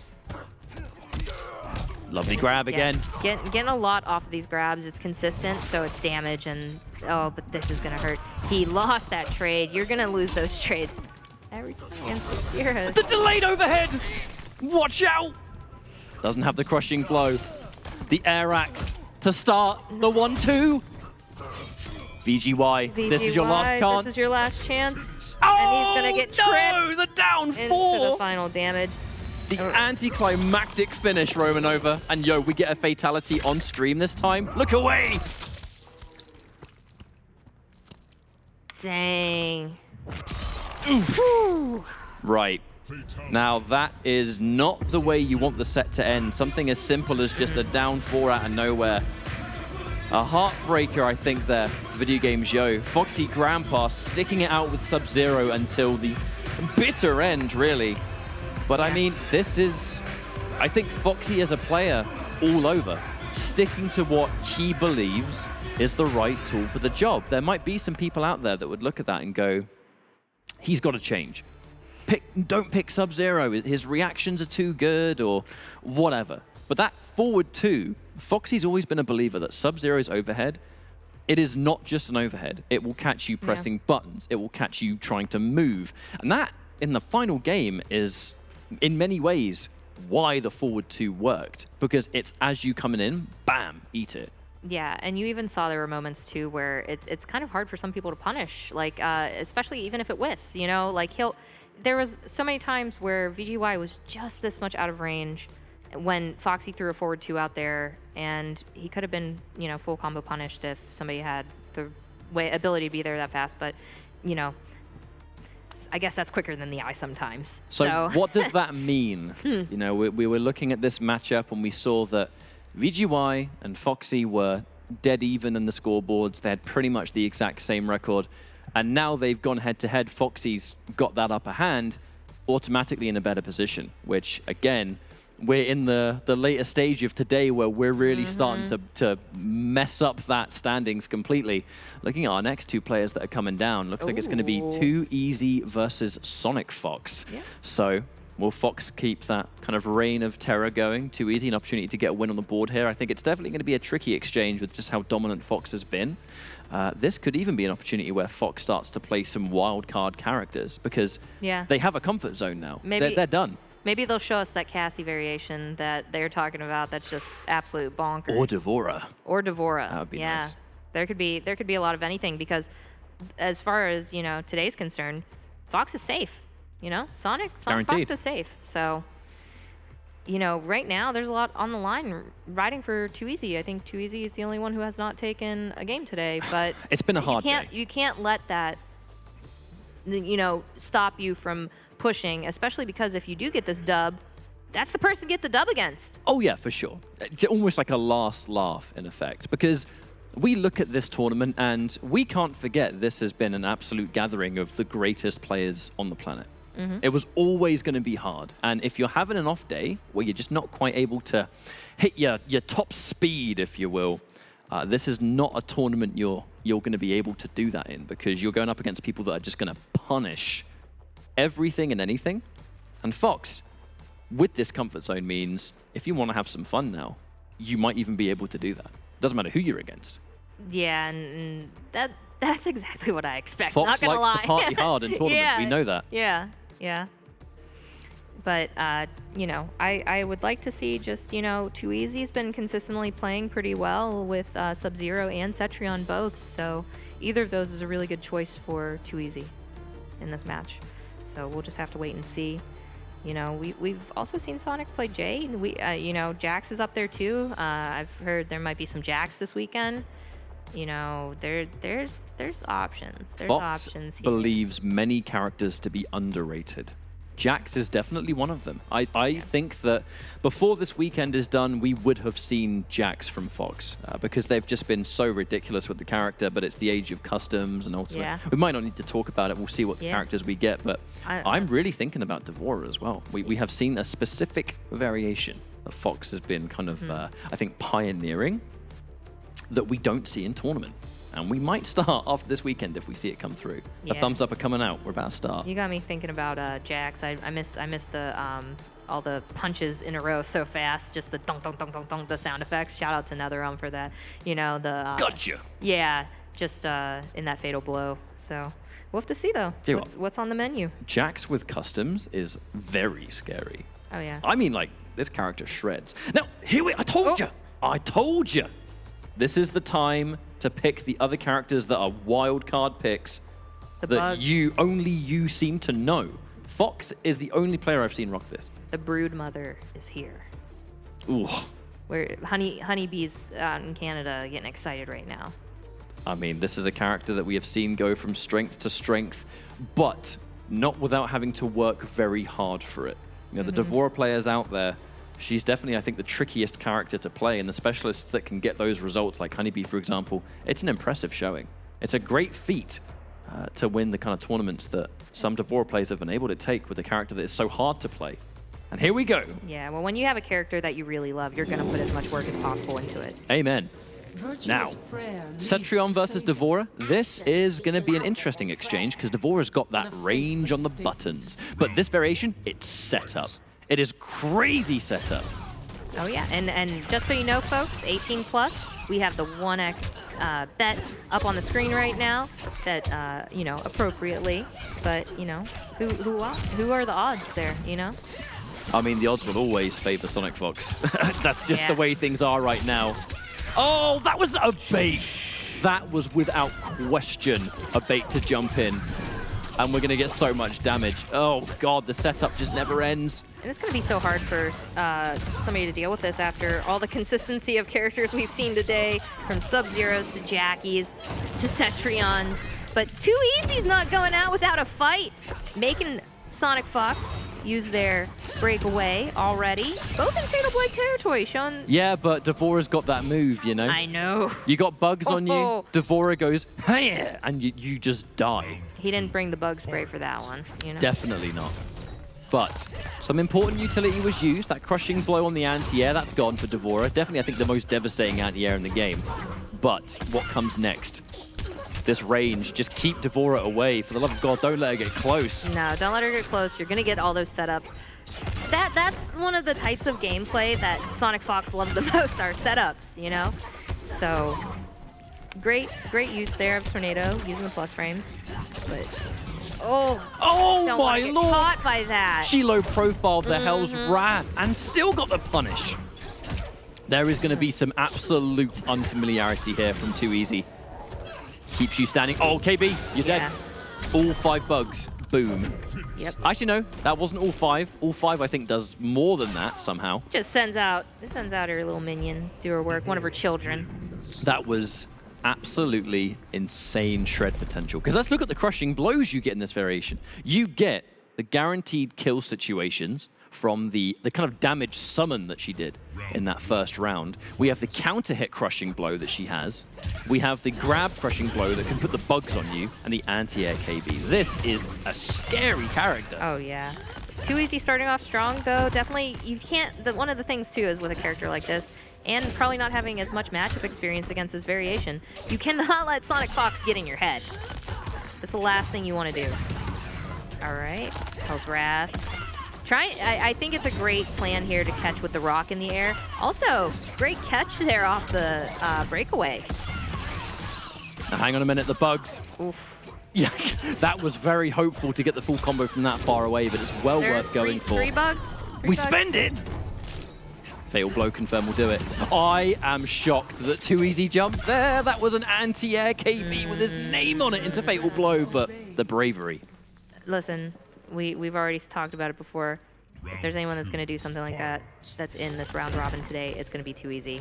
So, got to take the risks for the reward. And Too Easy won a round off of that, so I ship it. Uh-oh, full confirm. Yeah. The setup, but there's that natural barrier. Get away from that bug. Someone called the Exterminator. But just letting the whole thing go right there, the interruption. Now the low from Fox getting a knockdown, the flawless block, but it's that turn stealing down one. The flawless block on the 1-2-1, you don't see a lot of people do that. No, all right. Okay, Hell's Wrath. I do like the rock wall. Like, get away from me. Get your creepy bug children away from me right now, lady. But great whiff punish there from Sonic Fox. Going for the setup with the bug in the corner.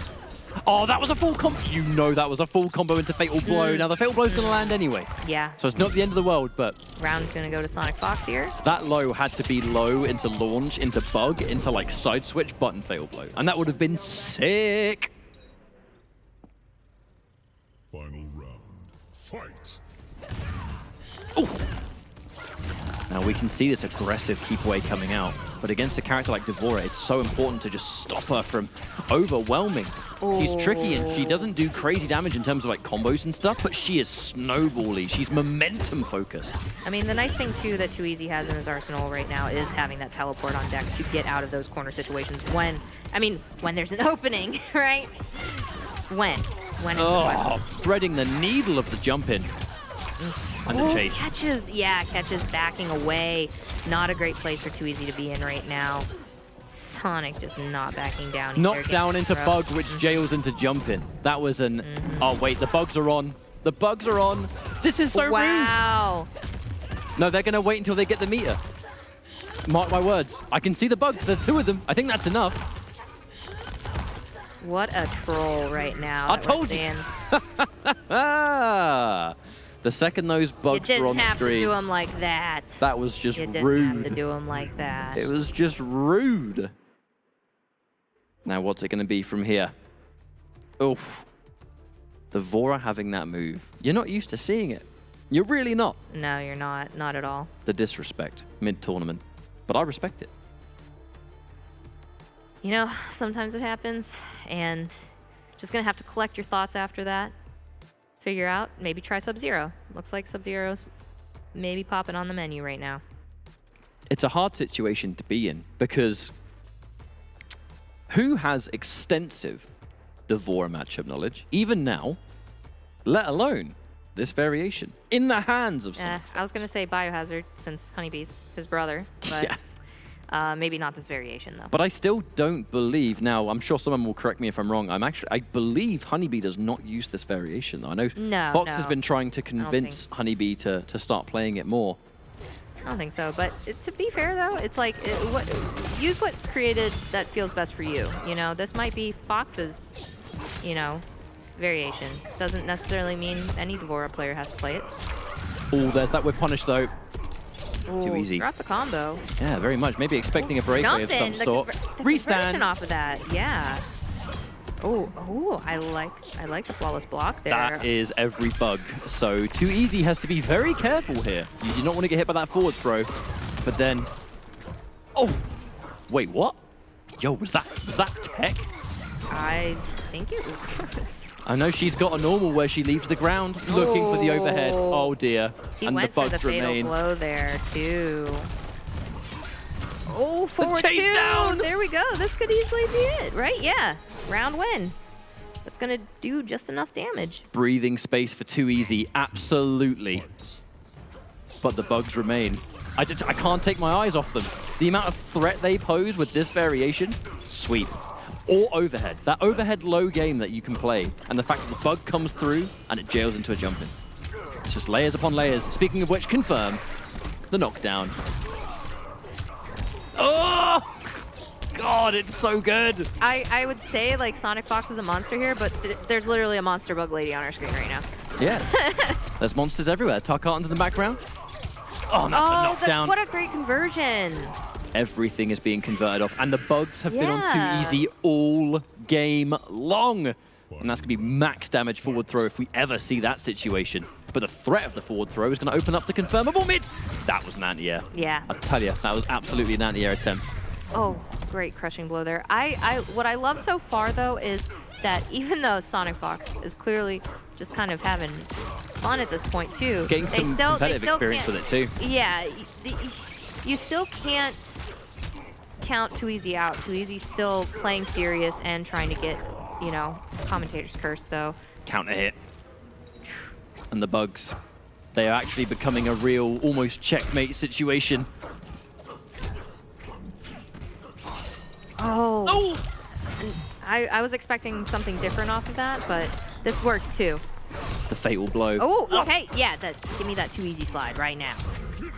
Okay. Low, yeah. trying to be a little bit cute, I think, on block, and Too Easy gets a game on the board, but...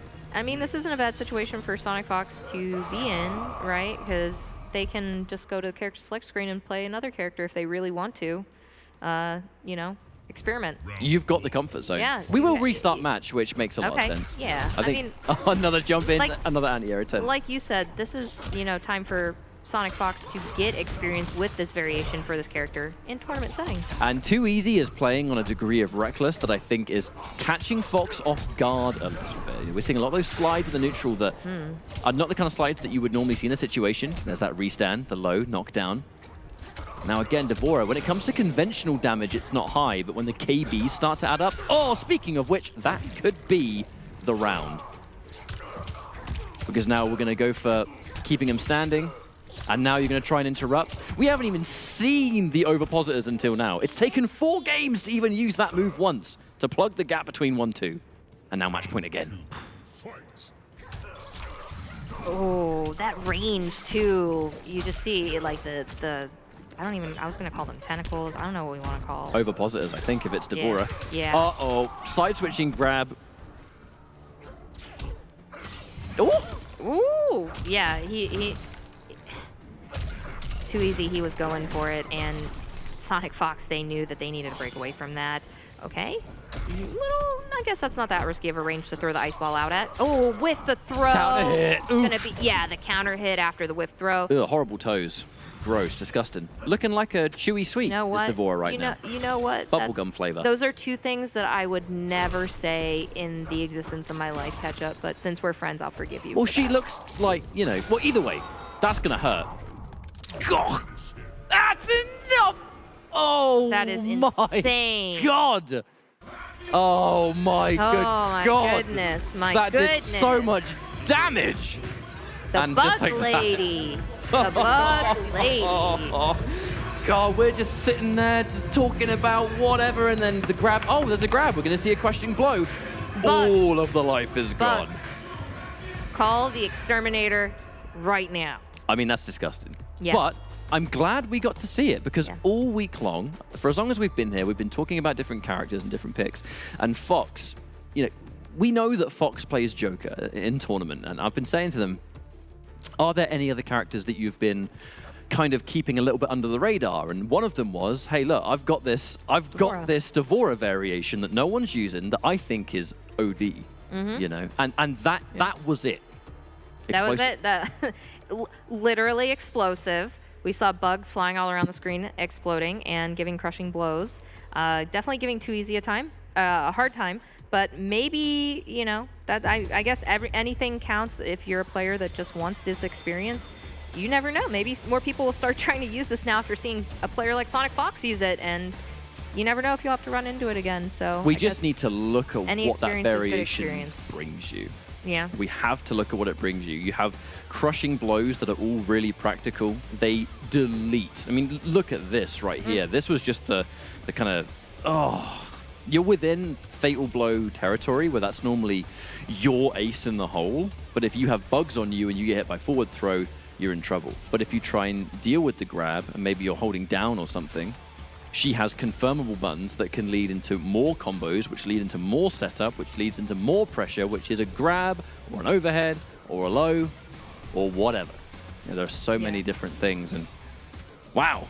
Yeah, I'm just glad to see it. It's kind of amazing what they've done, you know, in the evolution of the design of this character from the last game to this one.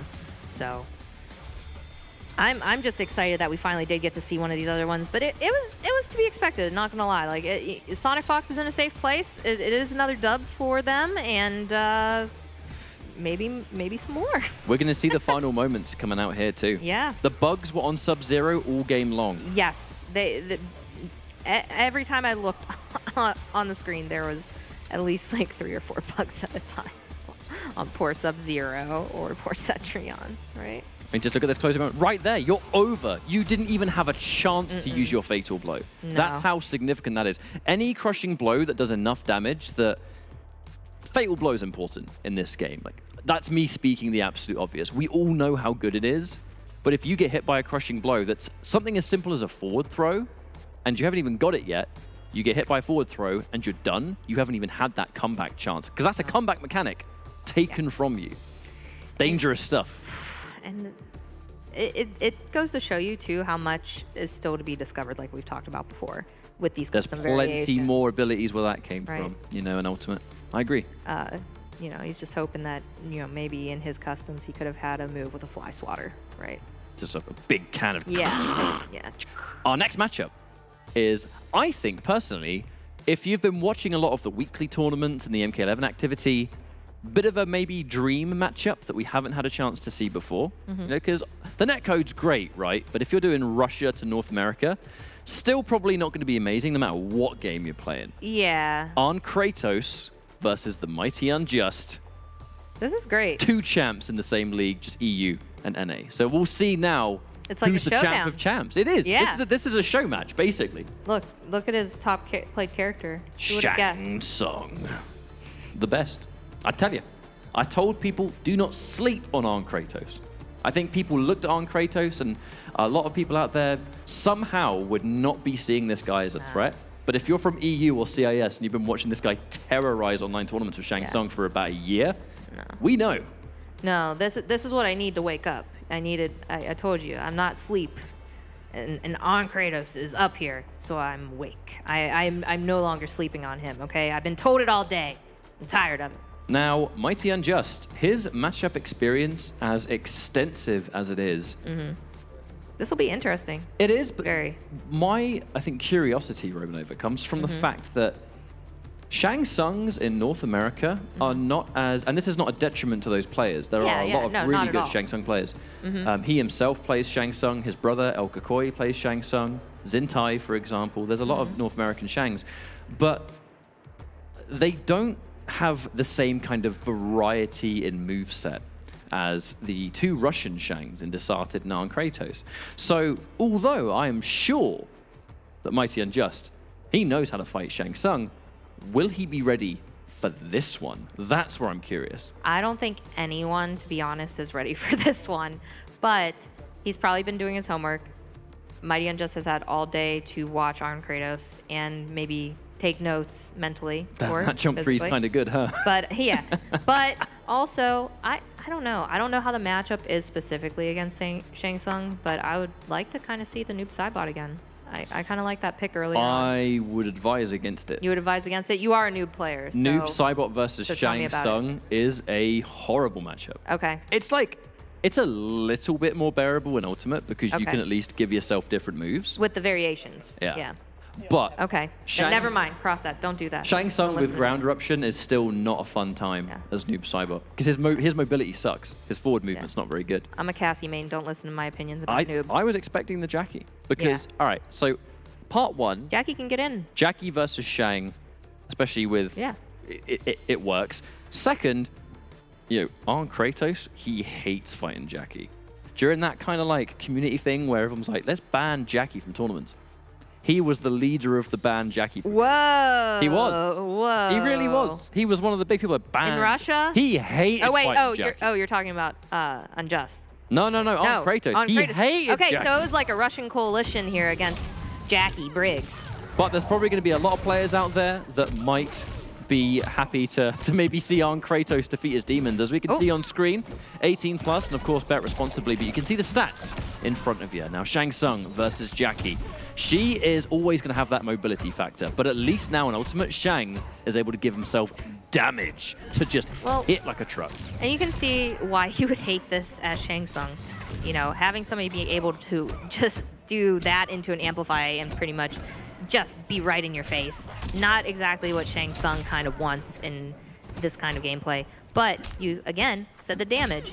All Shang Tsung needs is a hit into conversion, and we've seen that quite all throughout the day with Arn Kratos. And here we go, the roundhouse kick. Unjust knew the damage was coming, so they backed away. Anti-air down one. So this matchup, anti-air down one. You're going to see super kick, you're going to see Ermac lift, but this is where things also change because the shake isn't really that important. Now, you're not going to be able to use shake against Jackie. You have other tools at your disposal, so it opens up an entire extra slot. Ooh, true. Like you opened yourself up to getting punched in the nose. Say goodnight. Dash. Cheeky boy. Cheeky. Oh, the trade on projectiles. Okay. Now that corpse drop did less damage. Was it because he was in the aura? I actually think he has launching. I didn't see the moves. I think he has launching corpse. Oh, okay. Because that one does less damage on its own. That and that makes sense. Like that. That's just a good balance. Yo, decision. launching corpse plus Ermac lift. The damage is. Oh no! Oh, speaking of Ermac lift, it sets up a fatal blow. That's exactly why he did it. He went. I'm gonna go to fight a slender. But there's a lot to think about. You can go fighter select here and change characters, but the reality is Unjust going to do it? I'm not sure because I've seen him use Jackie. It's a comfort pick for him at this point. Yeah. And I really do just love, not really, especially being from North America, not really seeing as many Shang Tsungs. For the longest time, I think like most of the Shang Tsung play that I saw earlier on was Foxy. It's it was ground eruption and that's it. Yeah. I mean, to be fair, Warlock had these insanely favorable matchups, but Ultimate Shang is a lot more than ground eruption. And Arn Kratos doing a wonderful job at showing it. Unjust getting clipped, and the Ermac lift for conversions is always going to help. Hesitated, and that was a very unusual exchange. There was a missed punish there on that throw, whiffing right in front of your face. dropped combo by Mighty Unjust as well. Don't be happy about that one. Okay. I really like kind of the patience that's going on here, but that opener, the health just ticking away too with that on you. But the lift! Don't count him out. That's a full combo, and now Fatal Blow will do it. Only 1 bar of defensive meter, 2 on Jackie's side, so, you know, if he closes out before that meter is back up, still halfway charging. Wait a minute. Now he's not even going to need Fatal Blow to get the job done. The corpse drop's good. Looks for another one back-to-back. Instant jump Oh, my goodness. Oh! And the chop. Chop, chop. How did that even happen? On Kratos using that jump 2 immediately to check. Oh, punish on that full combo coming in at ya. The bar's back now defensive meter-wise on Unjust side, but wasn't in time at the beginning of that combo there. Ooh, all right. Going for the grenade. There's the perfect Oh, there read. it is! And the crushing blow off the foot. We haven't seen that, I don't think, like, all the block that we've been on, and we've seen a couple Jackies. It's a really important button, but it is situational. And in that case, getting the perfect read on the roll. By the way, oof, that's going to hurt. So much of it in less than 7% left on the side of Mighty Unjust. Lovely tech there on Kratos, who just chips away without much left to do. It's going to be the falling corpse again. The corpse during the air. Dead man. What a challenge. Coming in. Death from above. You know, for the leader of the band Jackie militia He's here, pretty good at the matchup, isn't he? He's pretty good at the matchup, yeah, I was going to say. Ban Shang Tsung. Yeah, Mighty Unjust is about to start a Ban Shang Tsung militia. He's thinking about it. They have no characters. We saw the stats. He only has 1 character. The Master of Shang. I hope I haven't taken him out of the game. He was in his zone. And I thought I don't want to take him out. No, don't let any of us or yourself get in your own head. Liu Kang? Yes. Now, once upon a time, this was a see. different matchup, Romanova, you know, because we had the ground eruption, flawless block into flying kick. That was the Shang Tsung matchup that we knew for the longest time, and this ain't that, let me tell you. Enjoying your sip of coffee? It's late here. Apologies, yeah. No, don't apologize. You got to stay awake. I was gonna say, I didn't call you out slipping on your water, but you know, I am definitely taking a big gulp of that coffee because we are pulling a late nighter here, but bringing you maximum entertainment at home, folks. I could not be more excited about seeing Liu Kang for the first time today. I think this is our first time today. If I'm not mistaken. Oh, going for the Kasari slam on hit. Unjust. That is not something that we're used to seeing him do. I didn't see every single move that Unjust picked, but typically Liu Kang in this kind of matchup could struggle with just getting in close. But once he's in, it is a good place for Liu Kang to be in. He tends to have a lot of mix-up heavy Liu Kang. He has the nunchuck stance. He has the low fireball. He has the Kasari slam. Yeah, he does. When you have like the nunchuck stance, I feel like you don't have to rely too much too when you're close on a forward 4-3, you know, kind of thing, and you know, going for the mix-up like we saw earlier in the game's life with the first 2 variations that were out for tournament. There is clearly an element of rushdown Shang that Unjust is not comfortable fighting, and I will admit, there's the whiff punish. I don't think anyone's excited to fight a rushdown Shang Tsung. Oh, the back 3 comes through again. The super kick and its knockdown frames. The cancel. Yeah, the cancel. Godlike. Oh, the plus frames into standing 3. This is getting bad to worse. It really is. He really just opened him up with that there. And he's the done. Overhead, that is going to be it. That is going to be game there. And aren't Kratos the person that I'm not going to let you say anyone was sleeping on him. Nobody's sleeping on this guy anymore. Is the winner of that game. I'd say that was a canon ending, but it depends on what Aftermath ending you picked. In this case, we know what ending on Kratos picked. You know, if there's one person on the planet that picked Shang Tsung to become big, the ruler of all. Spoilers, I know, but come on, it's been almost a year. You should have played it by now. Mighty Unjust, probably going to be disappointed with that, you know, but there's definitely an element of, I think it just seemed like there was a little bit of frustration there. You could kind of see it in the gameplay. There were some drops and misses that look, we're just not used to seeing from him because he just brings this level of just consistent excellence. But against Kratos, there was a lot of things at play where like, I've seen Rushdown Shang for over a year. A lot of people haven't. It's weird saying it, isn't it? When you look at Warlock, we're not used to seeing that. But No, we're used to seeing like somebody when he first came out, everyone was like, what a good zoner, what a good zoner, you know? man points at the floor and just the stuff comes up. Rushdown Shang is scary, and especially with the powers of the ninjas. You don't want to mess with that.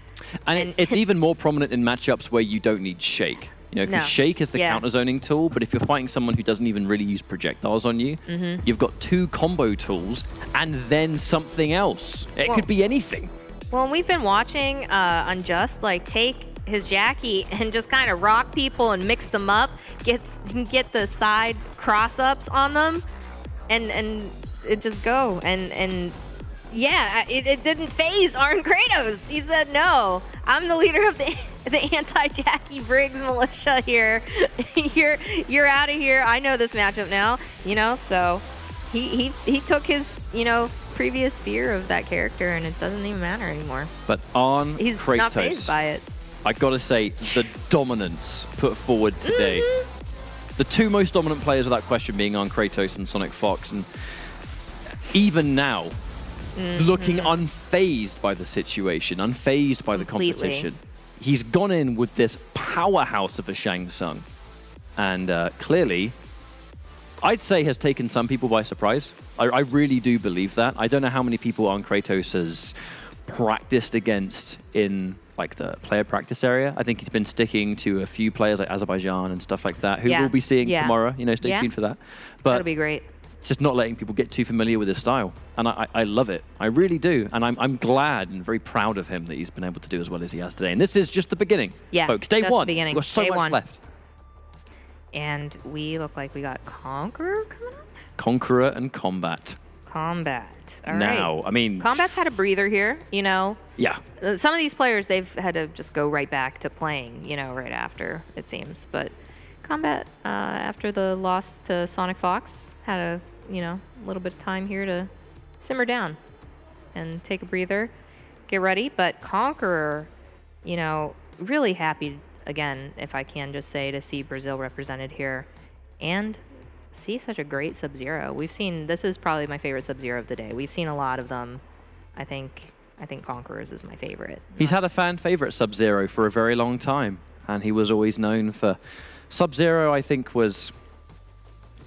misrepresented for a long time as being, like, one-dimensional.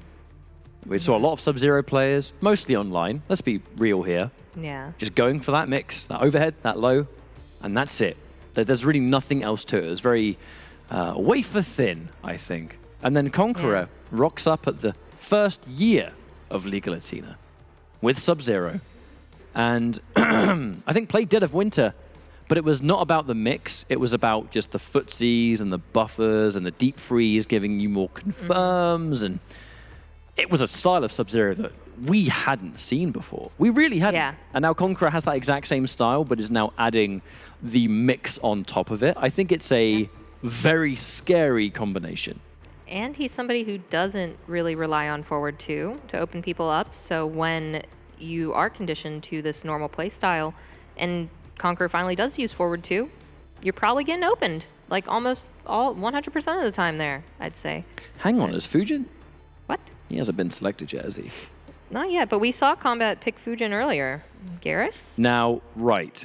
So Kombat fighting against Foxy, I think we're now starting to look at other characters, perhaps. And this one's going to be the Garrus is still Garrus. really good. We got the 6 frame down 1. You know, we can do the 1-1 into the final hit of the 1-1-1 is overhead.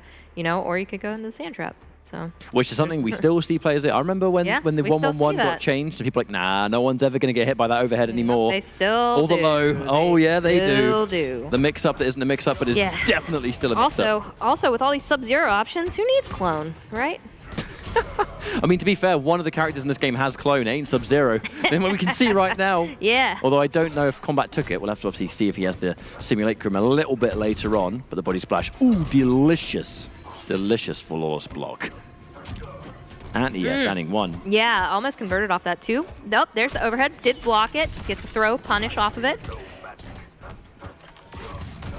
All right, keeping it plus, keeping it plus. Make sure you're safe. All right, got the trip. Now we begin the Geras effect. So much things that he gets allows him to loop and just continue pressure. You gotta also watch out for that, the belly flop. You always gotta watch out for that. Getting crossed up by it. Okay, break away. Proper time too. That could have been big punish there. But the forward two, like I said, watch out when this man does the forward two. And just gonna be enough to chip and get a final jab to close it out there. Now this is an important matchup for Conqueror. He is one of those players that is in a situation where like these results are now starting to matter a great deal. Ooh, looking for the meaty splash, not quite. Oh, and he gets the confirm off the ice ball. Gonna end it with the slide wall. Correct me if I'm wrong, is that our first slide wall? I mean, it's not something that Conqueror uses as much as other Sub-Zeros, that's for sure. Ooh, but the sand trap, we're gonna get the chop. Okay, 1-1-1. And even when 1-1-1 gets blocked, it creates a potential flawless block situation. Yep. In this case, back to the full screen. Ah, the shifting sand. Sub-Zero doesn't like that very much. No, definitely gonna give some trouble there with the movement that you'd be looking for if you're Conqueror. But it is interesting seeing Kombat's Geras. Oh! Ooh, but he gets caught. Oh, he's gonna take KB. Yeah. Oh, lovely combo. Ooh. The pressure continues. Yeah, he had that amplify ready, and you know, Kombat just chose not to respect it there at that moment. An important game one for Conqueror to secure. Now a chance for Kombat to either reassess here, go in with the Geras again. There are lots of other characters that we could see, but I wonder if he just doesn't like Johnny Cage. So the 1x bets on the screen, 18 plus. Make sure you bet responsibly, but you can join in on the fun at any time. As we go into this next matchup, I'd say both players are having fun, but this is a pretty stressful situation for Conqueror, to be honest with you. A lot on the line for getting this kind of win, but thankfully an uppercut to the chin is going to be good enough. I didn't yell Pimba that time, but I did the last time. It's a... You felt it? Yeah, I felt it. Within? Felt it. Yeah. In spirit. Oh, okay, forward two. Doesn't get the conversion. Looking for it, though. I wonder if it's even just because he's not used to normally doing that as part of his play style, if he's like, oh yeah, it did really hit, you know? I like to believe that even pro players can have those kind of moments there. Hey, I like the fact that he got that anti-air down too and went for the sand trap instead, just in case you broke away. Oh, what a catch there from Conqueror. And the amplified slide is going to close it out there. This is just continuing to look unfortunate for Kombat, who's had a bit of a Sub-Zero problem today, to be honest. I believe it with today's lineup of people playing Sub-Zero. There's been a lot of Sub-Zero. There have been. Side switch, put us back in that corner. What great animations, too. That backbreaker still... Savage. Oof, you feel it. Geras is a savage character. There's no way he believed in that. No, he did not believe. Oh my goodness, we almost had the flawless block confirm off that. Okay, this is where you're going to get into Mixed City. What's it going to be after this crushing blow knockdown? I love watching Sub-Zero players do that corner slide 1-2-4 combo. Oh, not expecting to jump over perhaps. Either that or there was no auto-correct at the right time, but looks like at this rate, Conqueror the punish on he knew it was going to be a full combo punish after that whiff throw. Will we see another character change? I don't know. I don't really know if the Geras is working. Look, the fact he wasted no time going to character select, I think it's likely. Yeah. But who he's going to pick, I don't know, because he has a whole arsenal. Let's be real here. Kombat is somebody that, yes, we know him for Johnny Cage, which it looks like we're getting Johnny Cage. But Kombat, like, at the earlier stages in this game, played a little bit of everyone. Like, this doesn't know the cast. There was a time where he was basically playing a new character a week. One of the first players that we used to see in tournament rock Raiden. Back in the day, that was. I believe it was the very first pro competition tournament. Combo Breaker, I think it was. We saw the Raiden come out. Oh, Conqueror, man, is feeling himself. We start things off with a slide. That's not a very Conqueror thing to do, but oh, God! All right, and we're gonna open him up with the low. Ooh, okay, that didn't connect there, but it doesn't. I mean, look at the damage that melted away anyways. It doesn't even matter if that connects right now. But Conqueror, or they both have names with K's. This is really killing me this late at night. But Kombat really just we're throwing out the fireball at. He knows too. He's frustrated. You can see the frustration. Absolutely. I would have liked to see almost then seeing that frustration, a little bit of time taken at the character select for a breather, because he had a really good run, and then the match from Sonic Fox, that'd be anything to tilt anyone. And going into this, Conqueror's going for the gold right now. I mean, he still has an opportunity, and he's playing with the passion, the heart on the sleeve. Knowing what's on the line, you have to continue. This whole country's probably there behind him too. You know, it's a feeling. It's not going to be a foreign feeling to him because he's been there, done that. He's been the pride of Brazil for so long in Mortal Kombat 11. Oh, okay. I like the use of the cancel now that you're in Fatal Blow territory, but that crushing blow over the noggin, that is going to take it. That was insane. Swift 3-0. A win for Brazil with Conqueror. The Sub-Zero coming through again. Understandably frustrated Kombat, I think, just mid-game. Yeah, very understandable to be frustrated over that. But you know what? With the dominance he's had, especially early on, that kind of series, you can kind of now afford to have. Yeah. You know, better now you've kind of done a bunch of the hard work first. And if it happens now, it's just, I think, stuff going into the mental game. Let's just try and prevent that from happening when it comes to, you know, game day. When you've been playing a round robin as long as these folks have all day today, it's only a matter of time before that pressure, even if you're not the most tilting person, comes back to bite you later on, especially if you were maybe on a streak and then the L's start to flow, right? This kind of tournament is where the experience and fatigue is tested. Fatigue is exactly the word I was thinking of. It's a long day. Absolutely. It has been a long day for these players. Some of them have just been having a really rough time and still, you know, not really been able to proceed into a better spot with the rankings today in this round robin. But there are some players out there that have been able to, I think, go into it with a level head regardless. Yes, I think Sonic Fox definitely one of those. Foxy, another player who been there, done that. This is the kind of event where that experience and I think just general composure getting tested for as long as these days will be. Because it's round robin. Everyone has to play everyone. We need to figure out who those worthy top 8 players are going to be in the first place. And, I can see the next 2 players, Video Games Yo and Conqueror, are stepping up to the arena because they're now going to go head-to-head for our next matchup. Again, 2 players where this kind of win, I find it to be a very interesting matchup. Yeah, I know we haven't looked at the stats board for a minute, but these are 2 players that for a while were tied up, like 2 games each. Yeah. So I know Conqueror just won 1 more, so probably 1 point ahead, but this could be an important win for VGY, you know? So we're definitely a lot riding somewhat on of a triangle here. On the lines, yeah. We're creating like a bit of a player triangle where they're all kind of beating each other as we now go in and see if that's going to continue. There's definitely, I think the pressure too, and players can't let it really get to them, you know, who am I to tell them that? But like, you know, you need to try your hardest, especially this late in the night, because this is what you have to come back from, you know? So. I think Sub-Zero versus Johnny Cage. I don't think there's going to be, I don't see any surprises here. Especially because now the Spawn was an interesting pick against Foxy because you know this guy is going to dedicate to the unsafe mix. You know, going up against Conqueror, there's going to be a lot more, I think, just general footsies at play. It's going to be a lot more neutral heavy. Johnny Cage is always that pick for Video Game Show. Yeah. When it comes to, you know, I got to play neutral? Right. Let's bring out the Cage. Yeah. Going to have to watch out for the forward 2 because we have seen Conqueror is throwing a little forward 2 in there too. So you do have to watch out for that more. But I do agree with what you said. It's going to be mostly just, you know, straight footsie play. See the player, thumbs up. Thumbs up. I think we'll be jumping into this matchup as soon as they go in there.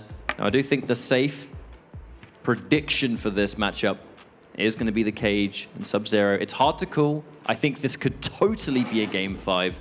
I don't see it being one-sided either way. They have very similar, patient, neutral-heavy styles to each other. Keep in mind, you know, VGY has a Fujin. He does. Yeah. Obviously, we've seen some spawn. We're not going to see Shao Kahn. We're clearly getting Johnny, but you know, Cassie Cage. There's other characters in the arsenal. So if this doesn't work, there's always others. But I think this is, you know, VGY's heart and soul right now is Johnny Cage. I don't see him changing from Cage, personally. No. I look at Sub-Zero and especially his opponent. I mean, like, look, fighting games 101 is always going to be know your enemy, isn't it? You know the kind of player you're against. You pick a character that can complement that. You're going to have to play neutral against Conqueror. If I'm playing neutral, we're bringing out Johnny Cage. That's just the VGY way, as now it is going to be an important matchup indeed. Both got the great nooch, you know? Oh, yeah. Absolutely. Look at the patience already. Barely moved. Looking for that rising star. These are two players, too, that usually don't play super dirty. They usually do play, you know, pretty true footsies and with respect in the frames. Now he is going to press, though.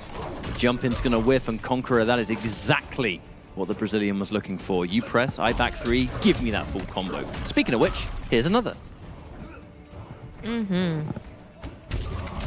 The rising star for the swift knockdown. Yeah. The staggers into the corner. This could be... there's that never forward mind. 2 into the crushing blow. The amazing thing here is that Conqueror is so surgical at being able to see that it's counter hit. Speaking of which, full combo. Yeah, I was just going to say, too, this is the chance, too, where you keep having that fatal blow come up. If you can keep, you know, maximizing off of it with some kind of combo. Oh, and he's going to get the down Shades. 1, confirm. He actually might be into dead. the shades. Yeah.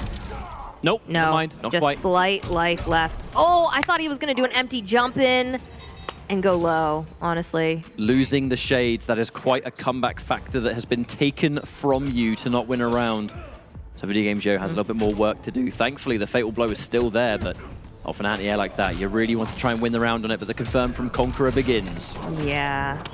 All right, that's the crushing blow from Icewall. That's our third one that we've seen. Okay, great tech there from VGY. I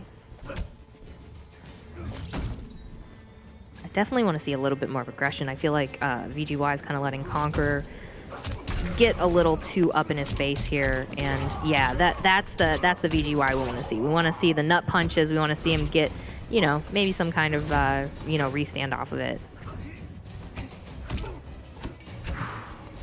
All right. Okay. Oh, that was so nearly a good jump in there. The patient game, but the confirm again from Conqueror, ready for it. And he got the ice ball. Okay, we got the breakaway. No meter left for the defensive side on VGY's. Okay.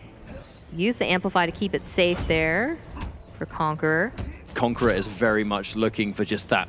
Stay far away. We have to stay out of range of down 4 range, forward 3. Any advancing button that Cage can cancel into fatal blow, and now he's in big trouble. It looked like my man was looking for a whiff punish there, but the down 2 is going to close it out there. Game 1 going to Conqueror. The respect, though. Yeah, Video Game Joe saw that. The accepting nod. I went for the jump in. You were ready for the down 2. Well played. Let's go into the next matchup. Absolutely. And it looks like we got the 1x bet there on the screen. Remember, 18 plus. Make your bets now responsibly, and you know, let us know who you think is favored to win here. It's hard to call a favorite, in my opinion, because it's two players with such a similar style. Conqueror able to take that first game. I guess it's easier to make a prediction when we have one game, but now the jump in with the down 1 rising star just to reset neutral. Break the space. Lovely. Down 1 conversion there. Love to see it. Love to see it. But I didn't think he was going to get frozen there. I thought he was blocking. I don't think he was expecting it to come out, to be honest with you. Yeah. Overhead. Okay. Forward 2. Yeah, forward 2, no conversion off of it from Conqueror. Spaces. Look at these footsies. And some pitter-pattering footsies right now. Okay, keeping it safe. Going with the amplify. Oh, just didn't believe. Oh, he wanted to anti-air the jump kick, but he beats it. Definitely looking for down 1 rising star again, I think, in that situation. The pokes back-to-back in this case, and that's the confirm. There it is. There it is. Round going to VGY. It's still hard to call this, I really think. There's just so much patience and respect, but the jump in, he's doing the early jump kicks at this point. He's baiting the anti-air button, so he's doing his jump in a lot earlier than you would expect.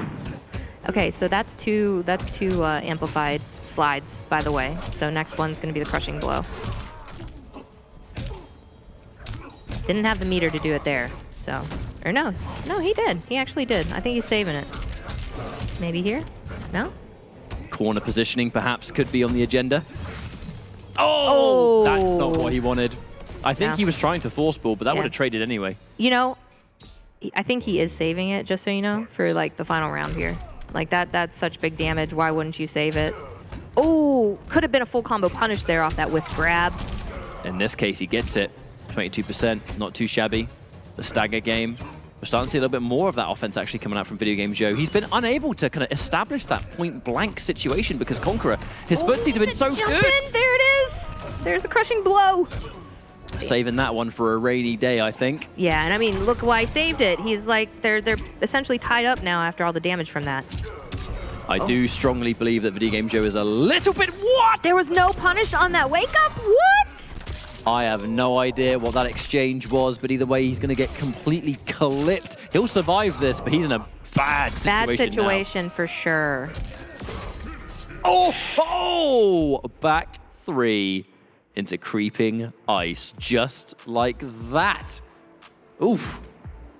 Now what do we do next? I say take a breather. Oh, yeah. Take a minute to think about it. Think about how you have to adapt if you're going to stay with it, or if there's a character you think that might be able to handle this better. It's hard to say what I think. If he changed characters, I'm not sure what he would do. The cage is good, but here's the thing. We're not able to see that point-blank rush down from Johnny Cage here, because Conqueror is placing his buttons so well that he's just using his buttons alone to create this brick wall. You know, when we saw him versus Foxy, when we saw VGY versus Foxy, the air axe was a big factor. Because look, it's a diagonal projectile. It's going to make it hard to advance. What? No. Surely. We're going to see... Surely not. Ooh. Shao Kahn. Shao Kahn? The VGY stands are I did not losing think we'd their see minds this. right now. I did not think we would see the Shao Kahn come forward. Is it going to be enough, though? Is this a let's have some fun? I didn't see, too, his variation as well. I mean, maybe he's just kind of like, at the end of the day, He's been known to play just Risen Emperor. Yeah. It is Risen Emperor, all right. And right off the bat, we're starting. You better break away from that. That is huge damage. Now, is this going to be enough? Shao Kahn, I haven't seen this character from VGY in so long. I truly did not think he would pick it in tournament. But he was the original Shao Kahn, and still is to this day the best Shao Kahn player in the world. Absolutely. Oof. It's hard, though. Correct me if I'm wrong, it's pretty slow jumping. I mean, he has a good jump in. His jump 3 is really good. It can be option selected into dash and stuff, but he's the footsie character, you know? However, he's getting clipped here. Conqueror able to catch him once more, and we're building towards the crushing blow already. Yeah, we got one up on the board there. Oh, there it is! And it is so unfortunate that both of these hits, but this is the one here. He can go into fatal blow. Annihilation. Ugh. 32%. Doesn't even need to. The jump in and the down 4. Now he is not out of the woods yet. Conqueror, the backup. You have to be so careful for a trade! Oh my goodness, the slide. The slide from across the world. Okay, got the spear out. You got to be careful with trading with Sub-Zero on those. And the jump kicks right as he cross whiffs them the up sweep. And get that, yeah. Perfect timing there. Conqueror jumping right as the sweep comes out. Now this will be match point for Conqueror. Ooh. Short All right, hops. yeah, he has short got hop. one of the faster attacks on it. The plus frames. Looking for There we go. Flawless block, it seems. Hitting the spear. I wonder how much experience, too, that Conqueror. Wow, out of the escape. What a read. And look at the damage. Almost in fatal blow territory. You know, this might not be... I feel like this is a character most people don't have matchup knowledge against. And even if you do, you're fighting the best Shao Kahn in the business. Yeah. This is not going to be easy. What a character. And remember, if he hits 3 of those spears... Oh, and he got the jump 3. If Shao hits 3 spears, his 1-2 string, which is one of the highest damaging single strings in the game for crushing blow, gets a crushing blow. The slide out of nowhere. Oosh. Now, Speaking Shao of Kahn, crushing blows. he has got an extra 100 health. That's one thing he does have. He has a little bit more health than everyone else. Oh, short hop. Punish on the short hop. Oh, down 2. Okay. Short hop Another coming out. short hop. Such a big guy to be short hopping, you know? Oh, down 1 annihilation. He's fishing for it. That's a full punish, though. Trying to be a little bit too cute, perhaps. And the up 3 whiff. Yeah, he might be dead. That's KB. I don't He's know. done. I don't know about that wake up 3 there, but that, You know, gotta give it to Mighty Unjust, or Mighty Unjust, it really oh my is God, late at it night, really isn't is it? late at night right now. VGY, let's go. But you gotta give it to VGY for playing Shao Kahn. We saw the Emperor out there, you know. We had some unfortunate situations in that match, you know. It almost felt like some elements of maybe a one-game syndrome happening where right as you sweep, a jump happens, you kind of instinctively try and do an up 3, right as another jump is coming through.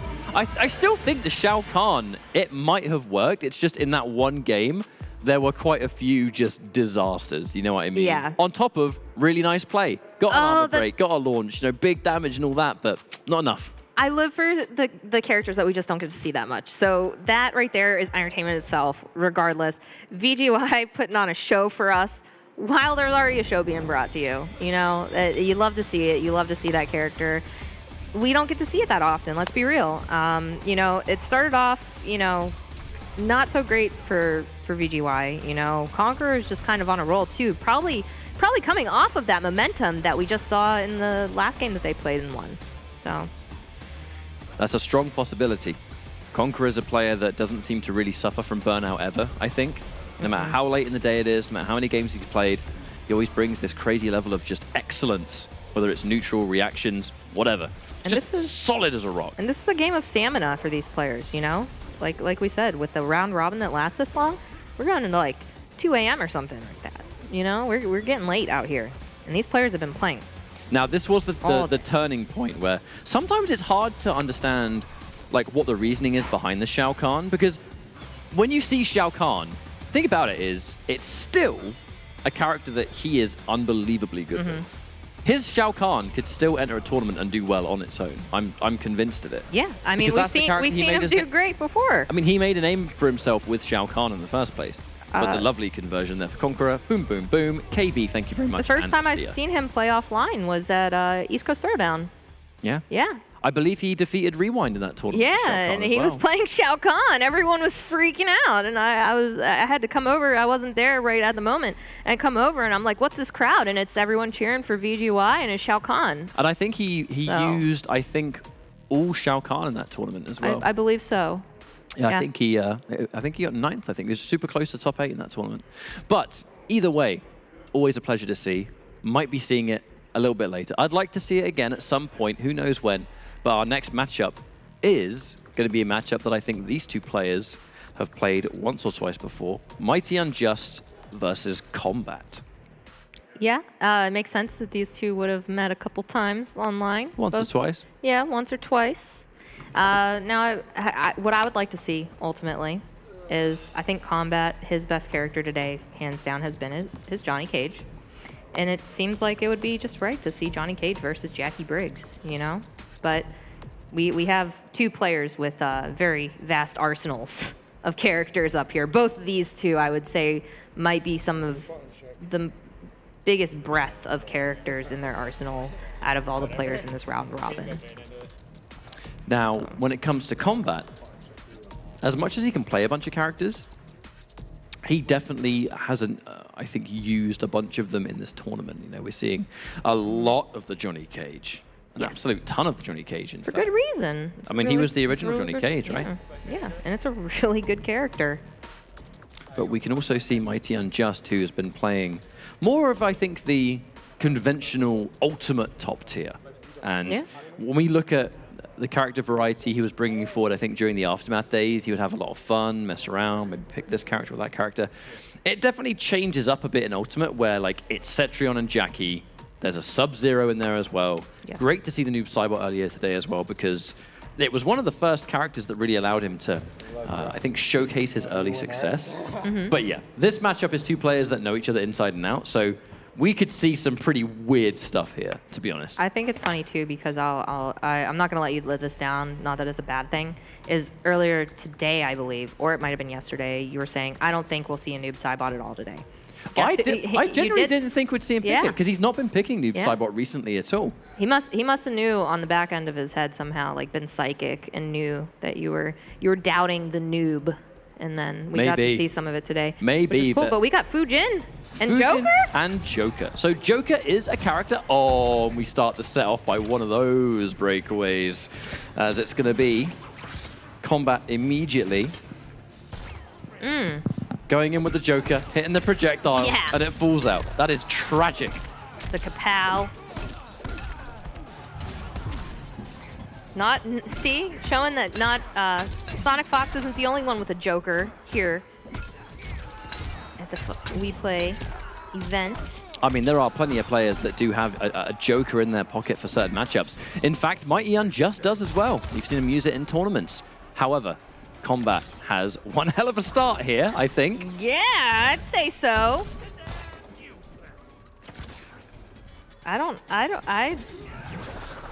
Both of these players are probably like, what's going on against each other, honestly. I didn't expect either to choose either of these characters, so. Nice amount of safety as well, that back forward 4 instantly, just to create that real estate, prevent Fujin from getting the buttons he wants. That forward 3, so cheeky. The back 2, even cheekier. Careful zoning here. We see the low gunshot. Yeah, that's It's fantastic chip damage. It's about 20% on its own. Amazing unbreakable damage. Oh, okay. Got the forward 2. The airwalk, just to get in range to do a little bit of damage there. No hit confirm off that. Oh! Probably not expecting that to anti-air mid-string. No counter hit. Had a whiff punish there. Didn't fully convert off of that, though. Oh, that's nice, though. We're looking for the optimals. Unfortunately, the down 1 is as good as it gets. Probably looking for down 1 needle right there. That combo is not easy.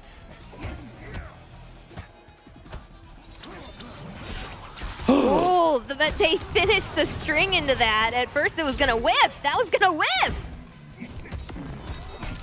Cancel into confirm. Oh, no, before the combo can even finish. Now, he knows that combo is going to kill, right? We waste no time. Yeah. We're going to leave straight away. And now what's it going to be? That is the kind of restart, like fighter select, that only happens when you've played someone loads of times. You just know what's going to happen. You know they're not going to drop it, and we're just going to go back into a next match. I feel like, yeah, I was going to say I'd like to see Jackie Briggs against Joker, honestly. But, okay, maybe sticking with Fujin? Oh, that's a surprise. I genuinely thought when you see that kind of thing, it's because the player's like, right. And he's very comfortable with Jackie, so it is a little bit of a surprise, right? You almost look at that and you think sometimes that takes place when a player's like, all right, well, you know, the character's not going to work, I'll go change. Let's not waste any more time in this match. Going back in with Fujin, that is the question mark for me. And hopefully he can keep his head in the game. So that's definitely one way of losing the first match.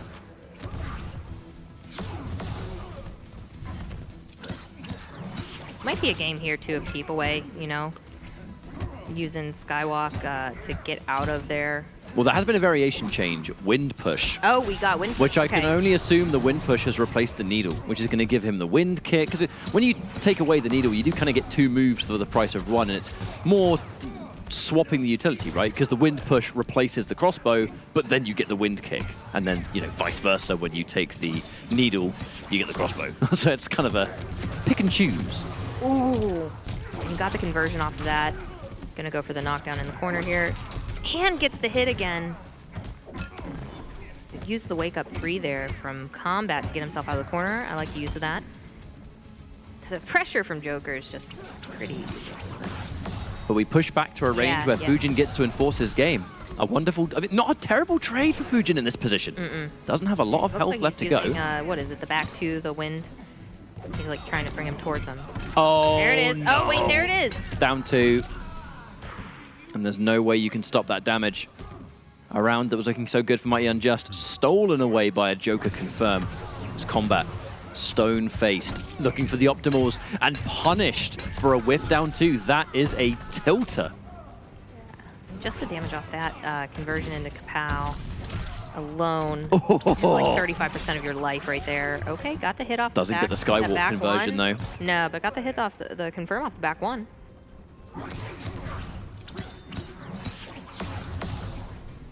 It's always interesting, too, to see the way that different Fujins play as well, and what they use for their footsie tools. There we go. Oh, I thought he was going to go for the jump in, but he just did an empty jump.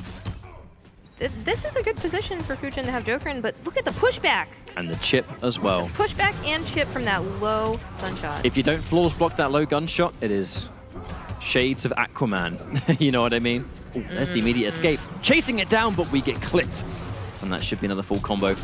Keep it nice and simple and guaranteed. Mighty Unjust around on the board. There's a round for Mighty Unjust. I think that's a really important round to get, I think, for just morale, if anything. If you're getting bothered by anything or whatever the case may be, getting that round is like, right, I can actually do this. Ooh, great tech on that throw. Goes immediately into a combo here. Gonna knock down into the corner. Ooh, the jump cross up. All right. Yeah, this is the time to break away, but that momentum is going. Mighty Unjust. Just on a roll here. However, that might be just as quickly being taken away from him. An early break. He had his breakaway. No confirm there for Kombat. Fishing for the cancel. Yeah, the cancel's down again. This is the moment that Mighty Unjust wants to use to make some kind of move here and finish this. It's going to be up soon. The fail blows back. Yep. The comeback factor remains. Especially with those cancels being one of those characters just like he got hit! Stage. Wonder if he's trying to flawless block or something on that jump in.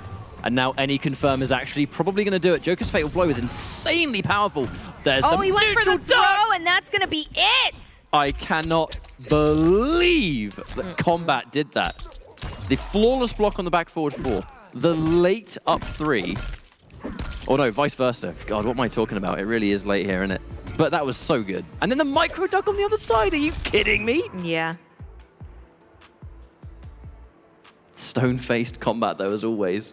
Yeah. Just does the most sick thing, and then it's just like, yep. So it makes me think of Foxy. Foxy's another one that you can look at no matter what, and they're the same face. Emotionless. Because it's all about the gameplay. You know, the whole thing just comes down to the focus that you're putting into the task at hand. And right now, Kombat 1 game away from 3-0 here against Mighty Unjust. That was such a good play from Unjust as well. The flawless block on the back forward 4, the late up 3, because you can up 3 or up 2 out of a rather late end of a flawless block. Oh yeah. And it can absolutely catch you off guard, but somehow Kombat was ready for that. Micro ducked it, like, oh, come on! Just had a whiff from the what was that? The forward 3, the low. He was just out of range and got punished for that. Uh-oh, Ooh. That's 18% you're not getting back. Yeah. That low gunshot, man. All right, using Skywalk to get out of there. Wind push. Kombat really on a roll here with Joker. I'm not surprised to see the success with this character. The Joker is a character that he's had in his pocket for a long time. Has used the Joker in tournaments recently, whether it's pro competition or whatever. It has been one of his main picks recently. I like that we're seeing a little bit in difference in variation, though, you know? Just a little bit. Oh, yeah, absolutely. Joker's base kit is fantastic, but the moves you add on top simply just make an already good character better. There's the late. Oh, the down 1. I really think he was looking for wind kick there for the armor break, leaving damage on the table. All right, going for the jump in. Oh, I like that. Baited the whiff there and got some damage out of it. Oh, he gets the flawless block. I can only assume he tried to dash in 1-1 up 4. Yeah, use the Skywalk to get out of there. Oh, getting clipped by the low. Look at the damage, too, just from a couple gunshots there. It's why flawless blocking it is really important, but if you mess it up or get hit in any way, that 18% unbreakable that you're not getting back. He opened up from the forward 3. No, another drop! Roma Nova, it's falling apart for Mighty Unjust. Just nothing is working for him. Oh, God, what was that? I don't know. That was a down 2 crushing blow, though. A scramble of scrambles, but you know what? Unjust was able to capitalize. Yeah. Maybe that gives him his edge back into the game. As I say that, he gets counter hit. Commentator Kirsten. Unintentional. I apologize. Okay, going for the jump in there. Got some pressure, block pressure, so he's going to use the interactable. And that is a hefty chunk of damage there. Right now on a perfect game. Okay, got a couple hits there in. That's a lot of chip. So much chip.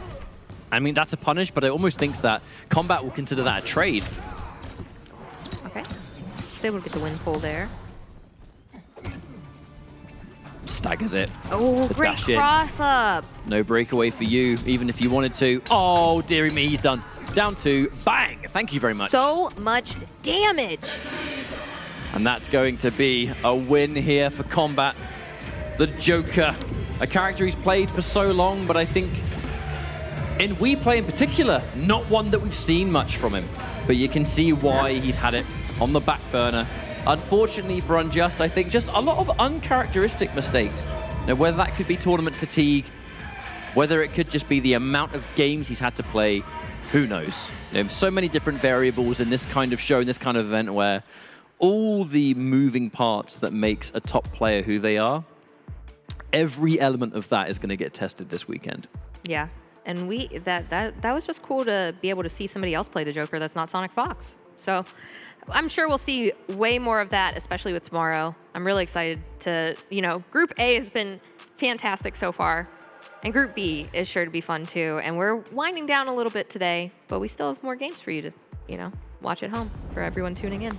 We're just reaching the important moments now. Yeah. Now we're going to look at those standings. I haven't seen the standings in forever, so I'm really, really excited to see them. Yes, me too. Can't wait to see where we're going to be at now, as it is very much later in the day. We're reaching the later end of this Group A. And just to remind everyone, if you enjoyed today, tune in same time, same place tomorrow, because we're doing a brand new group with more of the best players in the world. Come on, how can you go wrong? It's offline MK11. And there's so many familiar faces that you're going to see, and so many people getting their chance to shine. So really, really, really amazing tournament that WePlay has put together here.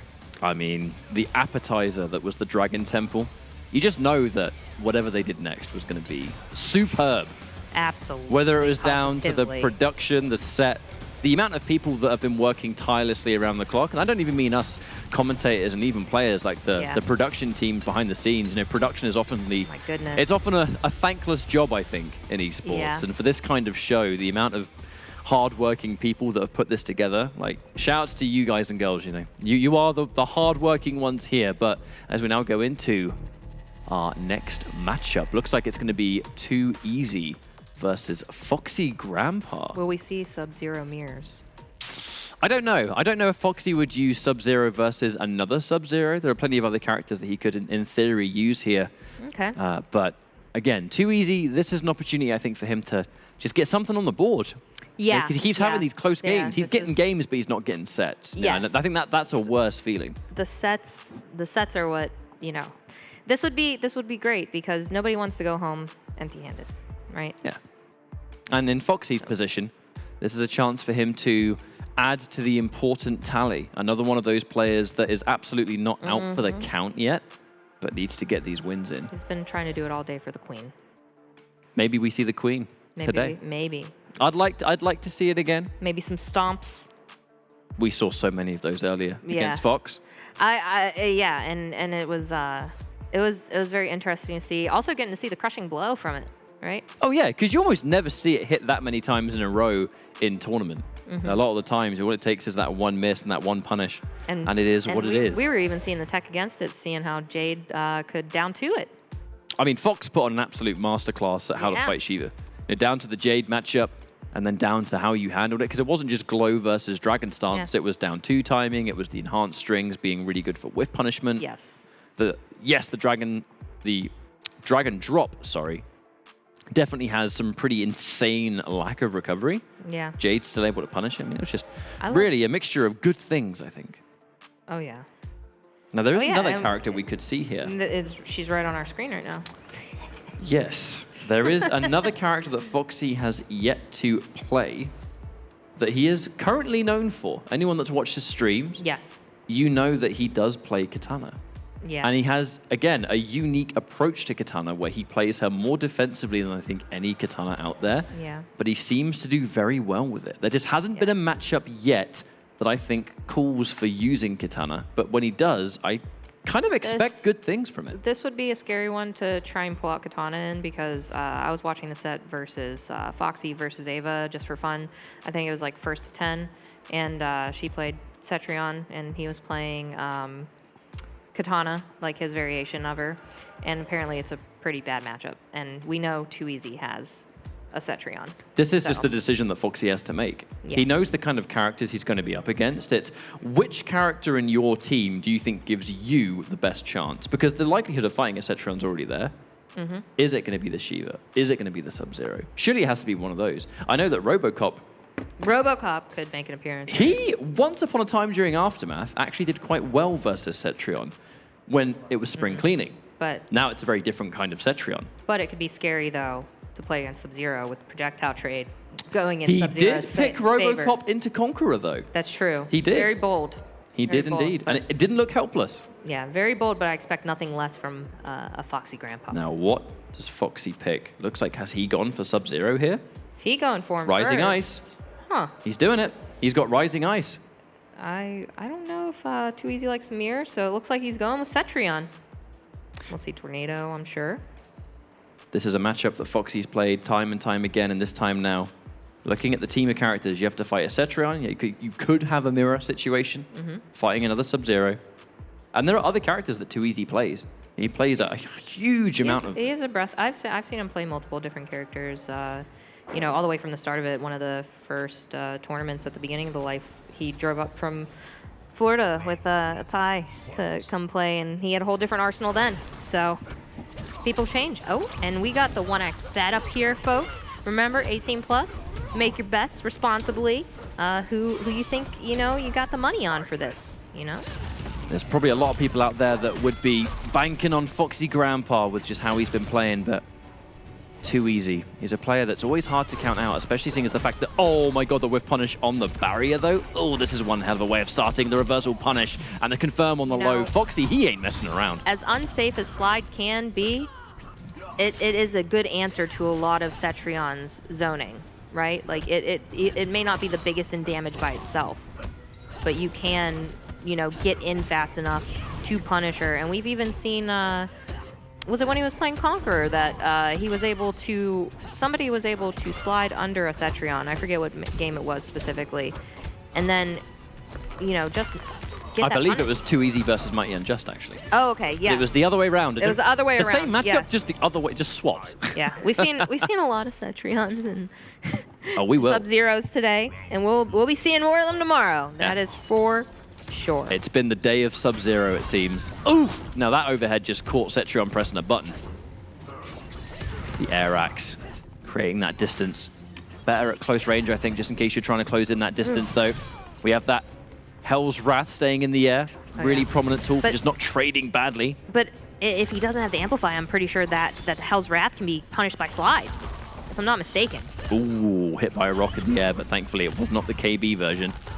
The one that has to hit you in air while it is the air boulder. Oh, see? That's what I was talking about. The slide, punish. Okay, and we got the wall, too. So I think that might have been the second wall hit. It's either the first or second. Cheeky little side switch there that I'm not particularly convinced either player were ready for. Don't blame them. 1, 2, 4, we cash out. 38%. Overhead low. Oosh! Cash me outside, boys. That was deletion. 2 crushing blows back to back. Say goodbye to that health bar. Now, game 1. The guy's doing good right now, and no sign of emotion on his face. He stays steady. It's composure. Looking into Too Easy's eyes. It is composure all the way through. No, he's not looking in his eyes. But from Too Easy's position, that was a matchup that might even make him not play Cetrion, because he got punished by Slide a lot, and those Slide punishes simply built up the crushing blow that inevitably was the game ender. Yeah, if anything, I'd like to see another character we haven't seen yet at all. Maybe Scorpion. I see him hovering over Scorpion. He's played Scorpion in the past. There we go. There we go. We haven't. I think this is our first Scorpion game today. We haven't seen any yet. And what's he going to take? Teleport cancel, spear buff. That does tend to be the new hotness for Scorpion. Wow. There was a time. You're on the pun train now too. Hey, look. There was a time where we saw Scorpion players, even in Ultimate, use Reborn, but they'd never use the air grab. And now we're starting to develop to a position where it's Burning Spear. Sometimes it's Sin Blade. Well, that's the cool thing about customs, though, I mean, speaking like a broken record here. Oh, punishing that forward too, but the teleport, interesting. I definitely think there's going to be some juice here. We'll see if it can come through. Oh, the wake up down 2 from Too Easy, though, showing a bit of disrespect on the offense of Foxy. However, the 1-2 confirm is still going to be good. If there's a character that can match too, like some of the stuff that makes Too Easy, you know, kind of get in your opponent's head, Scorpion's definitely that kind of character. Hey, not once gonna upon lie. a time, Too Easy's team of characters was Scorpion and Sub-Zero with a special guest Shang Tsung. For a long time. Not so much these days, of course, but clearly a Scorpion still practiced. No confirm on the 1-1. Go for the overhead there. Throw counter hit. No escape failed. The escape failed is great for Scorpion, but this is definitely not quite what he's after. Burning Spear activated. Looking for the teleport. Oh, okay. Goes for the throw. Cancels it to the throw. It does 16% thanks to the Burning Spear buff. Mm-hmm. Caught in the retreat. Oh, robbery! Forward to fatal blow. My goodness. Foxy Grandpa, count somebody out there. I know we have some loyal fan out there that's been counting every forward two. There has to be. All day. That was robbery of the cheekiest degree. Looking Okay, for another one. I like the poke out of the. It looks like he was going into forward two and poked him out of it with down one. Expecting a breakaway perhaps and trying to guarantee that spear buff activated fresh on the wake up. But he stands up. Another whiff though, and that's the punish. Yeah, missed opportunities too on Too Easy's end with Foxy missing throws. I don't know what's going on here. Okay, gonna get the throw here though after the teleport. He had the burn on too near the end of that. Foxy's gonna convert off of this. Too Easy, not quite. Okay, has 2 bars now, but didn't quite have 2 bars to break away the last time. Probably gonna use them if he gets caught in a blender situation again here. That was looking good though for Too Easy, but he's not gonna be able to break out of this. Nope. Oh, he tried and it doesn't matter anyway. That's tough. He got the brutality. You can hear it. I don't blame him for pressing start, but he's letting it rock. He's letting it rock. We are seeing he's a good some sport. real errors coming out, though, unfortunately. Just overcommitting when the inevitable and pretty obvious breakaway comes out and just committing to a string that is going to get punished on standing. Yes. That's a window of opportunity for Foxy that he really shouldn't have had, but he was able to capitalize at the very least. Now, Too Easy. Does he go for Scorpion again, or was that just okay, well, maybe I'm just not feeling the Scorpion? Because your back's against the wall now, Scorpion absolutely. for him. I'd like to see more of it. I like it more than the Cetrion pick. But it looks like he might be going to the mirror. We might be seeing the mirror match. One would think that he really didn't want to have to mirror.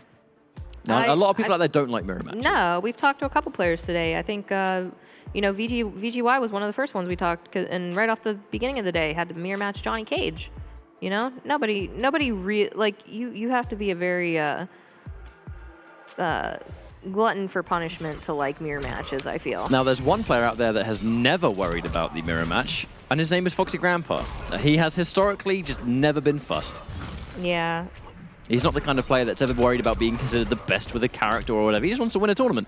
You know, I'd rather win the tournament than be like the highest placing Kung Lao or whatever. Doesn't really care about that stuff. So a mirror match for him is very much just another matchup. So it's not going to change his approach here. Now, Too Easy could very well match with mix of his own. However, he is going to eat that forward two all the same. Boom. Let me build towards. Yeah, he closed it off with slide, but Too Easy there showing that the Taste of forward your own two. medicine, Yeah, that give him a taste of your own medicine. Absolutely. Couldn't have said it better. Slam. He's alive. He's alive. Oh, no. He's hanging on by thread. And use the up three. Wake up three and the slide. Foxy, what? The magic pixel. It's 5 a.m. here. It's too late for that, mate. What are you doing? The magic pixel comes to fruition. Oh, matching it. Foxy looking for an opportunity here. Oh, yeah. Thoroughly stealing that round away after the Sub-Zero Fatal Blow was spent. 1% of life left to spare. And he did get him frozen there. There's a wall. 3 dashes. Okay, block the forward two there, but doesn't matter. Still gets hit and frozen anyways. The rising ice. Oh, that's a full combo punish there. Absolutely. The corner doesn't get it. I think he purposely did it early because he knew Foxy was going to break out if he kept continuing it. Perhaps, but normally it's a down 1 pickup there, which is relatively safe from it. Escape failed. The respect. Oh. Breakaway available. No! Yeah, breakaway was available for both players. Oh, and the full combo punish that's going to happen from this. That was naughty. That was basically 3 or 4 of them in a row. There's obvious, and there's the obvious that maybe you don't expect it. That was a brave decision. Oh, yeah. Oh, trying to get one of those nice axes out in the air, but gets caught in the act. Now the breakaway, or at least a wake-up attack of some form was used there. The 1-2-4 is going to get spent as Foxy is on a match point. Hit the wake-up! Oh, God! That was a cheeky slide if I ever did say God. so myself. That's going to connect as well. And I want to point out, oh no, the reason that was so insane at the end there too, Foxy Grandpa punishing it with the throw. If you punish anything with a throw, it cannot be teched, which meant that he had a guaranteed unbreakable 30% in his back pocket, and it just spelled the end of things as Foxy does secure an important win, and understandably disappointed too easy. It's definitely not been his day. But that was just, I think, a tricky matchup. I really don't think he wanted to mirror. A lot of people don't like playing mirror matches. Can't blame them. But Cetron couldn't work. The Scorpion, it almost felt like, did he feel like he was almost out of options there? Like the Scorpion, see if it works, but I don't know. I would have liked to see more of the Scorpion. I thought that, you know, it was something worth exploring instead of just going in the mirror match. But again, Too Easy has had a good Sub-Zero throughout the day, and there were moments where he kind of, you know, had Foxy in a not so great position. And ultimately, though, Foxy, like you said, he's just having kind of fun with it. I mean, like, that you know, he doesn't care about being the best, so he doesn't sweat a mirror match. That round 1 in game 3, where he got hit by Fatal Blow, had 1%. We'll probably see it here. Yeah, we'll probably see it in All the of these other replays are all well and good. You know, we're going to just see the journey that reached this point. But the moment that we all want to see again was that first round of game 3, where he gets hit by a Fatal Blow. He's got a % left. Somehow wins the round with the crustiest of crust. Crusty, ooh. It was. I mean, it really was. Because in this situation, the Scorpion looked really good, although a bit unorthodox. That was just Sub-Zero in a nutshell right there. Forward to Fatal Blow. But yeah, that final game, after the way that round went, that was going to be hard to come back from. That's a mental guard break. Apologies, it is late here. Nah, we'll be but good. we are the night shift. We are strong though. We got the night shift. I'll wake up extra late tomorrow. We'll be fine. Yeah, exactly. We'll be fine. Refreshment. Well, yeah, exactly. And what more way to refresh you and wake you up than some good Look, this was the moment. This good was Mortal the moment. Kombat, yeah. So most of us probably thought he was dead here. Yeah. It's why he went for Fatal Blow. Survives with just about a the %. magic up pixel. 3. Oh, up 3, side switching throw. That was the bit. That specific thing was the bit, and then this was just great because you're punishing a slide with a grab. It can't be teched because it's a punish. You've got the crushing blow ready. That's 30%. You know, say goodnight, basically. And the element of punishing things with grab, I think it's an underrated element of this game that we don't talk about often, but being able to punish things with that is insane. Now, what's also going to be insane, folks at home, we have an NEC Year 1 of Pro competition run back between Sonic Fox and Arn Kratos, the two most dominant players of the day. Yeah, top 2 for the day. Also, isn't this a player that when they played at NEC, Arn Kratos beat Sonic Fox? Was able to. Yeah. It was the time where Fox was experimenting with all kinds of different characters, and that experiment of the tournament was Collector. Yeah. I feel like we'll see Sonic take this seriously because this is a run back, Yes. right? But it's also a new and improved Arn Kratos. Yes, very true. The level up has been real on both of these players' sides. So it'll be very interesting to see. I would like to believe that we're going to see the Joker. I am absolutely convinced there are a fair amount of Russian Mortal Kombat players that have been doing the night shift with all of us, staying up late to watch their boy absolutely kill it, by the way. This top 2 at least is ridiculous. But this is the match they've been waiting for. This is the one. You have your absolute favorite and the champion of Russia going up against the current world champion themselves. Yeah. This is the matchup that they were waiting for. This is the one, too, where Sonic Fox has been undefeated all day. Will Arn Kratos do the same work like at NEC and be able to, you know, be the one who takes down Sonic Fox today? Surely it has to be Joker versus Shang Tsung. I would assume so, and I assume that if it doesn't go great, Sonic Fox has a whole arsenal, whereas Arn Kratos, we're just gonna really see Shang Tsung, even if it doesn't go so sweet. We know we're getting Shang Tsung here. Yeah. That's the safe bet. Now, Fox will normally look at their team of characters, and they'll be like, I'm fighting Shang Tsung. Normally, you pick maybe a bit of counter zoning, maybe a little bit of projectile answers. But what are we gonna do against a rushdown Shang Tsung? And that's just one of the styles. He can play ground eruption himself. He can play Zony if he wants to. Yeah. But today has not been that day. This has been the jump king. This has been the whiff punish, the Ermac lift, the super kick. It's been great. Yeah. The only time I've seen like anything that just went sour every time he tried it, it seems today with Arn Kratos, it was during some of the earlier games where Arn Kratos was doing short hops. And like in those... Which I think might have been fumbled flawless block up twos because he's great at the flawless block up two, but Shang's short hop, his short hop kick isn't garbage, but his punch is. It's so bad. Yeah, we saw a couple and like, it's, you know, forget about those though. Like we've had just nonstop insane Mortal Kombat gameplay out of Arn Kratos, so. Joker versus Shang Tsung. This is main versus main, and I think I saw ground eruption in the character select. So let's go. This is a clash of champions. I mean, I guess to be fair, the WePlay Fighting Arena in general for all of the games is going to be a clash of champions, but this one matchup here. Henchman, I'm the headliner. Ooh, Shang Tsung trying to put Joker in his place. I mean, with a fedora like that, I don't know if he can. That's definitely a king Joker right there.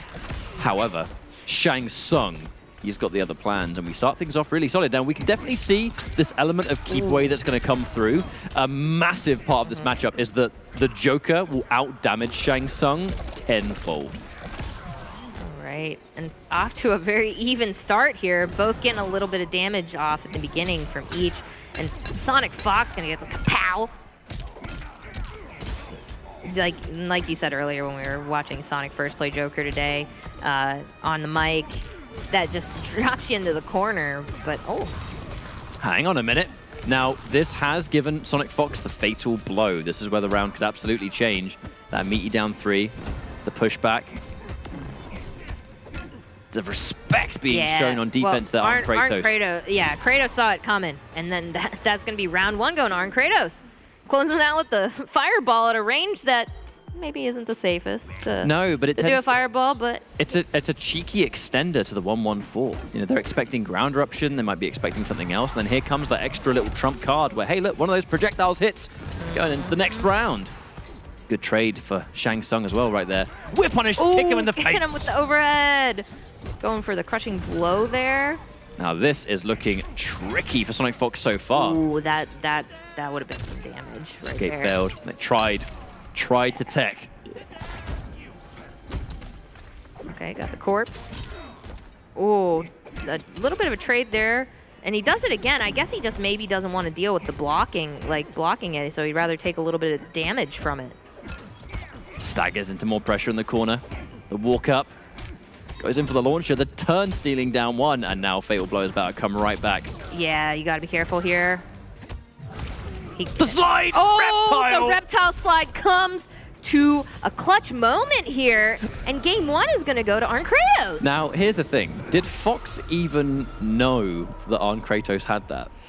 It'd be hard. Because that was the first time we saw it. I saw it once earlier in a set. He did use it earlier today, but he hasn't been really using it at all. In this game. That was the first time he used it. Yeah. That was so naughty. Flawless block messes up the frames. Oh, but that's gonna mess up his chin. 2. Great use of escape there. That's definitely the big. Oh, get punished for that whiff throw though. The kapow gonna take you into the corner after knockdown. Oh, and he gets him with the overhead. You know, it's the MKX fan in me. I always want to just call that Hell Sparks. Oh yeah, I'll follow either side. Ground eruption is the technical name, but yeah, it's Hell Sparks. It really is. Shinnok. Ooh.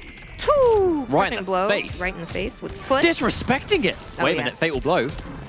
We're going to go in. We're going to cash out. Yeah, we're going to cash. This is out. a resource-heavy round, though, Romanova. We have the KB on the forward 2-4-3. We have the fatal blow. He has to make this round count. He has to win it. Yeah, and there's still a lot of damage. And Oh he's my going to God! get it with the reptile slide again. Did you miss me? Wow, on Kratos looking comfortable here versus the world champ. Interruption, the knowledge. Oh, great call out there from Sonic Fox. And especially the immediate use of the jumping jester. Bit of The heal. read on that, the roll, and he knew he was going for it, so he threw him out of there. Now this is looking incredibly good for the Russian Shang so far. The forward 2 can't quite get the whiff punish. I know. Oh, you just want to squeeze the screen. Squeeze that little gap there, because he knew he was trying to whiff punish it. Oh my lord, Sonic Fox, watch your feet, mate! As now on Kratos is one more game away from defeating Sonic Fox. There are some Russian players out there right now popping off for their boy. You know it. You know it. Oh, yes, absolutely. But, you know, let's not get carried away. We've seen Sonic Fox. We've seen them come back from being at a deficit in tournament. You know, they're no stranger to making those type of comebacks, you know? When I think of This is Sonic Fox! If I look up clutch in the dictionary, there's a picture of Sonic Fox. Like, they have this absolute ridiculous composure. You just got to look up OD. Yeah, the naughty overhead right there.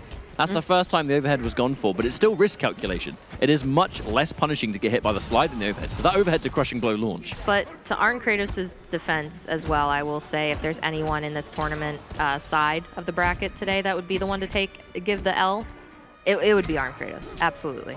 Yep, I would absolutely be inclined to agree. In fact, Sonic Fox themselves, you know, when talking about Arn Kratos recently, actually at this very event, was like, oh yeah, Arn Kratos could definitely beat me. You know, they believe in Arn Kratos as well. But they did say they wanted to get their run back. Oh, and and they're in the progress of it. Yeah, trying to progress hard. Great breakaway, though, from Arn Kratos using those 2 bars there. There's more of that matchup knowledge. Okay. Wake up roll. I like jumping away from it, too, just kind of getting away from some of that Joker pressure for now. I do see the trade a lot on the present. Oh, there we go.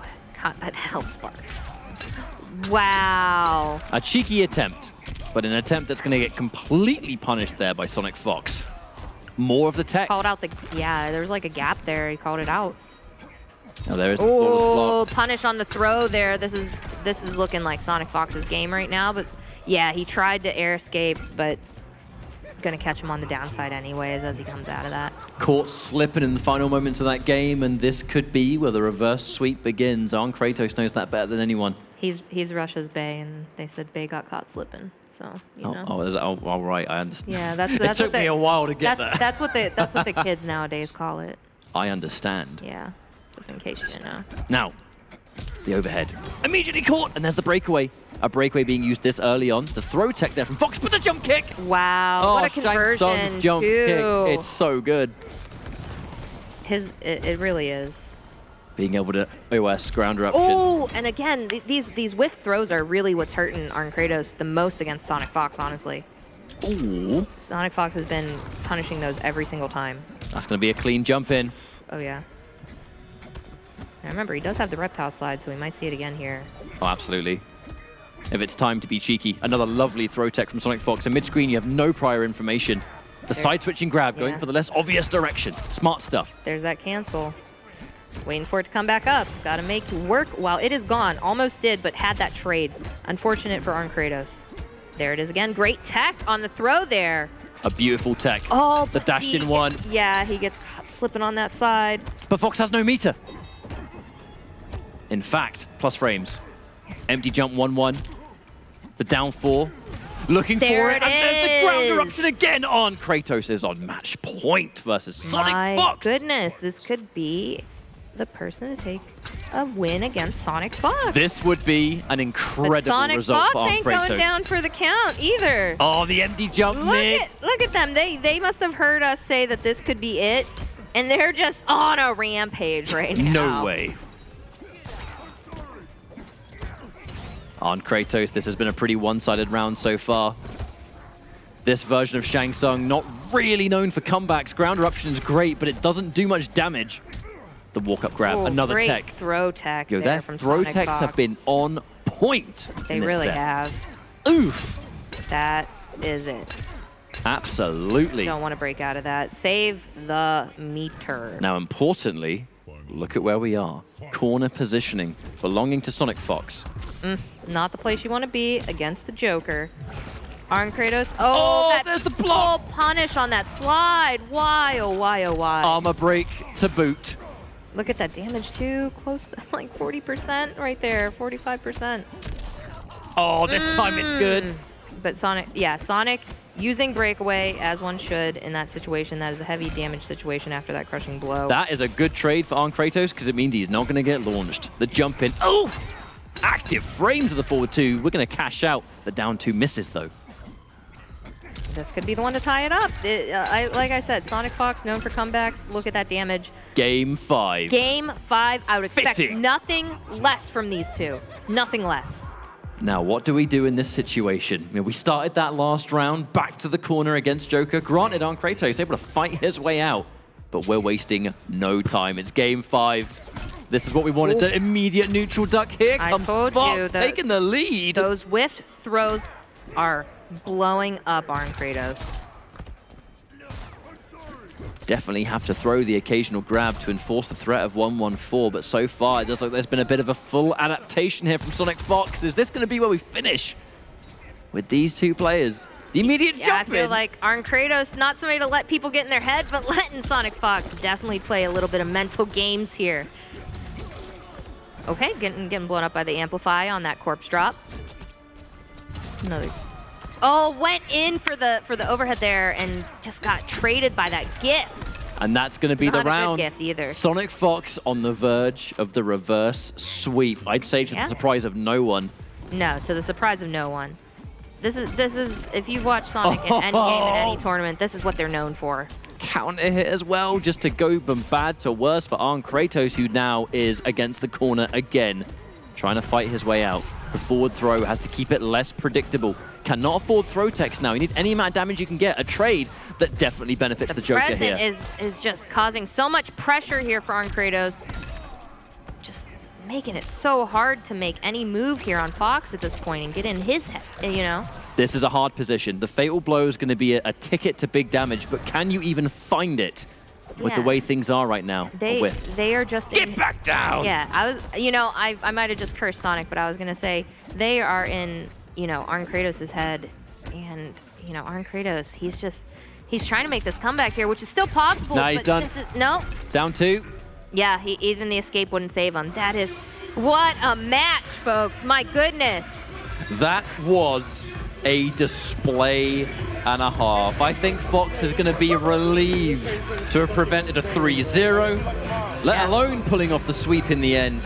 Arn Kratos really gave it that 110%, but the thing is, folks, this is round robin, group stage. I see Sonic tweeting right now too. You know they're tweeting that they just won. Wasting no time. This will be Wasting a wasting no time moment. But look, these are currently the top 2 in the standings. It was a game 5 situation. These are the 2 best players of the day without question. And this was, I think, an appetizer. We could see this matchup again later down the line. Absolutely. This could be grand finals for all we know. Yeah, well, Sonic Fox, they got their run back, and now they are the one who has one-upped Arn Kratos. But it was a hard-fought battle, though. That's the thing. It was indeed. I can hear him over there. They're already talking about it, because that was kind of crazy. I have my headphones on and I can still hear it, but it looks like we are going to take it back to our analyst desk. I know you've missed them. I've missed them, and I've been looking right across at them the whole time, at different moments. So we're going to take it off to them. Go ahead, guys.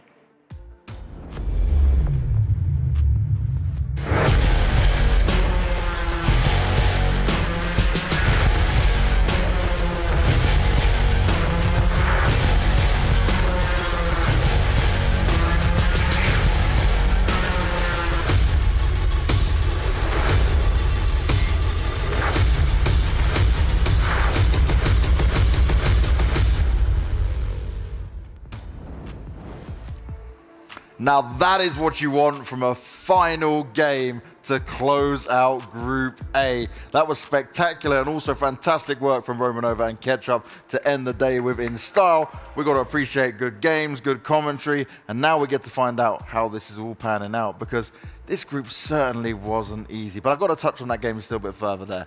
Arn almost had it right. He was pulling this off. And this is a guy that people didn't think would be able to maybe do some damage if they hadn't seen him too much outside Europe. I mean, for him to go up, for Arn Kratos to go up 2-0 like that, we were all screaming. They were actually telling us to be quiet. And we were back here for a while, leaned back, and all of a sudden that Real Master comeback happens, and we're sitting up at the edge of our seats, full sweat mode out of nowhere, like everyone in that chat, everyone in this arena. It was phenomenal gameplay by both players, of course, but with Arn Kratos, I mean, honestly, one of my favorite players of the night so far. Him and Conqueror have really just blown my expectations out of the water. And we saw Arn Kratos, that clutch back one into the reptile slide to really go for that 50-50, which is it's fuzzyable, but very hard to block. And this was part of that Real Master comeback. He had that 57 health when Sonic was at full health before what you're watching even transpired, and just betting it all on the line, back to back to back, to send Sonic a statement. But let me tell you, when you send a statement to Sonic Fox that isn't the handshake and Sonic still has a chance, this is what can happen. And you look at, Arn Kratos is doing great. First game went in his favor, second game looking great, getting ready to almost do 2 exact rounds. And he goes up 2-0. But then this is where it started getting tricky, because then Sonic pretty much activated that X factor that we know that they've pretty much been doing since the beginning of time, and this is where it all starts to fall apart. It's just like I mentioned before, the snowball effect. Especially when you play at this level, one little mistake can cost everything, and it just happened to be one mistake after another. And we all know, over the years that Sonic Fox is most deadly with their back to the wall. In losers bracket, down 2-0, that's when Sonic Fox truly comes out, and that's what we got to see on display here. Saw some really cool adjustments, especially from Sonic avoiding plus frames from Arn Kratos on that forward 2-string, and we were like, they're taking the hit. That last one to avoid the plus frames and try to take a turn back. It was really smart implementation, because everyone else has been simply holding those plus frames. Arn Kratos gets his turn back. Have a nice day. And then right there, that forward one connecting the absolute last nail in the coffin. And Arn Kratos put up a good fight. I mean, not many can say that they go even 2 games up against Fox, but quite literally toe-to-toe. Still fell short at the end. With the best on the planet. And so Arn Kratos is now probably going to be a household name, hopefully, after this Well, I mean, they were both qualified for the playoffs, right? So this was more just a test, but from what I heard Sonic say earlier, they promised full sweat. Yep. They weren't going to hold anything back, and clearly that's exactly what happened. Hopefully a taste of things to come on Finals Day, in which both of them are going to be in. Meanwhile, there's a 3-way tie outside of that. Well, let's look at that 3-way tie, right? Let's talk about that. First one I want to touch on is Conqueror, though, right? Because the way he made it in... 6 straight games. He just went like, okay, it's all or nothing, and I'm going to batter everyone on my way. He took it to him, and I remember he came backstage and was like, oh, I got to play again? He's like, I need a breather after the first one. But he just ran it down. I didn't see games go fast like that before. Like it didn't even happen, and I think it shook all of us. And the story on the other side of that was the fact that Kombat was 1 win from securing a spot and almost lost 4 straight. Almost. Was luckily able to take that one and put himself in a tie, and we'll see how that transpires as they're working on it just now. What I mentioned before, I said, for Kombat to be in that position, to be 1 win away, it's like you cannot let that slip. Possibly got too comfortable. That's what we were worried about. I don't know if commentators cursed it, but we're an analyst, so it doesn't really count. Analysts cursed it? Is that a thing? Yeah, no, it's not a thing, so I'm not taking the blame on that one. I refuse to take the blame on that one. Absolutely. No, one thing though, right? That's their job over there. Yeah, that's on them. When it comes to Kombat though, right? He's still so young. He's still so talented with it. Correct. But when you look at his tweets he's just putting out, and he's like, he's very down on himself about it. Yet he still played some incredible games. You still got to respect what he's done. But that just shows how tough this tournament is, right? It shows the caliber of players that are within it. I mean, it's 16 players that are the best around the entire globe. Yeah. And people are going to lose. That's just how it is. But I think he should still keep his head up high, because he did play great. He just had a few little mistakes. We just got word. Oh, yes. We did just get word. It got me a little bit. Let's see who has made it. Let's see how it's all going to be broken down, and I will do my best to explain it. Here we go. Your top 4 going through. Foxy Grandpa came through and did it. Ketchup screams out yes, because we do get a British boy hanging strong. He is going to be up there. So Sonic Fox on Kratos, we knew that from the start. Conqueror, he did it just about by the skin of his teeth as well, alongside Foxy Grandpa. Kombat, so close, yet so far. Those three, they really made themselves work for it. And obviously how it works is we go down the round difference and how it planned out there. So the admins, they did their maths, they did their numbers, and this is the outcome we get. Now, one thing, right? I'm going to come to you, Aquaman, on this, because we were discussing the four we were going to see through, right? We said all of these names, apart from not Conqueror. I had Kombat in there. I also had Kombat in there, and that is, but it came down to them having the same exact outcome, and it coming down to individual rounds. That's how great this pool was, and I'm putting them on blast one last time. This pool is incredible. It was not free at all from start to end. It was one of the sweatiest things I've ever seen. It was awesome from start to end. And you take a look at now those four get to relax. Yes, you know, they have the team tournament that we're going to be doing on Saturday. But they don't have to play tomorrow. Tomorrow is Group B, and it's literally just as crazy as Group A. I mean, we saw Gur, we saw Biohazard, we saw Dizzy. I mean, it's just starting. Yeah. Like, this is day number 1. We got a few more days left, and I don't know how much longer these players are going to be able to practice and get ready. Yeah. Because time is running out. Absolutely. One thing I want to talk about was the representation that we saw come out of that group as well.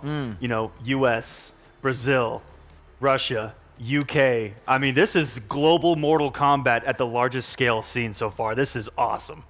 Well, let's take a look at the schedule for tomorrow and see what is coming your way and what our opening matchup is going to be. We're starting off at the same time as we did today, 12 o'clock PST, and we're getting Dizzy going up against Rewind. It's just picking up right where it left off, honestly.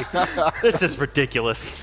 And then Hayate against Gur next. And then Biohazard Dragon, Tekken Master. I mean, every single match is going to be incredible. Do you know what, with this, right? I'm glad you pointed out. You said Tekken Master, Azerbaijan in there. Remember, he didn't even expect to be here. We found out Mr. 5000 couldn't come just a few days before. Unfortunately. And we're literally jumping in. And Azerbaijan's come in as like, he's the happiest guy ever. You see him every time. Like he's always smiling. And he's just like turned up. He's like, well, not practice, but we're going to see what we can happen here. He might be able to upset some people. And I don't know how he did it. This is a little bit of kind of behind the scenes stuff. Oh, here we go. He brought souvenirs from his country for all of us in the Players Lounge earlier. It was a whole box of magnets. A whole box like, he had like of not even 48 hours notice, and he shows of up with his country for forced to take home, and he somehow did that. Also in the he had to get the COVID test, you know, had to pack and still finds time for souvenirs. Nice guy. You gotta love this guy. I hope he makes it out. Just it's a nice gesture. Absolutely. And we're that cheap, we can be bought that easy.